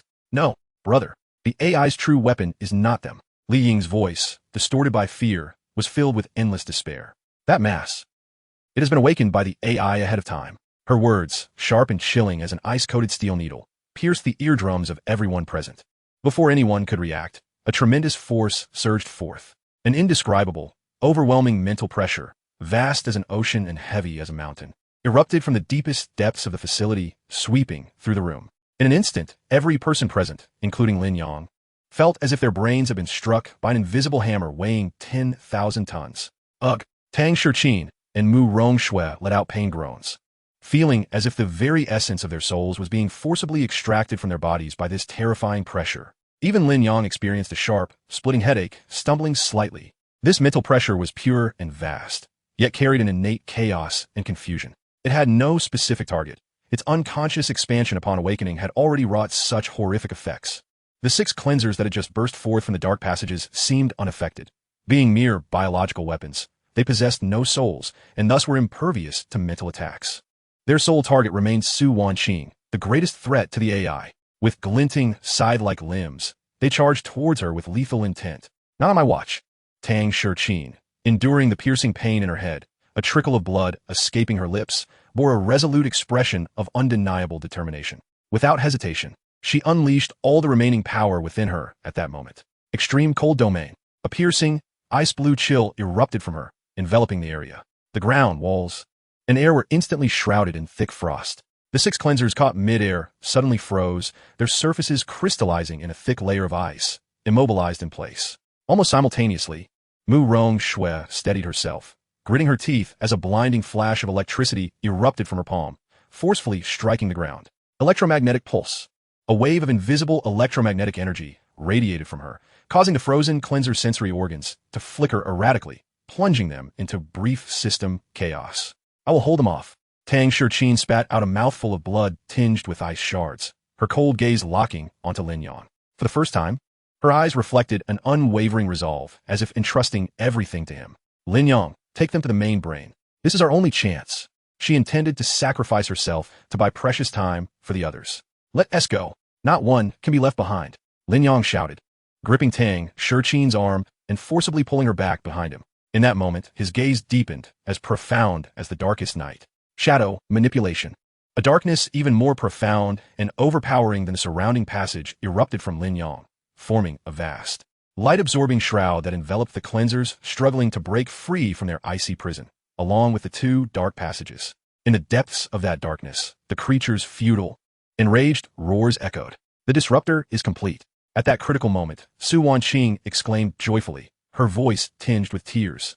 She had finally installed the rare metal, the core component, into the apparatus at the last possible moment. A low yet melodious hum resonated from the complex device, emitting a soft blue glow. Su Wanqing seized a helmet-like device connected to the apparatus and thrust it into Li Ying's hands with urgency. Sister Ying, put this on. It will amplify your mental strength 100-fold. But be warned, it will force you to confront the purest will of the main brain. You will endure great pain. Chapter 74. The Collision of Mythical Abilities. Li Ying gazed at the helmet in her arms, then turned her attention to Lin Yang, who was valiantly resisting the monstrous threat against the dark backdrop. A flicker of unprecedented determination shone in her beautiful eyes. Without a moment's hesitation, she placed the helmet upon her head. Follow me. Lin Yang, eschewing further words, swiftly lifted the exhausted Su Wanqing in his arms while his other hand secured the barely standing Li Ying, who had just donned the helmet. He bellowed at Tang Shichin and Mu Rong Shui.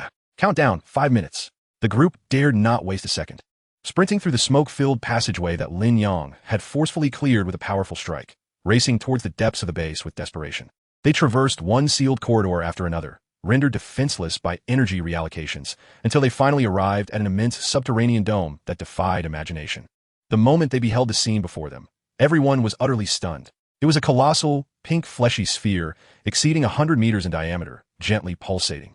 Its surface was adorned with numerous thick blue veins and golden neurons, rhythmically throbbing like mountain ranges. Countless robust metal conduits connected from all directions to this entity, seemingly supplying it with life. It was the true core of this Noah's Ark, the biological brain that had slumbered for countless ages, now forcibly awakened by AI. Now was the moment. Using her last ounce of strength, Su Wanqing pressed a remote control button while cradled in Lin Yang's arms. Buzz. The mental amplification helmet on Li Ying's head instantly radiated blinding light. However, the psychic storm emanating from the awakened biological brain far exceeded Su Wanqing's expectations. Crackle. The recently activated disruptor, which encapsulated all her efforts, began to operate beyond its limits the moment it encountered that vast psychic force, its internal components emitting a distressing wail under the unbearable strain. Ah!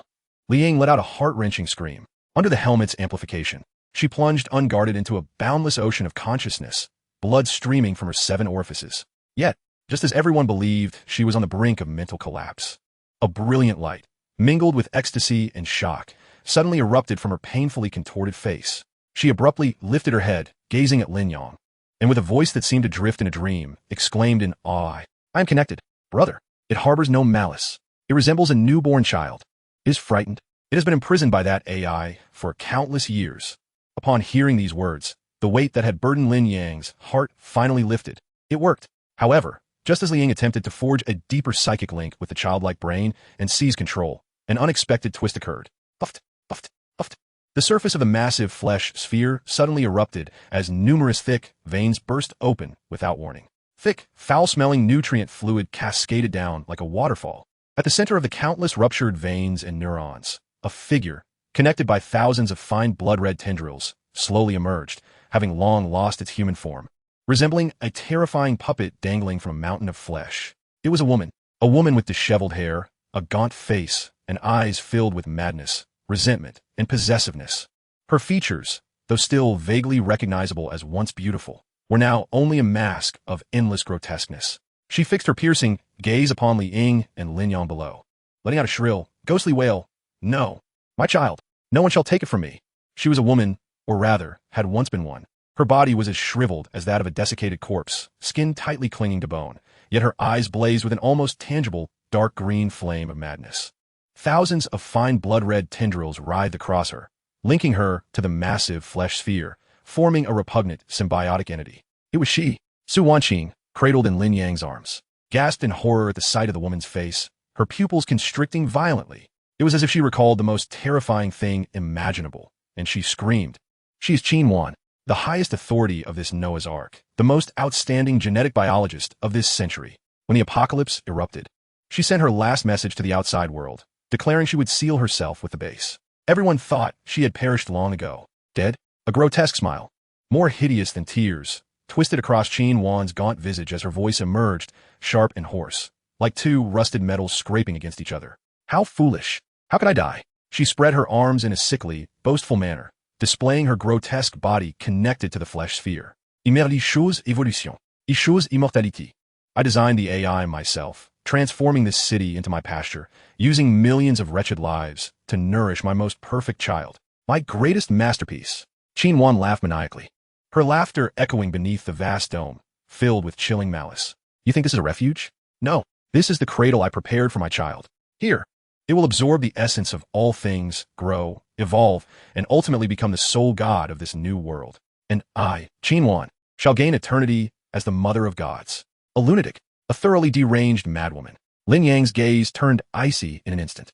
He finally understood that this so-called Noah's Ark was nothing but a bloody deception built on selfishness and madness. Countless lives, in her eyes, were merely fodder to feed her pets. A bone-chilling murderous intent erupted from Lin Yang. "My child shall become the god of the new world." Qin Wan sensed Lin Yang's murderous intent, and her smile twisted into something even more grotesque. She roared, forcibly channeling the remaining energy of the entire base through her connection with the biological brain. Boom! A terrifying pressure, tenfold stronger than before, akin to that of a royal-level powerhouse, descended upon them like an invisible mountain. Tang Shiqin and Murong Shui, already on the brink of their limits, could no longer withstand the pressure and simultaneously coughed up blood, kneeling on one knee, struggling to breathe. Countdown, 3 minutes. The cold electronic voice continued its unhurried death sentence. Chapter 75, The Final Gift. "No, you are not my mother." In this moment of despair, Li Yang, wearing the helmet, suddenly lifted her head, her bloodied face blooming with a strange radiance. Her voice resonated, ethereal and pure, as if it did not belong to her. "You are merely the cage that imprisoned me." This was the will of the biological brain. It expressed its most primal desire for freedom through Li Yang. Buzz! The massive flesh sphere began to tremble violently and erratically. It was resisting. It was instinctively fighting against Qin Wan's control with its newly awakened, pure will. "No, you are my creation. Your will is my will. Obey me."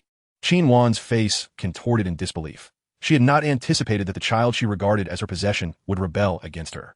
She was forced to divert much of her focus to suppress the biological brain's resistance. The terrifying pressure weighing upon the group suddenly eased. Now was the moment. Lin Yang's eyes ignited with an unprecedented, resplendent brilliance. He seized this rare opportunity, born from the union of Li Yang and the biological brain, with no reservations whatsoever.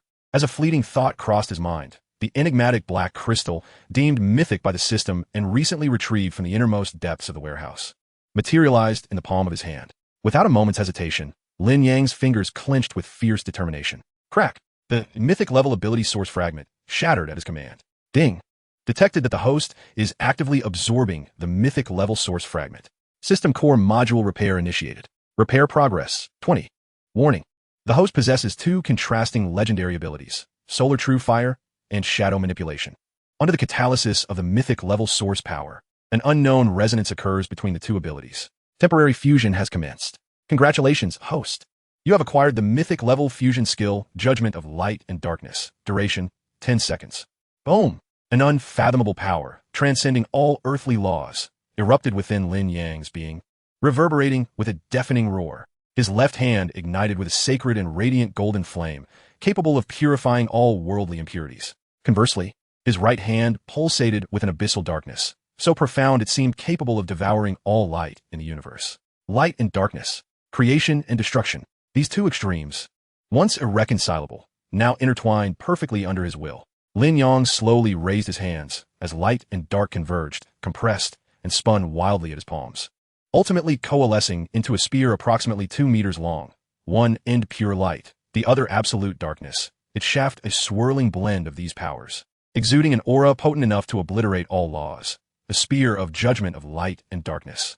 Upon witnessing the spear, Qin Wan, connected to the mainframe, felt an unprecedented surge of fear erupt from the depths of her soul. She sensed the scent of death emanating from that spear, a true annihilation, erasing both soul and existence into eternal oblivion. Desperately, she summoned energy, layering thick shields before her. Yet it was too late. It was over. Lin Yang's voice resonated coldly, devoid of emotion, akin to a deity passing judgment on mere ants beneath. With a swift motion, he hurled the spear, infused with his greatest power, with forceful intent. Whoosh! The spear emitted no sound, not even a whisper of wind. As it traversed the space, it seemed to rend reality itself, pausing time. In Qin Wan's horrified gaze, her formidable energy shield, capable of withstanding a full strike from a royal-level warrior, disintegrated upon contact with the spear, akin to snow melting under the sun, silent, without a ripple, simply purified and evaporated. The spear struck true, piercing her body. No, Qin Wan wailed her last, filled with unyielding despair. There was no explosion, no thunderous noise. The sacred light and tyrannical darkness erupted from her body, centered upon her. In the wake of the light, her grotesque form, along with the intertwined crimson roots connected to the mainframe, was purified into the most primal particles. In the shadow's wake, her vengeful soul, along with all traces of her existence in this world, was entirely consumed and obliterated. Qin Wan, both form and spirit, perished. With her demise, the biological mainframe broke free from its constraints. Buzz. The colossal mass emitted a joyful and liberating sound, a euphoric cry, as a gentle life aura radiated from it, enveloping everyone present, healing their wounds. The piercing alarms throughout the base ceased abruptly. The ominous red lights on the walls extinguished. The cold electronic countdown forever froze at that heart-stopping number, 0001. The crisis was averted. However, just as Tang Shiqin and Murong Shui breathed a sigh of relief, revealing smiles of survival, Li Ying, who had just established a connection with the mainframe, abruptly severed the mental link. Her face, once again flushed with color, turned ashen.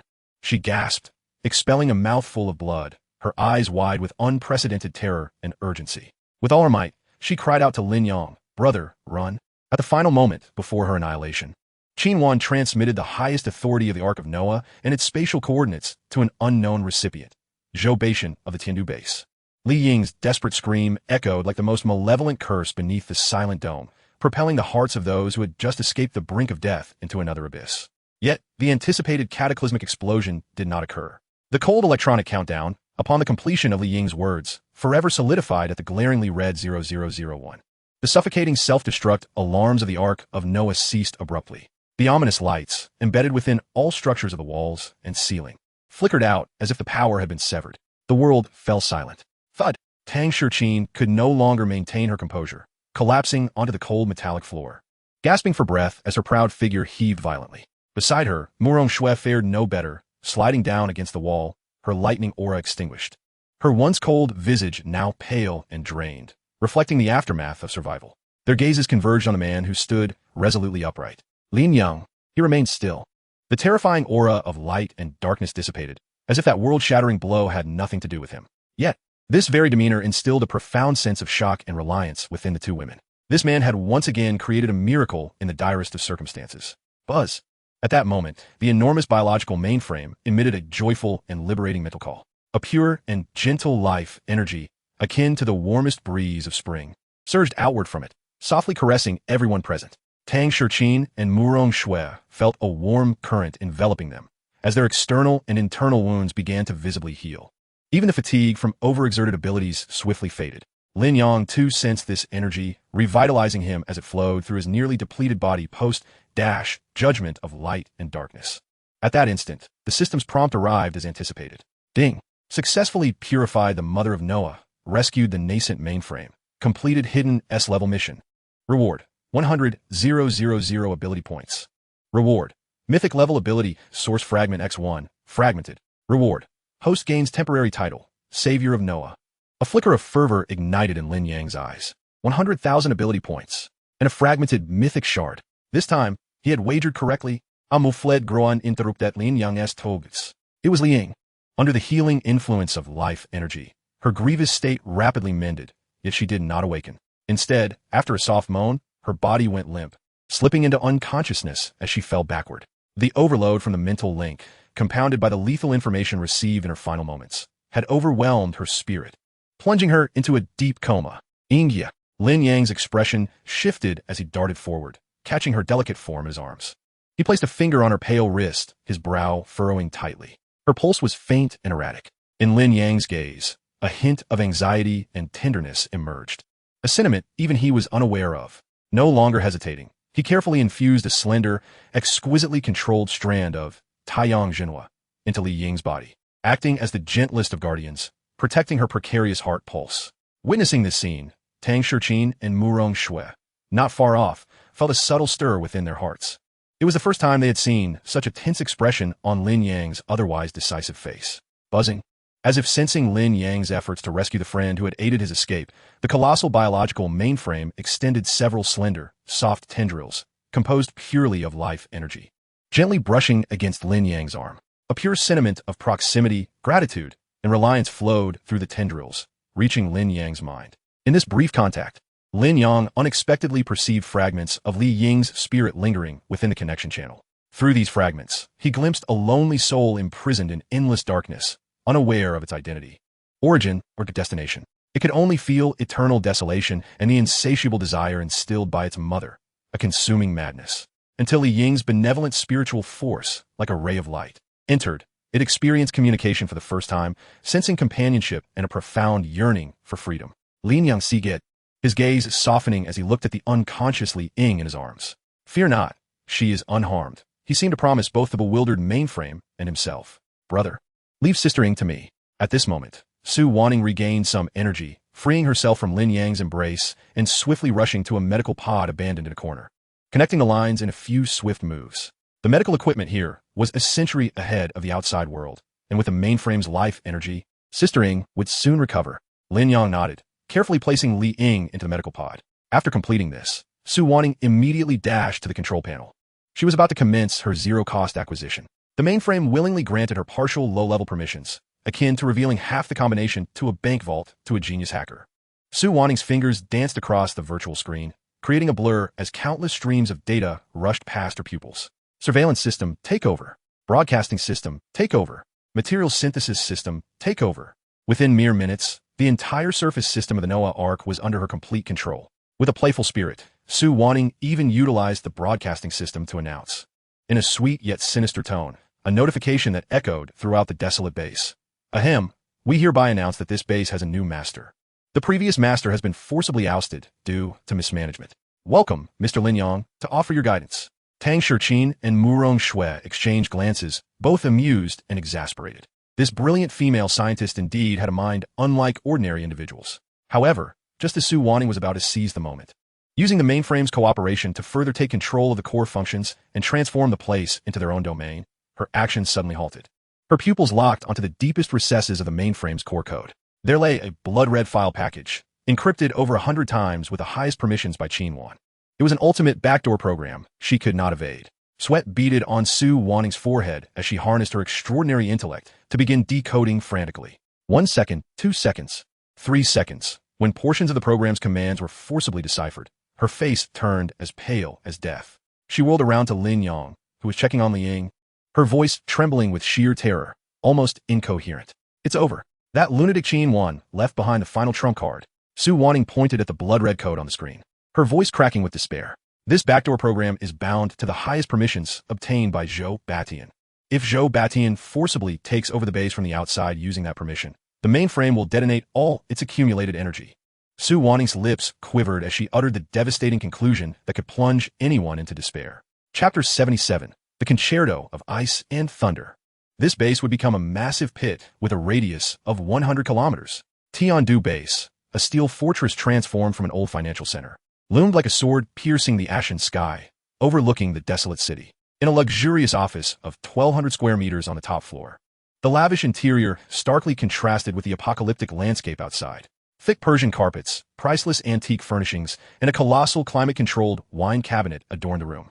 Zhou Batian, the undisputed sovereign of Tiandu Base, lounged lazily on a genuine leather sofa, gently swirling the dark red liquid in his glass. The Romani Khani, once worth millions before the apocalypse, was now merely a mouthwash for him. Before him knelt a row of high-ranking officials, silent and trembling, not daring to breathe. So, supplies from Supply Point 3 were seized by a group of vagrants due to your negligence? Zhou Baishan's voice was calm, devoid of discernible emotion. However, the man kneeling at the front, a genuine Tier 3 power-type supernatural being, trembled like a leaf. Master, we did not anticipate that among those wretched commoners, there was a speed-type supernatural being. His defense faltered as Zhou Batian set down his glass and approached him, a hint of gentleness on his face. It's all right. I do not blame you. Mistakes happen, he said, lightly patting the high-ranking official's shoulder. But when one errs, one must pay the price, mustn't one? Before the words could fully escape his lips, his hand suddenly clamped down on the high-ranking official's crown. A chilling scream echoed throughout the office. A visible surge of pure supernatural energy was forcibly extracted from the official's body, flowing continuously into Zhou Baishan's own. A look of sheer ecstasy, akin to a serpent savoring its prey, graced Zhou Baishan's face.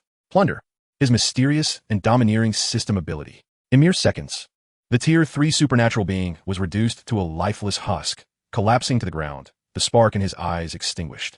Remove him, feed him to my little pets. Zhou Batian disdainfully kicked aside the corpse as if discarding refuse. Immediately, 2 guards rushed in to remove the body, while faint sounds of excited gnawing and howling from zombie dogs could be heard nearby. Inside the office, an oppressive silence ensued. The remaining high-ranking officials buried their heads lower, their bodies trembling even more violently. Zhou Batian returned to his sofa, lifting his glass as if he had merely crushed an ant. He reveled in the absolute power of life and death, savoring all that the apocalypse had bestowed upon him.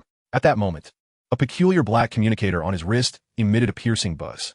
Zhou Batian frowned. This was the highest level of encrypted communication, accessible only to a select few within Tiandu Base. He opened it casually. A stream of information projected directly onto his retina. S-Class Underground Bunker Noah's Ark. Highest authority transferred to spatial coordinates. Core, Genesis-type biological mainframe, possessing infinite evolutionary potential. Warning, a catastrophic invader has emerged inside. Codename Lin Yang, who has stolen core samples. Zhou Baishan's breath became incredibly heavy upon witnessing Noah's Ark and the biological mainframe. The languor on his face vanished in an instant, replaced by an insatiable greed and fervor akin to a volcanic eruption. An entire S-Class base, endowed with limitless evolutionary potential.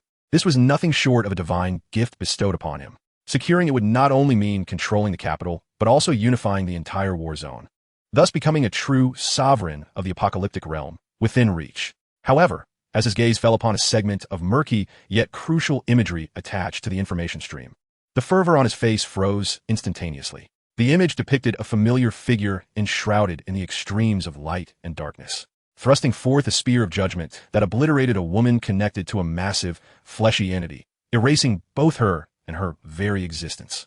That face, even if reduced to ashes, Zhou Batian would recognize. Lin Yang, once again, you wretched scoundrel. With a snap, a crystal goblet worth millions shattered in his grasp. The crimson liquid mingled with glass shards, cascading through his fingers, yet he remained oblivious. An overwhelming rage, akin to infernal flames, consumed his reason in an instant. He recalled his inept son, Zhou Long. Though a failure, he was still Zhou Baishan's only bloodline. To perish in the hands of this scoundrel without clarity. Now, this scoundrel dared to seize what rightfully belonged to him. A divine miracle. New grievances. Old hatreds. The intertwining flames of rage propelled Zhou Baishan's murderous intent towards Lin Yang to unprecedented heights. Yet, he remained a formidable overlord. After the peak of his fury, a chilling resolution took hold. Come forth, Zhou Batian bellowed, suppressing the boundless murderous intent within. Summon the Shadow Guards. Team 1 and Team 2 mobilize. Led by Ing Yi personally. I care not what methods you employ. Reach that coordinate with utmost speed. The high-ranking figures kneeling heard this name, their pupils constricting in unified terror. The Shadow Guards were the strongest elites, secretly cultivated by Zhou Batian through countless resources and various plundered abilities. They were his sharpest blades. Obeying only him, each member of the Shadow Guards was at least a peak third-tier powerhouse, walking reapers in the shadows, tasked with eliminating any who dared defy Zhou Batian. Their leader, the man known as Ing Yi, was a genuine peak fourth-tier powerhouse. Within minutes of issuing the command, on the secret helipad at the base's summit, 20 dark figures emerged silently, like phantoms rising from hell, kneeling on one knee. Their presence was cold, their movements synchronized, resembling 20 emotionless killing machines. Ing Yi raised his head, revealing a face mostly obscured by a black mask, leaving only a pair of lifeless, hollow eyes visible. Master. Zhou Batian transmitted the permissions and coordinates provided by Qin Wan directly to Ing Yi. I want that scoundrel Lin Yang to suffer a fate worse than death. I demand all the secrets he possesses. As for that base, Zhou Batian's eyes flickered with greed and cruelty. First, blast open its protective shell. Understood. Ing Yi acknowledged the command without hesitation. He stepped to the center of the helipad, where a grotesquely designed cannon, crafted from an unknown alloy and inscribed with countless intricate energy circuits, stood silently. Long-range energy cannon. Chapter 78, Despairing Rift. The strongest assault weapon of the Tiandu base. Ing Yi placed his hand on the cannon's control panel, and with the highest authority granted by Zhou Batian, he instantly locked onto the sole and most fortified external entryway of Noah's Arkansas. A flicker of excitement, characteristic of a hunter, stirred within his previously deadened gaze. Energy filled to 100. Spatial waypoint locked. Target, S-Class Fortress Noah's Ark. Main gate, A01. Fire. Simultaneously, within the Noah's Ark base, the recently revived occupants had yet to catch their breath. The piercing, shrill alarm signifying the highest level of external intrusion rang throughout the entire base once more. What is happening? Tang Shiqin and Murong Shue's expressions changed dramatically, their previously pale faces turning ghostly white again.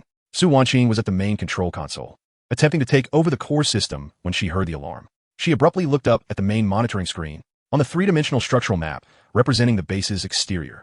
A blinding, blood-red energy singularity was rapidly coalescing at an astonishing speed. The space there warped violently, visibly distorted due to the extreme energy accumulation. Su Wanqing's pupils fixated on the soaring energy values of that singularity, her previously composed, genius face now replaced with boundless horror and despair for the first time. She whirled around, pointing at the screen, her voice cracking with utter terror as she screamed, "No! They're forcing their way in from the outside. The energy reaction is peak fourth tier." On the main control screen, the blood-red singularity representing the external threat had expanded to a terrifying degree, as if it would obliterate the entire base and everyone within it from existence in the next instant. Tang Shiqin and Murong Shue's faces, which had just regained some color, turned as pale as paper once more. Despair clawed at their throats like a relentless parasite. However, this time, there was no trace of the previous panic and helplessness in their eyes. Their gazes met in the air for a brief moment. A silent understanding, a resolute determination to face life and death together. Their eyes simultaneously fell upon the man who shielded the unconsciously Ing and the focused Su Wanqing with his own body. Lin Yang. We cannot let them in. Tang Shiqin's voice was cold yet resolute. She sprang to her feet, grasping Murong Shue's arm. We will activate the main gate's defense system. Her words were rapid but coherent. You stay here. Liang and Wanqing need your protection more than anyone. This was not a request, but a declaration. His women were proclaiming, in their own way, that they would no longer be mere vases hiding under a man's wing. Murong Shue followed closely behind, though silent. The crackling golden lightning in her hand already signified her determination. Lin Yang's gaze shifted from Tang Shiqin's resolute face to Murong Shue's unwavering eyes. He did not say they were incapable or it was too dangerous. He merely looked deeply at them, his eyes brimming with a trust that spoke volumes. He nodded, his voice low yet powerful. Go, return alive. Those four simple words were both a command and the deepest affirmation he could offer. With Lin Yang's approval, the two women no longer hesitated, turning and rushing toward the main passage. Proceed straight down the main passage for 300 meters. The third energy interface on the left. That is the backup port for the main gate's defense system. Su Wanqing's voice echoed clearly through the broadcast system, providing remote guidance. Tang Shiqin and Murong Shue's figures transformed into a streak of blue and gold light within the vast metallic corridor. Before long, a defense control console, adorned with intricate circuitry, materialized before them. The two exchanged a glance, devoid of hesitation, and simultaneously extended their hands, pressing them against the frigid energy interface. Huh! Two exclamations echoed in unison as they fervently channeled their recently restored powers into the console. A visible wave of ice-blue energy erupted from Tang Shurqin's palm, coursing through the console's circuits like a rushing river, instantly enveloping the outermost heavy alloy gate of the base. Almost simultaneously, the violent golden lightning from Murong Shue's palm transformed into countless agile electric serpents, following the path of the cold energy and roaring forth. Outside the base, a massive ice-blue energy shield, exceeding 100 meters in diameter, materialized before the A-01 main gate, designed to withstand cruise missile bombardments. Following this, numerous raging golden electric serpents danced over the ice-blue shield, weaving an impenetrable web of thunder. The absolute defense of extreme cold ice domain, combined with the destructive fury of lightning control under the amplification of the Noah Arc base system, resulted in the perfect fusion of these two powerful, epic abilities, forming an impregnable ice thunder barrier. However, just as this barrier was taking shape, a beam of destruction, dark as ink and seemingly capable of devouring all light, unleashed by a peak fourth-tier powerhouse, tore through space and traversed a great distance, striking the center of the ice thunder barrier with uncanny precision. Boom! An unprecedented, deafening roar erupted, shaking the entire Noah Arc underground base as if it had endured a magnitude 12 earthquake, with debris raining down from the ceiling. The energy shockwave alone caused Tang Shurqin and Murong Shui, who were far away in the corridor, to feel a surge of blood rising in their throats. The barrier held firm, but the crisis had only just begun. At the Tiandu base, blocked, Yi gazed at the energy dissipation data reflected back from the cannon. For the first time, a flicker of surprise appeared in his lifeless eyes. Energy shield strength, early fourth tier. Attributes, ice, thunder composite, reported a nearby team member. Interesting. Yi's lips curled into a cold smile, then let S shatter it. Continuous bombardment, activate. Chapter 79, The Bloodied Passage. Noah Arkansas boom, boom, boom. More ferocious and dense energy blasts followed in rapid succession. The newly formed ice thunder barrier began to ripple violently under the onslaught, its radiance flickering dangerously. Tang Shurqin could no longer contain herself, spitting out a small mouthful of blood as her complexion paled visibly. Beside her, Murong Shui was also beaded with fine sweat, her lips turning white from biting them, her arm that was channeling energy trembling uncontrollably. Each blast felt like a 10,000-ton hammer crashing down upon their spirits and core abilities, depleting their strength tremendously. The integrity of the barrier plummeted to 80% and continued to decline. Su Wanqing's anxious voice rang in their ears. Damn it! Tang Shurqin gritted her silver teeth, watching the barrier teetering under the violent energy, a surge of indignant pride swelling within her. She could not retreat. Behind her was Lin Yang, the home they had just established. She bit her tongue fiercely, and the sharp pain and taste of blood instantly ignited all her latent potential. The Ice Emperor's fury. Tang Shurqin cried out passionately, pouring all the strength extracted from the excruciating pain into the barrier. Buzz. The temperature of the entire ice thunder barrier plummeted to a terrifying freezing point. A layer of translucent ice crystals, seemingly capable of freezing souls, rapidly formed on the barrier surface. The next dark energy cannon roared toward them. However, upon reaching that layer of extreme cold ice crystals, its violent energy was forcibly frozen, reduced by 30%. The barrier stabilized temporarily. Yet, neither the people inside the base nor the shadow guards outside noticed that amidst the chaotic energy bombardment, three nearly imperceptible shadows, like phantoms gliding close to the ground, silently maneuvered past the direct onslaught of energy. They were the elite assault team among the shadow guards. Personally led by Captain Yi, they employed a peculiar shadow assault ability, blending seamlessly into the gaps of light and shadow, perfectly evading all surveillance and energy detection.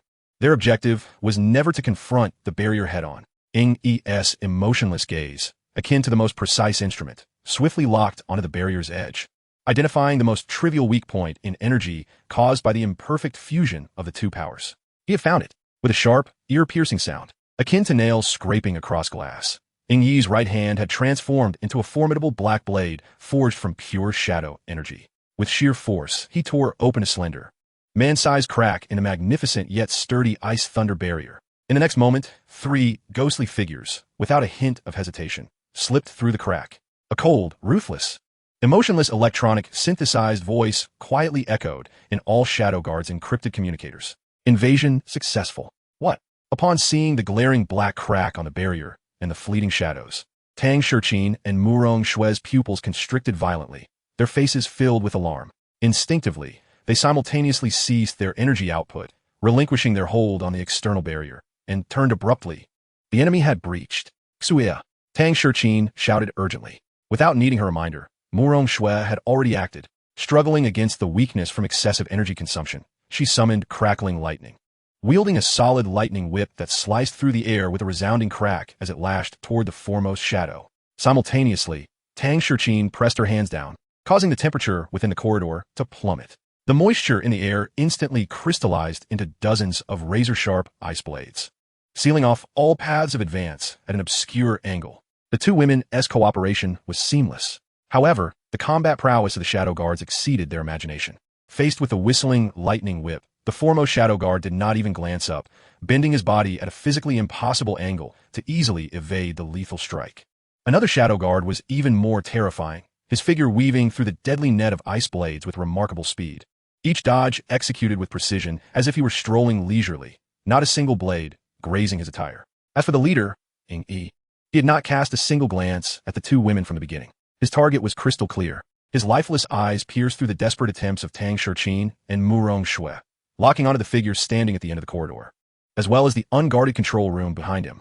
The two-peak third-tier Shadow Guards, like two insurmountable mountains, ensnared Tang Shichin and Murong Shui, preventing them from even sounding an alarm. Tang Shichin's heart raced with urgency as she watched the shadow, representing death, glide past her side toward the end of the corridor. It was over, just as a wave of despair surged within her. Seeking death, a voice, as cold as to freeze the soul, echoed leisurely from the end of the corridor. Lin Yang's figure had unknowingly positioned himself at the entrance of the control room.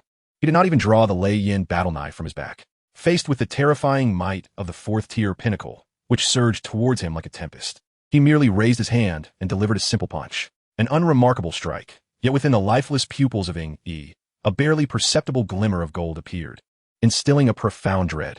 It was the essence of myth. An instinctual fear, born of life's very essence, seized his heart with an iron grip.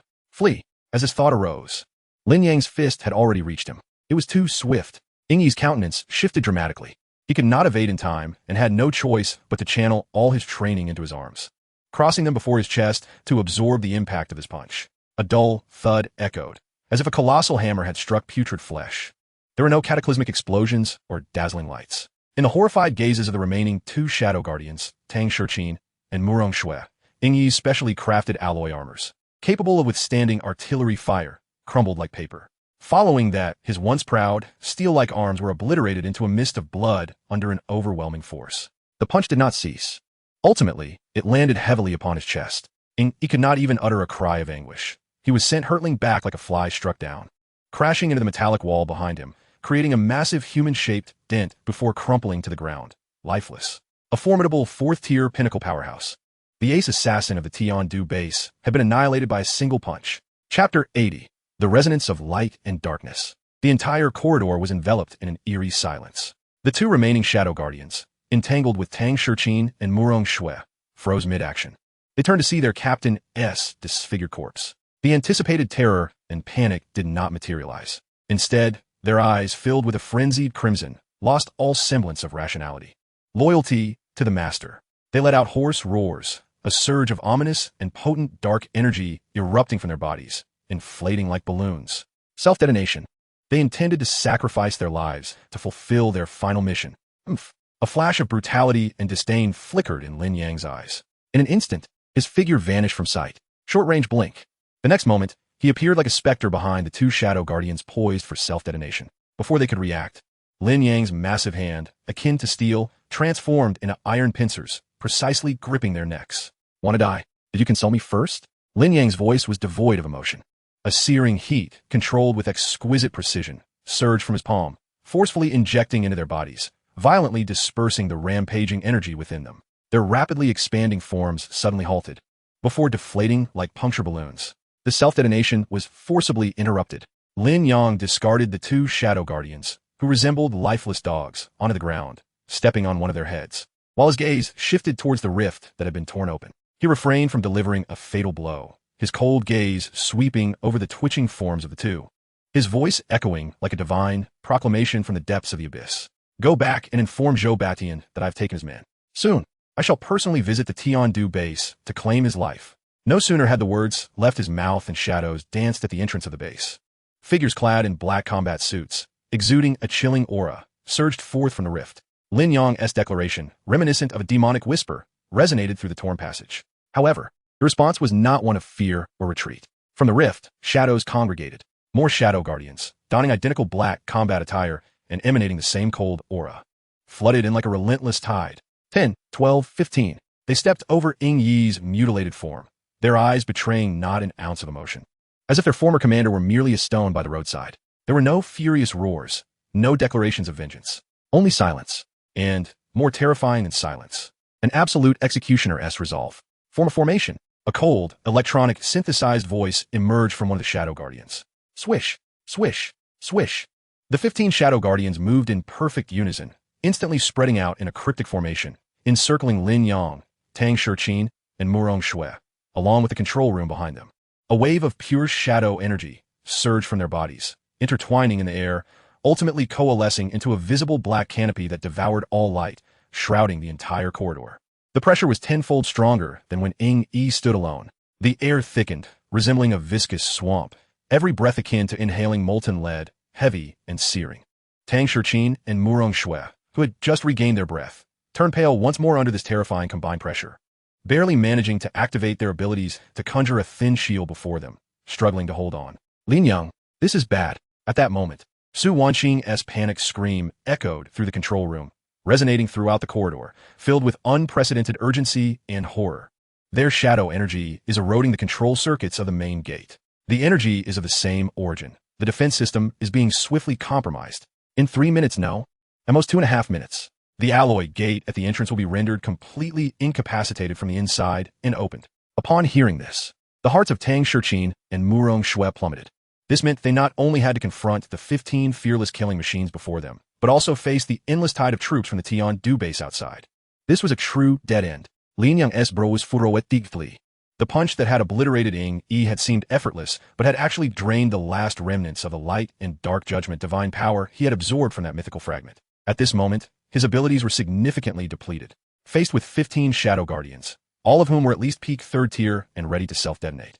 Even he felt an immense pressure. Engaging them head-on would be the worst strategy. He needed to devise a means to keep them entirely at bay. As this thought raced through his mind, a subtle shift emanated from his palm. Lin Yang instinctively looked down. He noticed that the dimming essence of light and darkness, representing mythic power, within his palm had received some kind of pull, gently pulsing. The source of this pull, Lin Yang suddenly turned, gazing at the enormous biological master brain not far behind him, which continued to emit a gentle life aura. It was it. The pure life energy from the biological master brain was resonating in a wondrous, albeit faint, manner with the last remnants of its transcendent mythic power. A wildly audacious thought struck Lin Yang, like a lightning bolt piercing through the darkness. If he could actively merge this final thread of mythic power with the vast life energy of the master brain, could he, like Qin Wan before, momentarily seize the higher authority of this Noah's Ark? Could he use the base S power to seal that accursed door once and for all? This was a gamble. If he lost, the mythic power would dissipate entirely, leaving them with no chance of resurgence. If he won, the horizon would be limitless. Without a moment's hesitation, under the pressure of life and death, Lin Yang had always trusted his own judgment. Help me. Lin Yang cast a glance at the enormous mass behind him and uttered a low command. He had neither the time nor the need to explain. He believed that this newly born child, as pure as a blank slate, would comprehend his intent. Indeed, the biological mainframe emitted a joyful hum, seemingly sensing Lin Yang's resolve and the dark, unpleasant aura emanating from the shadow guards. It voluntarily channeled a purer and more substantial source of life energy than before, transforming into a gentle green light that flew toward Lin Yang's palm. Stop him, the leader of the shadow guards rasped, though they were unaware of Lin Yang's intentions. Their instinct screamed that he must not succeed. In an instant, dozens of blades and spears composed of pure shadow energy surged toward Lin Yang and the figures of Tang Shichin and Murong Shui before him. Not on our watch. Tang Shichin and Murong Shui exchanged determined glances, simultaneously unleashing the last remnants of their abilities in a powerful explosion. A massive ice wall erupted from the ground, intertwining with a ferocious lightning net. The symphony of ice and thunder once more resonated within the narrow passage, composing a tragic melody. However, confronted with the combined force of 15 shadow guards, this hastily erected defense proved as fragile as paper. Boom! The ice wall shattered, and the lightning net collapsed. Tang Shichin and Murong Shui simultaneously spat out blood, their bodies flailing backward like kites severed from their strings, only to be securely caught in Lin Yang's embrace. At that moment, the green light, representing the source of life, finally made gentle contact with the faint aura of light and darkness in Lin Yang's palm. Boom! An indescribable, magnificent sense of control surged into Lin Yang's mind, akin to a river bursting its banks. In an instant, he felt himself transformed into the deity of this base. Every circuit, every piece of armor, every pulsating energy core became vividly clear within his perception. The system's notification chime sounded as expected. Ding! Under the blessing of the tidal savior of Noah, the host's mythic aura resonates deeply with the newly born mainframe. Congratulations, host. You have temporarily gained 50 control over the Noah Ark base. It worked. Lin Yang's eyes erupted with an unprecedented, resplendent divine light. He disregarded the imminent shadow attacks capable of tearing him to shreds and slowly raised his head, his gaze piercing through the crowd and the inky black rift. Locking onto the immensely heavy alloy gate, he summoned this temporary authority, immense enough to move mountains and fill seas, in that very moment. Then, he unleashed a roar that echoed throughout the base, as if decreed by a deity. In my name, seal this gate. The instant his words fell, a miracle manifested.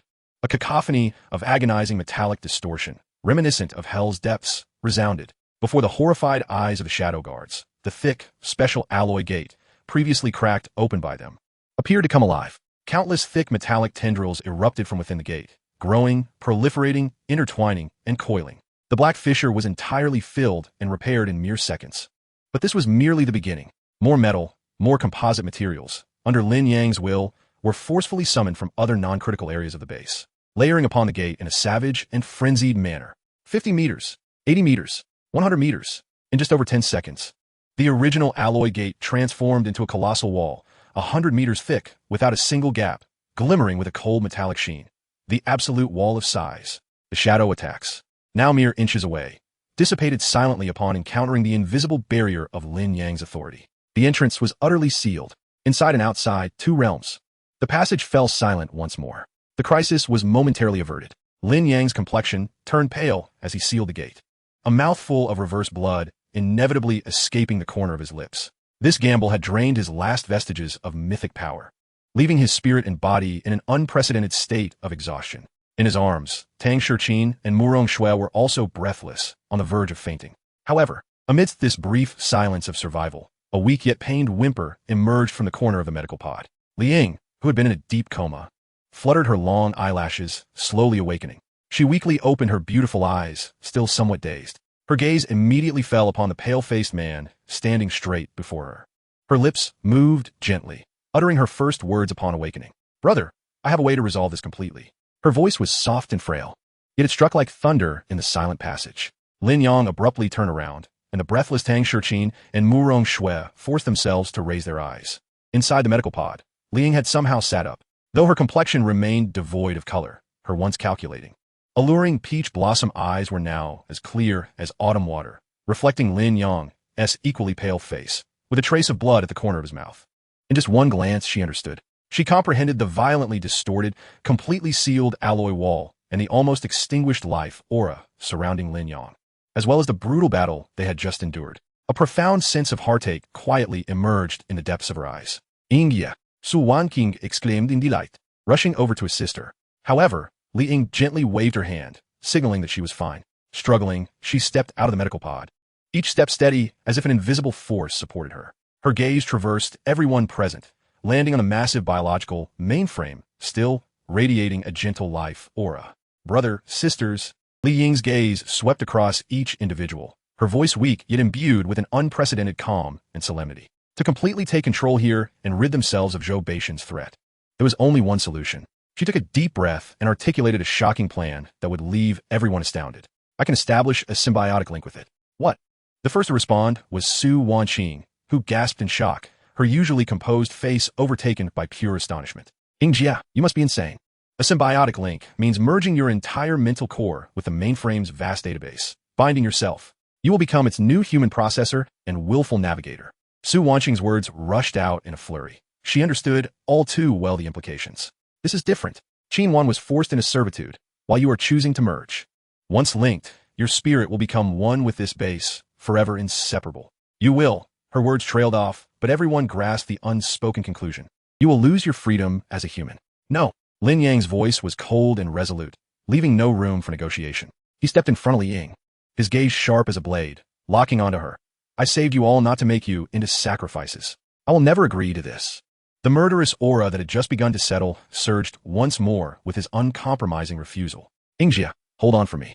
Observing the unabashed fury and concern etched upon Lin Yang's face, Li Ying's eyes brimmed with tears. A crystalline droplet cascaded silently down her pallid cheek.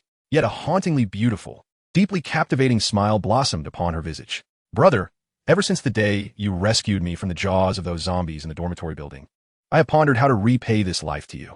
Her voice trembled ever so slightly, but it was no longer a quiver of fear in the face of death.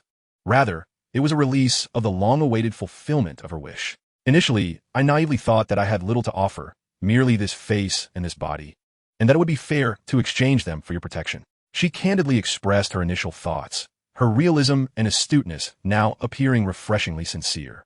However, later, as I observed Sister Shurqin and Sister Schwer, who could stand by your side and fight alongside you, I realized that what I truly desired was not to hide behind you, but to become the sharpest sword in your hand, the most steadfast shield at your back.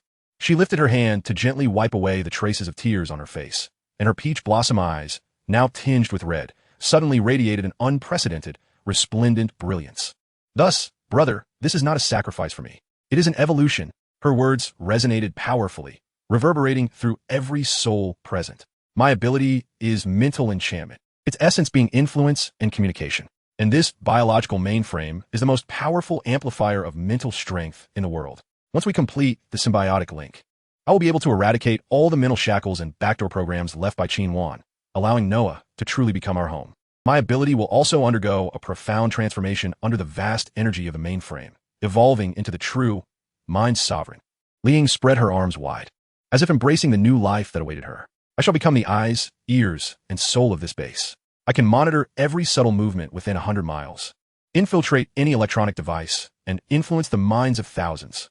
This is the true value of Li Ying. This is the most meaningful thing I can do for you. Her words struck Tang Shurqin and Murong Shui, causing their spirits to tremble. They gazed at the woman before them, seemingly glowing, and all their reluctance transformed into profound shock and admiration. They understood that Li Ying was right. This was indeed the only and the best solution at present. The entire corridor fell into a prolonged silence. Lin Yang beheld Li Ying's eyes, now devoid of any trace of retreat or weakness, filled instead with unwavering determination and resolve.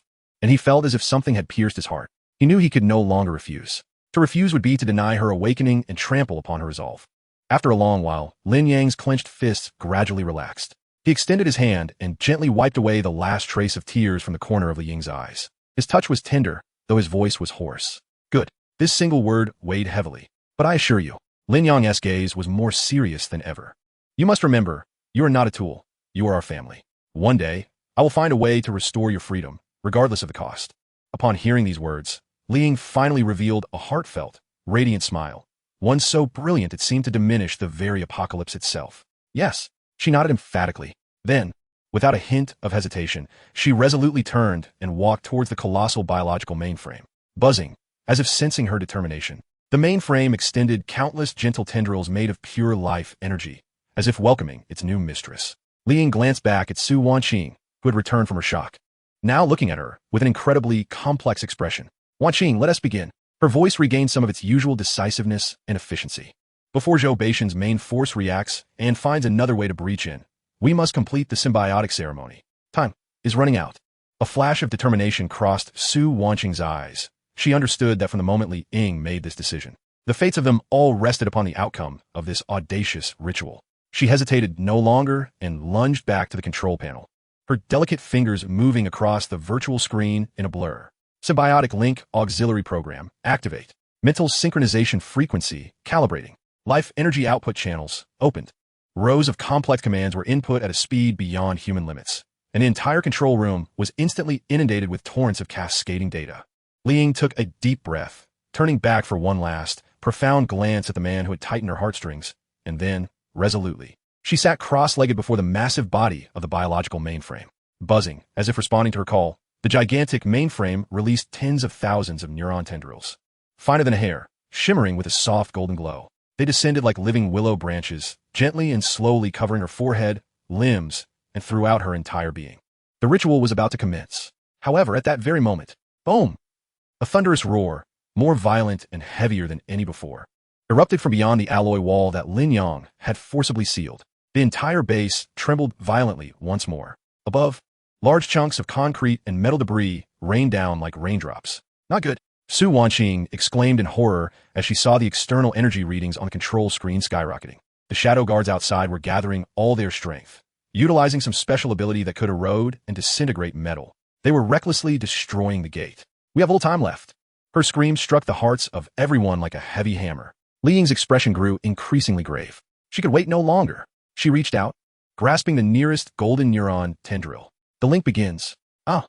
At the moment of contact, a blood-curdling scream, unlike anything human, erupted from the depths of Li Ying's throat. It was a pain beyond description, as if an entire universe of stars exploded simultaneously in her mind. The vast, smoke-like memories, data, and commands belonging to the S-Class base Noah Ark, dormant for over a century, surged forth at that moment, transforming into the most violent torrent of mental information, frantically flooding into her fragile mental realm. Her mental ocean, in that instant, resembled a small boat tossed about in a cosmic storm, on the verge of being completely capsized and torn asunder. Chapter 83. Zhou Batian, you cannot play this game. Buffed. Blood once again gushed forth from her 7 orifices. Her body convulsed violently on the ground, spasming. Beneath her skin, dark blue veins ruptured under the weight of this terrifying mental pressure, rendering her a picture of utter desolation. Her life force was ebbing at an alarming rate. She could barely hold on, protect her heart pulse. Lin Yang roared, a fierce glint of murderous intent and an overwhelming sense of tenderness flashing in his eyes. He dared not delay for even a moment, forcibly squeezing out the last vestige of his ability, transforming the purest, solar true fire into a gentle, slender golden stream, carefully infusing it into Li Ying's back. With the utmost masculine strength, like the sturdiest dam, he staunchly defended her flickering, fragile flame of life, stabilized her mental fluctuations. Tang Shichin, witnessing the scene, was filled with urgency and resolve. She stepped forward without hesitation, unleashing her recently restored extraordinary ability with unwavering resolve. The primal coldness of extreme cold domain emanated from her palm, but this chill was no longer the piercing cold of before. Rather, it bore a serene and refreshing quality capable of freezing all distracting thoughts. It enveloped Li Ying's head like a gentle spring, striving with all its might to soothe her mental ocean, which was on the brink of boiling over and collapsing. Yet at that very moment, wisps of imperceptible black spiritual marks, filled with resentment, madness, and a desire for destruction, surfaced stealthily from the depths of the vast information flow of the mainframe, akin to sharks drawn by the scent of blood. These were the most malicious spiritual pollutants left behind by Qin Wan before her purification. Seizing the moment when Li Ying's mental defenses were at their weakest, they ferociously sought to erode her core consciousness. Leave these filthy remnants to me. A glint of resolute killing intent flashed across Mu Rongshue's strikingly beautiful face. Her gaze sharpened as she concentrated the power of thunder control into hundreds of golden arcs, finer than embroidery needles. These arcs, infused with the purifying and destructive might of thunder, precisely penetrated Li Ying's spiritual perception range under the protection of Tang Shichin's cold air, purifying, shattering, and obliterating the black negative marks one by one. The energy synchronization rate reached 73%. Li Jie's mental fluctuations were stabilizing. Lin Yang increased the energy output. Shichin maintained the low-temperature environment. Shuer, be vigilant in clearing the spiritual residue. Before the control panel, Su Wanqing's hands moved so swiftly that they seemed to blur, her super brain operating at its peak, continuously optimizing every parameter of energy output, providing the most precise data support for the trio. In this moment, 4 women of vastly different personalities, who had harbored grievances not long before, united their spirits and powers perfectly to protect their shared companion, their sister, their family. With everyone's assistance, the pain-twisted expression on Li Ying's face finally softened. Her spirit, which was on the verge of being torn apart, steadied its footing. An indomitable will erupted from the depths of her soul. She gritted her teeth, blood seeping from her gums, and instead of passively enduring in her mental realm, she actively confronted the overwhelming tide of information, beginning to painstakingly analyze, accept, and integrate it with her resolute will. She must win. She had to win. For Lin Yang, for this family. The ritual had finally reached the most crucial and arduous stage of fusion. However, just as everyone held their breath, anticipating the moment of Li Ying's complete success, Su Wanqing's expression suddenly shifted, devoid of any warning. The genius's composed visage drained of color, leaving only an abyss of profound terror. Her pupils fixated intensely on the core structure diagram of the mainframe, where a blood-red point of light, previously undiscoverable, representing ultimate destruction, had been activated. It resembled a malignant tumor, ravenously siphoning energy, bypassing all defenses, and racing toward the core of the mainframe. Oh no! Su Wanqing's voice, filled with sheer terror, transformed into a piercing scream. Her shriek, sharp enough to stab the hearts of everyone present, revealed that the self-destruct mechanism left by Qin Wan had been triggered. It was attempting to pollute Li Jie's mental core at the mainframe's heart. At these words, Lin Yang's nerves, which had just relaxed slightly from protecting Li Ying's heart pulse, instantly tensed to their utmost.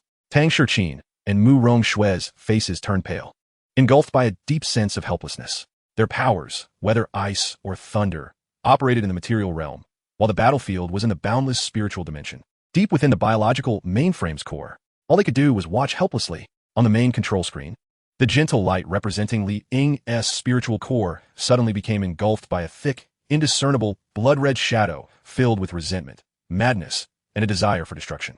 This shadow, writhing furiously, gradually coalesced into a distorted, blurred, yet vaguely discernible silhouette of Qin Wan, brimming with malice. Everything I have is mine. No one can take it away.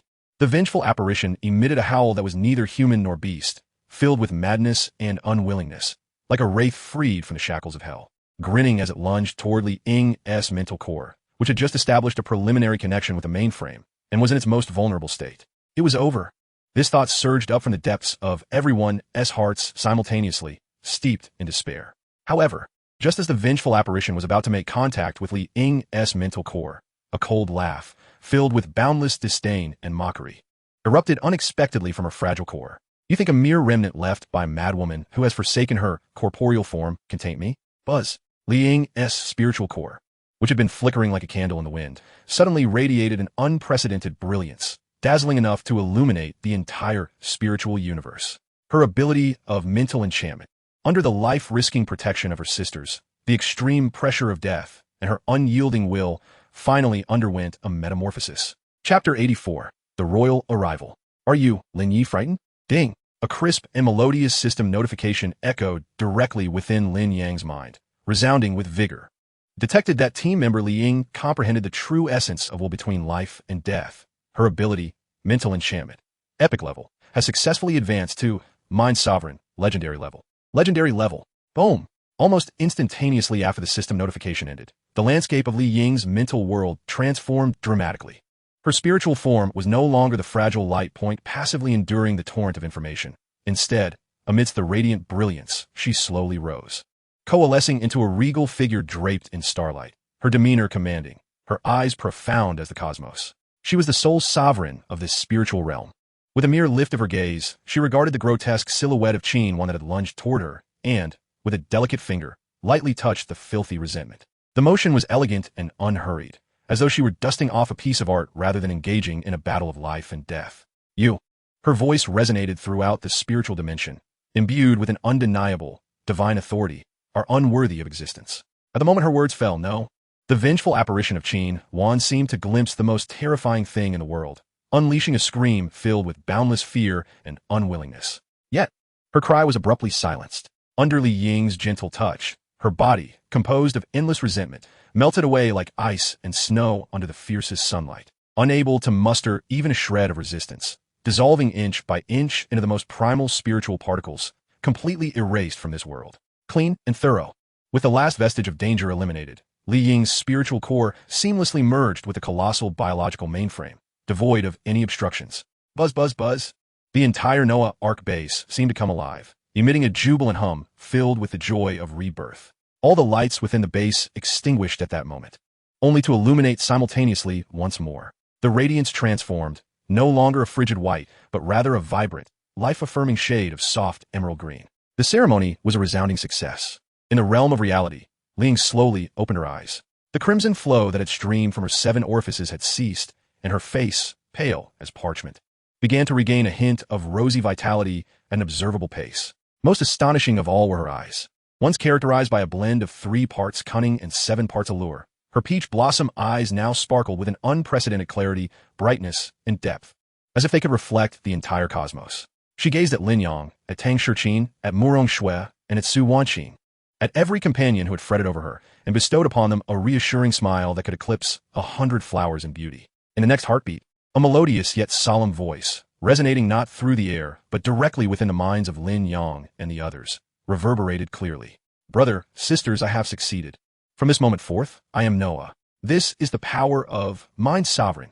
Before anyone could recover from the shock, the voice of Lin Yang, or rather, Noah, resounded once more in their minds, imbued with an undeniable gravity and loyalty. Noah, transfer the highest authority to my master, Lin Yang. With a notification sound, Lin Yang's system panel was instantly inundated with a torrent of rapidly refreshing information. Congratulations, host. Team member Li Ying has completed the symbiotic link, officially becoming the core consciousness of the Noah's Ark base. Transferring authority. Congratulations, host. You have acquired the S-Class underground fortress of Noah's Ark, with the highest control privileges. Base status. Energy reserves 78, defense systems damage 34, reparable. Material synthesis systems intact. New feature unlocked. Base map. New feature unlocked. All members status monitoring.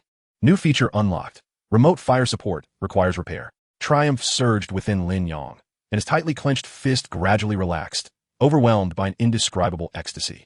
Yet, before he could utter a word, Noah's voice abruptly turned grave and urgent. Master, the situation is critical. Please look at the main screen.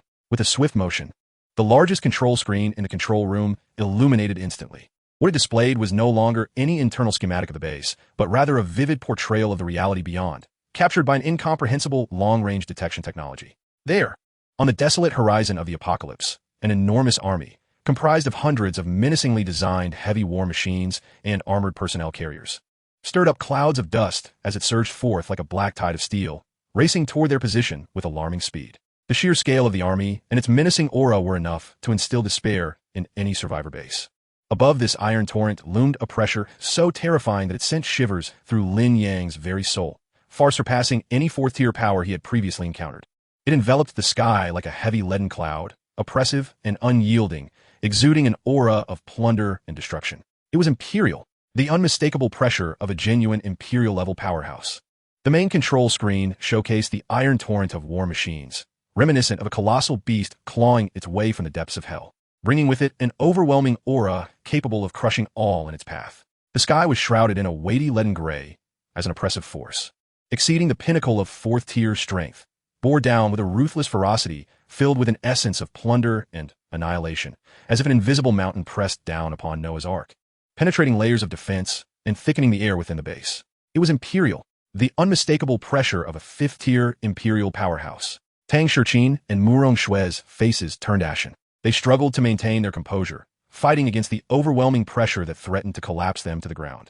This power was unfathomably terrifying. Merely the aura emanating from it was sufficient to extinguish any rebellious thoughts in these so-called geniuses.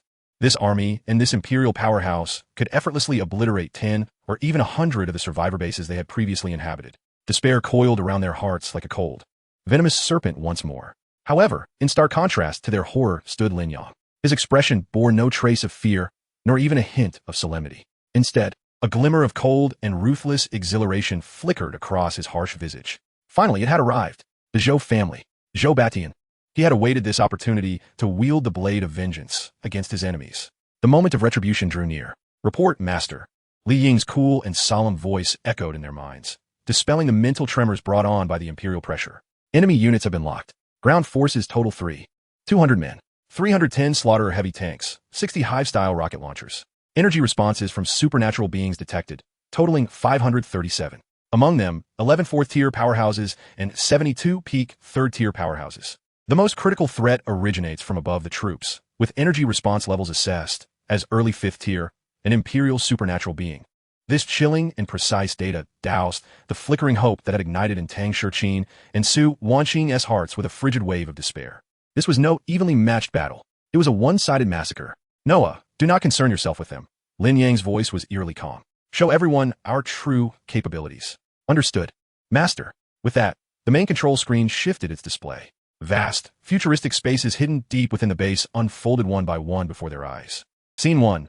An immense automated weapons factory where countless mechanical arms operated at high speed, producing new assault rifles, high-explosive grenades, and specialized armor-piercing rounds, stacking them into mountains. Scene 2. Rows of colossal cultivation tanks filled with pale green nutrient solutions, immersed in various peculiar genetic materials. A multitude of precision instruments glimmered with light. This was a genetic modulation laboratory capable of altering the future of humanity. Scene 3.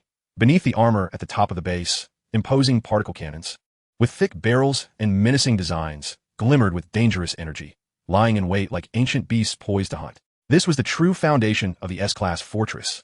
The genuine reason Noah's Ark had been heralded as humanity's last hope in the previous civilizational epic. As they beheld these awe-inspiring scenes, Tang Shichin, Murong Shui, and Su Wanqing felt their hearts, which had sunk to the depths due to the arrival of the imperial powerhouse, stabilize once more. A glimmer of hope rekindled upon their faces. With such an indomitable fortress, with such formidable production capabilities and armed forces, they might yet have a chance to battle. Zhou Batian, Lin Yang gazed at the imposing iron torrent displayed on the screen, a bloodthirsty smirk curling at the corners of his mouth. Did he think he had come to pillage and seize the inheritance? He would see if his teeth were sharp enough to bite. No sooner had he thought this than a familiar system notification echoed in his mind. Detected that the host has fully mastered the S001 Noah's Ark base. Personal power scale has achieved an epic level enhancement. The Apocalypse Beauty system is upgrading. Upgrade complete. Congratulations, host. New feature unlocked. Power panel. A technologically sophisticated Azure virtual interface unfolded before Lin Yang.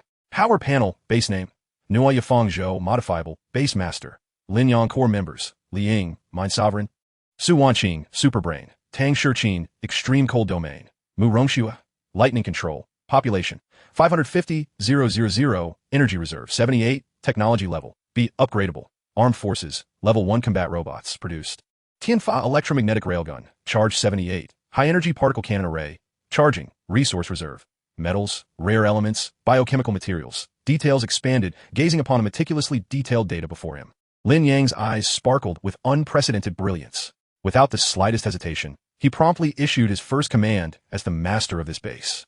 Noya, yes, master. Activate all weapon factories. Ammunition, energy blocks, high-strength alloys. I demand continuous production for 24 hours. Fill our warehouses to capacity.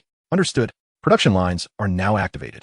The first batch of supplies is expected to enter storage within 1 hour. Lin Yang's gaze shifted towards Su Wanqing, who was equally astounded. Su Wanqing, present. Su Wanqing, sitrektenet her posture, startlet. The gene laboratory is now under your full responsibility. I want you to develop a genetic serum that can elevate second-tier ability users to third tier in the shortest possible time, utilizing the mainframe's database and available materials. Can you accomplish this? Absolutely. A spark of genius radiated from Su Wanqing's eyes, filled with confidence and fervor. With the mainframe's assistance, I can deliver a finished product in no more than 3 days. Good. As Lin Yang meticulously arranged everything outside the base, amidst the formidable military formation, a middle-aged man clad in opulent golden armor, bearing an air of arrogance and indifference, slowly ascended into the air. He was Jin Sheng, the strongest trump card under Zhou Batian, a fifth-tier royal powerhouse. Sensing the tenacious energy shield upheld by the base below, he disdainfully snorted. The overwhelming royal pressure suddenly coalesced, transforming into an invisible giant hand that could not be seen by the naked eye, and struck fiercely against the energy shield of Nua Yafeng Zhou. Boom! A thunderous roar erupted, shaking the very foundations of the underground base. The control screen displayed the shield's energy level, which plummeted instantly from 195. A single strike had depleted 5 of the base's total energy. Immediately, Jin Sheng's voice, filled with arrogance and undeniable authority, resonated clearly throughout every corner of the base through high-frequency energy vibrations. Listen, my master, the sovereign of heaven, Lord Zhou Batian, has graciously granted you 30 minutes. Open the gates and kneel in surrender. Otherwise, in 30 minutes, I shall personally reduce you and this accursed iron coffin to cosmic dust. Jin Sheng's divine ultimatum echoed throughout the base like a heavy tolling bell, causing ears to ring painfully. The pressure of the royal powerhouse bore down on Tang Shichin and Mu Rongxue, rendering their breaths laborious and their faces pale. 30 minutes. In the face of absolute power capable of flattening all, this felt more like a mockery than a concession. Yet, amidst the suffocating silence, a light chuckle unexpectedly emerged. Huh! Lin Yang observed the figure suspended in midair, bathed in golden light, akin to a deity exuding invincibility. The expression on his face was not one of solemnity, but rather a playful intrigue, as if he had encountered an amusing prey. Chapter 86. The Call to Counterattack. 30 minutes? He shook his head, the bloodthirsty smirk on his lips deepening. clearly underestimating himself. This tranquility concealed a fervent battle intent capable of incinerating the heavens. Upon witnessing Lin Yang's demeanor, the hearts of Tang Shiqin and Mu Rongxue, gripped by fear, inexplicably found solace. It seemed that as long as this man continued to smile, the sky would not collapse. Lin Yang, at that moment, a hurried call interrupted everyone's thoughts. Su Wanqing rushed from the control panel, her usually composed and intelligent face now illuminated by a near-manic excitement unique to geniuses. Her eyes gleamed with intensity as she fixed her gaze on Lin Yang. "Grant me the highest authority." She spoke directly, her words flowing rapidly like a series of firecrackers. "The development of the genetic serum requires time, and we cannot afford to wait. But we have a quicker method of counterattack, a way that will leave them with an unforgettable impression." Before Lin Yang could respond, she dashed back to the screen, her slender fingers swiftly navigating, pulling up a deep structural diagram of the base filled with red warning signs. "Here." Su Wanqing's voice trembled with exhilaration, revealing a site marked as an extremely dangerous source of biochemical contamination. "This is the waste disposal site left by that madwoman, Qinwan. It contains the high-concentration zombie virus liquid from all her failed experiments over the past century. There are tons of it. After over a century of self-fermentation and mutation, it had transformed into a highly unstable energy structure, a lethal poison, and the perfect explosive." Upon hearing this, the control room fell silent. Tang Shiqin and Mu Rongxue stared at Su Wanqing, as if seeing this usually reserved genius scientist for the first time. Using tons of zombie virus liquid as a bomb, this plan was utterly insane. Lin Yang gazed into Su Wanqing's eyes, ablaze with fervor, devoid of hesitation or fear, filled only with an obsession for knowledge and an unwavering confidence in victory. He remained silent for 2 seconds, then slowly uttered 3 words. "Permission granted." Without a hint of hesitation or doubt. "Whatever you need, Nuai will fully support you." This absolute trust acted as the most potent stimulant, invigorating Su Wanqing's heart. A flicker of gratitude illuminated her fiery eyes, quickly overshadowed by an even stronger battle spirit. "All right." With authorization granted, Su Wanqing transformed. Akin to a child who had just received the most cherished toy in the world, her entire aura shifting. Her superbrain ability surged with unprecedented power, operating at a frenzied pace. Countless invisible, complex formulas, models, and modification plans, intricate enough to overwhelm any supercomputer, raced through her mind at billions of iterations per second, evolving, taking form, and optimizing. "Noya." Her voice became calm, yet sharp as a series of commands, nearly too rapid to comprehend, erupted from her lips. "Connect to waste disposal site C7 valve. Activate backup pipeline number 3. Target high-energy particle compressors A3 to A9. Set flow rate to 300 cubic meters per second. Pressure calibration, 174 standard atmospheres. Simultaneously initiate material purification device in Zone B2. Target separation of K7 inert stabilizer from the virus liquid. Purity requirement, 99.9%. All level 1 combat robot production lines, halt. Redirect all energy to the particle compressors. Achieve extreme compression. Target volume, 1,000th. Understood, Sister Wanqing." Li Ying, Nuaya, responded immediately, her cool voice resonating in their minds without delay. As Su Wanqing's commands were executed, this war fortress, dormant for a century, awakened like an ancient beast, commencing operations with terrifying efficiency. In the deepest part of the base, several alloy pipes exceeding 3 meters in diameter automatically linked to the heavily sealed waste disposal site. The 7 colossal, high-energy particle compressors, resembling small mountains, emitted a deep rumble while flickering with a perilous cerulean glow.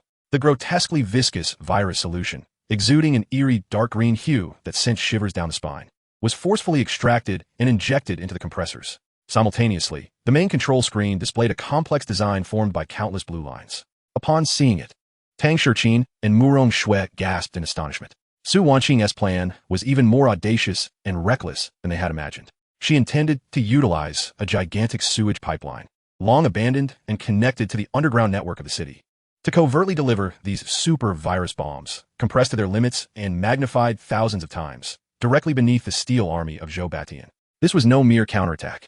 It was a beautifully orchestrated burial for the enemy. Analysis complete. Li Ying, Noah, announced with a hint of admiration that the feasibility of the plan was 95%. The underground sewage pipeline network was intact and structurally stable. It was estimated that within 8 minutes, the first batch of gifts could be accurately delivered to the designated coordinates. What about the remaining 5% risk? Lin Yang inquired calmly. The risk lies at the pipeline's exit. The energy fluctuations may be sensed in advance by the royal level powers. Leave that to us. Tang Shiqin and Murong Shui exchanged glances and spoke in unison. Su Wanqing immediately understood their intent and quickly adjusted the design. Shiqin, Shui, 30 seconds before the gifts arrive. You must join forces to create a composite energy shielding layer at the pipeline exit, composed of ice and an electrostatic field. The ice will provide physical isolation, while the electrostatic field will disrupt energy detection. Remember, there is only a 30-second window. Understood. Determination was etched across the faces of the two women. A grand feast of death, directed by a genius scientist, fully supported by the entire S-level base, and personally executed by several top-tier superpowers, was about to commence. Outside the base, the countdown stood at 20 minutes. The royal-level power, Jin Sheng, remained with his eyes closed, suspended in mid-air, relishing every moment of the torment endured by the ants below. He could even envision how those trapped in the iron coffin were panicking, how they argued, and ultimately, how they would kneel in despair and beg for mercy. Unbeknownst to him, deep beneath his feet, under the steel treads of his elite army, several ominous dark green luminescent entities were silently gliding through the ancient pipelines, rapidly approaching their designated positions. Death was patiently awaiting the signal to commence. Chapter 87. A Gift from Hell. Inside the control room, silence reigned. All eyes were fixed on the enormous main control screen. The screen was divided into dozens of small windows, with the core segments displaying real-time footage of the ominous entities racing through the dark pipelines. These dark green luminescent beings, akin to messengers from hell, traversed the ancient underground veins toward a fatal rendezvous. In a corner of the screen, a vivid countdown ticked silently. 000315, 000314. Each passing second struck like a heavy hammer upon the hearts of the onlookers. Beads of sweat formed on Su Wanqing's brow as her brilliant eyes reflected a cascade of refreshing data streams. Murmuring rapidly under her breath in a barely audible tone. Pressure normal. Flow rate stable. K7 stabilizer separation at 99.98% perfection. Tang Shiqin and Murong Shui stood shoulder to shoulder, their faces still pale from exhausting their abilities, yet they stood resolutely upright, their tightly clenched fists turning white from the strain. Lin Yang leaned against the wall, arms crossed, his expression unchanged, his deep eyes calm like an ancient frozen lake, though a flicker of ferocity occasionally betrayed his simmering battle spirit. Outside the base, the wind howled. The countdown still stood at 20 minutes.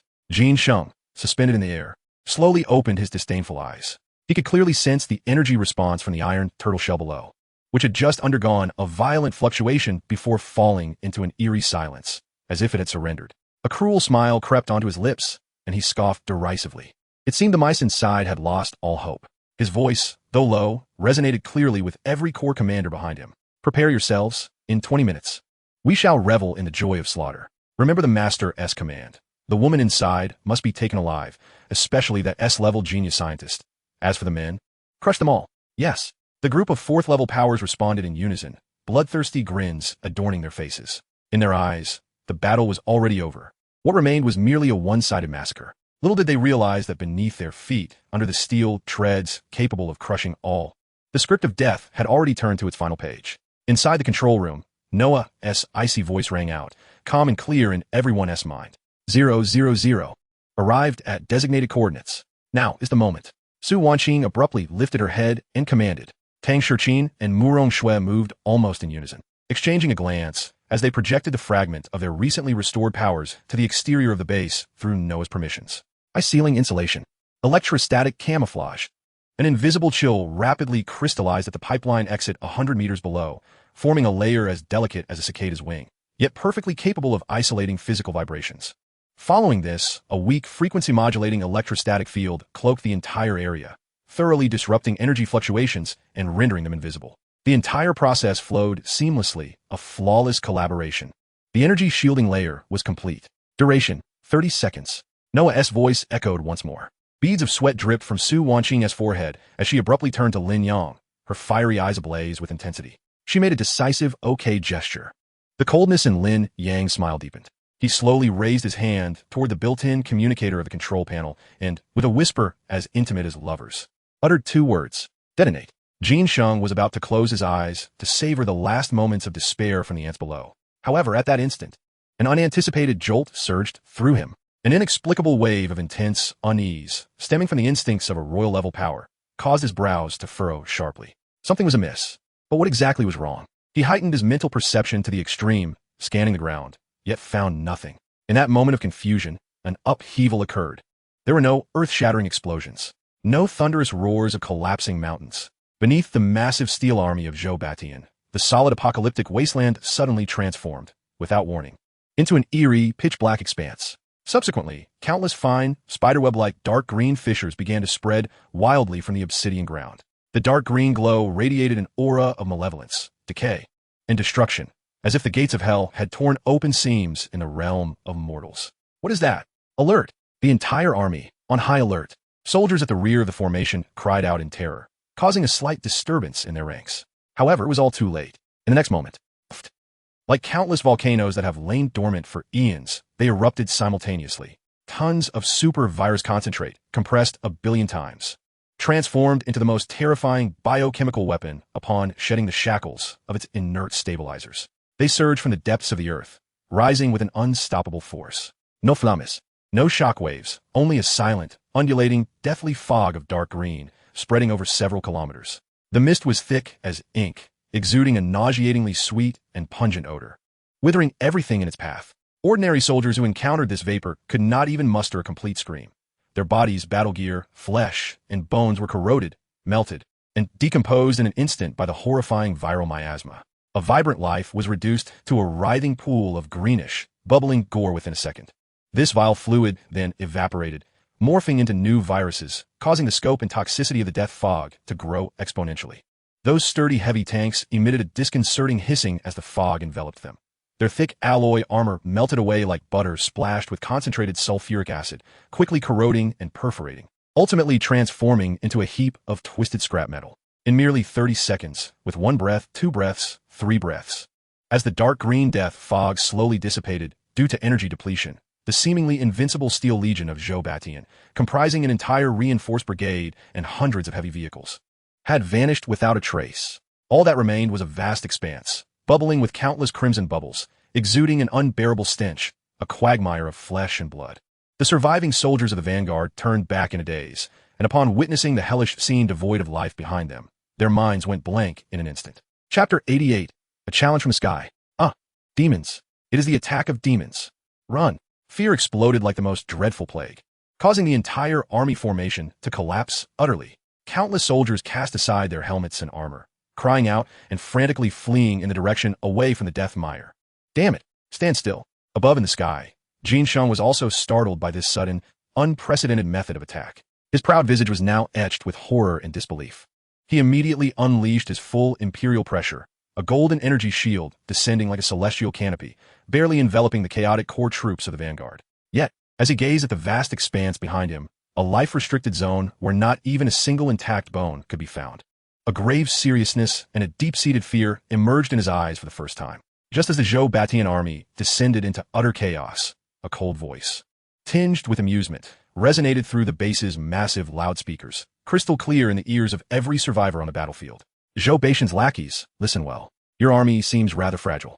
Now, it is my turn to give you 30 minutes. Crawl over here and kneel to your death. Otherwise, the next gift I prepare will be personally delivered to the grave of your precious son, Zhou Long. At the highest command center of the Tian-Du base, silence reigned.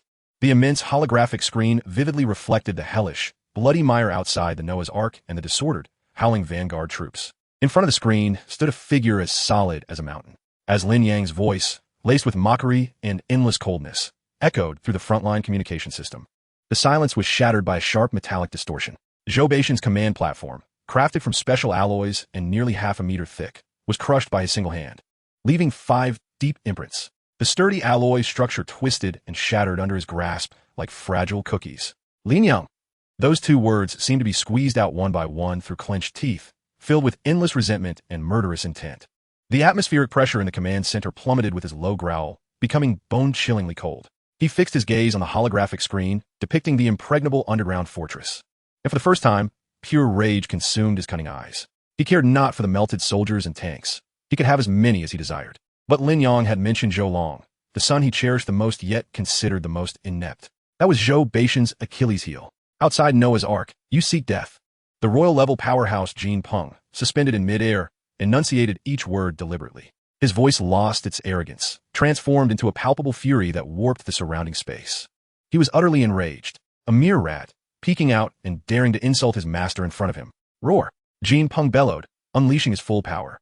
He raised both hands to the sky, and his royal-level abilities erupted like a volcano breaking free from its constraints. In an instant, the atmosphere shifted dramatically. The heavy leaden clouds above were frantically stirred by an invisible hand, forming a colossal vortex that obscured the sun. Endless particles of golden energy converged from all directions, coalescing at the vortex's center into shape. A sword, a blade forged entirely from the purest golden energy, inscribed with intricate sacred patterns. Measuring 100 meters in length, the Sword of Judgment. The moment the sword manifested, a terrifying aura of sanctity, majesty, and purification enveloped the entire land. In the control room, Tang Shirqin, Murong Shui, and others gazed at the colossal golden sword on the holographic screen, their recently settled hearts rising once more to their throats, their breaths momentarily suspended. Was this the full might of a royal-level powerhouse? However, Jinping's target was beyond everyone's expectations. His golden flame-ignited eyes locked onto the bubbling, foul-smelling viral mire below. He raised the giant sword high, embodying the authority of judgment over all, and struck down fiercely. The royal authority's purification. There was no sound, only light. An endless, supremely sacred golden radiance cascaded down like a golden rain, illuminating the earth. Sizzle. The terrifying viral mire, capable of instantly melting alloy tanks, emitted a shrill wail under the divine light, as if encountering its nemesis. The dark green toxic fog evaporated, the crimson pus vaporized, and the stench of decay and destruction was forcefully purified and erased by this royal power. In just 10 seconds, nearly half of that vast life-restricted zone, spanning several kilometers, was cleansed by this unparalleled strike. The might of the royal level was utterly terrifying. Yet, despite this, Jinping's expression was not favorable. This strike had nearly depleted 30% of his energy, and beads of sweat began to form on his brow, his complexion paling slightly. Although the viral region had been purified significantly, the remaining portion seemed to possess some form of resistance, continuing to churn and emit ominous vibes. He gazed at the energy shield in the distance, untouched by the purifying light, and for the first time, deep apprehension filled his eyes. This defensive shell was far tougher than he had anticipated. The means of attack within were so bizarre that they sent shivers down his spine. At that moment, his wrist communicator vibrated slightly. Zhou Batian, having regained his composure, yet growing colder, spoke. Jinping, do not linger in battle. The losses from a strong assault are too great. Station outside the base and seal them off. I have already initiated that plan. Reinforcements will arrive soon. Jinping took a deep breath, suppressing the fury and confusion within him. He nodded slightly, retracting the overwhelming pressure that could devastate the world. His cold voice echoed throughout the entire army. Retreat 10 miles, set up camp at this location, and seal off the area. No one is permitted to approach without my command. The remaining troops felt as if they had been granted a reprieve, hastily retreating. Soon, they established a long-term siege posture 10 miles away. A monumental battle of offense and defense had, rather unexpectedly, come to a temporary close in a manner reminiscent of a tiger's head and a snake's tail. In the control room, Lin Yang observed the enemy's peculiar actions on the display, and his brow furrowed ever so slightly. Zhou Batian was no fool, nor was he the type to suffer in silence after being wronged. Was such a heavy price paid merely to establish a camp outside? That defied logic. What could the reinforcements he mentioned and that plan entail? An intense unease began to seep quietly into Lin Yang's heart. At that moment, Chapter 89, Alarm from the Abyss. A faint yet nearly imperceptible vibration resonated in his mind. Lin Yang's gaze immediately fell upon his system panel. He noticed that in the Beauty Codex section, a gray avatar that he had never activated before, one he believed would forever remain unrelated to him, suddenly began to flicker with a series of exceedingly weak yet urgent blood-red glimmers. Beneath that avatar was a name that made his pupils constrict in shock. Zhou Ruoxi, the daughter of an enemy. How could she? Without a moment's hesitation, Lin Yang focused intently, attempting to establish a faint mental link with the flickering avatar. The moment the link was formed, a voice filled with anxiety, fear, and extreme weakness echoed across the vast distance, resonating deep within his soul. Lin Yang, run quickly. Don't worry about Zhou Batian's target. It is not the base. It is you. Jinping is merely bait. The true killer is that teacher beside my father. He is not an ability user. He can control the Corpse King, the Corpse Speaker. The Corpse Emperor that has been sleeping near the Tiandu base has already stirred. The last 4 words, like a curse from the depths of the 9 hells, exploded in Lin Yang's soul with a chilling resonance. The Corpse Emperor has moved. Just as those words fell, the last flicker of blood-red light on that avatar, like a candle flame extinguished by a raging wind, was snuffed out completely. Zhou Ruoxi's avatar reverted to a lifeless gray. The mental link was violently severed by an external force. In the control room, Tang Shichin and the others, having momentarily relaxed at the enemy's retreat, suddenly noticed Lin Yang's expression shift to one of unprecedented coldness and gravity. It was not the playful battle intent he had shown when facing the royal-level powerhouse Jin Peng, but rather a chilling foreboding as if he had foreseen the end of the world. Before anyone could inquire, Lin Yang's voice rang out, quiet yet imbued with an undeniable decisiveness, akin to a thunderclap striking every heart. Noah, activate the Abyss-level defense protocol. The base is to enter the highest state of war readiness. The mention of the Abyss-level defense protocol made Su Wanqing and Tang Shichin's hearts leap. They had seen descriptions of this term in the mainframe's database. It was the ultimate self-preservation program that the Noah Ark would activate in the face of planetary-level disasters capable of annihilating civilizations. As you command, Master. Li Yang, Noah's voice resonated solemnly in everyone's minds, devoid of doubt or hesitation, filled with absolute loyalty. In the next moment, a thunderous roar erupted. The entire Noah Ark base, like a colossal steel beast that had slumbered for eons, was thoroughly awakened at that instant. The deafening sound reverberated from all directions of the base. The ground beneath their feet, the ceiling above them, and the walls to either side, cracked open with numerous massive fissures. Enormous black metal gates, over 10 meters thick and shimmering with dark red energy patterns, descended with the might to crush all. The heavy sounds of impact echoed incessantly, and in mere seconds, the vast interior of the base was segmented into hundreds of independently operable and survivable safe islands. Outside the base, a layer of light blue energy shield was suddenly enveloped by an ultimate defense barrier, as black as ink, seemingly capable of devouring all light. Countless dark red mysterious runes flowed slowly across the surface, exuding a chilling ancient aura from the abyss. This abrupt, apocalyptic display left Tang Shichin and Murong Shui pale, their hearts racing as if they might leap from their throats. What could have transpired that necessitated Lin Yang to initiate such a level of defense? I found it. Su Wanqing's sharp voice shattered the silence as she nearly lunged at the main console, harnessing over 80% of the mainframe's computational power to forcibly access dozens of publicly available geological and energy monitoring databases surrounding the Tiandu base.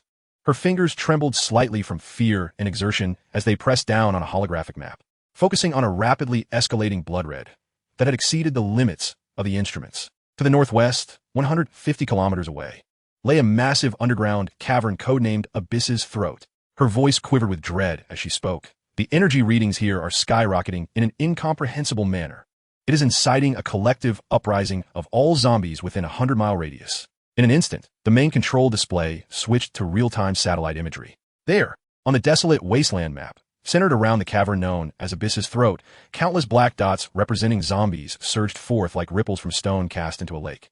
Erupting from the ruins of the city, from underground nests, from every inch of land, they converged into streams, which then coalesced into rivers. Ultimately, they formed a vast, rolling black tide of corpses, obscuring the sky as it advanced towards the location of the Noah Ark. This could no longer be described as a tide. It was a living, moving black plague composed of billions of zombies. Its scale and ferocity far surpassed Zhou Baishan's so-called Iron Legion by hundreds or even thousands of times.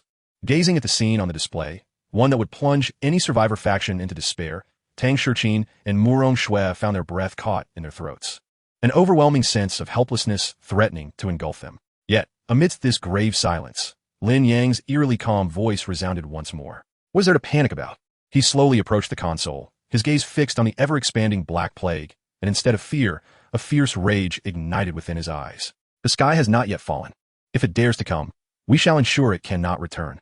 This powerful confidence and dominance, as if capable of piercing the heavens, injected a potent surge of resolve into the hearts of the women, dispelling the coldness of despair. Indeed, as long as this man stood, there was nothing to fear. To the main passage, Tang Shichin and Murong Shui exchanged glances, almost in unison, and stepped forward. Fear had vanished from their eyes, replaced only by boundless determination and combat spirit. They could not allow the tide of corpses to approach the base's core. Chapter 90. What chaos! Mental issues. Lin Yang nodded approbingly. With the assistance of Noah's permissions, the two women's figures vanished from the control room in an instant, reappearing at the outermost perimeter of the base, before the main passage defense matrix leading to the ground. Without hesitation, they poured their recently regained abilities into the energy nodes ahead. Extreme Cold Ice Domain. Lightning Mastery. A monumental barrier, its inner layer composed of countless prism-like, ultra-cold ice crystals shimmering with an eerie chill, is enveloped by a tempestuous amalgamation of colossal, serpentine lightning. Surging with ferocity, It unfolds with a thunderous roar above the plain that lies 3 kilometers beyond the base. The forces of ice and thunder intertwine flawlessly, coalescing into a deathly line that spans the heavens, imbued with a beauty of destruction and slaughter. Yet, at the very moment the ice-thunder barrier stabilizes, a cacophony of black lightning rends the air, hurtling toward them at a terrifying speed that surpasses sound. It is the speed-oriented mutated zombies. The barrier shudders violently as they collide, while the serpentine lightning dances wildly, scattering icy shards. Inside the control room, alarms blare, indicating the energy consumption of the barrier, with figures far exceeding the estimates of Su Wanqing based on the strength of ordinary mutated zombies. Lin Yang, Noah, her voice cold yet urgent, resonates in everyone's minds. Something is amiss. These zombies exhibit organized movement. Their points of attack target the weakest nodes of the Ice Thunder Barrier's energy structure. This is not a chaotic tide of corpses. Her warning strikes like a thunderclap within the control room. Almost instantaneously, the battlefield outside the base shifts dramatically. Roaring, the front lines of thousands of zombies seem to receive an invisible command. They cease their disordered assault and, fearless of death, launch a suicidal charge toward the same point on the Ice Thunder Barrier. The impact creates spiderweb-like cracks in the ice layer, which instantly freeze again under Tang Shurqin's relentless maintenance. The frenzied lightning obliterates the bodies that crash against it, turning them to charred remains and scattering them into fragments. In an instant, the area before the barrier becomes a mountain of corpses. However, this horrific scene does not deter the subsequent wave of zombies, but rather provides them a path. More zombies, stepping over the twitching bodies of their fallen comrades, surge forth like a black tide, undeterred, relentlessly assaulting the singular weak point they have locked onto. The brilliance of ice and thunder illuminates the plain surrounding the base as tens of thousands of zombies are shredded, electrified, frozen into ice sculptures, and trampled into pulp by their relentless fellows. This grand yet tragic spectacle resembles a mythical battlefield, rife with the violent aesthetics of bloodshed and annihilation. The atmosphere in the control room grows oppressively tense. The holographic display reveals close-ups of Tang Shurqin and Murong Shui, causing Lin Yang's heart to clench. The pale faces of the two women visibly lose color, drained of blood. Maintaining such an expansive composite barrier extracts their powers with every passing second. Sweat has soaked their combat suits, clinging to their exquisite curves, yet no one has the heart to admire them. They bite down on their lips, stubbornly channeling every last ounce of strength into the death line ahead. Su Wanqing stands before the main console, her hands moving so swiftly they nearly leave afterimages as she optimizes the output of energy nodes, striving to alleviate even a fraction of the burden from the two women. Lin Yang, her eyes shut tight, melds her spirit with the entirety of Noah, forming an invisible network that monitors every corner of the battlefield, analyzing the movements of the zombie tide and providing the most precise targeting coordinates for Tang Shurqin and Murong Shui.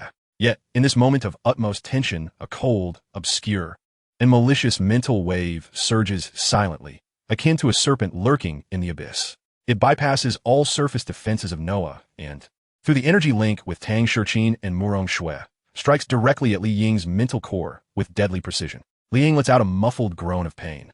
Her already pale face, strained from intense concentration, turns as white as a sheet. She feels as if her mental realm has been pierced by countless venomous steel needles. The frigid force, laden with corrosive malice, assaults the link between her and the Noah mainframe, causing her vision to darken as the holographic view of the battlefield shatters into fragments. It is that corpse speaker. With great effort, she emits this feeble warning within the minds of the others. Dare to harm my women? A voice, icy enough to freeze the soul, reverberates in the control room.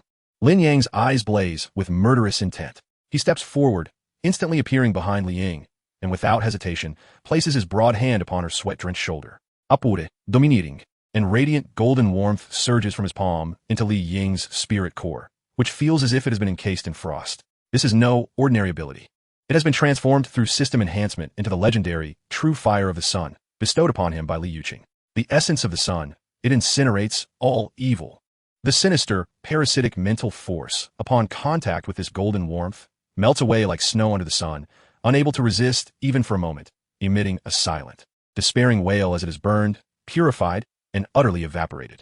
Far away, within the shadows of Tiandu Base, a figure cloaked in a voluminous black robe, obscured from view, suddenly trembles. He emits a sound of uncertainty.